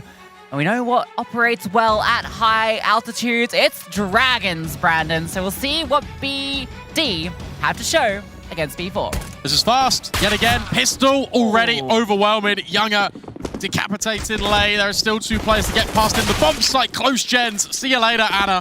Not today. Love a good mid-rush on the pistol. 2v5. Bomb planted. Gonna fight their way through. Tammy alone and gets nothing done. No one falling for B4. That's dominant. That's a statement of intent for B4 immediately. Fast out mid. Headshots all connect in a blink of an eye. The pistol round is over just as quick as it begun. Yeah, I really like the mid-aggression, right? I feel like it's not super common, but I think it works really well because it's only ever really going to be one defender there, and you can quickly overwhelm with the Glocks at those fights towards the generators that always is going to favor the Tiers. Very clean. Full spy in. Xenon going for a peek towards the B stairs. Not finding anything. Although we have got some players trying to get a little bit aggressive in towards A ramp. Babs is just on the other end of the smoke. Drops the nade, but doesn't do any damage. Last time these 2 teams matched up on Vertigo was back in March. 16-5, the way of B4. That's a pretty scary situation for Black Dragons to find themselves in. Boost up, though, could be heard. Ah, it's a trick all along. Fully intended. Everything goes as planned. There we go. Home, not intended. However, it still works out anyway. SMG can now start to farm up some cash. Definitely want that on Younger. $600 a kill. Get the AWP out ASAP. Another flashbang over the top. And it's all a little bit of a distraction. Everyone's rotated over for Black Dragons, but guess what? B4 on A. Well, at least a kill is found here. Bomb planted. And so just hold on to what you've got here. Can pick up that MAC-10, throw the 5-7 over to a teammate. Means you get another shot at it in round number 3. But a blistering start out the gate for B4. That's kind of been the story of all the early starts of these halves in this series. Yeah, it's been a a very dominant one-way traffic situation for B4. The fact that they're always pretty good at converting these 4 spy rounds that Black Dragons have been throwing at them gives them a reward, gives them normally 3 rounds to work with pretty decisively, and that's before the guns can even come out. At least the rifles were saved over, so Black Dragons are going to pack a little bit more of a punch than they normally would in a round like this.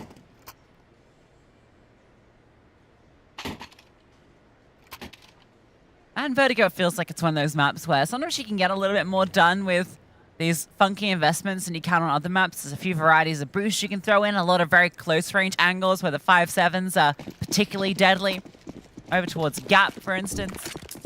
Up close in mid, if you can get through to ladder. Certainly ways you can make this work. One play is to push down B, and they are going to get a lot of cover here. Julie is anchoring through, and well, Babs has struck with that 5.7.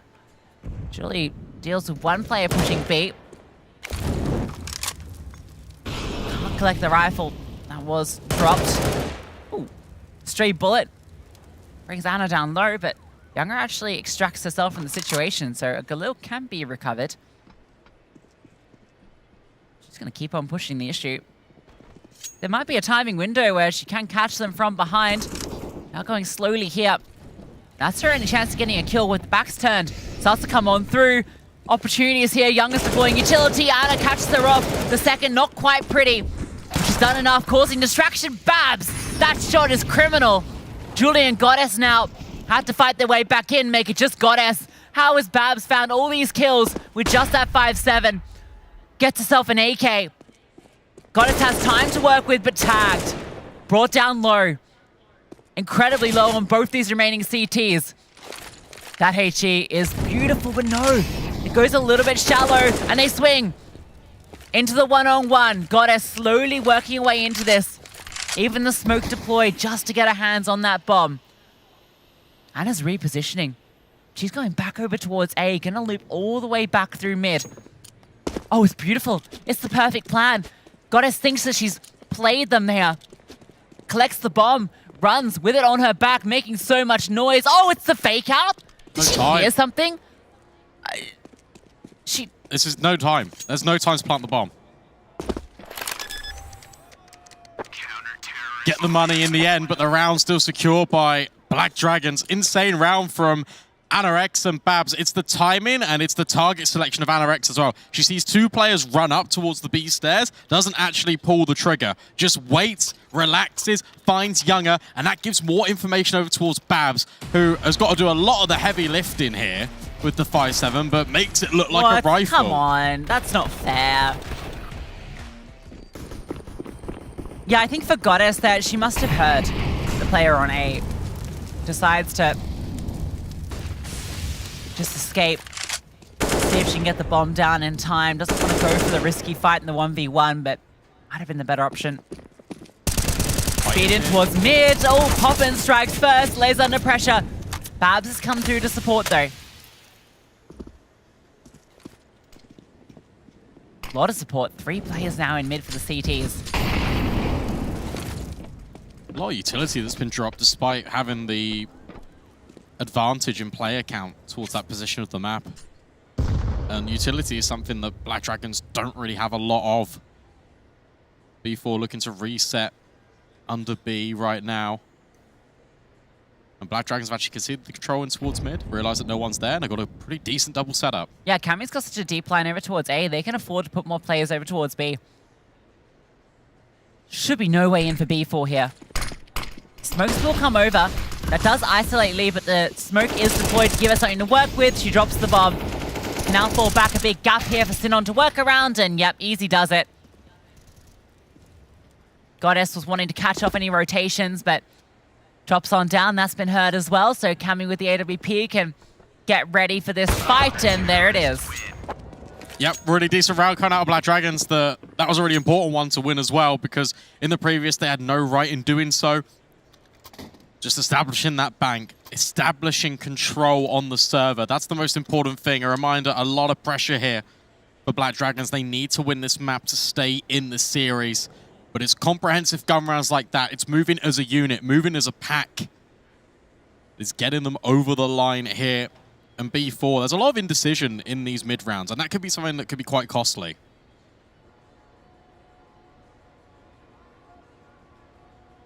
I guess dinosaurs are kind of dragons. In theory, yeah, maybe. In theory. Yeah? Yeah, the scientific theory of what defines a dragon. Yeah. What defines a dragon? How to train it. Oh yeah, you've seen that movie? No. Read the books, though. All right, so you know how to train a dragon. Yeah, good old Hiccup. That's good. Well, Hiccup here on the T side as well. Yeah, hopefully B4 have read that book. Certainly managed to do it on Nuke. It was a T side that was very impressive as well. Clever, you're shooting to mask the footsteps, but I feel like that has definitely still been heard. Yeah, all the rotations coming over. Yeah, I mean, I don't think it's very subtle. Trying to overwhelm, but not going to be the case. Everyone's here. Not a kill found. Nice and easy against the Glocks. I think that's just the guys, how many players are actually running over. So I think it's like a couple of pistols, streak out, but at the end of the day, like, it's fine. It's flashy. Doesn't really work, but now your investment is here. Round 6, here to play. Black Dragons with 3 on the bounce.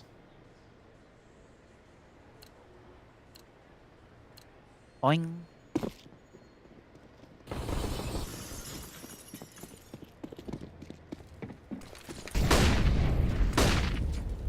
Fast towards B. Goddess. Setting up close with Julie by his side. Tammy's taking flak as well. That's in towards mid. HG on her face. Boost was considered, but the Molotov does disrupt it. That's last in on now to reposition. B4 is playing a bit defaulty at the moment. I don't know if that smoke helps. Oh, boost. Oh, Julie. Domes in on. That's a very nice shot. And that's going to scramble rotations because Black Dragons had a double mid setup in play. Pulled Anorex over. You've even got Cammy rotating in with the AWP, and Julie's just here, providing a little bit of distraction. B4, in the meanwhile, start to make their way. I was going to say up A. That's a costly mistake. Anorex just walks on through, finds Goddess and Julie, and nearly pre-fires another out the server. Anorex is phenomenal. Is dealt with by Poppins eventually, though. And there catches up Younger on that rotation. So now you got a player in the back lines as well. The walls are closing in. Can't overextend here, yeah. Don't want to give up this fight to Poppins and give them a pathway through. Clever smoke.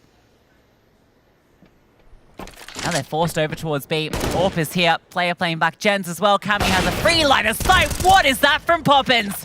An incredible shot, and now Nani in a position, needs to win out this 1v1, but Babs comes through. Yeah, really nice mid-round out of Black Dragons. The fact that Anorex just walks contact, reclaims the space, is the last thing that B4 is expecting. And then to add another layer onto it, as soon as that contact is taken, Lay starts pushing. And that was the original intention of the CT round in its entirety. Catches off the flank, puts down a smoke, forces the hand of B4 in towards that bomb site, and it's still not enough. Impressive out of the Dragons, and impressive from Cammy there. Yeah, good to see Cammy getting warmed up with the AWP early. A difficult one on Nuke, but certainly looking solid here so far. That's an easy clean up against the pistols. Black Dragons not giving up any advantages against these lesser buys. I want to see the A bomb site. Typically on Vertigo, we see yeah. A lot of attacks. It almost kind of feels like and dubbed as the A ramp simulator. We've had 8 rounds of Counter-Strike, and I've not seen B4 progress much further than the first sandbag. Yeah, and even when they've gone there, I mean, it was just like the Glock round, right? This round is looking like it might be the one. Couple of players over here. Utility being thrown on forward. They are respecting the CT's own smoke, though. Heavy mid lane. I do like it. Often touted as underutilized. Certainly not the case here, but look at this CT setup. It's the perfect counter. Only 1 kill found. 3 Ts littered the floor in mid. Younger and Nani now, the other part of this prong, looking a whole lot limper. issue you've got there is B4 want to go contacting towards mid. That literally gets all undone. That entire setup from Black Dragons with one flashbang. Well-timed incendiary, but actually Nani's just going to run through. Cammy might be caught off guard here. Instead, it's Babs pushed back by the incendiary, and Cammy misses a well-timed shot. Much needed space gathered by B4. Yeah, there is going to be a flank coming on through, but the bomb is going to go down. That Molotov off the mark. Was Anna spotted? I think so, yeah. Younger's got the read, the spam. It's a little messy, but it collects. It's become a 2-on-2. Nani gets another, and it's just the leg. No kill found. Cammy desperate, but Younger puts her down, and both players stay alive. What a 2v4. What a recovery. That's a mistake made by Black Dragons. But full credit to Nani. She gets ahead of the incendiary, and then it's a follow-up one from her teammate that offsets and displaces the CT side. It's this shot here. If we see it on the replay, we don't, but Cammy misses the opportunity to shut this all down. Instead, it's chaos, it's cluttered communication, but it's B4 taking the victory. Yeah, give them an inch and they take a mile. Now it's pace over towards A. Babs is the one that gets the opening kill though. No one to support Nani on that aggressive pick. Goddess has found one in mid though. She's not being shy, taking a lot of space, walked all the way up. This is such a deadly position. Now, Cammy is looking at it. Has the cross, so Goddess can just hang out here. With Sin on falling, Cammy is now under even more pressure. Look at this. Oh no, they're coming back. He's in the perfect position to end it. Oh!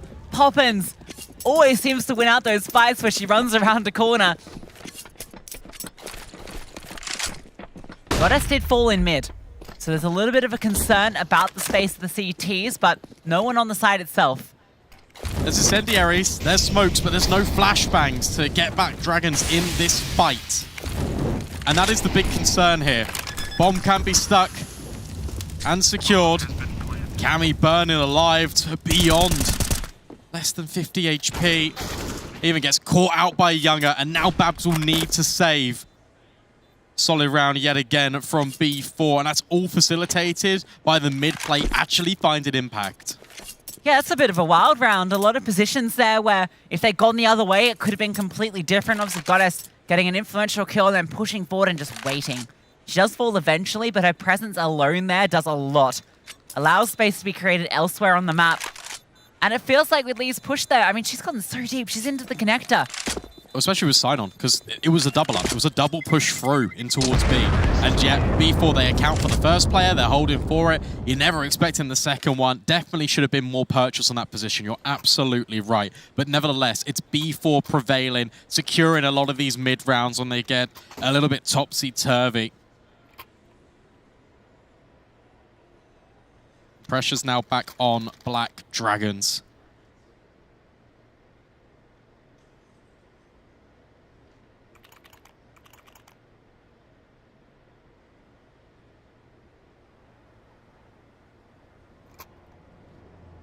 There he is.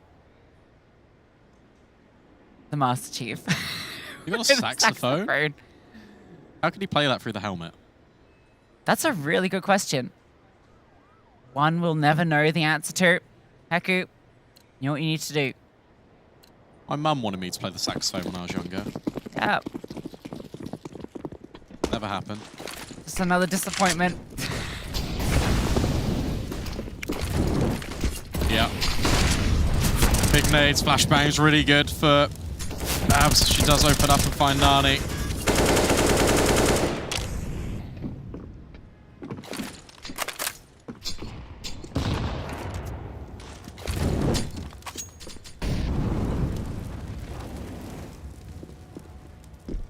My mum listens to these broadcasts, by the way. Oh, shout out to Brandon's mum.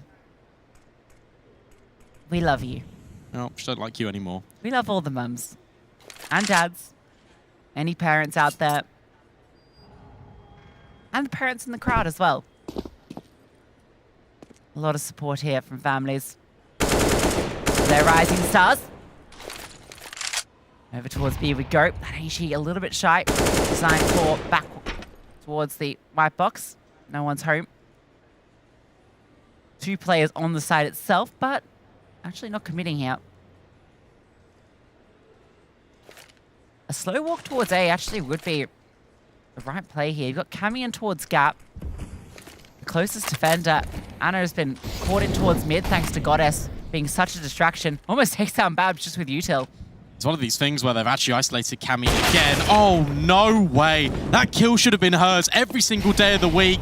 And that's the space open. Difficulty is you got 20 seconds left and you haven't got any smokes, but it doesn't matter if you've got headshots. Poppins removing Anorex. Such a potent force of this Black Dragon side. Okay, you might not have smokes, but you've got Poppins. Under pressure. There is a flank coming through. Goddess has definitely been hurt on the jump up there, but repositions. Carefully playing it. And now they have to fall back. Babs is so low. A 4v5 converted with ease by B4. Goddess doing the work in towards mid, but it's unfortunate for Cammy. That was a shot she needed to hit. Even one and done there might not have been enough.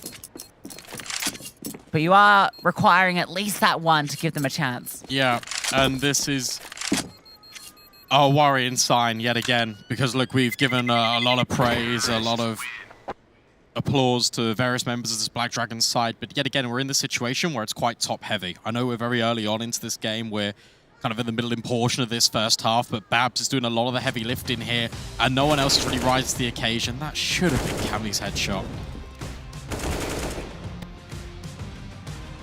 Not to be. B4 continuing, finding these rounds on the T side. 3 gun rounds in a row, evens things back up. The Black Dragons have breaking point here. He's taking a bit of aggression towards mid, spots out Goddess. Can't quite find the kill, has to fall back. That's the one that wants to get involved. What a kill through the smoke, but it goes both ways. At least that M4 can be picked up. Anna X also looking to potentially get involved. Big gap in this smoke that she's trying to exploit, but not seeing a thing right now. If she goes around this corner, that's where it gets dangerous because Poppins is holding. But also Cammy is here, finally. She strikes, and now Anna X can step in as well. Important round coming in for Black Dragons. In actual fact, Anna X burns herself alive. Bomb out in the open, and there's a flank coming in on Younger. It would have gone down anyway to protect 9. Goddess. She has been present in mid quite a lot, and Black Dragon should be aware that this is a likelihood given the space that Sinon took with that flank. You can see Lee's holding for it. A lot of time for Goddess to work with. One of the more cerebral players. She's going to slowly make her way down. She's going to find one player not looking. Sinon not ready. Trigger discipline as well. Sees the second. Oh! Wanted to go for the play. Try and catch both, but Sinon turns at the most inopportune time for Goddess. I think you just take the kill there. I understand what you're doing. Back turned on one, but you can expect in that position, there's always going to be a second player holding this wider angle.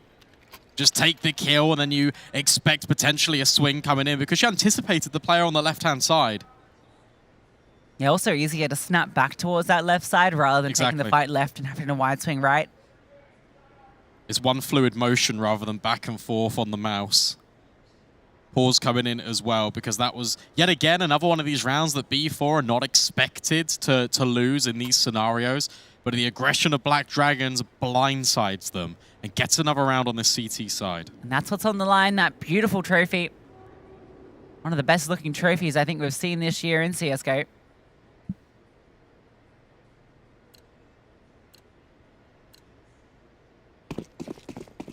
I don't know, the ESL Impact Kalavitsa trophy was quite pretty as well. That's true. 2 massive dubs for ESL Impact, as per usual. Black Dragons, quell the bleeding. Get back in the lead. Cammy peering on over. Reward, oh, no. Well, that one felt like it was hers. Yeah, that one looked dead on. Name written all over it.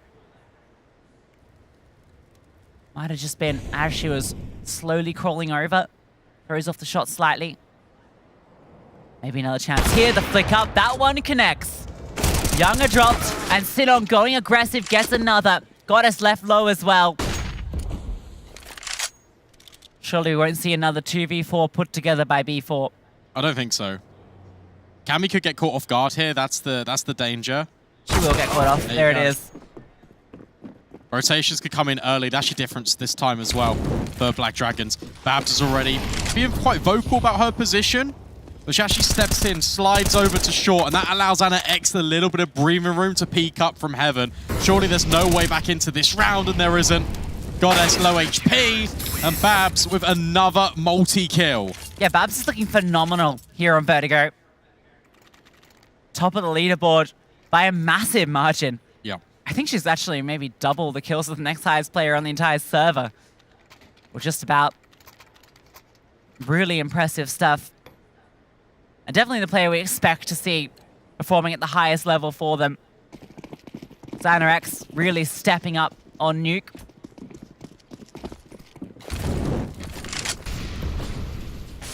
Yeah, 15.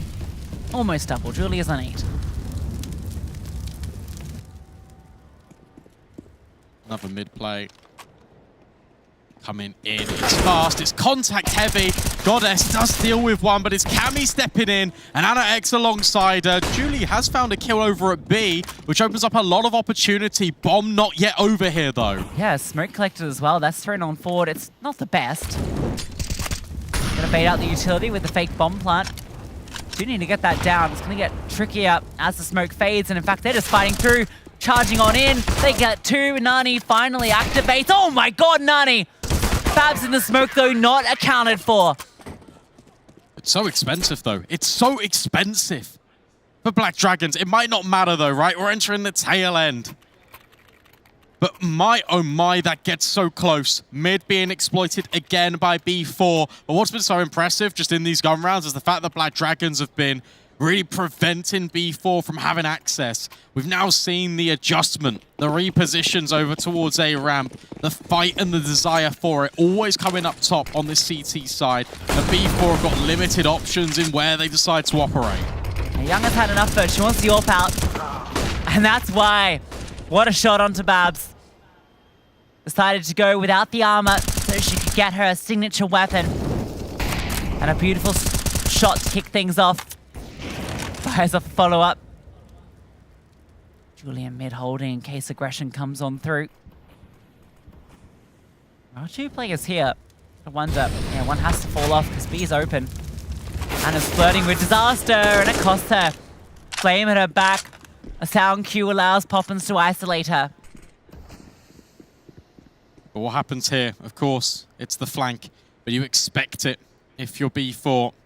Sinon at least gathers information that no one is here, which validates the positions over at A and will keep them rooted at the very least. Oh, that timing. Okay, surely spotted now. Yep, they're ready for it. A tricky position to find herself in. Wanted to go for a bit of a heroic play. Sinon will get 1 here. That's guaranteed. Now her position's known and yeah, can't really give it a look in. There's a chance if Cammy can do something, but even the incendiary gets denied. Lands a bit on the smoke. Not going for the wall bang, just waiting to see if anyone runs on through, but B4 aren't giving up an advantage here. And yeah, it's just going to be a save, in fact. Sinon actually repositioned towards Cammy, just in case she got a kill. Towards Elevator, but not to be. Or M4 carried forward. B4.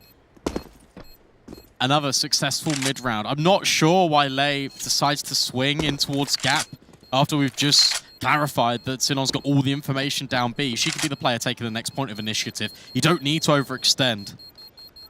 A lot of pressure was on B4 to make it up to the bomb site in the first place. Giving them kills and a silver platter doesn't help anything. Then leave her hanging. Goddess goes for the fist bump with the mouse in hand. Doesn't let go. Yeah, nice opener for Young Up. Beautiful shot. Okay, well, I think we had a little bit of the classic CSGO glitch there with the smoke molly. Does happen. Oh, we fixed in CS2. Blow a hole in it instead. Boom. Last round of play here. As close as can be in this first half of Vertigo. B4 potential to get 7 off the back of a little bit of a difficult T side for them. I think they've actually done really well to achieve this quantity of rounds, considering how comfortable Black Dragons have looked in a lot of these scenarios.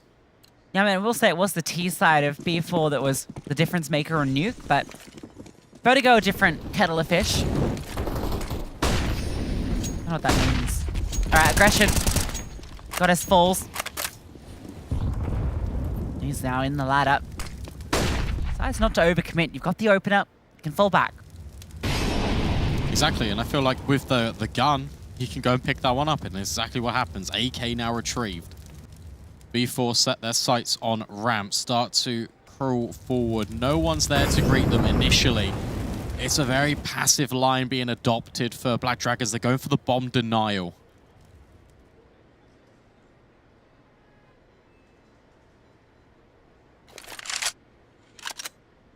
Does mean you're committing a lot of players over here on A, waiting for something to come through without anyone able to get you forward information. B4 regroup. They come in through mid, and that is an opening currently. Soul Defender. Information gathered. They stack up on towards B. Sinon going to peek on through the Desert Eagle. Doesn't quite connect. Now they accelerate in. Julie leading the charge, taking a lot of damage. Anna's here, and Anna comes in with a massive double. Poppins gets 2 of her own. There's still a player on the site to deal with, and Younger can't get it done. Another 9-6 half goes the way of Black Dragons.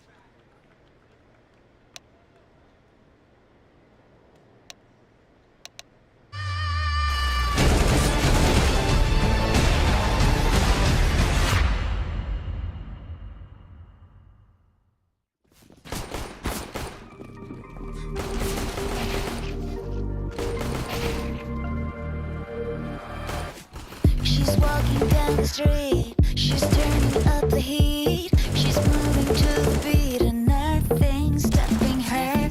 She's walking down the street, all guys they wanna meet, thinking that she's sweet. I'm not so sure about that, 'cause when you think you're getting her attention, it hits you with a bang. She's way above your league, you better understand. It's like that. If she doesn't bother, she isn't humble, but she's got attitude. She doesn't bother, all the others follow. She isn't humble, but she's got attitude.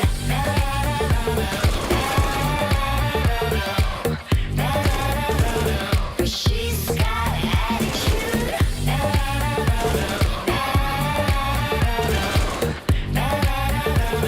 She's got attitude. She's walking down the street, it's just so bittersweet.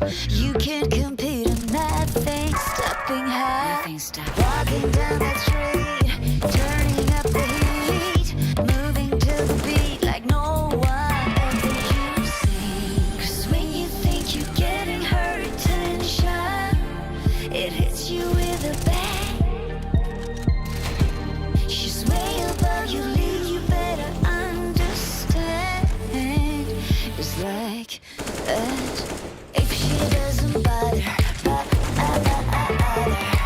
she isn't humble, but she's got attitude. She doesn't bother, all the others follow. She isn't humble, but she's got attitude. She's got the moves, she's got the look. You're totally hooked. You're losing control like she never would. You're down, down, down, down. She doesn't bother, she isn't humble, but she's got attitude. She doesn't bother, all the others follow. She isn't humble, but she's got attitude. She's got attitude, but she's got attitude.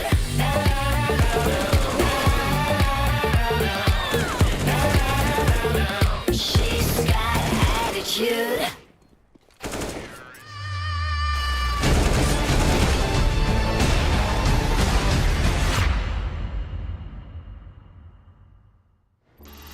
Another really close first half between the two Brazilian squads, but my mind kind of worries a little bit for Black Dragons because historically, just this tournament and in general, their T-side's a little bit weaker than the defense. Yeah, and the pistol rounds have been so strong from B4, haven't they?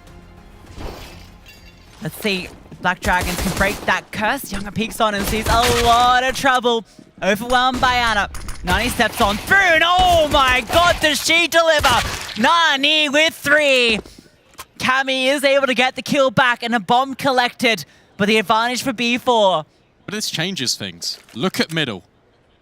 Sinon gonna clear gut out B, and there's a slight little bit of wiggle room for Cammy to try and extract herself. The issue you've got, I was gonna say is the overextension, but Goddess swings and actually confirms that the bomb is still here on A. That's gonna keep B4 rooted, but Cammy's being vocal about leaving. Yeah, they want to collect the kit. That's why they're going to check out here. Julie can pick that one up. They're going to have to come on through on that flank together as a unit. Bomb's going to make its way through. Can be planted. Actually, just collect the bomb. They're going to come through CT. Sanon's advanced position should be very powerful here. She doesn't have armor. Now they have to be coming around CT, being very loud about it. Cammy coming through to support, but not even needed. A beautiful pistol, a nice recovery, and look at Sinon getting excited, getting pumped. Yeah, I love that. And that was all off the bat. You got to remember of Nani's insane triple kill hold over towards Gap, and yet it's still not enough. Look Oh at my this. god. Those are some of the most beautiful USP shots you'll ever see. I'm going to shout out Cammy, though, as well, because not only does she put an end to Nani on short, she holds, she waits, and as a result, gets the reward with Goddess. I think she's maybe broke. She got a little something. excited. Yeah. Pulled her headset out. Audio stopped working. And I was like, well, fair enough, I guess. She's broken it. Oh, no. Oh, wow, okay. Just to put on the new ear tip thing. Brilliant. That's kind of good. That, yeah. Imagine the typing. It's like, oh, what's happened? Oh, well, actually, I just broke my headset screaming at you. Sorry, got excited. They're loving it. Yeah, what can you do? If I'm not mistaken, I think that's the first pistol we've seen in the series for Black Dragons. Yeah. And a pivotal moment, too, with elimination on the line, right? Well done. Have a fist bump. Fantastic. Double digits found. M4 dropped over to Younger as well. It's a hero rifle, but it's also all the chips to the middle of the felt for B4. All in on this force bite.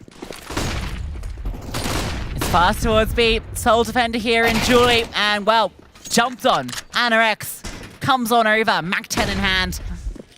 B4's force. That's it. That's the round. Call it up. We're done. Yeah, gotta save. I like this, and this is exciting. This is what you get out of South American teams a lot. It's just the pace, and it's just the explosiveness, and that's no different with Black Dragons. We're going to see a lot of fast-paced rounds that B4 are going to have to try and defend. Thought there was potentially a head being presented there, but not quite.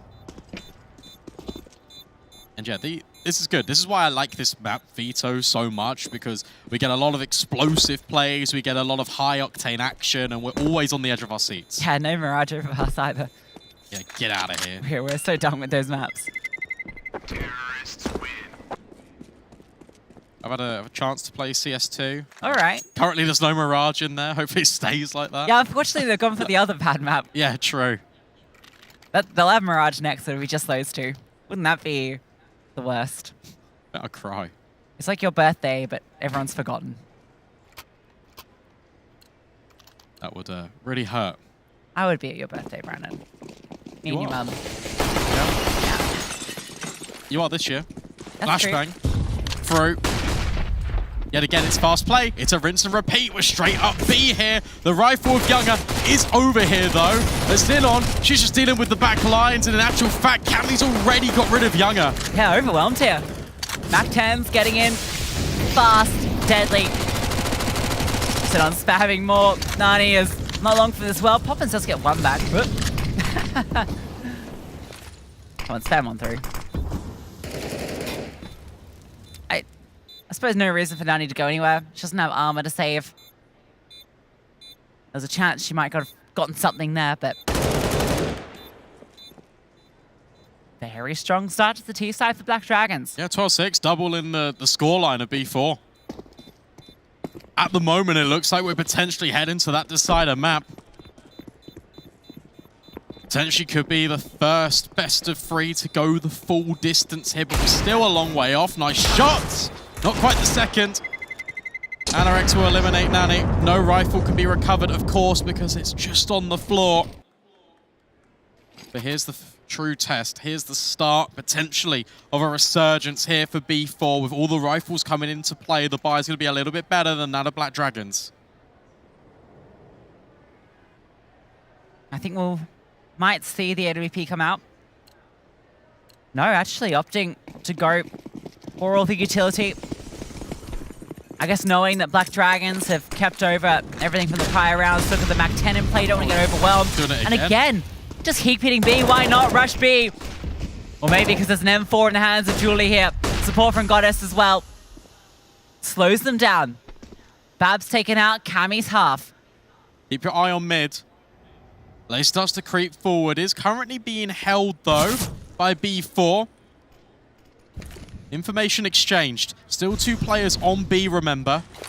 And that's where Black Dragons want to recommit. Sinon, I think she's hit a little bit of a time in here. There's a gap, and there's an opportunity, and Julie's dealt with. Goddess able to at least get the trade.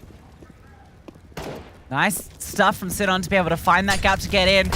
Oh, Anna can't plant either. Well-timed incendiary comes down at the perfect moment. Molotovs go both ways, though. Poppins falls, the 3-on-3. 2 players low on this T side.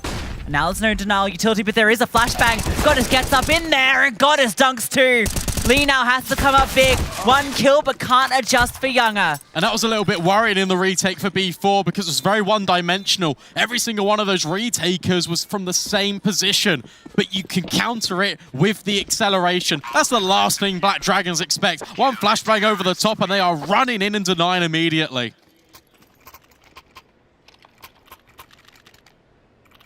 First CT round comes through by holding on to this B-bomb site.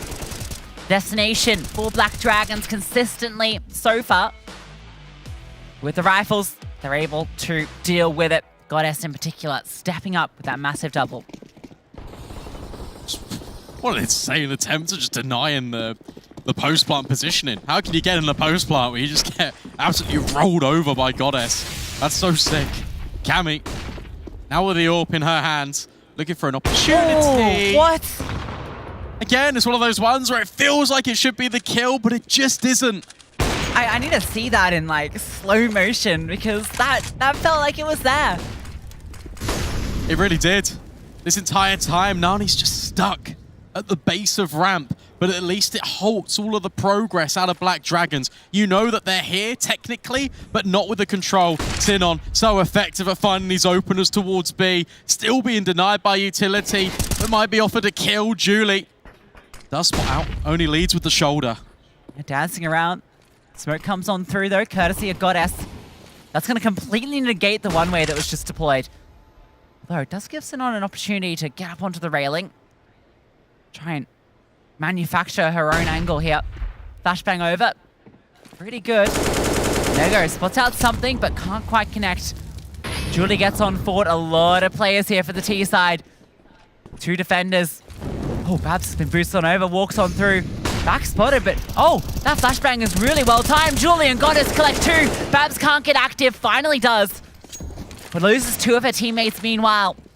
And look at Nani, pushed all the way through on the flank. She's going to be there very quickly. What is happening? Just so many proactive plays. Nani on the flank. Surely the round's in the palm of her hands, but losing teammates, losing opportunities. But Nani, last bullet of the magazine, even swaps to the USP. It's a 1-woman army, and B4 get the retake. Nani, let's go. Another massive multi from her. Always seems to step up. One of the most consistent riflers in the world. We're seeing it on display here for B4 in crunch time. Oh, come on. Oh my god. What? Thank you for the replay production, but I don't believe it. That's rough. Swapping to your pistol is faster than reloading. And now a third tactical timeout being called by Black Dragons. It's really interesting seeing this CT side mold and develop out of B4. They understand where the pressure is being applied by Black Dragons, and rather than just establishing crossfires, they're being proactive. They're flashing themselves forward. It's a supportive cast of utility that's just disrupting the plans, and it's actually preventing Black Dragons from having to clean execute into a bomb site.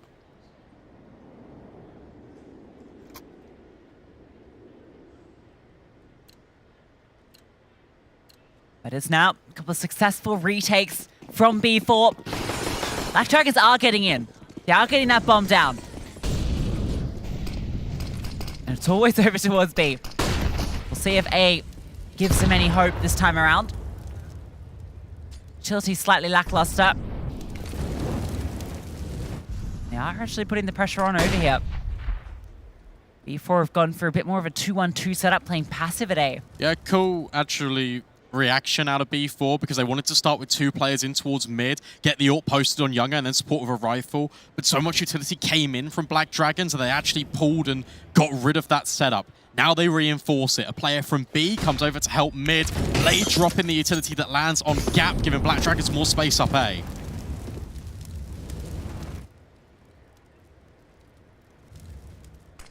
Yeah, slowly taking the control. Goddess drops the smoke just to slow things down. And a good timing as well. That's an interesting smoke. I don't know what it's about. It's just to prevent. It's just to prevent you from seeing the left-hand side of sight.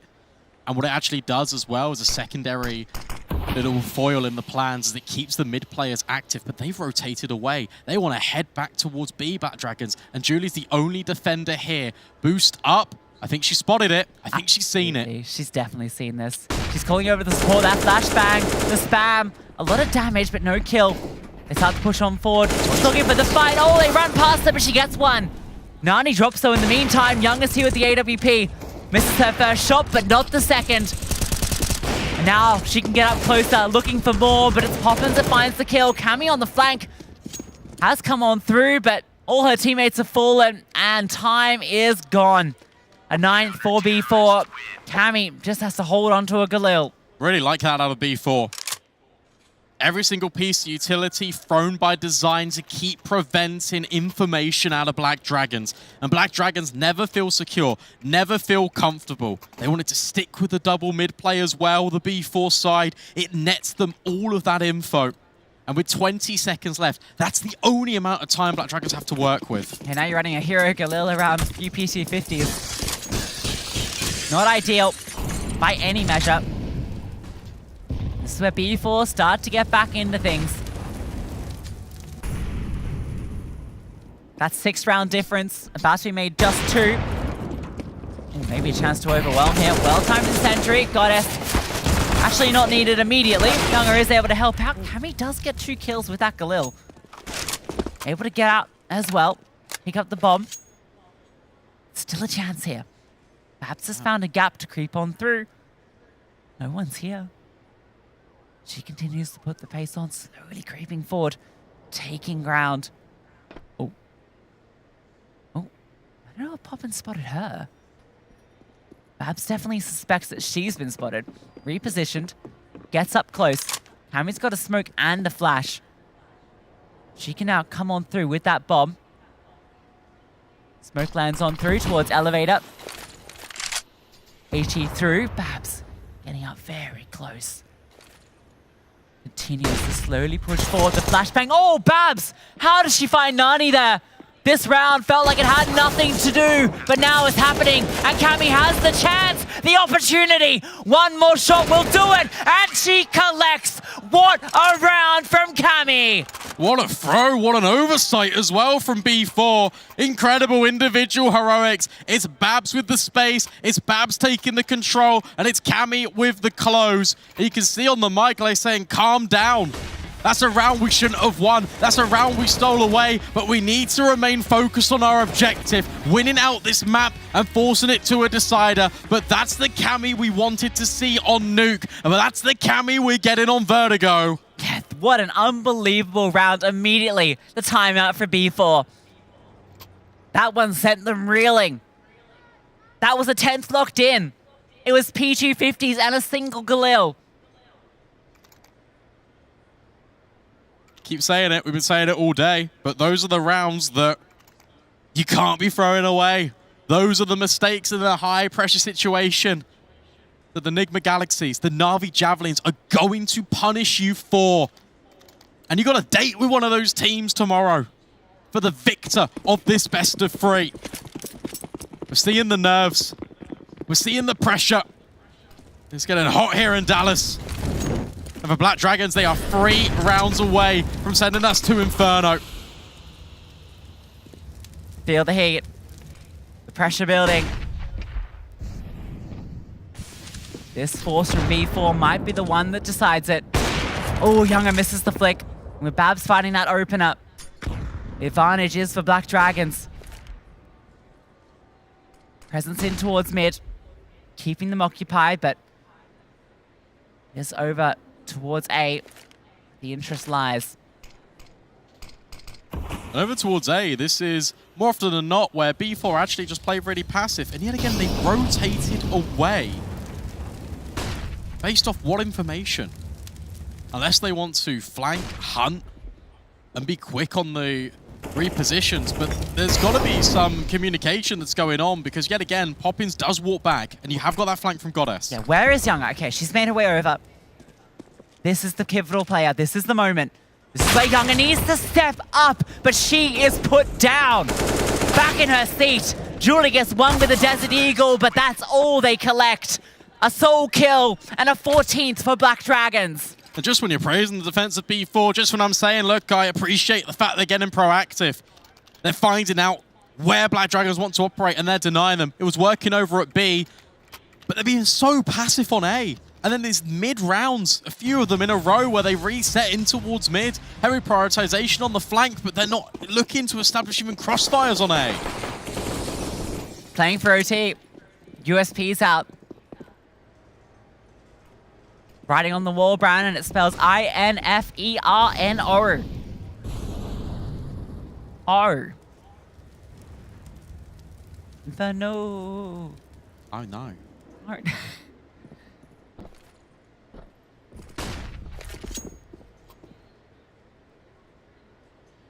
Unless they can string together 6 in a row. It's a big ask. It's a big ask.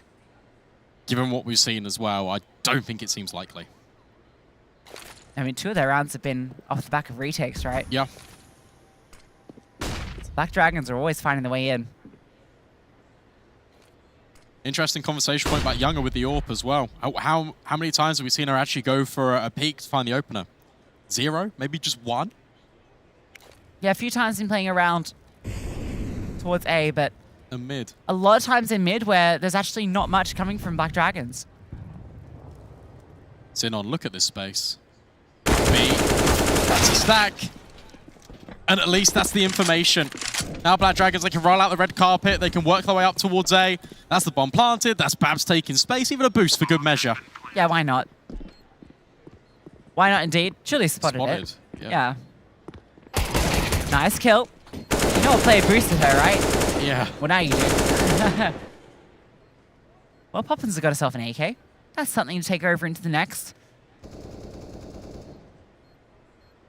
Small things to help out. Small, big things. Small, big things. Like chalk and dragons. At chalk. Potentially, that's what B4 need. Back to the drawing board in between maps, because this has looked pretty uninspired on the CT side. Just going to say it. Babs has been phenomenal. Cammy, back to form. Exactly what Black Dragons need. Yeah, this is a Black Dragons that's learned from their past experience against B4 on this map. They knew that B4 was a team they would have to face here in Dallas. A team they've faced so many times before. both in ESL Impact and in their domestic leagues. You got the coach and the mascot for 30 seconds. Listen, everyone needs a little bit of comfort. I think Black Dragons have the most plushies. Yeah, that's why they're winning, I think. Yeah? The plushie to player ratio is very high. Yeah. That's why you're so good at Counter-Strike, Brandon. Your bed is just full of plushies. It is. It is. I took the tags of some of them, though, and apparently that's not much anymore. Not a collector. I am, just of memories. Memories. Hopefully good ones. Well, B4 need to now start to have a better positive experience, and they can look back on this one potentially fondly. The comeback that potentially could be double up in towards mid. That's where Black Dragons are looking for the contact, and Cammy gets denied on the AWP. In steps Goddess as well. It's a shutdown, and B4 looks set to hit double digits to stay alive for one more on the 51st floor. Yeah, finally this aggression in towards mid. These double setup they've been going for consistently actually net success. Black Dragons walk straight on through. Julie should be able to collect here, and oh, that flashbang is good. Babs is fully blinded. I hated that. I hated every moment of it, but it doesn't matter. Doesn't matter. It's a round for B4. It's fine. It's okay. And only one casualty means that drops can come over, means the buy can be pretty well established. And for Black Dragons, they can dip into the pockets one more time. But then they'd be forced into an eco. Kind of dangerous territory here. There's a world. With every second round having to be a bit of a half, there's a chance, an opportunity. It's not over till it's over. Mum's spaghetti. Mum's spaghetti. Oh, that molly was destined to be a little bit higher up, but yet again, we're seeing this mid play. Julie doing very good damage and not actually catching a single bullet. Surely you know this is going to be the setup. Yeah, it worked really well last time. Like, why are you testing it again? A lot of damage done. Back over to B we go. And it's going to drop out a bit of utility over towards A just to sell the presence. Progression smoke, flashbang. Babs' boost is, oh, well, denied a little bit by that smoke. Nice nade. Was Julie hurt? Where did that HG go? Did it actually do damage? No, I thought it would. Yeah. It landed on the right-hand side of the construction pole thing. That's the technical term. Not the left. And as a result, it flies off the map. Anna X finds Younger. Julie. So many players. Oh, hello. Boost spotted, but not onto the second player. 35 seconds left. But Goddess is still here as well. Taking heads. Taking claim towards the B-bomb site of Vertigo. And Cammy and Anna X separated from one another. 20 seconds left. I think there's just enough time. And Anna X can cut off the rotations. Running shoes on. Oh, Anna X falls. That bomb is going to make it there. With a few moments to spare. Can be planted, but Cammy has such little HP. Surely not another 1v2 clutch. Galil in hand on the bomb side. We've seen her do this. There's the first. Nani now crosses and all denied. Not this time. There's a nade. You can hear the bomb plant. Why don't you just throw it on? Understand the players are low. But Cammy gets that opportunity and she nearly takes it. It's nearly heartbreak for B4, but they hold on. That bomb plant puts a little bit of extra cash in the bank. Potentially could squeeze investment here if you're Black Dragon. Safer play would just go for the compromise. Tech9s, Kevlar, so fast and punchy, maybe out towards mid. Maybe out towards B. Sinon has been finding a number of entries over towards that side of the map.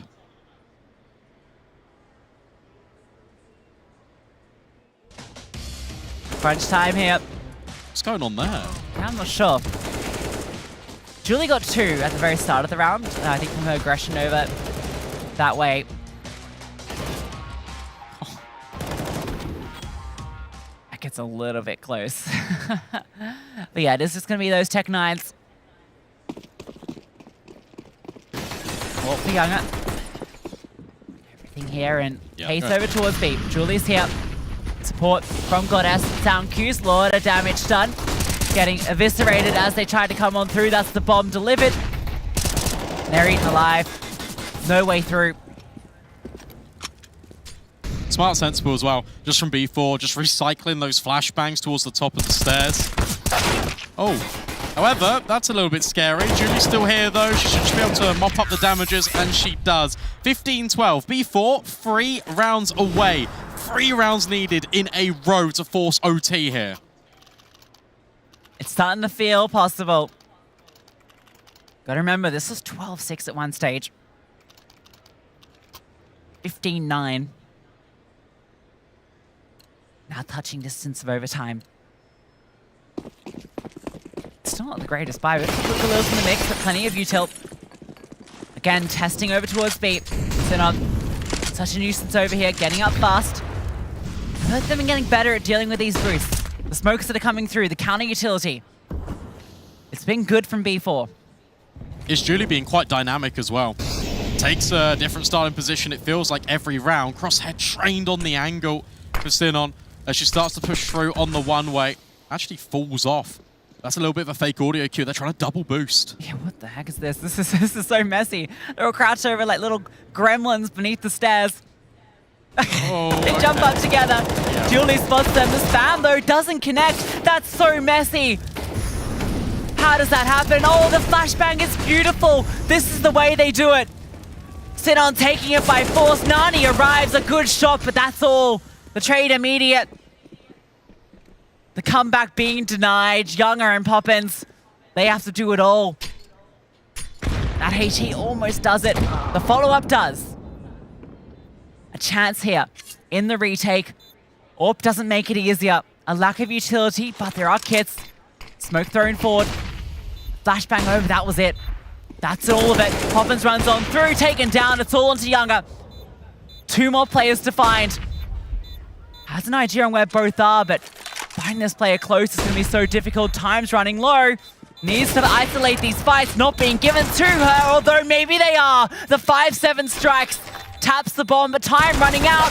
Can't quite hit the shot, and it's Black Dragons forcing up to a third. Yeah, I'll be honest, quite disappointed with that from B4. That's the scrappiest, messiest B execute of the entire half out of Black Dragons. You have all the information, you've got all the boosts, and yet you still get denied.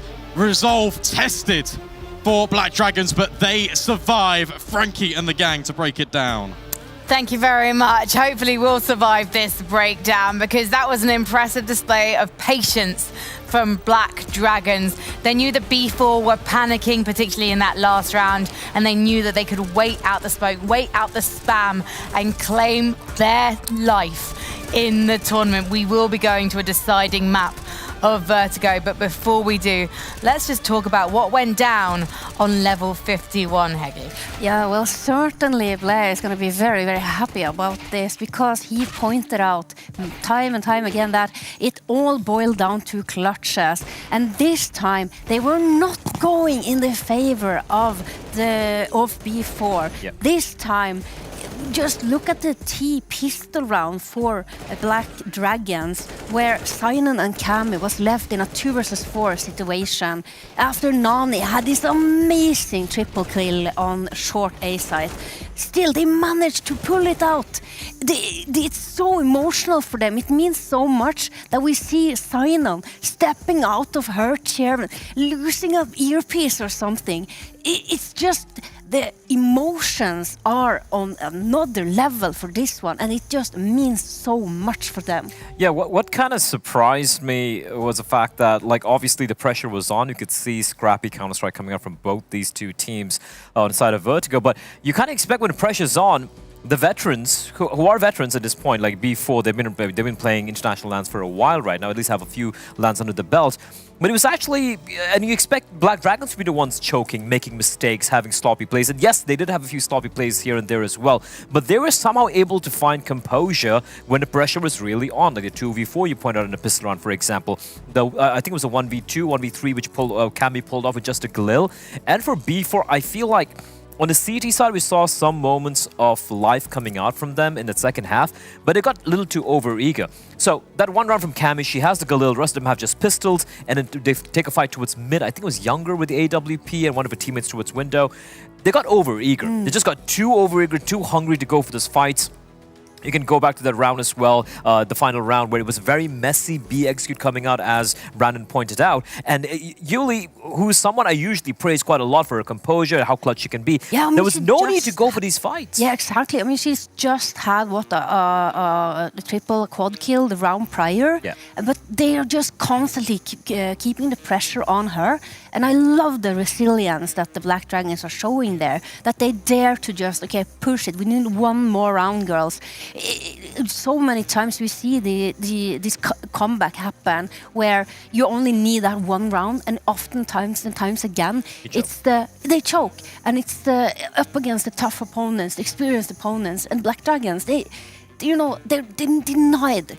They don't want to do that, and they didn't do it, and I'm so thrilled and so happy. Especially considering, Frankie, this is the most high-profile, most important game of their young careers, considering it's on LAN, it's Impact, the LAN finals in front of the stage, and they didn't falter and take us to map number 3, which none of us expected to happen. You say young careers, but Anna is an incredibly experienced player, and that's definitely showing from her performance so far on LAN. And then she's also got by her side Babs, who is one of the youngest players on the Brazilian team, and certainly the youngest player on this roster. So let's take a look at their numbers from the tournament so far as we put them head to head. Anna didn't actually top the server in this one for her team. She was actually towards the bottom. That's no means a bad thing. Obviously, they got the victory. It's just great to see other members of the team stepping up. For Anna, it's the stability, it's the consistency, that she time and time again can pull out these numbers. The team can be losing 16-5, and she's still going to have a great KD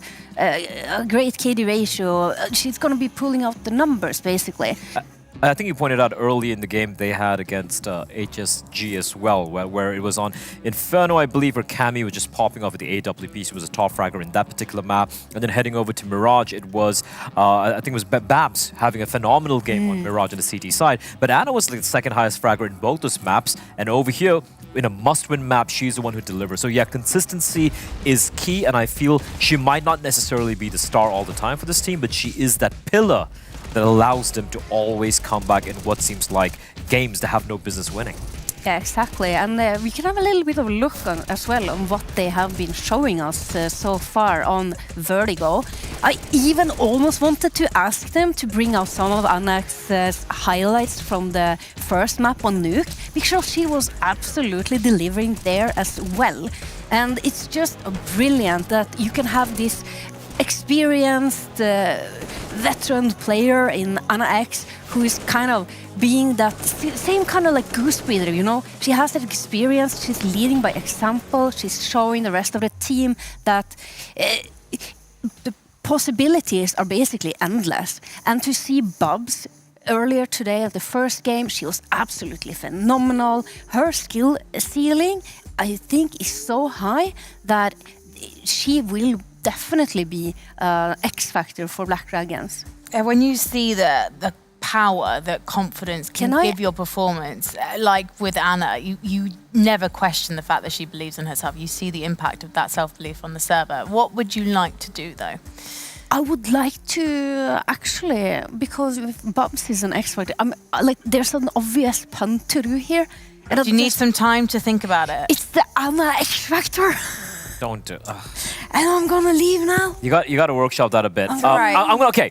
You're allowed to stay. Before we do talk about Inferno, that's our deciding map. Yes. I also want to give props to Simon, because we saw a fantastic interview with Heku with her earlier, and she was talking about the fact she'll do anything for this team. You know, she is in that, I guess, fifth player role, but actually we've seen a great deal of versatility from her today. So sometimes I get a bit hesitant when we talk about numbers.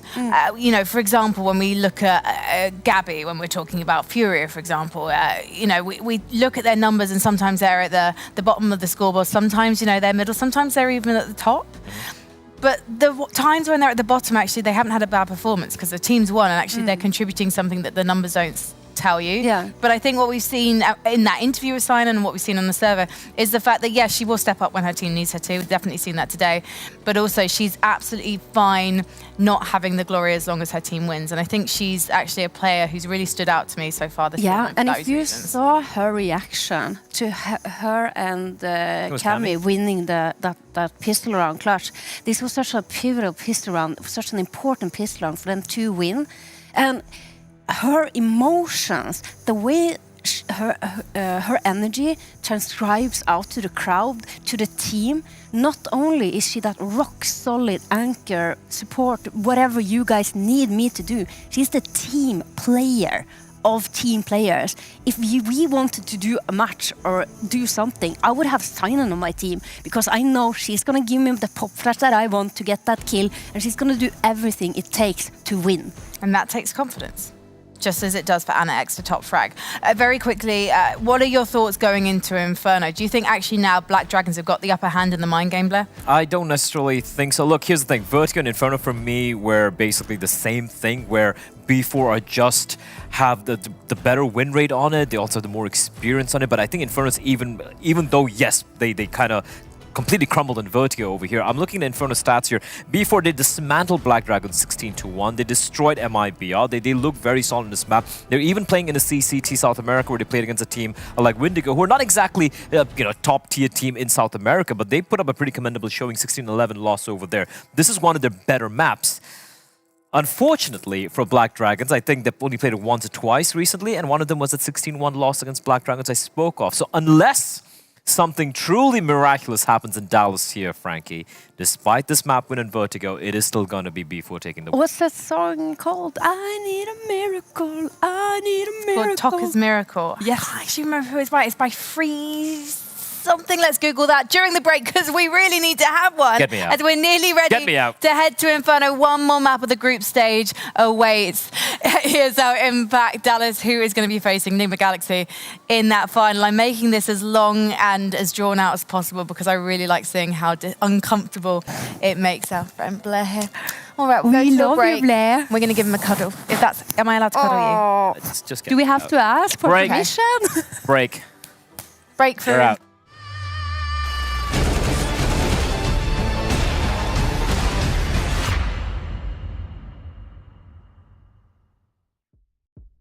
Sunsets, high rise, you know you're on the floor, diamonds, good light, walking the golden door.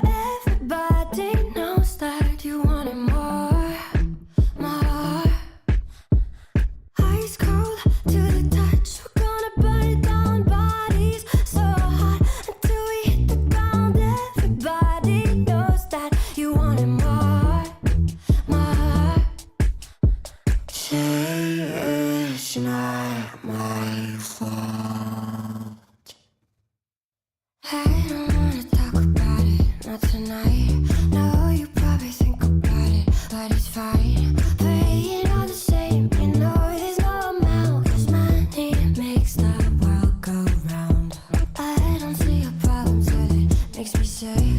Dollars by the minutes, I'ma spend it quick. No talking me down, yeah, I'm doing it now, 'cause money makes the world go round. Sun-kissed on my lips, the way I want it now. Don't trip, never slip, they wanna take me down. Talk is never cheap, so you say it loud, loud. Say it's not my fault. I don't wanna talk about it, not tonight. No, you probably think about it, but it's fine. Playing all the same, you know there's no amount, 'cause money makes the world go round. I don't see a problem till it makes me sick. Dollars by the minutes, I'ma spend it quick. No talking me down, yeah, I'm doing it now, 'cause money makes the world go round. Spend it till it's all out. This is all I feel now. Money makes the world go round. Spend it till it's all out. This is all I feel now. Money makes the world go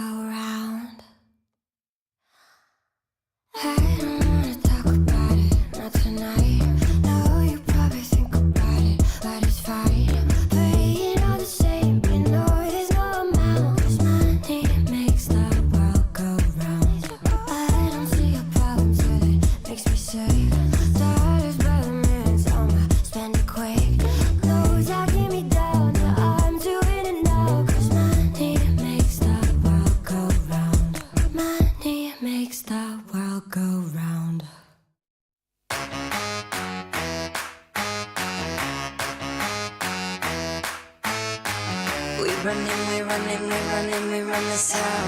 We running, we running, we running, we run this town. Street lights, east side, all day, all night. We running, we running, we running, we run this town.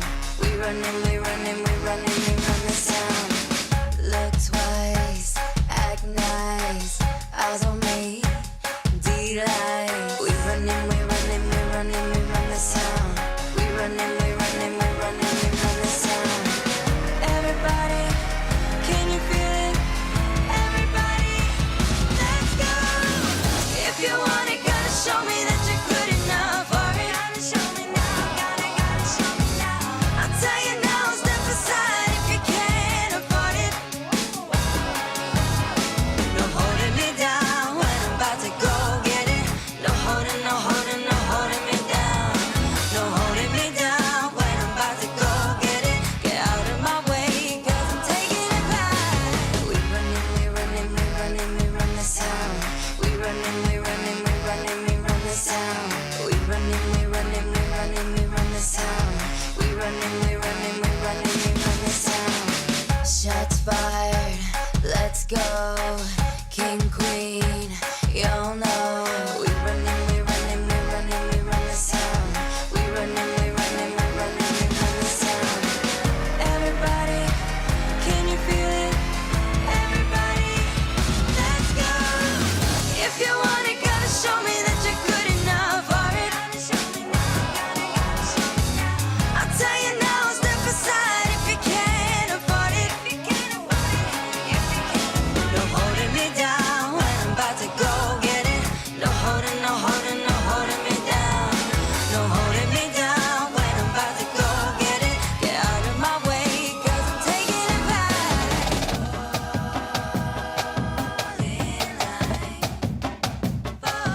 We gonna run cause we never get tired. We got the fire and it's gonna get wild.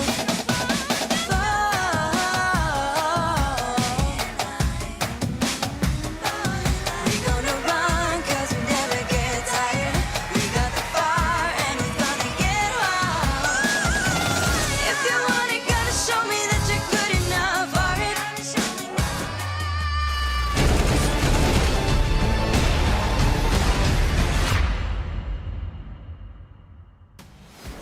Well, our first best of 3 of the day that goes the full distance. Map 3 required, Inferno, a fitting end for these two Brazilian powerhouses. Yeah, of course, all roads ultimately do lead to Inferno in a best of 3 series, and we wouldn't have it any other way here. 2 Brazilian squads fighting for that last spot in the semi-finals, a date with destiny in Dallas.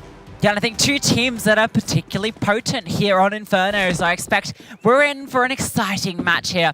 Black Dragons evidently winning out the knife round, starting on that CT side. Is that going to favor them, though? We've seen a tale of T-sides being the deciding factor in a lot of these maps here all throughout the series. A double up in towards the bomb site as well, and B4, they're going to accelerate. Yeah, smoke goes down towards Modo, so it's just the 2 players in the site themselves that have to step up, but already 1 HP on Cami dealt with. Hannah gets 1 with the dualies, but that is all. Need to come up big there, because now the bomb can be planted. Sanon does have the kit, and there is a little bit of utility to set up the retake. Yes, but they're all coming in from long. That's your big issue. And after plant's already established, rotation's not quite quick enough. Nani in a really good position as well in top graveyard. Yeah, smoke comes on through, and that makes the position actually a little bit stronger. Goddess has picked up dual Berettas, makes them sing. Nani, as you mentioned, gets a nice easy kill. Julie supports that pistol round. Looking nice to B4. Yeah, looking really clean as well. Really good trade space in amongst the site. You think the dual Berettas have got the potential to pop off, but in actual fact, it's only 1 head that's been taken from them. Really clean spacing, and the pre-fire as well from Nani to open up the account on the player that was also there occupying the space. As has been the tale, Black Dragons are going to force into this. Not the prettiest. Good stab. The wall. Oh, jeez, just about gets away. Means that 5-7 has to be a little bit more defensive. Younga trying to force space and, well, comes at her life. Congratulations, can't get more here. Poppins up front is able to deal with her. Cops a lot of damage in response. Yeah, good trade. Now actually forces the rotate over as well. Cammy with the scout, the premium weapon in this round for Black Dragons. Now over towards B. But no information on Banana for the CT side. That's what makes things a little bit difficult. And B4, after establishing all that control, finding the kill over towards B. Oh, going to make their way back to A. Anna's rotated over, so you do have 3 pistols here with the armor. B4 being slow about their approach.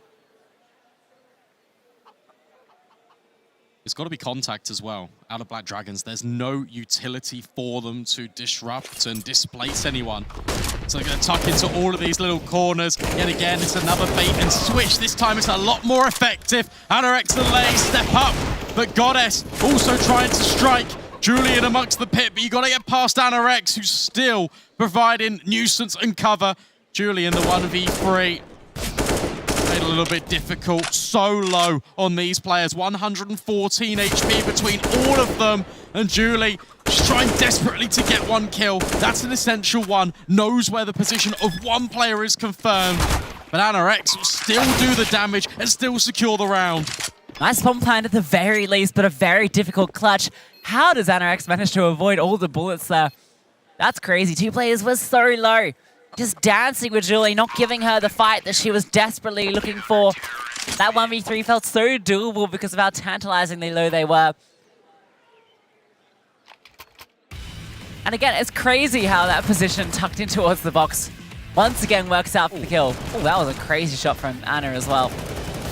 Probably don't expect it the second time. Also with that fight on Banana, Young is trying to take the space, but it's once again another one of these rounds where it feels like B4 at times are really trying to force the issue rather than just kind of let the game take its natural course. And as a result, you see the trade space can be a little bit inflexible for that T side. Boost up, oh, nearly.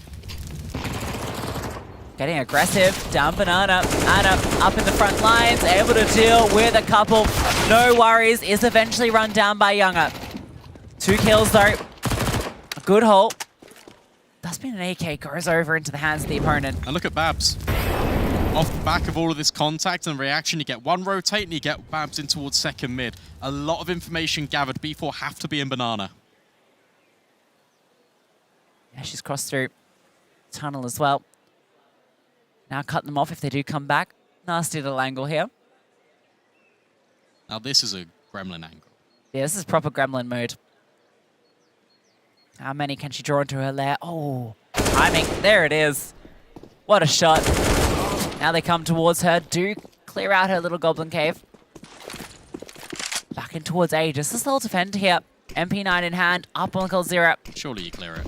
Surely you clear it. So many times the player's been in here. That flashbang is good. The MP9 goes awry. A 2v2 now secure. Bomb planted. Fantastic utility. But now there's another one coming in. Younger, the molly. It's perfect because it separates out the players, but it doesn't matter. Sinon and Cammy both with kills. Black Dragons with the retake yet again. So fast on that flank as well. Just immediately on their tails. Don't allow them to get comfortable. That Molotov comes through and you think you've cut off short. You think there's so much space that you've been given here. You've slowed them down. They're already ahead of it. Overwhelmed. It's the fact that it just speeds them up. Like, all right, yeah, fine. We'll just run through. That's the last thing B4 are expecting. And when you think they've actually got decent afterplants, they get taken down in isolation. Back-to-back rounds for Black Dragons. It's going to force B4 to just be on a little bit of a half fight. Bomb plants. Been able to secure them. Yet again, it's B, the target, the destination. And yet again, it's Sinon with the MP9. We can only find 1 kill. And now Anna might be overwhelmed. Yeah, surprising it's only the one there. They can continue to force their way forward. Difficult to fight over the flames. Support's arrived as well. Still with 2 players falling, that's a little bit worrisome. No rifles though. Gonna get up close, try and phase through the smoke, creep on forward. Oh, Dink comes through. How did she find that? Younger as well. Puts it into a 1v1. This should never have been. Need to pick up that bomb, Younger. No idea where her opponent is. Wow. Running through, spots her out, darting around, picking up an AK. Oh, it's a little bit crazy. Caught out. But that round should never have been that close. Yeah, that's just too many things to do there. Youngo thinks that there's going to be an instantaneous flank on. Instead, there isn't. And that's based on the condition that's been set by Black Dragons. The push her in towards second mid in the previous round. But instead, the true intentions, the final element was in that CT spawn. Black Dragons do prevail, but that is very expensive.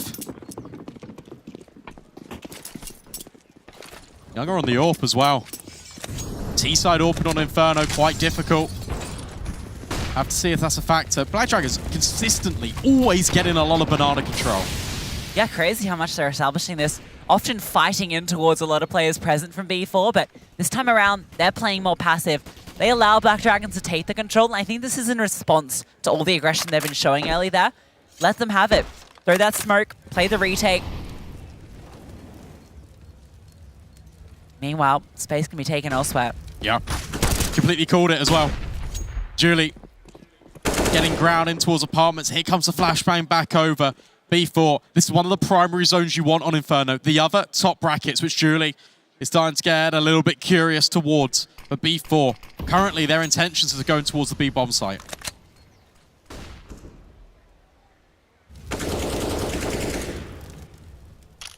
Three players turtling up in the site itself. An unusual setup. No one in pit. No one at graveyard. No one at long. They're going to start to re-aggress in towards short. Julie about to get shot, surely. Oh, a bit of cover. Oh, the timing for Julie is superb. They line up for her, and now the hit comes through B. Still a chance to be disrupted. Anna is here, Sinon as well. And between the two of them, they mow them down. Younger trying to get something back, but the shots don't connect. Julie arrives on that flank. Time an issue. A big issue. 10 seconds left and it's done. Younger can't get anything done. B is locked down. Yeah, but Julie's got the kills in towards top brackets. Surely you just get out of dodge. There's 30 seconds left. There's enough time to rotate back in towards mid. Instead, they commit. You know that the defense is there. You've just killed everyone on A. Yeah, I feel like maybe they suspected that the B defenders would start to rotate off that contact and maybe they could catch them in transition, but, well, falls flat in their faces. Julie did so much work there as well. She did. I feel like as well, when you're Black Dragons, that's the right call to make because you're seeing the angle in which she swung you. It's like, okay, that's probably just one player here. I guess the security blanket as well was, yet again, what we're seeing out of Black Dragons is as soon as they actually kind of concede space in Banana and then contact is felt towards the top of it, there's always a player pushing second mid. There's always a player going for information on the A side of the map. And that's the extra layer in. That's the insurance policy to ensure that they're in the right place at the right time.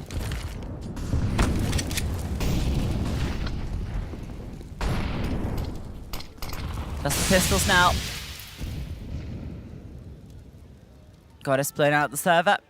Should be easy enough. And I think it's worth mentioning, Black Dragons, they might be surprising a few people here in terms of the performance they've been putting on. Okay, hold up.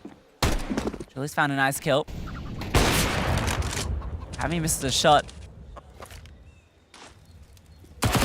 Babs here in the back line should be able to get some work done. This is getting costly. Sit on. Okay, gonna put an end to it. Julie dealt with. Yeah, Black Dragons as a team, if you're not familiar, they're a team that not only beat Furia to get here, they recently went toe-to-toe with Enigma Galaxy on LAN, beat them on Nuke, went overtime on Inferno, almost 2-0'd Enigma Galaxy. And that's the team the winner of this will be facing. That's spicy. What a storyline that would be if Black Dragons can get there. What's impressive as well is the rise of Sinon in this event. Lowest rated player for Black Dragons in the last 3 months, and yet she's really stepping up, rising to this occasion. Loving this as well. Aggression coming out of the CT side, and there's instantaneous trades as well. So much space, so much control. B4, they're restricted. I love this. You know it. Oh, okay, hold up. Julie's able to get one back. It's still good. Look at this. They're pushing spawn. Signal's in the back lines. They're not ready for this. Oh, she's leaning loud, though. Might be ready for it she's now. been heard, yeah. So loud. If she just walked, she could have ended the round right there. I think they thought they were further progressed, but that's a bit of an unforced error. That's going to give B4 back the advantage. That splits the defense as well. But what you get out of Black Dragon's defense, they're always proactive. They're always looking for new opportunities. Take a look at AnaRx. Cleared second mid all the way through. Okay, this probably has to be B, but it might not be. Yeah, she can now tuck in towards Boiler because she knows second mid's clear, and mid is the only play, and she wants to get the info. But she's it. going to be in the back lines. Coming with the AWP as well. Fire up a shot, has an incendiary she can drop as well. This is so smart. This position, not only is it an off angle, she can just escape quite safely. And you're right, utility, Cammy's best friend. Anna has locked them in. B4 subjected to Banana. Is there a flashbang to aid this P? Oh! There is, but it doesn't matter. Cammy hits all three. Who needs the flank when you got Cammy hitting shots like that? They line up for her, knocks them down, pins them to the wall. What a round from Black Dragons. Everything about it was just beautiful. The aggression down mid, Fab stepping up for the double, asserting control, and then Cammy, what a hold. She had, what, 8 HP? That's such a perfect reposition. That's honestly all accommodated by the information that AnaRx gets in second mid and middle. Fantastic response from Black Dragons. Being very versatile on the defense. B4 can't handle the heat on Inferno.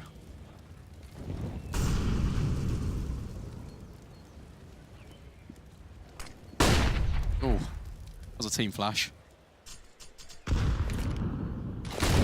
All good. Continue to establish space. Keeping B4 at bait. Now grouping up as a pack in towards mid. Now we've got the pit set up. One in mini, one in big pit. A variation on a defense that has been so heavy on the side itself. Yeah, you might not expect the extremities. Cammy can also take first contact.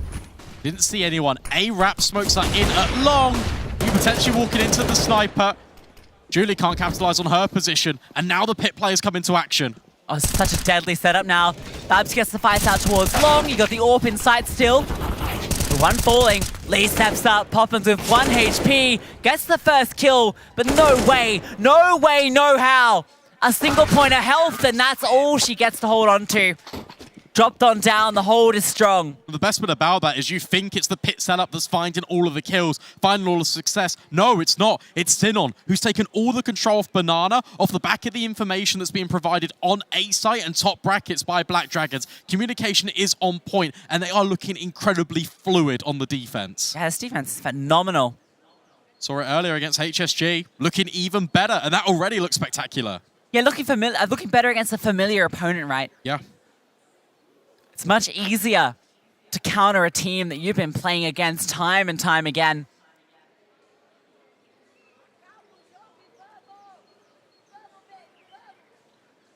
A team that you're looking to finally get your revenge on. A team that's put you down consistently. B4, who have established themselves as the best South American team in the last 6 months.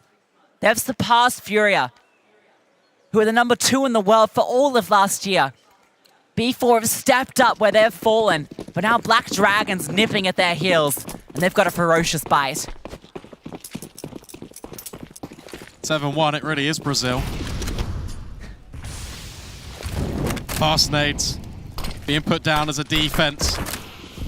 As they start to run in with the Tech 9's, got to be so careful here. You don't get overwhelmed. AnaRx just playing in amongst the smokes. I don't think they're ready for this reposition. It's so clever, but it's only 1 kill. Yeah, look at the bomb though. Sinon's got this one locked in. Can sit back, call the rotations over. Careful in towards Banana here. He doesn't need to overextend. Drops the smoke, in fact, just to keep them at bay. Let them know they're locked in with her. There's nowhere you can go. She backs off, gonna group up with the teams. No falls. That's the bomb collected. Cammy doesn't miss that shot. Bomb in a position where it can't quite be planted. They're trying to bait out this AWP, see if they can take her down. Not quite falling for it yet. Knows that the bomb's locked into that corner. Babs with a nice angle, and Cammy strikes again. Eventually overwhelmed, but it's all now onto Poppins. Picks up the AWP, but doesn't get a chance to fire. That's the scariest round as well at B4. That's the one where they've looked the most deadly. And it comes off the back of Tech9's, just getting a bit aggressive, going toe-to-toe with the pace setting of Black Dragons. So that's information gained. That's not a bomb plant, but it's still potential for the future. Younger, yet again, with another AWP on this T side. We need to see something from it. 8-1 is such a dominant lead. Still recoverable. And they have to. These will be the last rounds they get to play here in Dallas. And another variation on the defense. The boost onto Porch, Cammy in a position that we've seen her deliver. Look at this. She's the only player here. This is where it can get a little bit scary, but of course, passes the first test with flying colors. Now potentially looking for even more. But B4 don't commit on this. They're worried about the second player that isn't actually here. This setup remains rigid. That's all you need to do. That one AWP kill, staying alive. The rest of the defense doesn't budge because they know that's going to be the signal that sends B4 back to A. Or is it? Or is it? Because the bomb's been reclaimed and it's working its way up. Flashbang. Oh, that's the info. Now you accelerate in B. You go fast, Cammy. You need to step up now. In the moments that matter, she rises. Wings accelerated out, hitting shots. Smoke deployed, giving time, playing around quad. Rotations now coming through, and they still can't deal with her. Just staying alive, being such a menace in the backside. Babs now is here, and Younger only gets one before she falls. And it's not even Cammy. Incredible from her. You normally expect these players to swing, but no, it's the discipline in the moments that matter. Not even the first flashbang incentivizes the peak. It's the second one, and it's only for her just to shimmy her way out from the smoke and reposition. Incredible stuff coming out from Black Dragons. This defense is tight. Cammy has just been phenomenal. Even the secondary AWP coming out now for AnaX. Why not? I do believe she used to AWP quite a bit. Yes. Previous rosters. Again, quicker change of pace with the Tech9 throwing caution to the wind. Babs gets the info. They're running past. She's gonna walk through. I think she's thinking about it. Contact comes through. Cammy gets one, but overwhelmed. Still player in the pit, and Anna has pushed on forward. Sorry, it's Babs. Goes down. Sit on here. In the pit, overwhelmed as well. The pistols are getting it done. They've got the space. They've picked up rifles. Sit on and Anna now. Have to be the ones to do it, and a smoke lands in their face. It's one of those ones where it's like, do you really want to throw? Yeah, you don't want to throw these rifles at them. You don't want to give B4 more room to work with. You can drop over an AWP, that could be picked up. See, Goddess has already armed herself with it. But these rounds have been quite close in the last couple. A very intelligent save coming out of Black Dragons. And for B4, it's only the second one on the board. Yeah, after 9 in a row. B4 finally find it. And it's in the most unlikely of fashions, just the pistols rushing up long. Overwhelming. AWP can only find one. And two players go down to the bomb. A little unfortunate, but no harm done. Did AnaX die to the bomb there? She was all the way in... No. It was two T players. Oh, yeah, of course. The player in CT died. That's why it confused me. Ah, yes. I think we were spectating... She had 1 HP. I think she was spectating AnaX. Yeah, Poppins had 1 HP. All good. Boom. He's still holding the flesh. It's still worrying, though, that you've got the rounds that look the most dangerous only being the Tech9s. But you're still seeing the aggression. You're still seeing the tendencies, but it could come in too little too late. If B4 starts cotton onto this, if they start to now play a little bit more aggressive, get on the faces of Black Dragons, set the expectations that that's going to be the round protocol, 9-6 would be a well-recovered half given the climate.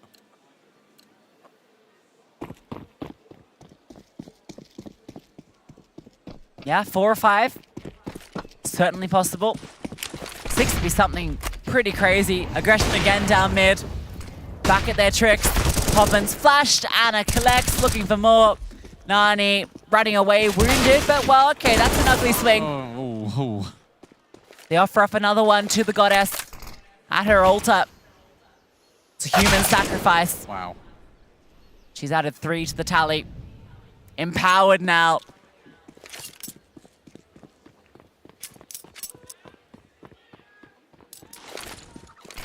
Perhaps is going to arrive at the right place. 3 to find. Ooh, that's good. She's going to push through. Of course. Surely. I would. Maybe not. Wants to phase it. Playing the percentages. It's going to work out. Gets the first kill. Knows the player is there, but Goddess, a 4K in the round. And 2 in a row for B4. That's just Black Dragons getting a little bit over eager and stuck in their ways in that round. Because the flashbang was really good to get the initial kill. You don't need to go hunting there. I feel like you really just walked into the guillotine. And the fact that Julie's taken really good space up second mid and holding for Cammy's re-aggression, there were just too many bodies committed into middle there for Black Dragons. B4 capitalize, and the reward for surviving against the onslaught for a few rounds is that it's just Eagles.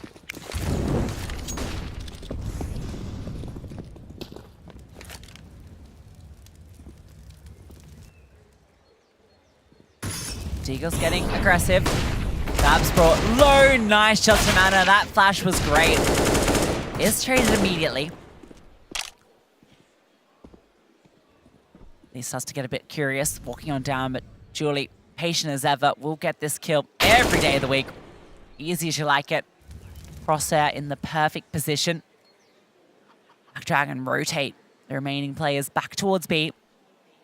B4 being patient. Nani's just waiting for any re-aggression towards Banana, which will be coming shortly. 2 players step up. Flashbang over, but dodge from Logs. Between the 2 of them, they can now set up a nice crossfire. Should be easy enough to do with these 2 remaining players. Very low HP, and don't even need to give them the fight. A's clear. You know they're both there. Take that bomb over towards A.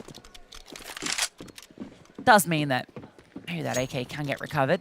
There's something that can be saved across. It's going to be 4 on the board for B4. Starting to believe in that comeback. 9-6 halves, the story of this series. Well, just what an incredible performance if they get here. Because this has been the most dominant side we've seen all half long. If B4 survive, weather the storm, and then manage to come back here and put up a formidable CT side, that'd be a true testament and a real claim, and reinforces the idea and the belief that they are the best team in the South America region we have right now. I think every single half that B4 have played has been a 9-6 half at Dallas. Only one of those they had the advantage. That was against Na'Vi. So surely they want to repeat it here on Inferno. Opportunity to do so. 2 more rounds required.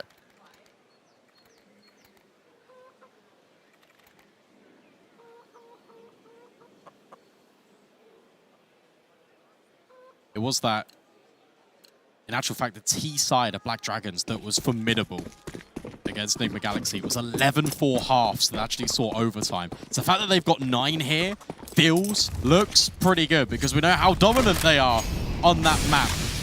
Aggression out of Younger, missed shot. Is that a missed opportunity? Well, potentially, because Sinos found Nani. Oh, that's so unfortunate. That felt like the opening they were looking for. Younger feeling the pressure. Lurk, smoke, and there it is. Gets the kill back. What's interesting, though, is that whenever they lose a player here at B, Black Dragons, they don't instantaneously rotate.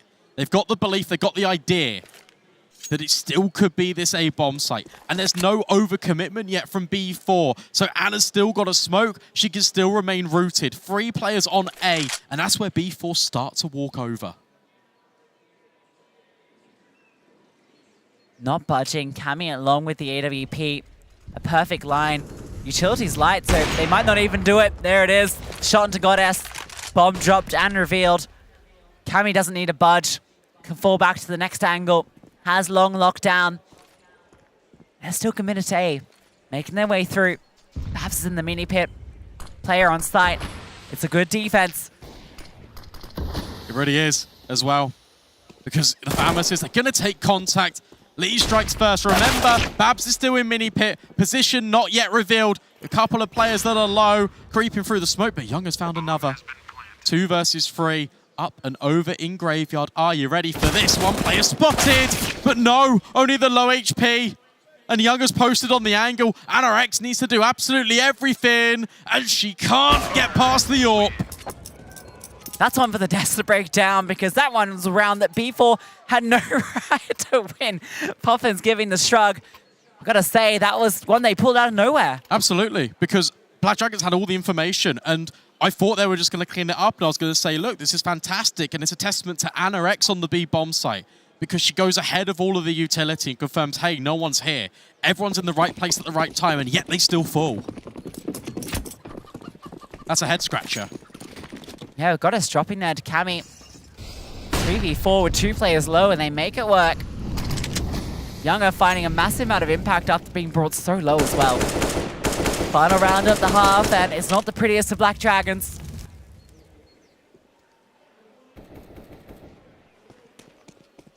Clawed their way back into this. Banana control established. Anti-flash for Sinon. Anorex playing with the MP9 up close. Now, B4 expects Black Dragons to push, because they've showed their hand multiple times already on this CT side. Not yet happening. Limited utility for both sides. Here comes the push. Pop-ins. Well, was ready for it, but Anorex just clotheslines her. Yeah, not ready for Nani to be sitting here safeguarding the bomb, though, so another advantage given up immediately. Wanted just to capitalize quickly, get into the back lines. If Nani hadn't been there, I mean, the bomb was sitting there. That reminds me of Vivian pushing just with a knife out after getting 1 kill on overpass. Trades are plenty here. 3 versus 3 to close out the last round of play. But Babs find an important kill, not one on towards Sinon as well, so she can fall back. Younger can smell the blood in the water, chasing down with the Tech 9. Not slowing down. Oh, I love this. Sinon's so close. Oh, she eats that. Oh, the sound cue. Nani gets the spam through. That's beautiful. A lot of damage done by the Flames. Younger brought low, but it is the AWP. Remember, Babs was tagged earlier. A missed shot from Younger. Moves over towards Heroines, but decides to back off. Nani's close here, hearing them run through. What a shot from Younger.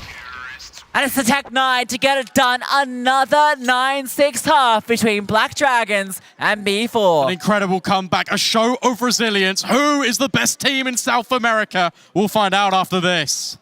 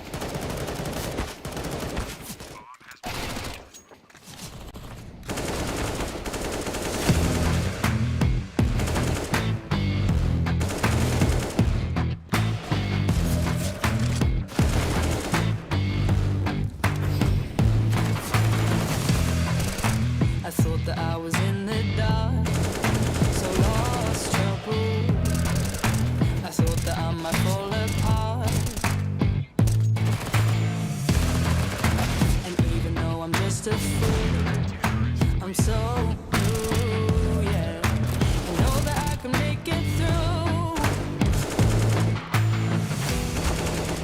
I'll keep on fighting. Watch me go.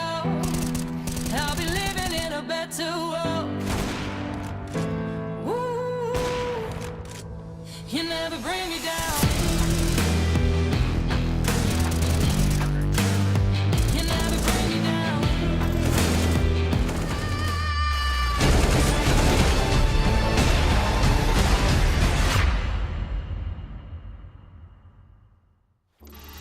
After a dominant start from Black Dragons, a 9-1 lead, B4 find their way back into this. 9-6 the half and a chance to steal this one away. Impressive as well.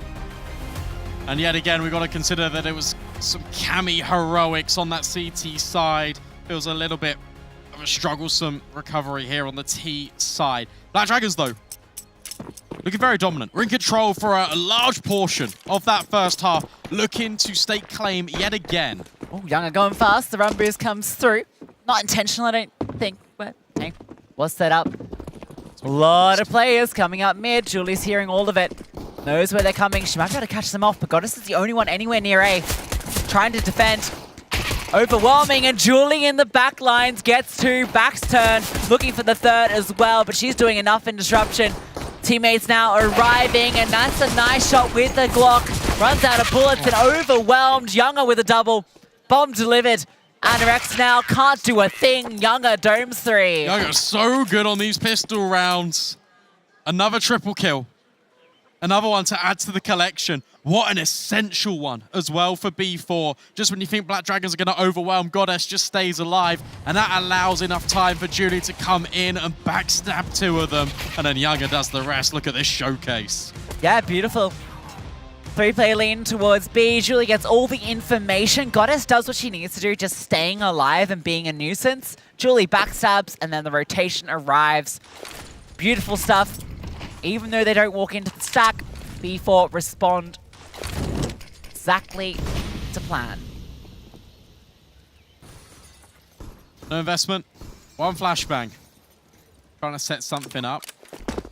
I think they're worried about a push here. I mean, good luck trying to deal with an MP9, Glocks, flashbang deep in to try and deny Banana control. But the utility is sublime out of B4. Take that.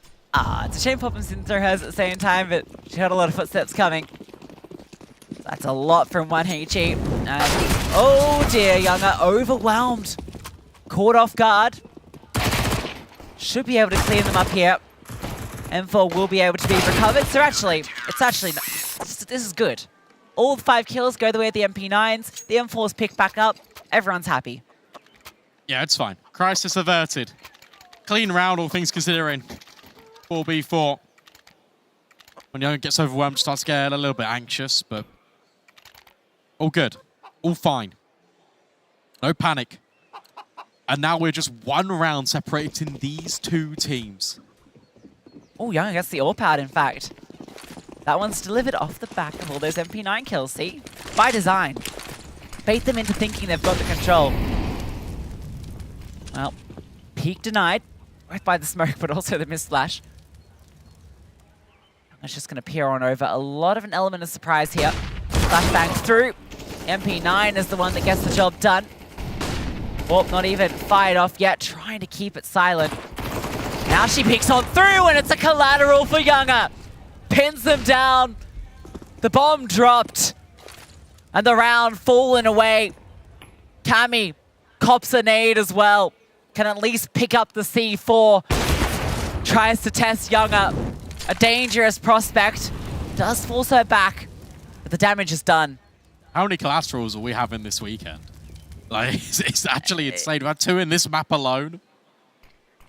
2 yesterday in 1 map. Oh, sorry, 1 series.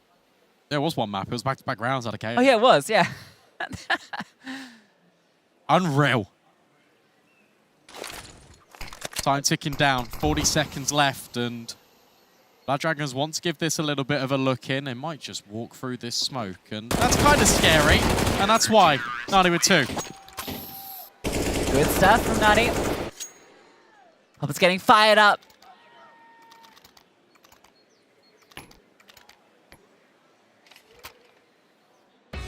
Nine. It was 9-1. It was. It was. And I guess, though, you got to think back, take a step back. B4 have been on this stage before. They've got the experience. And this is going to teach both of these teams an awful lot about themselves. That's a cool way to smoke middle. New lineup for everyone at home. Black Dragons now only armed with pistols. Operation Bomb Plant on Inferno. There's 3 players here on A to try and deal with it, and even an MP9 in the mix. Yeah, the MP9 at that angle in apartments is so deadly as well. Goddess a little uncomfortable there, but they don't swing on her. That's your teammate. Yep. Young is the one who takes first blood. Nice flick. That's Younger striking. No one gets out. Babs, PD50. Wanting to see if anyone walks into her crosshair, but let me tell you, that's probably not going to happen. Let's be real, like, just what can you do against that if you're Black Dragons? I mean, you're being plucked out the sky by Younger. Like, it's absurd. The second shot is disgusting. That's 9 in a row now for B4. Of course. How the turntables. Uno reverse. Oh, back to the games. Let's put down the plush. Now, see, that's the issue. When he was holding the plushie, they were winning. Look at the body language for the 2 coaches. Coach from B4 is like, look, you've got this. You've now brought this all the way back. There's now a definite opportunity to try and close. And for Black Dragons, they have got a buy now. They've got the AWP on Cammy. That needs to be the difference maker, because that was the difference maker in the first half. Yeah, she's been playing phenomenally. So many rounds to find by her players. Much can be said for Younger on the other side. 2 AWPers doing it all for their teams here. B4 get banana, but just purely through util. Black Dragons are going to take it back without too much issue. Younger's the sole defender at the moment.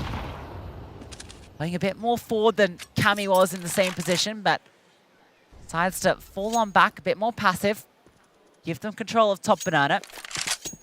She's still in a good position where she can drop an incendiary if she misses the first shot.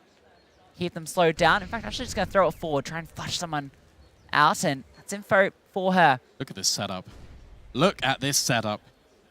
Julie, even hidden, not exposed to top brackets, holding boiler. And you got Nani that's there for the quick swing. Apartments being covered, and Goddess can even lay down spam.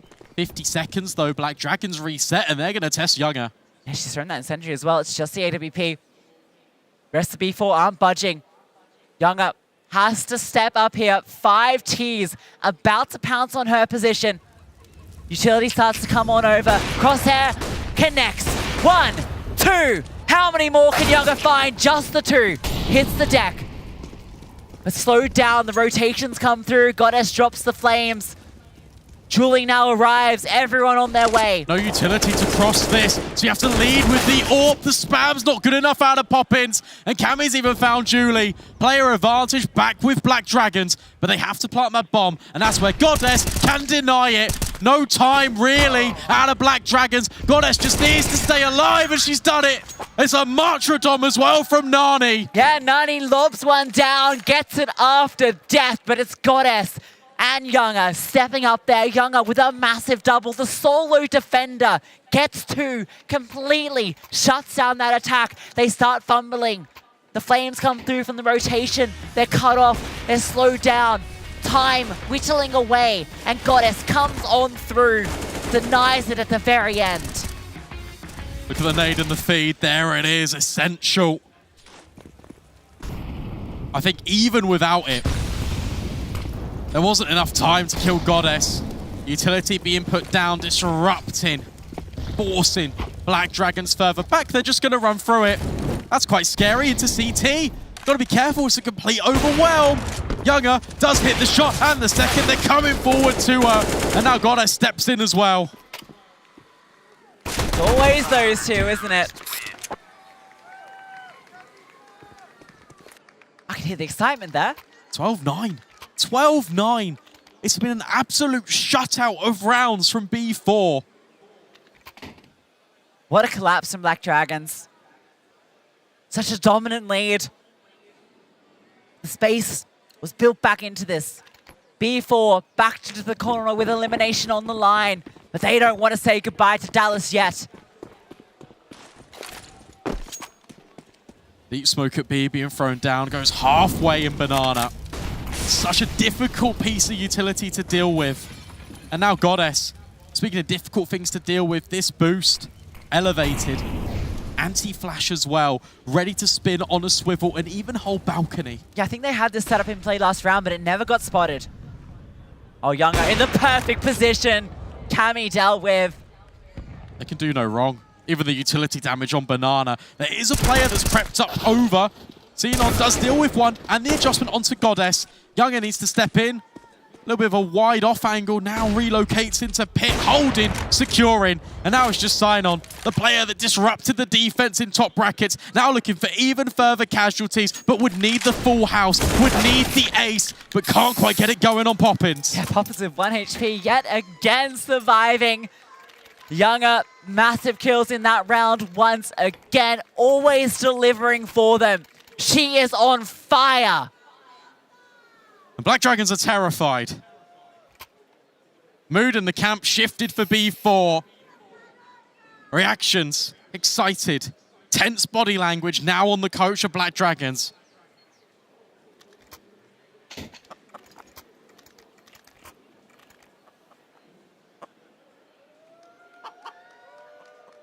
The familiar faces in the crowd here.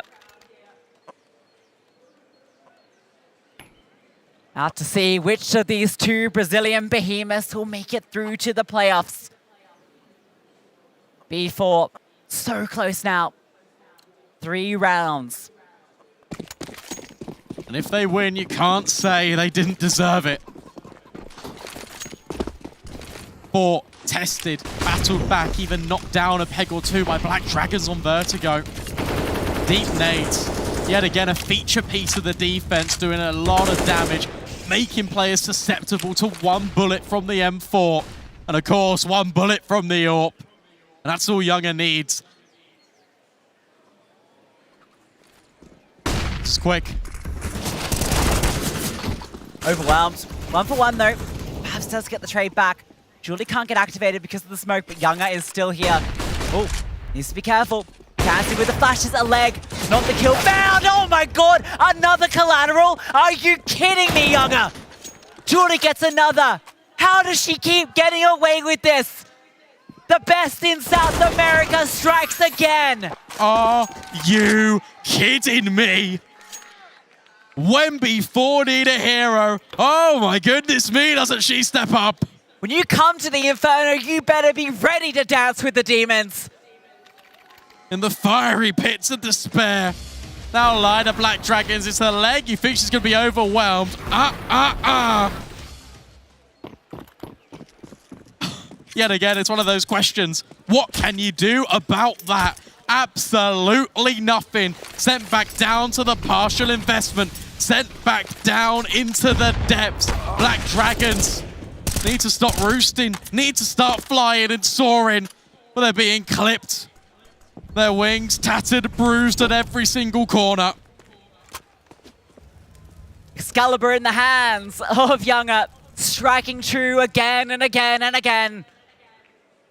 A 15th looming, just the pistols here. Anna felled early by Nani. Some control out towards long.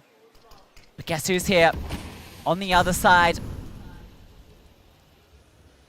Oh, this looks interesting. Normally that's the luck to go through arches. Instead, they want to go through long. And that's a really desperate play. Lay finds one with the Tech 9, sure, but You can't get past Julie in the pit. Always a dependable pair of hands, and is now just staying alive. Cammy will find one, but would need 3 more. And that's too much of a tall order. Series point for B4. Playoffs point secured. So many opportunities now to close it out. 14 rounds in a row. An unbelievable comeback from B4. One of the craziest we have ever seen in ESL Impact. Spearheaded by Younger, Goddess, Julie, everyone stepping up for B4. This is a team you get excited about if you're a Brazilian fan. It's a shame we got to lose one of them. Because they've both looked really competitive. They've both shown their strengths on this CT side. But it's the resilience, it's the mental fortitude that's kept B4 in this contest. Black Dragons now with limited options, now with limited opportunities. Controlling towards top banana, now looking for it in brackets, but yet again, you got to get past the talisman. Flames dropped. Younger fires off the warning shot. Echoes across Inferno. One of the scariest sounds the Black Dragons could hear at this moment. Sound of death ringing across these streets. They've got good control. 3 players up towards A. Peeking in towards the B bomb site. Smoke dropped, faded on out. Younger comes back, peeking on through. Hey, so close, takes her down. Goliath felled, and an opportunity for Black Dragons. There's still utility here for B4. Smoke dropped in at the pit, and the bomb site holds strong just for a moment. Goddess actually with a multi-kill. That makes it possible. Swap it to the P250. But it's Black Dragons overwhelming the bomb site, but rotations are here in quick time. 2 come through, Nutty and Poppins. 2 versus 3, look at the money. May as well give it a look in. With how they've been playing, you better believe they can pull this one off. There's kits, there's grenades, but there's limited time on the clock. There's the last piece of utility being dropped in. Nani making it effective, allowing Poppins the opportunity, and there goes the player in pit. It's all said and done. It's a successful retake, and B4 are your champions in South America. And not only that, but their place in the playoffs. All the way through the Brazilian derby, and it's B4 Demons rising above, slaying the Dragons, putting them down, and proving once and for all they are the best of Brazil. Of course they are as well.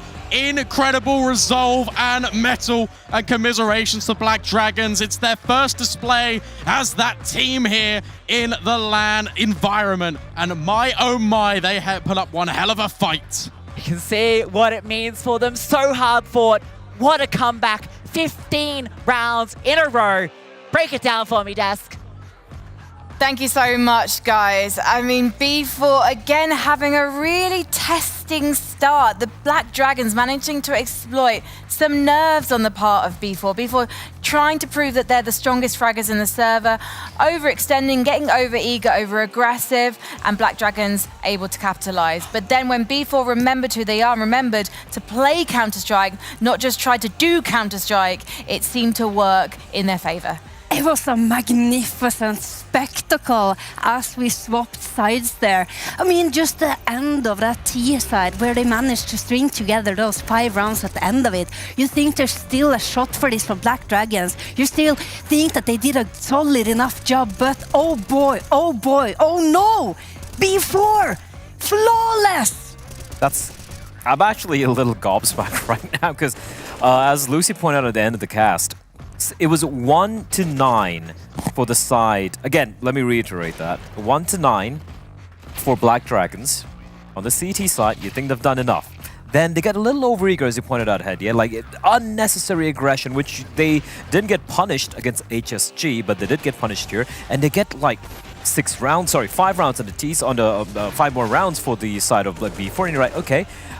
There's maybe a chance, and then they go flawless. 15 on the trot, back to back to back to back to back to back to back to get the W. And even if looking at how dominant they were on the CT side, even if it was a 14-1 scoreline for the side of Black Dragons in the first half, I still feel B4 won at 16-14 in regulation. What a phenomenal comeback and a champion's mentality, because at one point we were sitting in the green room there, Frankie, Hedia, and we were like, oh my god, they've just shat the bed. No, they didn't. They came back. Yeah. We were, go were ahead, just guessing and talking about how Brazilians, we know them as a very, like they it's quick. They're hot-headed. They're fiery. They're really like over-emotional in a way, not over-emotional, but they easily get taken away with their emotions. And when you are with your back against the wall like B4 was in that series, that you still manage to have that mentality that you're saying, this is the championship mentality, that you never take a defeat for a defeat. You never give up. You stay resilient. And you have a comeback like that, that's just adding more fuel to the fire. It's so interesting also watching the faces of the players, particularly Poppins, how she started to bring some swagger to the camera. Yeah, she became really serious, really focused, and then as the rounds kept racking up, she starts screaming, she starts hyping up the team. You could really see the story of B4's journey in Inferno in her face. But let's compare a couple of the strongest fraggers in the server now, because we want to take a look at Babs and Younger's numbers. Yeah, precisely. I mean, Babs, a brilliant tournament effort, absolutely amazing, topping the stats for her team. She did incredible work, not only on Inferno, but throughout the entirety of the tournament. Yeah, no, I really feel like for Black Dragons, I kind of feel, at least in my eyes, they overperformed. You got to remember, right? They took down Furia to qualify for this event. That was the biggest upset we've seen, at least in online stages. And we were like, okay, fine. It was an online win, great win, good job. But when it comes to LAN, playing your first big international LAN, you expect them to crumble under the pressure. You expect them to struggle. But they go up against B4 in that opening, in that early game, and on overpass, they almost get to win 16-13. They lose a massive lead on Nuke here, but they come back on Vertigo. I've seen enough for me to believe that they are legit. They're not just a bunch of onliners, getting a little lucky. They really have what it takes. But these are the sort of games which you will remember forever in your careers. These are the sort of games where you're like, we had them. We had that upset right on our cards. We had them against the ropes, and we let it slip by. These are harsh lessons in life, Frankie, but that's what makes you grow as a player, as a team. And for the side of Black Dragons, they're going to be really better off at this. Yeah, and it was much to the effort of the frags that you just witnessed. Younger with that up on CT side. Oh my god, I think that half alone, she could fill an entire frag movie. What do you think? The competition hasn't been as strong, or do you think Younger's just got better? Because I don't remember her being this godlike last time we saw her on the server in Katowice. I think it's both. I don't want to take anything away from Younger. I think she's been very sharp this tournament, entire tournament thus far. But also you could see like the number of collaterals we're seeing in this game, for example, right? It comes down to the spacing being off for the side of B4, for the side of Black Dragons rather, even for B4 actually in the first half. We could also see so many times where, again, lack of utility usage, just dry peeking in. Throw your mind back to some of those B hits coming in from the side of Black Dragons where no flashes whatsoever to flash her off the corner. The smokes weren't in play. She gets 2 easy kills here and there. So she has a skill set for sure, but the numbers can be a little bit inflated because Black Dragons, they seem to be panicking at the very end. They're running out of ideas and kind of just feeding the dragon. Yeah, they're running out of ideas and running into her scope. Very good. It was so good, in fact, that I have absolutely no feedback. You nailed it, head going. Right, let's head over to Heku and her lobby right now because she's standing by with Poppins to have a chat about that victory. Congratulations, Poppins. I'm going to let you guys have a talk. Thank you. Poppins, your team played so many times against Black Dragons. I just want to know, was this like the hardest series that you had to play specifically against them? Yeah, for sure, because we are on land, and it's a big adrenaline, and I felt like really nervous. We had to breathe in and out. A lot of times the communication was going crazy, but we controlled it, and our coach, he helped a lot. Nani was talking too much about it, that we were like, our communication was bad, so it was hard, really. I'm I'm still trying to breathe.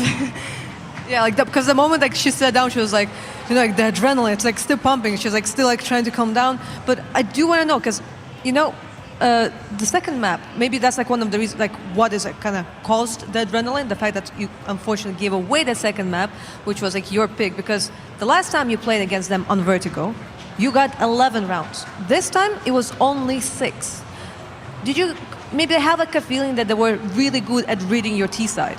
Yeah, their game was like, I don't know, I couldn't do anything, I couldn't move because they're already aggressive, and I was like, what do I do? What do I do? I'm lost. Because they pushed so much, it was really hard to control it. So our communication started to get bad because of that. And I don't know, their game was really, really strong.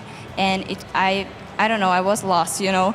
But thank God I have my team, and we are not like we are a team, so we don't play like by ourselves, you know. It's like everybody together and everybody helps each other, so that's really great because we support each one, and that helps a lot, especially when you're bad at the game and someone like tries to put you up. Yeah. Well, the thing is, this means that you are going to play in the semifinals. But your opponent in the semifinals is going to be Nigma Galaxy. How do they look like right now? Do they look beatable? Well, we are here to win, so yeah, for sure. But Nigma is also a strong team, so it's going to be hard, but nothing is impossible, you know. So for sure, I hope we win this game. And I'm really excited to play against them because we've never played a lot. I think one map against them, just like it's a little. And then you'll get to play like an actual full-on best of 3, like the full experience. And it's again the semifinal. Like you got to semifinal last time and this time, so congratulations. I do believe that our desk should also have some questions. So Blair, Hedge, Frankie, what you want to know? Hi, Poppins. Firstly, congratulations. Great comeback on the third map, right? My question is, like, you guys were 9-1 down. Black Dragon just running away with that CT side of There's an Inferno. At what point did you guys start to believe that, hey, we're bringing this one back? Because when we were watching, we felt like this one was over. As I was saying, Nani and Dark, they helped a lot because they started to say that that was our map, and we had already won against them once in Inferno, and it was recently.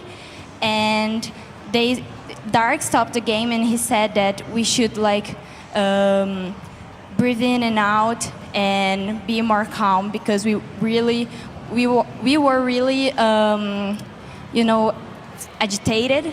So our communication was really, really bad, for sure. Congratulations, Poppins, tudo bem? And I was working on my Portuguese, you see. I'm wondering, because then you are starting to claw back round after round after round. So at a certain point, you are going to just feel like you're in the zone. And how are you guys feeding off of each other's energy at that point when you have equalized the scoreline and you're starting to see that you're probably going to win? I think each one was doing like a round, really good round. Like Julie, she killed everybody in the tapete. I forgot the name. Tapete? Yeah. Carpets. Yeah, the carpet. So I think when someone like is hyped, she hypes everyone, you know. So we start to feel more strong, and our team, it's really great when it deals with comeback. You know, a lot of games we come back. It was 9-1, but we didn't give up. We should like keep going because it was our game, and we need to be strong because we want to win. You know, so we can't give up. You have ice in your bellies, or ice in the veins and fire in the bellies, whatever you want to call it. Thank you so much, Poppins. Poppins, one more thing before we let you go. Is B4 the best team from Brazil?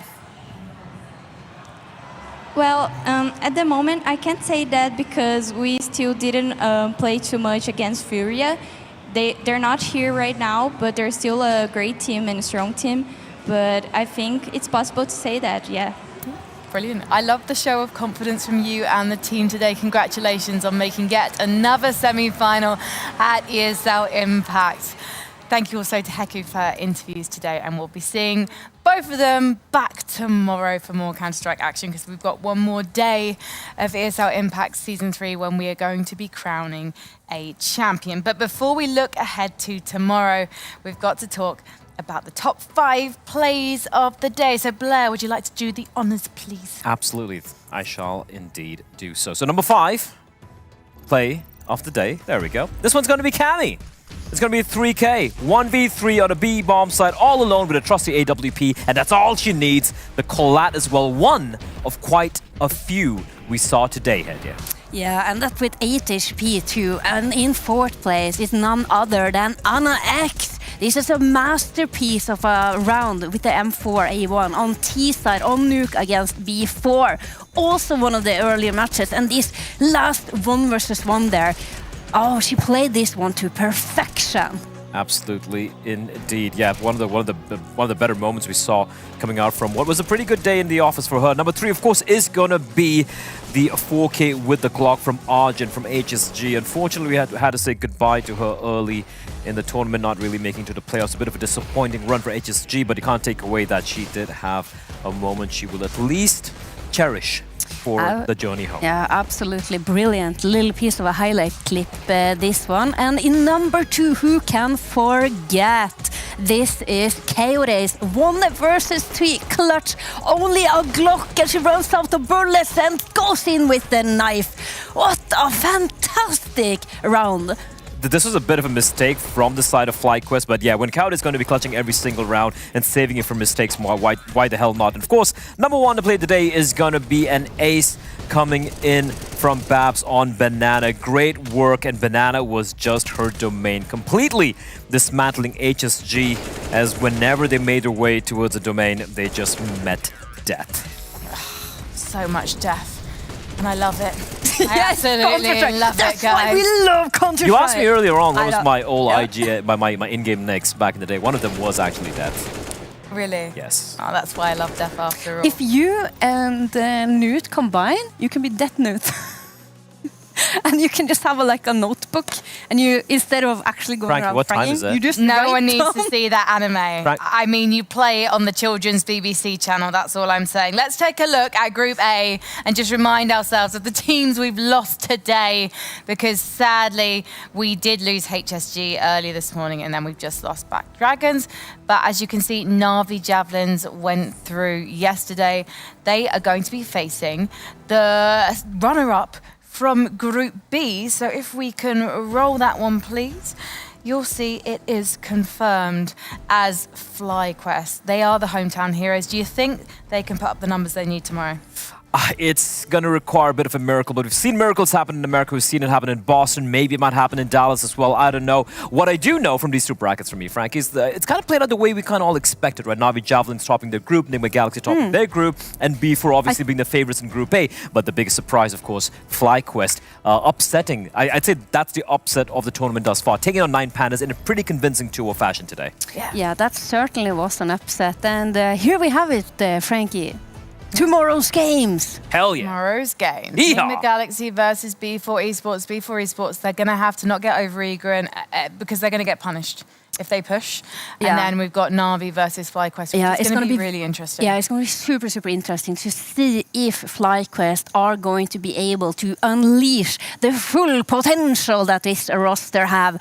And if all 5 are going to be firing on all cylinders, we heard it from Mads in the interview earlier in the tournament, they can beat anyone. For me, I think one thing I can't forget, and which I'm not trying to play favorites here, right? But Nigma Galaxy began this legacy, this incredible, unprecedented run they've been on in Dallas last year. And tomorrow there is a real possibility that they might pull off the full circle. 5 back-to-back wins of Impact on land, and I think that's a record which is going to take quite a while to be broken. Of course, there's no promises, there's no guarantees, but if it does happen, I'm just saying. If it does happen. It's going to be historic. Yeah, I think we can coin it, their era. Yeah. Their the galaxy. Impact Grand Slam. Absolutely. I think we should name it something else, like their galaxy or something. I'll workshop that. Yeah, we do have one more day, and we've got some time to sleep, guys. Yeah. Yesterday, we were only able to get about 7 hours sleep before we had to be up for the next one. 7? So now you've got no excuse. Yeah, this takes a while. Yeah. Just because this takes 5 minutes, this takes some time. I don't need any. This all takes some time.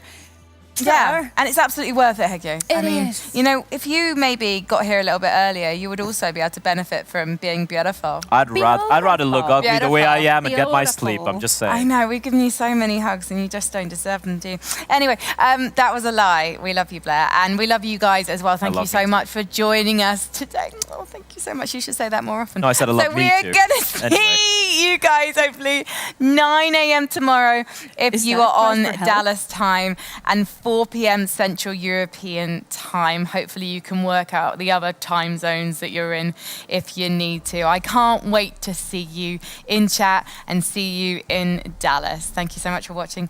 Good night. Yeehaw.